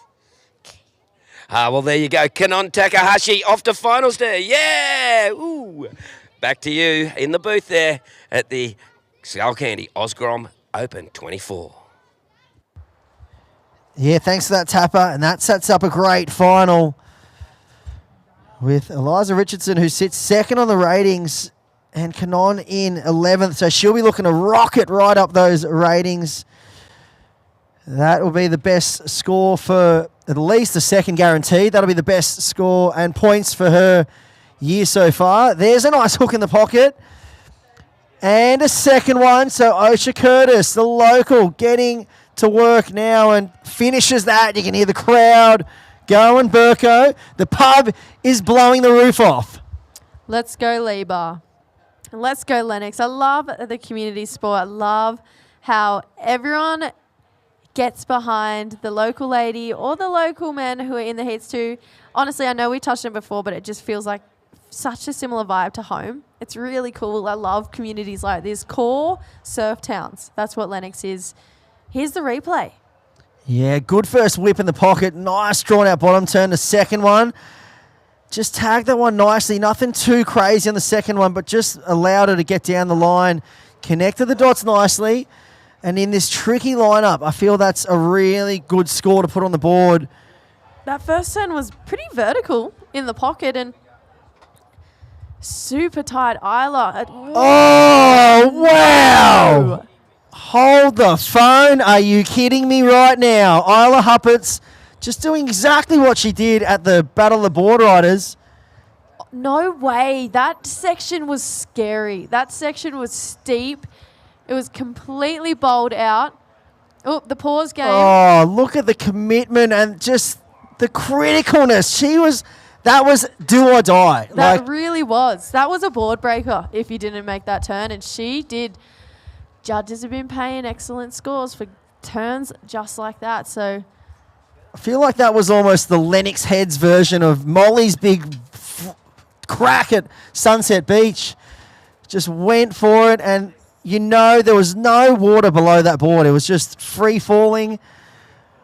And, well, Osha Curtis locked in a number, a 6.17. Last of Blue, 6.17. But stand by for last of Isla Huppert's, the pocket rocket from Burley Heads. 8.93. Last of Red, and 8.93. So almost going the 9-point range. Let's look at it again. This is completely bowled out. Oh. That was ridiculous. That was, yeah, big fan. Yeah, that was just so much commitment to that turn there, and that had every chance to go completely pear-shaped and just get splattered on the bank, but just perfect execution, the way she laid into it and even like dropped the hammer and was able to keep the control without diving the nose down at the end. Yeah, that's what I was worried Just showed about. full control. All right, Blue, Osha Curtis, you have a 3.83 and a 6.17. You are in the lead. But Red, Isla Huppert's, your last wave was an 8.93, an 8.93. Your backup is a 1-point ride. You're looking for a 1.17 to take the lead. So 10 minutes 15 on the clock. Sorry, you need a 1.07, my bad. Yeah, so the one big hammer, that has to be one of the best scores for a single maneuver of the whole event. We saw Ruby Berry do similar earlier, get a 9-point ride, and, well, Isla Huppert's just laying down the hammer. I'm going to just go out and say that was CT level commitment turns you would see on the CT. Yeah. If that turn was on the CT, that would still be close to that number. Oh, absolutely. I mean, that was exactly what they look for on all those higher stages, right? Critical section with attack, power, and confidence in those sections. That's exactly what she did. We haven't seen a lot of people hit those sections in the last few heats, and that's all right. They are scary to go for. They're really cupping out. They would hurt if you didn't make them, but Isla absolutely going for it and reaping the benefits now with that 8.93, 9 minutes on the clock. Yeah, and well, this heat here, two surfers that are really looking to rocket themselves up the ratings. You know, a lot of the other heats so far we've seen in these semifinals has featured some of the surfers at the top of the leaderboards. But right now, in the Surfing Australia Junior Series ratings for the under-18 females, It is Isla Huppert sitting in 10th place currently and Osha Curtis in 12th. So 2 surfers with plenty to prove here. They will be improving on. This will be their best result so far for the year.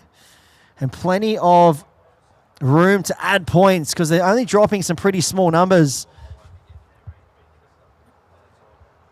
Isla Huppert's holding on to a 13th from Occy Grom comp, so that was 4,500 points. That'll be well and truly in the bin. She's guaranteed, if she makes it through this heat, well, 7,500 if just for losing this heat. Oh, you take that still. Yeah, you take that at minimum. You're guaranteed to be adding 3,000 onto the total. I absolutely love this new ranking system from Surfing Australia. And it's obviously paying off. Best year on record last year in the ISAs. Dane Henry winning gold. Ziggy McKenzie winning gold. We had a copper medal, a silver medal from Fletch Kelleher, copper medal from Miller Brown. Then the team won gold. Are you kidding? What a year to be an Aussie. It was just a full clean-up fest from the Irukandjis. And here goes Surfing Blue. Osha Curtis, nice layback jam. That was full Tyler Wright-esque, that one. And a second. And getting some work done. So Osha Curtis not done yet. But 3 good turns. She's finding some combinations out there right now. And you can tell she's heard that 8.93 and thought, all right, let's push it on this next wave. And that's exactly what she did here. Layback jam to start this wave off. Then it just really ripped through a second carve. Got a third one in as well. So Osha Curtis not backing down from the fight. She's going to better that 3.83 and make life a little bit harder. Let's take a second glance at this replay. So first turn, hey Tyler. Second turn, hello Steph. Third turn, let's go Macy Callahan. Pretty good names all in that wave. yeah, there was plenty of inspiration taken from some of the world's best in that ride there. And looking at the ratings as well, both these surfers bowed out 13th in the Occy Grom. So they both took home a 13th from the Occy Grom, and they're guaranteed a third at worst. So plenty of motivation and drive to make the final here.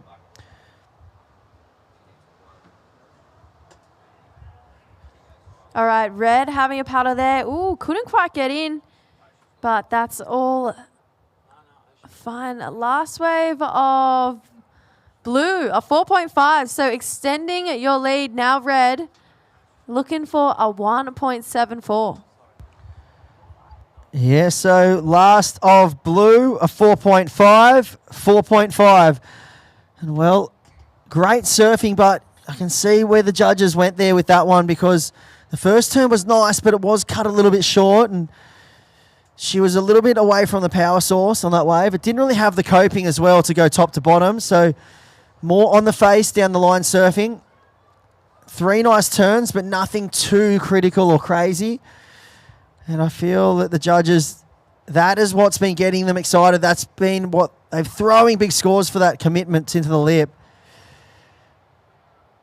Red having a little look at that one, but too deep for the right. That left kind of tapered off a little bit. That's the 5-minute buzzer. So 5 minutes to go, ladies. 5 minutes. Red looking for a 1.74. Blue needs to better a 4.5 to make Red's life harder. But that 8.93 is currently looming. Yeah, this is becoming a very similar tale to the last heat. The same as Canon. She had the highest scoring wave of the heat, but so Isla Huppert's Red, you're chasing a 1.74 to go to the lead. You sit in second, a 1.74. You do have first priority, and it looks like we got a paddle on here. This is a bigger ride. The natural footer takes off. Looking at this end section and cracks it. There's a great turn. So Jessie Starling, that was committed surfing there from the Burleigh Board Riders local. I get really nervous when she goes up to these end turns because they're pretty meaty sections, but just attacks them. She proves me wrong every single time. I feel like she's one of those surfers. She's like, give me a bigger section. Like she just wants that big section to come so she can just throw everything she's got at it. Yeah, she's looking good. That's going to be... She only needed a 174. It's not...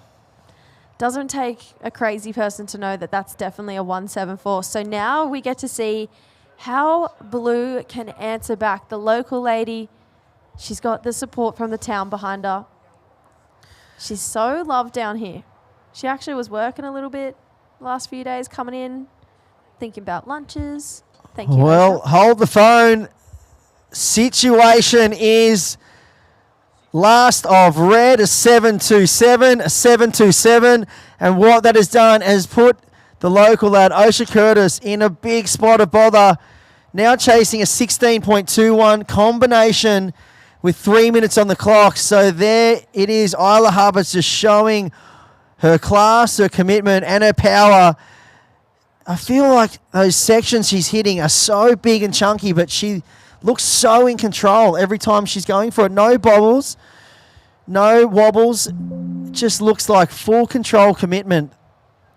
Yeah, she looks so unfazed by the fact that they're pretty meaty sections. Like a lot of grown adults probably wouldn't hit those end sections, but she is just like, yep, let's go. No issues here. Let's hit them and let's get some more points on the board. So Isla Huppets with an 8.93 and a 7.27. Pretty healthy total there. 2.5 minutes. 2 minutes 10 on the clock. Red leads. I'm losing it this afternoon. Red leads. Blue in second. Here's the replay again, Chris. Yeah, this is the 8.9 there. The big hammer. And looking at this one, this is the 7 chip. Just a little check turn there. And cracks that end section. Gets some air under the board. And rides out so smoothly. And, well, you can tell she practices that day in, day out. Because she's so comfortable in those crazy scenarios. Yeah, she's definitely putting in the time, and you can tell. And Osha, she's putting in the time too. Osha's not scared of pretty meaty waves as well. A couple years ago, got a crazy barrel at Nias that broke the internet. So see what she can do in this last 1 minute, 10 seconds on the clock. Would love to see her just attack one of those big end sections like we've seen Isla do as well, because she's definitely got the talent to do it. And we know she's not scared. 1 minute on the clock. Here we are. Sam, you're in trouble. Sam, you're naughty. 50 seconds to go. But yeah, we're having plenty of fun in the booth here this afternoon. We're getting down to crunch time at the pointy end of the draw. 40 seconds on the clock. Here we go. Blue having a look out the back. Last roll of the dice. That wave just running off on her. So 30 seconds to go. But an incredible run here for the local girls. Semifinals. Doing it for the town. Doing it for the community. Third place. 7,500 points. Yeah, well, she will take plenty of confidence from this performance. Counting down in 5, 4, 3, 2, 1.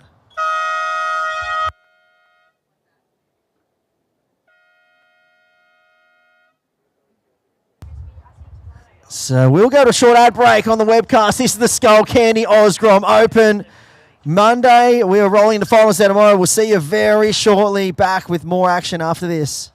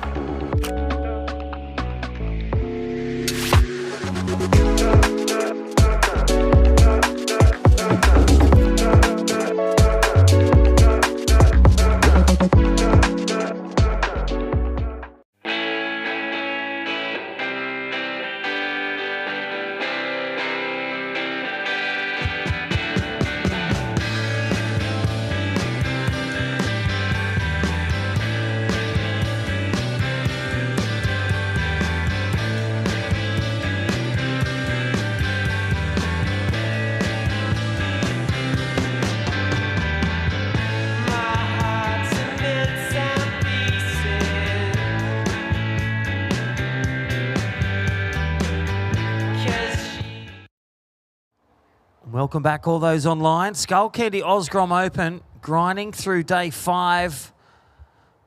A couple more heats to go. Chris Ainova. Yeah, we are down here and enjoying all the action. Only a few heats left for the day. We did see Osha Curtis bow out just then, the local hero. But she'll take plenty of confidence away from that performance. It'll be her best score on the ratings. An equal third. And there's a big whip in the pocket by Ava. Yeah, Ava Argios. Such a campaign of the last few years. Her and her brother, Lockie Argios. Kingscliff Board Riders. Alex Dad's here. Great to have them here, and Mum will be watching. She'll be flying the drone somewhere. 2 minutes gone. Look at the replay. Nice deep bottom turn with the leg brace. 2 minutes gone. 18 remain.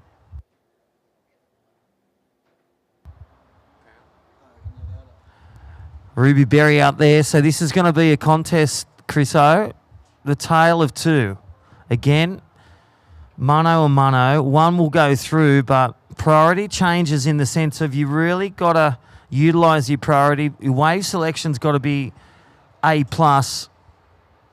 And then also that backup, because you can have a pair of good scores, as we've seen in the past few heats.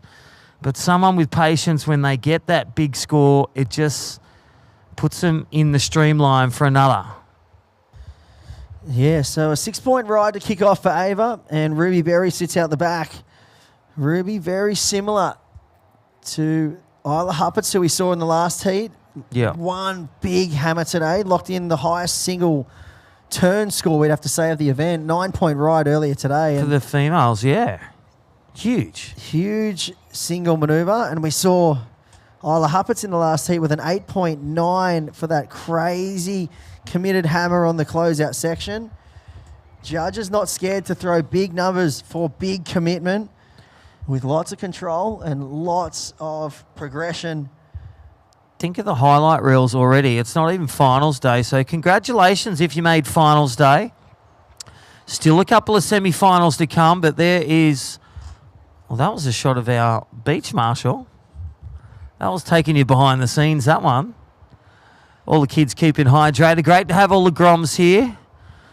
All right now, Surfer in Blue, 6-point ride, 4 minutes gone, 16 remain, under 18 girls. Here we go, Ruby Berry selects and waits for this one, bangs it up and, well, just buries that nose and doesn't pull it out. But, well, heart rate, boom, 160. Yeah, you could see the intention there, though. It was full commitment, just wanted to throw the kitchen sink and every bit of dish that was in there at that section. But just went down. Sitting third on the ratings, Ruby Berry out of WA. And she's been a very strong competitor this year. Won the Billabong Oki Grom. First in the WA state titles. Round number 1. At Margie's. Yep. But she got third in the small fry in Yallingup. And third at the online championships, and she's guaranteed a third here. So when you think of the major events, the ones, the 10,000 rated, the big ones, she has shown up in a big way. Guaranteed third at this one, and she had a third at the Taj, and third at Oki. Won the Oki, sorry. So a first and 2 thirds guaranteed. Could go 2 firsts and a third.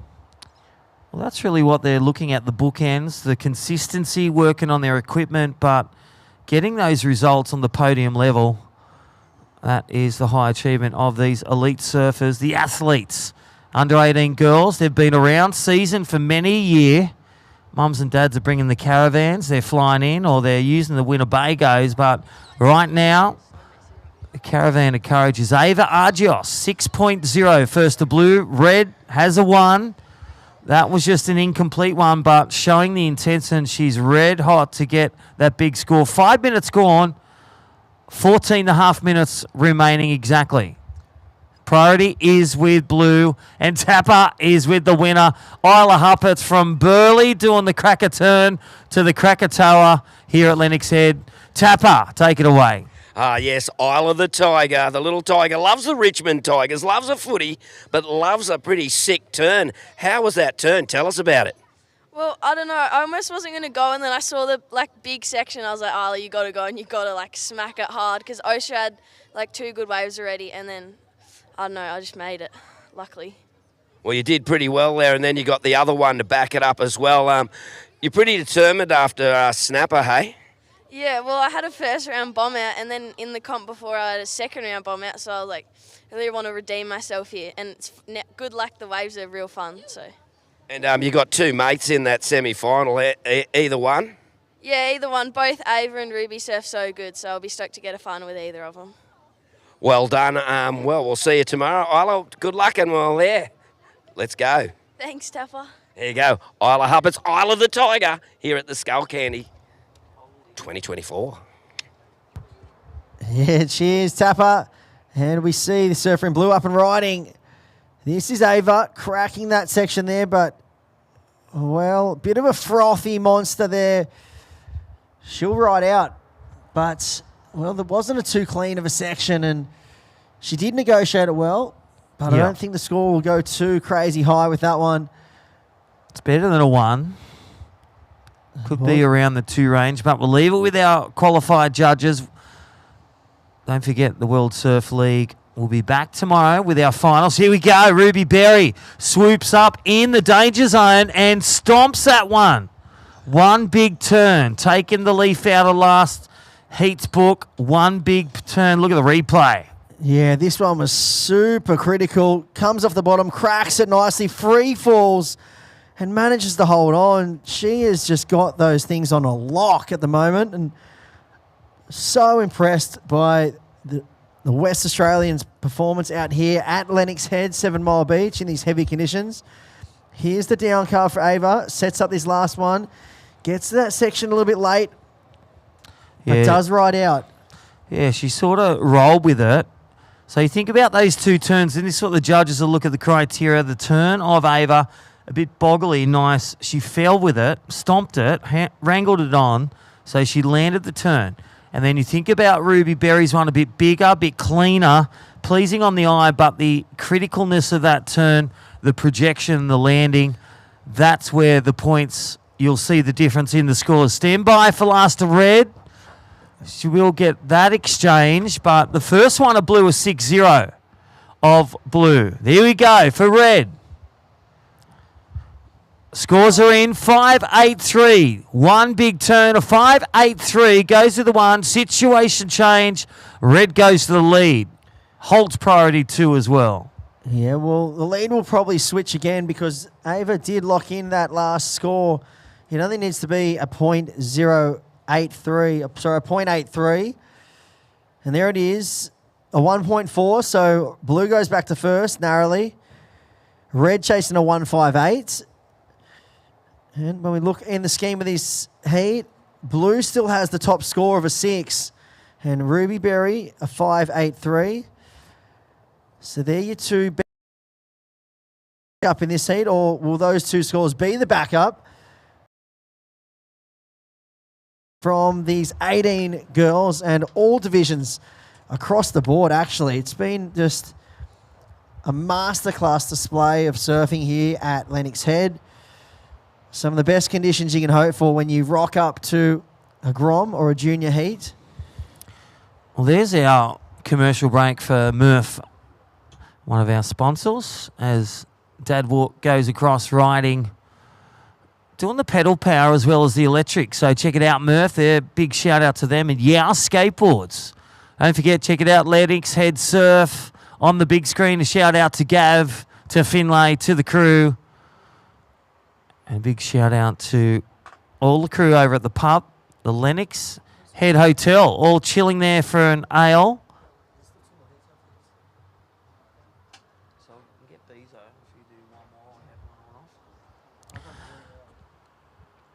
All right, a 1.58 required. Here we go.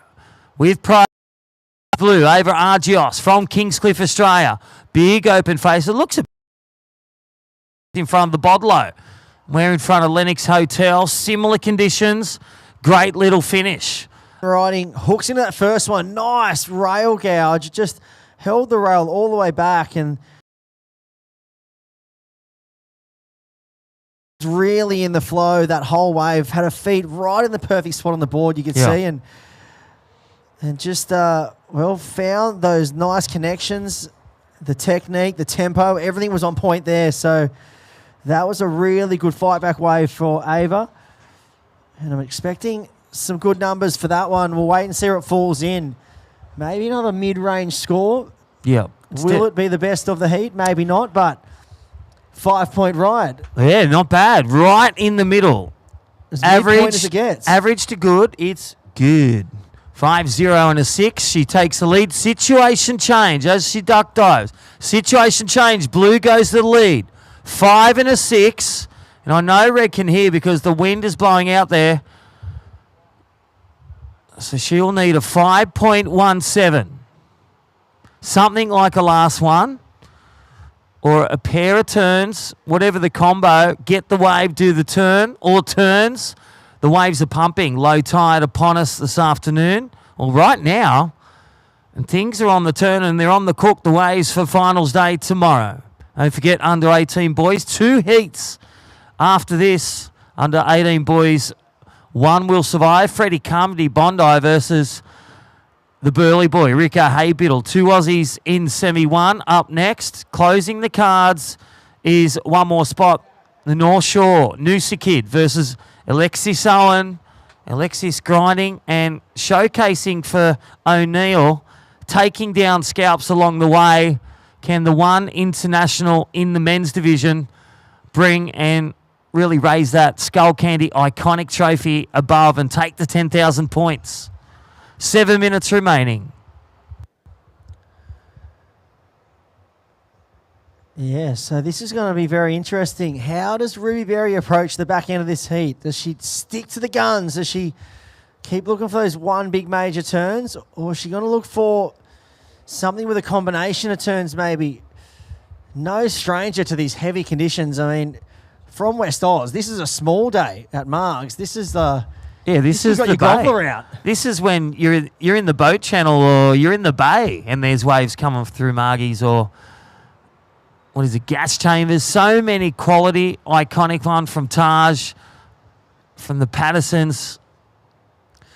Well, we saw that one just bottoming out across. It's Venom out the end of that pit. Well, you know who else is watching? Surfing WA, all the crew.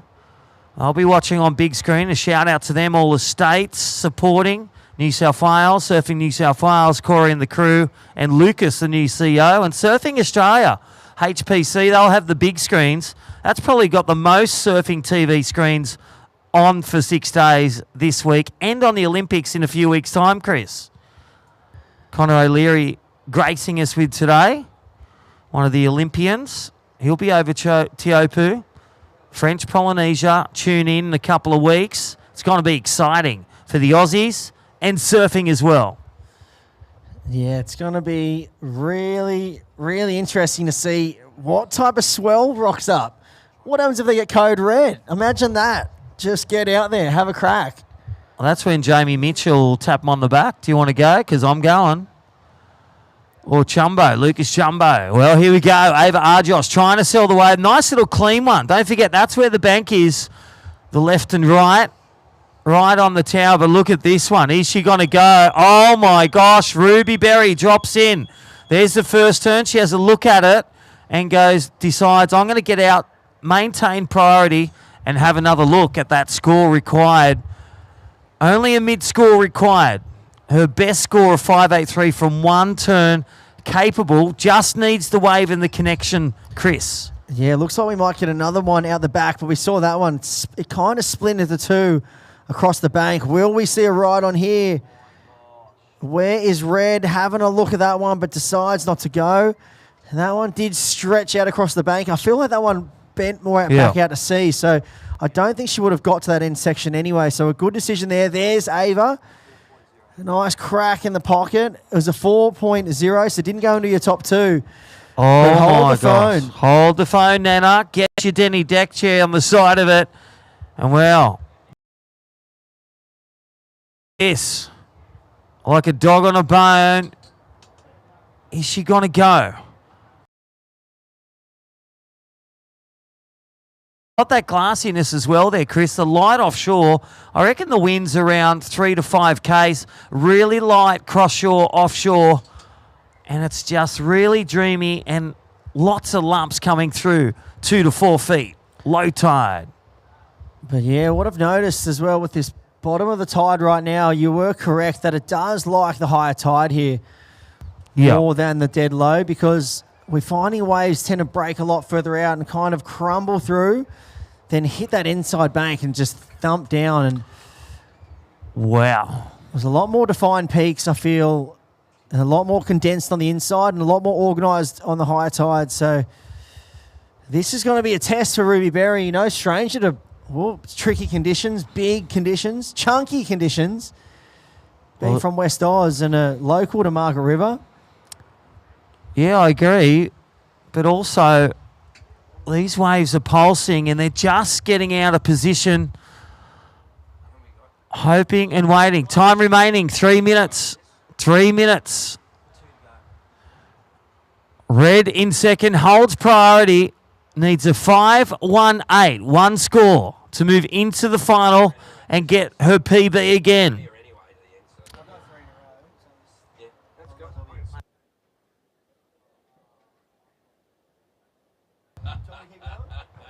Two and a half minutes. Blue leads, red second. The Argios family. Here we go. Picking up a middle one. Up and riding Ruby Berry with priority. There's the first turn. Well, 2 minutes. We'll leave that with the judges. Not as big as the other one, but needs a score just under that. Chris. Yeah, racing down the line here. Winds up the stance. You can see she set up for that end turn. Cracked it nicely. It was definitely bending away from her a little bit as she raced down the line. Didn't have that heavy section coming at her. So didn't allow her to get super vertical. It's more of a down the line end section turn. And when we look at her 5.83, she dropped. I feel that was a very critical back end turn. And there it is. Does fall in under her 5.83, a 3.83. Yep. So not enough, Crispy. The situation. Ava Argios pushing the envelope on the middle ones, the consistent ones getting the turns done. It's not over. Priority with blue, priority to red. Look at this one.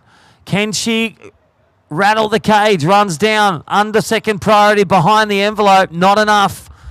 That won't be the one. A minute to go. Ava Argios has priority. It's like she's... She holds 50 seconds. Blue leads, red second. Red requires a 5-1-8 to make the final tomorrow. Blue, you are in first. Blue. Red is in second, chasing a 5-1-8. You do have priority, Blue, with 30 seconds on the clock. It looks like will Ruby Berry get back out?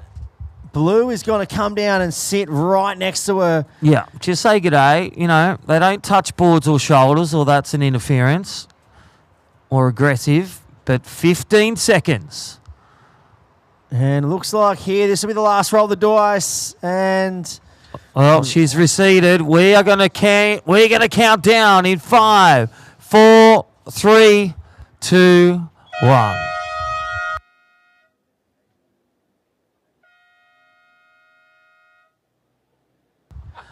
All right, Ava Argios, you are through to the final. Congratulations from Kingscliff. Alex and the Argios family going bananas. 5 and a 4. We're going to count in the next one in 5, 4, 3, 2, 1.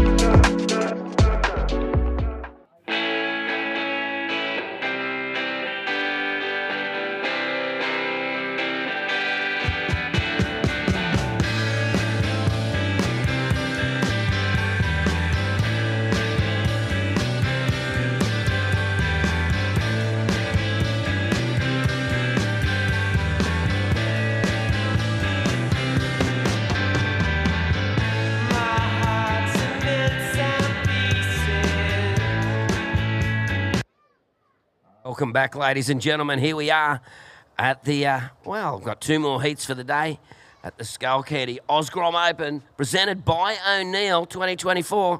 Terry Tapatis, at Tapatis on Instagram with Mr. Michael Crispy. How you going, mate? Yeah, that's right. M_Crispy on Instagram. M_Crispy, yeah. I've tagged you in a couple of things, I think, somewhere. You have. And we're both ABC surf reporters too, so I bring it here on the North Coast, you bring it up at Burleigh, and right now, Rico Haybiddle, your man from Burleigh. Oh, his name was Rico, and here we go. Oh, look out, reverses it out. Looking a bit smooth there, young Rico. That was like a credit card sliding reverse. Yeah. But it was still nice. Yeah. So good start for Rico. Get the juices flowing. Let's look at the replay. Thank you, Skullcandy. Rico Haybiddle. Former Queensland, he was runner-up Queensland champ. Nice wrap, and then look at it. Goes for the air and just slides it around. That was nice. Good start. Nice, smooth start there for Rico. So, mate, Fred Carmody. Fred's been on fire, the Bondi boy. Right, said Fred. Taking scalps every year. Well, he's From the land of lifeguard. Shane Horan. I know, I was going to say, the runner-up, the man, the moment with those fins. Shane Horan, and let's even go back to Kev the Head. Oh, so Kevin the lineage, and Celebrate Rifles as well. So yeah, Celebrate Rifles got that. Enough said. We Head. love Bondi. Great skate ramp, great iconic, and great on the South Swell. And we have Shane Horan at Burleigh now. He's there, and Tony Spanos, the great Tony Spanos, a great man, looks after all the Bondi crew. You know, another Bondi crew that's come up. Who's that? Get ready, Clancy Dawson. Oh, and he'll be watching and listening to the CD. Yeah. The Ginger Ninja. I used to always Super quote coach. Clancy of the Overflow whenever he got a wave. I got a little mate. He's probably watching, and it's Clive. Clive's a little grommet, surfs at Bondi. Shout out to him. G'day, But Clive. they've had some great surfers throughout the years representing. And Freddie is right said Fred Carmody, the new kid on the block from Bondi. And he's got some good points and good scalps. He'll be looking for a really good wave to tear the bag out of right now to take down Rico Haybiddle. Well, Rico Haybiddle, a 4.5, your opening wave, Rico, a 4.5. Rico's heard that. You know, I don't think Rico, he'd go, okay, I got one. But I reckon Rico sets his goals pretty high. And I'd like to say, we just said that Ava Argios won that last heat. It looked very similar, been up Kingscliff with coaching and that for many years. This is very similar to Kingscliff Beaches. Yeah, he along ran in front. Casuarina That's there. right, Casuarina, right in front of the pub, and they are cheering that they're in the final.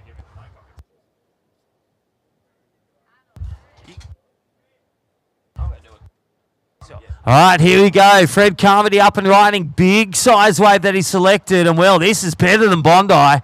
Big snap and then goes for another. And, well, 2 big turns. Just couldn't get that extra icing on the cake. But we'll get the replay on that one. But Fred Carmody waited, Mr. Patient. Well, look at this. Nice takeoff. Stroked into it. Look at him wait.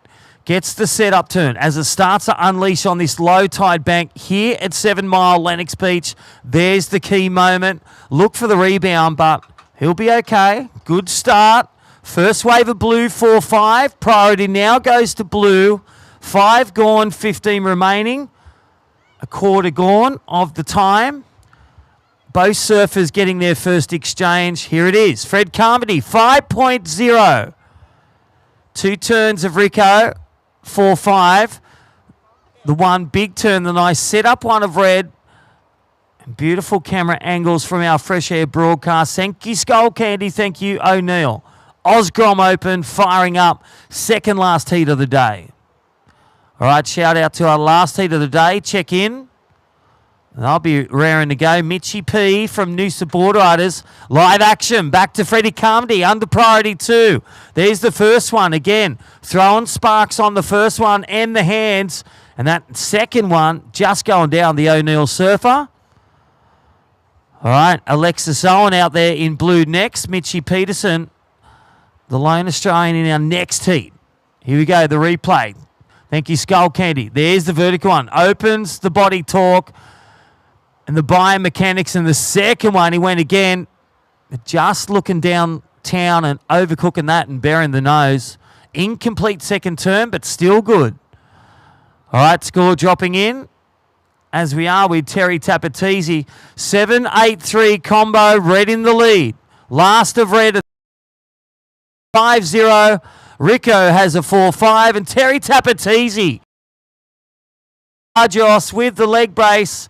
You're in the house. Congratulations, Ava. All right, over to you, Terry. Let's go, Ava. Well, looks like we're ready to go, Crispy. And here I've got Ava Agaris here. Ava, in the final, you must be pretty stoked. Yeah, like I've done pretty bad in the first few 10,000, so finally having a good result. So yeah, I'm pretty stoked. Now, you got a bit of a knee injury there. You're wearing the brace, but you reckon you're pretty well all right anyway? Yeah, I've been doing like rehab exercises, and yeah, it's pretty good now. And you're going to give the bro heaps because you got the final heat in? Yeah, it's always him making the final, so it's my turn now, you know. Well, let's make the most of your turn. You're taking on your good mate, Isla Huppets, as well. That'll be pretty exciting. Yeah, she absolutely rips, and she flogged me in my other heat, so yeah, it'll be fun. After a bit of revenge? Yeah, hopefully. Well done, Ava. We'll see you in the final tomorrow, finals day. Yeah! Thanks, Suffer. There you go, Ava Agra. She's off to the finals here at the Skullcandy Grom Open 2024, presented by O'Neill. Well, thank you, Terry Tapatese. Look at the replay. Why we were talking to Ava. Look at this big bomb. Rico Haybiddle, former Australian champion and Queensland runner-up. Nice big wave, great combo. Nice variety, and with a finish, strong finish. 4 blistering turns equals one thing, a good score. Last of Fred, a 5 and a 2, 8-3. 12 minutes remaining. Stand by for Rico Haybiddles. Only needs a small score. There it is. Last of Rico, a 7.5. 7.5, last of Blue. Big wave, big 4 turns. All complete, all variant, different turns. The setup turn, the carve, the layback, and then the finish. That is a 7.5. Above average on the scale. Freddie needs a 7.01 to match it. 7.01 for Red to make the final. Priority 1 to Red. Mate, this is a ding-dong battle, and that was great out there. Ava Agaris, like giving a brother heaps too. Argyros. I'll get it right. I even asked Lockie. Argy-bargy. Argy-bargy. There you go. There's That's a bit what of argy-bargy, brother-sister, because there's, so normally Lockie makes a final. This time I've made it. Oh, So- there you go. She gets the top bunk today. Sorry, Lockie, and well done, Alex. And she's got a bit of revenge there for Isla Huppets because Isla got her in the last heat. They surfed together, so she'll be going like, I want to get one back. And don't forget the resilience of the leg injury. She's got the strapping the leg, and that just, when she's in those moments, it's not that she nursed it, it's just so it just protects it so it doesn't push past and do any further injuries. Well, she said to me that she doesn't really need it, but it just gives her that bit of confidence so she can push harder and not have that worry.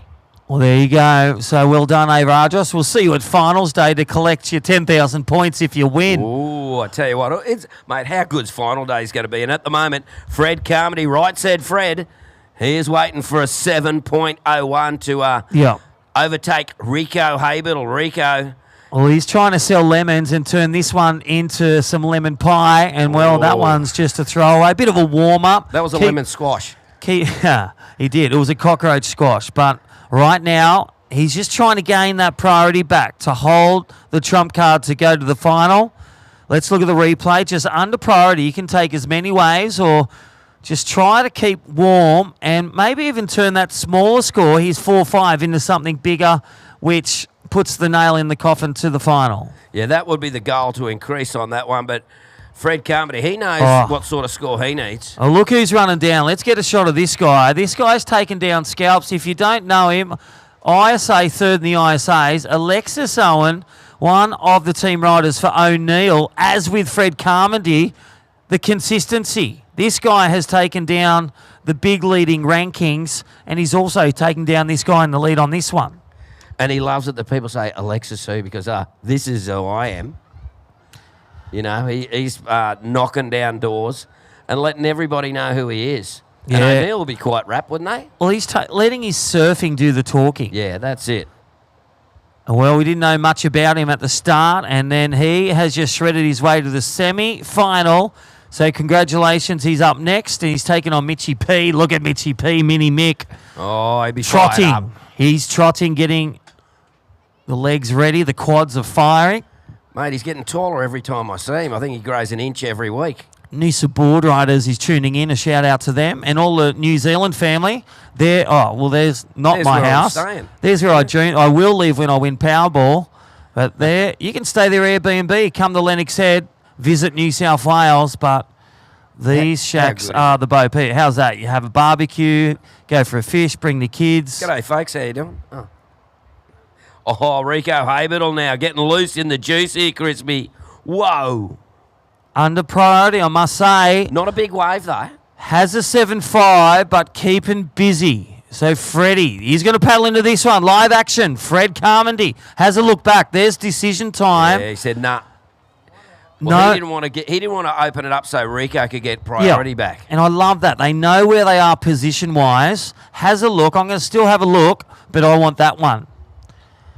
So I reckon he looked at it pretty quickly, summed up, I'm not getting a 7. All right, stand by for last to Rico Haybiddles. Look at this for a replay. Thank you, Skullcandy and Fresh Air Broadcast. Nice jam turn. Again, look at the power. Lots of spray, demonstrating that kick power pivot on the back and then rolling out of that consistent control. Judges love that. So we're down to 7.5 minutes. We'll get those scores to you as soon as they come to hand for the surfers in the water. And what's happened there, Crispy? Yeah, well, he's improved on that second score. Under priority, last wave is 667. Red, that number has been changed to 917. Required for red, 917. Blue just posted a 667. Red requires a 9171 score. Well, Fred's got to get his skates on because he could do it in 2 if he has to.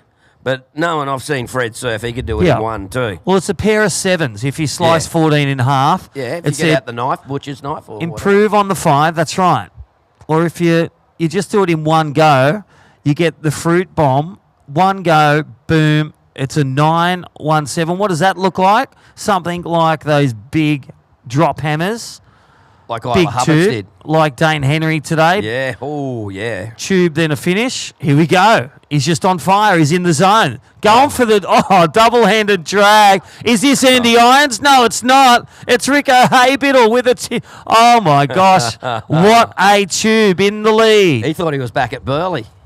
Dragging both hands. He's pulled in behind me once, you know. Hang on. It tubes at low tide. Easterly swell. Let's look at the replay. Rico Haybiddle.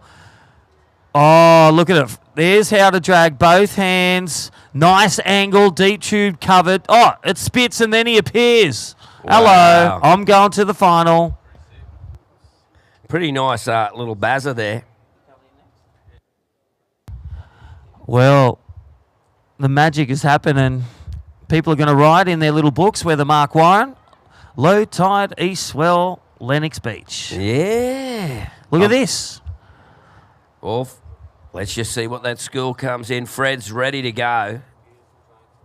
How is that? Look at that drone shot. It's just like a sheet of glass out there. We've got a metre and a half of swell, maybe to 2 metres, and beautiful giant peaks, which happen to be barrelling as well, coming through. All right, well, he's improved so slender, a 6.7 tube ride. I think that's the biggest paying tube one of the day for a single manoeuvre tube. And we talked about it's been tubing. It tubed in the Squall. I don't know how the other day in 50Ks with Will Martin, but today we've seen endless tubes from the boys and the girls and even the pro juniors. It's been amazing waves for day 5 here at the Skullcandy. Grom Open presented by O'Neill. Second last heat. And you know what? I've noticed it hasn't been as busy around the site. You know why? Because everybody's out in the ocean going surfing. All the grommets are going, I'm out there. I'm not hanging around. Yep. There's 7 miles up north, go to Byron. There's 7 miles down south, go wherever you like. It's an amazing place here at Lennox Head, and those people who are watching around the world, you really got to come and check out the far north coast of New South Wales. Such a beautiful place. Well, I reckon they understand why I moved from the beautiful Cronulla and all the Which is reefs a and the beautiful great place. waves to the beautiful Lennox Head. Mate, it's amazing. And, you know, when I was so stoked when I got my licence because it meant I could come surf down here, you know? And that's back in the day. I remember going to Red Sands and the farm. You could drive right near there, and if it rained, you got stuck and bogged. You could drive right near the end and go surf with Brocky and some of the legends. All right, yellow flag is up. Under 4 minutes remaining. Situation, blue in the lead. Rico Haybeetle started with class and has just finished with finesse, a 7.5 and a 6.7. Fred Carmody in red has a 5 and a 2.83. He needs one big score with time waning. 3.5 minutes. Red needs a 9.2. Red has priority. Well, here we go. It comes to 3 minutes 20, and oh, look at this, mate. I can see a pretty big lump out there, but Rico Haybeetle, he's gone on another lump over to the side. What's he got? Comes and hooks it back, drops the hammer. Oh, he's got tubulitis. He's looking at it. Here we go, Fred Carmody. Yeah, big one, big wrapping turn, big carve. He's going to look for the finish. It could be the two-tap, looking to escape from the reverb, and he does. So Fred Carmody. Oh, this is going to be good, and it's going to be a good paddle. This is going to be a grandstand finish in the semi. Look at this, big wave. Look at the replay. Thank you, Skullcandy. And the drone. Big roundhouse back to the wash. This one, lasers up. Bang, wow. Big spray. Look at the finish. Well, Mr. Carvin Carmody. Was like, and oh, look out the paddle battle there from the drone. yeah, mate, that's a the paddle beautiful battle. shot. Benaboudi photography. On Johnny on the spot. You can tell this guy surfs. He just can see it, and that's good for the judges as well, because they're going to paddle hard to the takeoff zone to establish priority, because it hasn't been established yet. And there it is. Wow. So 2 minutes remaining. Needs a set with at least 2 waves or to sell one of those lemons. Got to sell a lemon to Rico. Priority is with blue. Priority 1, blue. Priority 2, red. Time on the board, 1:50. Last score. Wait for it. I know he may be just under. He'll need another score potentially. 1:40. Still no scores. The last are red. All blue, stand by. Mate, it's going to be Fred Carmody's used cars at Bondi Junction, I think. He's going to have to try and sell Rico something here, but wait till that score. Oh. He's gone to the lead. Wow, it's a 9.33. Situation change. Situation change. Last of red, a 9.33. Big wave, big turn, big finish. Oh my gosh, a 6.84. 6.84. And look at the emotion in this one. Whoa. It's just lifted, but hold the phone. 55 seconds. Blue needs a 6.84, and blue is out the back. 50 seconds. Oh, mate, he's going to need a wave. And where is it? Fred Carvin Carmody. Well, it wasn't a carve. It was a roundhouse whip right near. Look at it. And this is not the one. We'll try and get the big one, but this is the emotion when he knew. He just went, I got this. I'm in the lead, 30 seconds. So Rico Haybeetle. 6.84 is required for blue. Blue, you require a 6.84. 20 seconds remaining. Has priority, but he needs a wave and needs to complete in the score out of 10. A 6.84, 10 seconds. Here we go. In 5, 4, 3, 2, 1. Wow. Wow. Did not see that coming, but I did see Fred Carmody right said Fred goes to the finals day. We're going to count in the last heat in 5, 4, 3, 2, 1. And we'll have a look.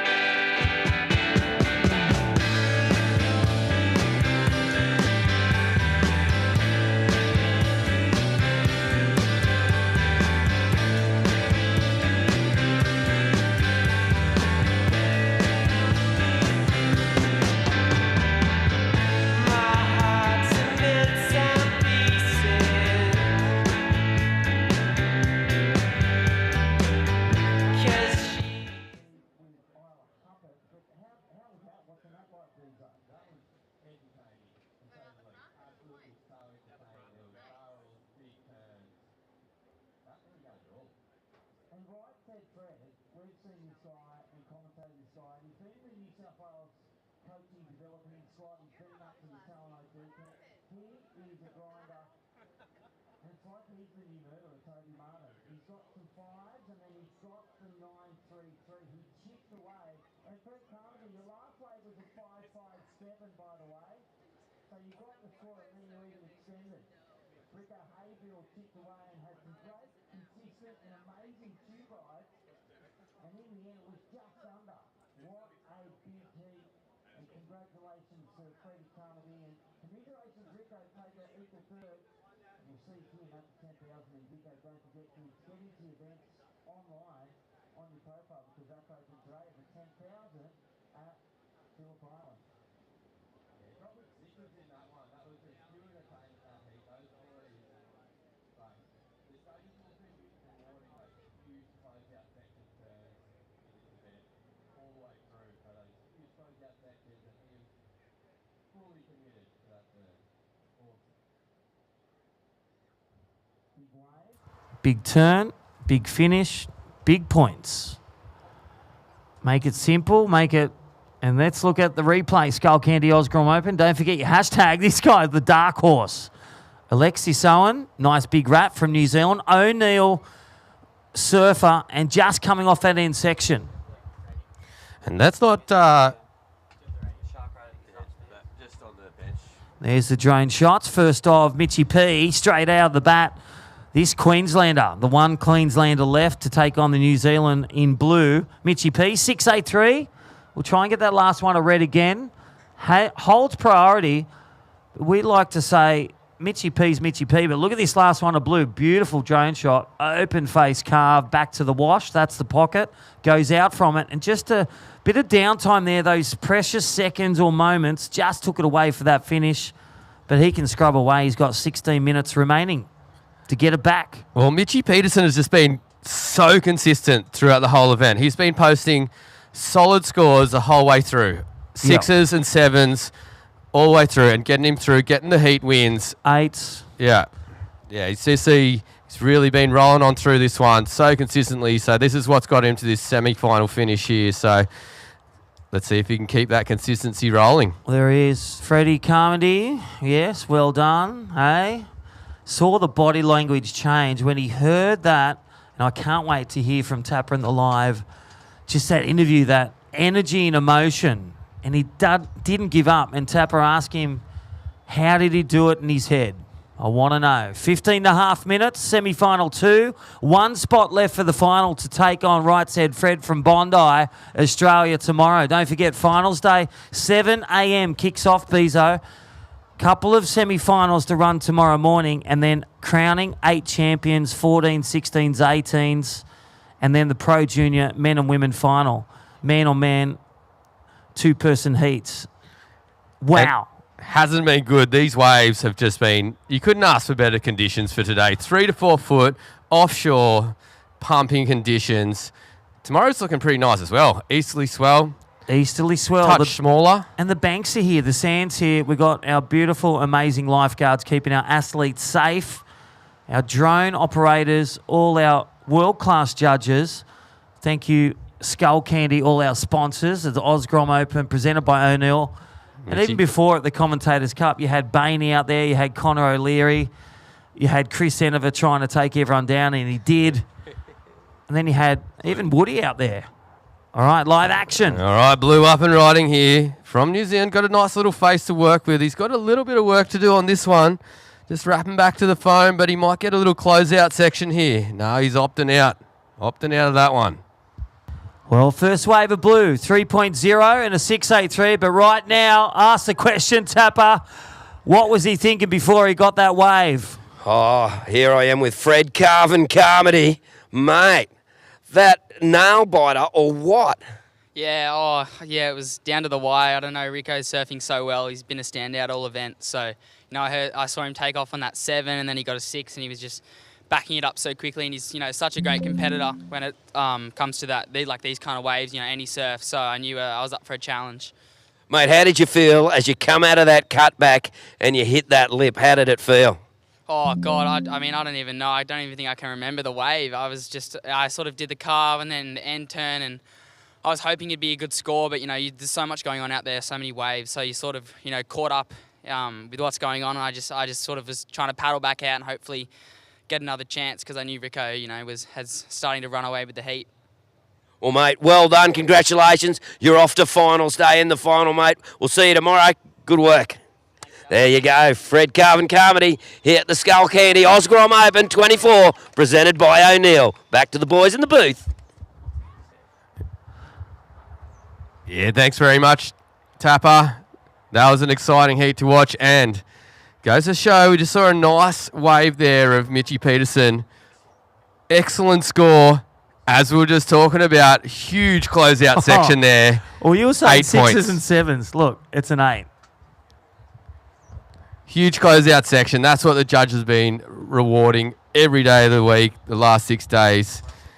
Last of blue, Alexis Owen, wrapping back to the foam. Bit of a flatter wave here. Yeah, good one to say, like, good cutties. But look at the size of this wave. It's like triple max. And this guy, the Queenslander in red, big carve, big snap. Not as carvy, but that's it. The more risk. Red, you're in the lead. 6-8-3. Your last wave, a 8-0, 6-8-3, and an 8-0. Red leads. Blue, you're in combo land. What does it mean? Cut it in half. You need an 8 and a 7 to take the lead. A 7-8-3 and an 8. You need 2 waves. 11 and a half minutes to do it. You cut that in half. That's every 6 minutes. Get a wave. Well, still got time here. There's been no shortage of waves coming through. So having a little look at this one. But I think we've got to see some good sets getting down to halfway through the heat now. 11 and a half minutes. So Mitchie Peterson keeping that consistency up. I feel like he's just zoning in on what the judges are looking for here. He's having a paddle. Paddling for this one, having a look. A little roll in. Chip into this one. Up and out. Under priority 2 can keep the motor humming. Trying to sell it. Or just try to escape as well. He might even paddle downtown. He's been all over. I think he started this morning at the shower bank. Squeaked through his heats. And again, got a quarterfinal berth. A good top 8 result in the Pro Junior and Semi. But Mitchie P in his age division, 6-8-3 and 8-0 from the talent from Noosa Board Riders, Queensland, Australia. 10 and a half minutes on the timepiece. Thank you, Ben. Look at this. Look at this coming through. I thought you were just frothing on the drone being a drone Capitan at TAFE. Drone Capitan on TAFE. Giving Benny a booty's license here to fly this thing. So here we go. Let's have a look. Any takers? Bigger set there. There's been still some nice sets rolling through. So crack a barrel. And the tide's going up as well, that big tide. It was low tide around 3:30. We're past that. Starting the jack. Here we go. In the box seat is Red. Taken off on a big one. Mitchie P goes for the big snap and he goes down. And that is the mine shaft that gets the water tap nose happening.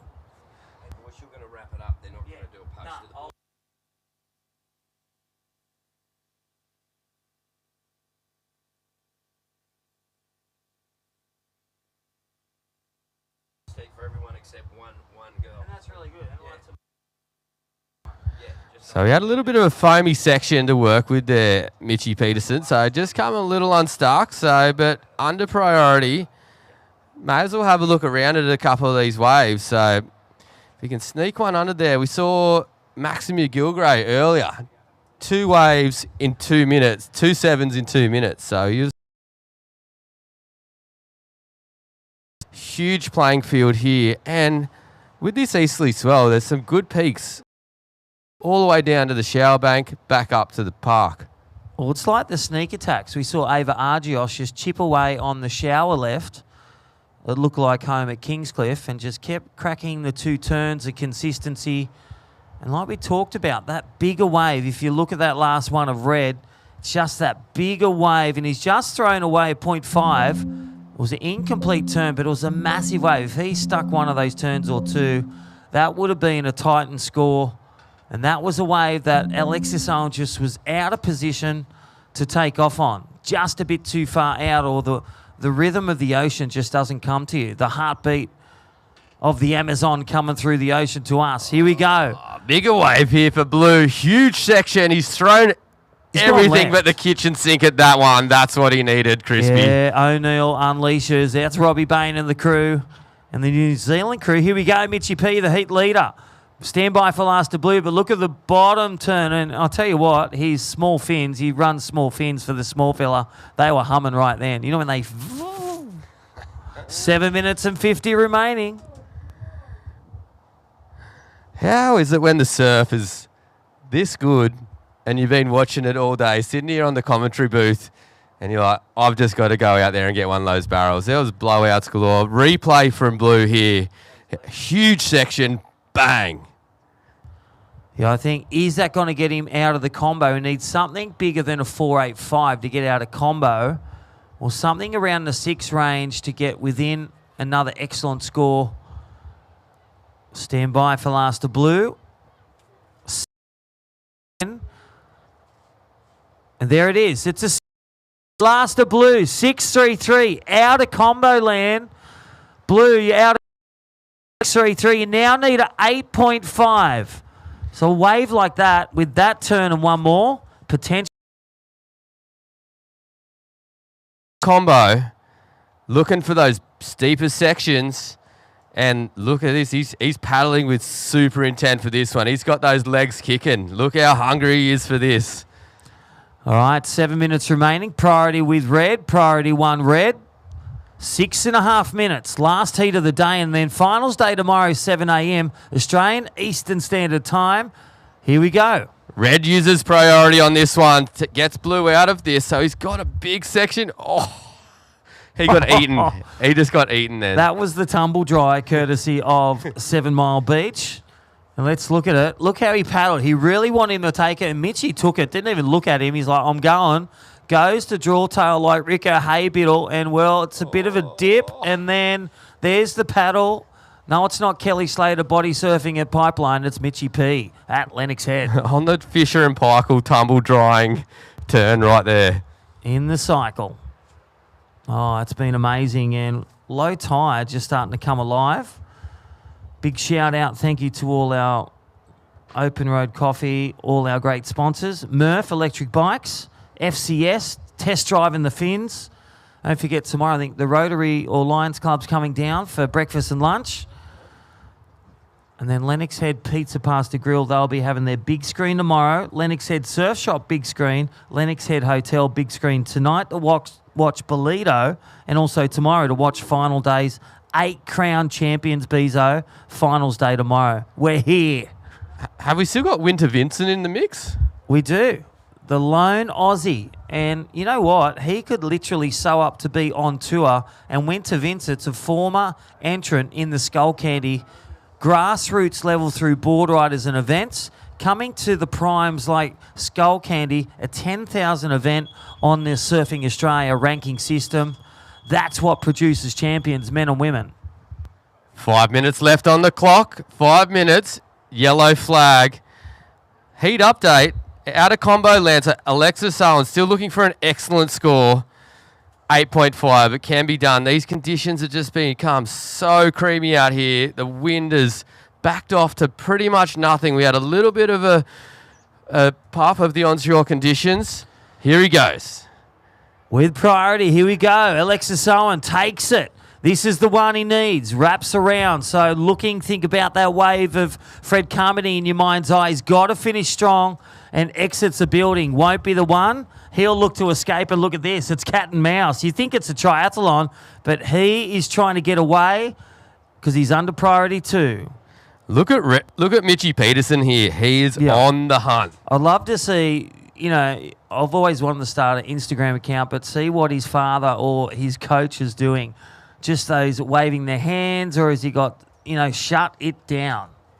Or does he know the instinct? Yeah, Get it done. He's going to sit pretty closely here to Alexis Owen. He's only going to let him go. So he'll be looking for a two-wave set here. Well, 3.5 minutes. Priority is with Red. Red holds the card. And I reckon it'll sit under him, but Alexis Owen, he'll be surfing, you know, like you're on the dance floor. You dance like no one's watching, Bezo. Yeah, mate. These guys are, look at the competitiveness of these boys here. They're just like toe-to-toe, paddling hard here. Look, shoulder to shoulder. Let's see what happens in the last 3 minutes, Crispy.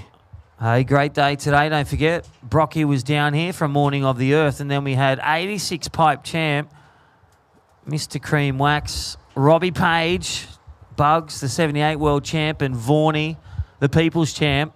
They'll be back tomorrow. Robbie Bain, 11 times on the world tour. And then, how's this?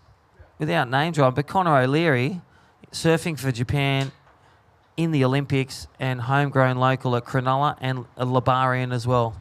How good was it to have him round for the kids? Well, I don't know if he's a fellow Libarian. He's staying true to Allura here. Board right. My first board ride is Allura. There you go. Yeah, we can't claim that crown just yet. But he does live here. He has a postcode, 2478. He's in the 2478 postcode. Allura Board Riders, great board riding club down there too. Super competitive. They are great. They are Glenn Pringle and the crew. Ryan, they'll be watching. Jarvis Earl producing some great board riders. Pringle, Jarvis Earl, and then Cronulla board riders. Well, who they produce? Ockie, Richard Dog Marsh, Kirk Flintoff. Now Jarvis Earl. Isn't he doing well? Jarvis Earl, he's making a statement on the in the Pro Juniors at the moment, isn't he? Yeah, here's our history. Maybe we should do a T-shirt next year with the winners. That'd be good to do the winners of the divisions, seeing the Pro Junior. An honour roll. The honour roll. There you go. Tips. Tips a lovely day. 1.5 minutes. Mitchell Peterson in the lead, 6.83 and 8. The time waning, but the never say die attitude. We've seen things go flipsy flops in the last 10 seconds. And that's how this guy got through the round to here. Can he do it again? Needing the wave of essence. A wave with substance. A set of a 2 at least. Or the gift from Mitchie Peterson. Priorities with red. Priority 2 blue. But he came back with this 6.33. Really impressed by that. Alexis Owen has surfed his way to the semi. He'll take an equal third. But also do his country proud New Zealand. All the crew from Taranaki and Raglan and all the crew watching. This is your man, the lone international in this division. The land of lefts. 30 seconds. 30 seconds left in this final heat today. And what a day. These surfers have been absolutely rewarded with some great conditions here. 8.5. 15 seconds left on the clock. Yeah, they're just going to sit there. They're going to paddle wherever he goes. Mitchie goes in 10 seconds. Here we go. In 5, 4, 3, 2, and 1. Oh. And then the sets come, but Mitchie Peterson got it done. Well done. He goes through to the final. He will meet Fred Carmody from Bondi tomorrow. Oh, my gosh, what a day. Commiserations if you lost your heat today, but well done to everyone there on the webcast. Hope you enjoyed the webcast, day 5 of the 6-day event. Tomorrow we start 7 o'clock Australian Eastern Standard Time. We kick off with 2 semi-finals, and then we crown 8 champions here at the Skullcandy Grom, presented by O'Neill. My name's Crispy, and that is a wrap. And what about you, Bezo? Thanks, guys. Look, these guys have been rewarded with some awesome conditions today. They've done the hard yards. Now it's time to showcase their skill in these perfect barreling conditions. Looking forward to tomorrow, Crispy. Thanks for the Skullcandy, presented by O'Neill. That's a wrap. All righty, enjoy the webcast, and you'll enjoy this wave. Like, look at this. The barrels are aplenty today. Some big, big, big moments, but we've got the finalists and the semis in the morning. See you at the beach.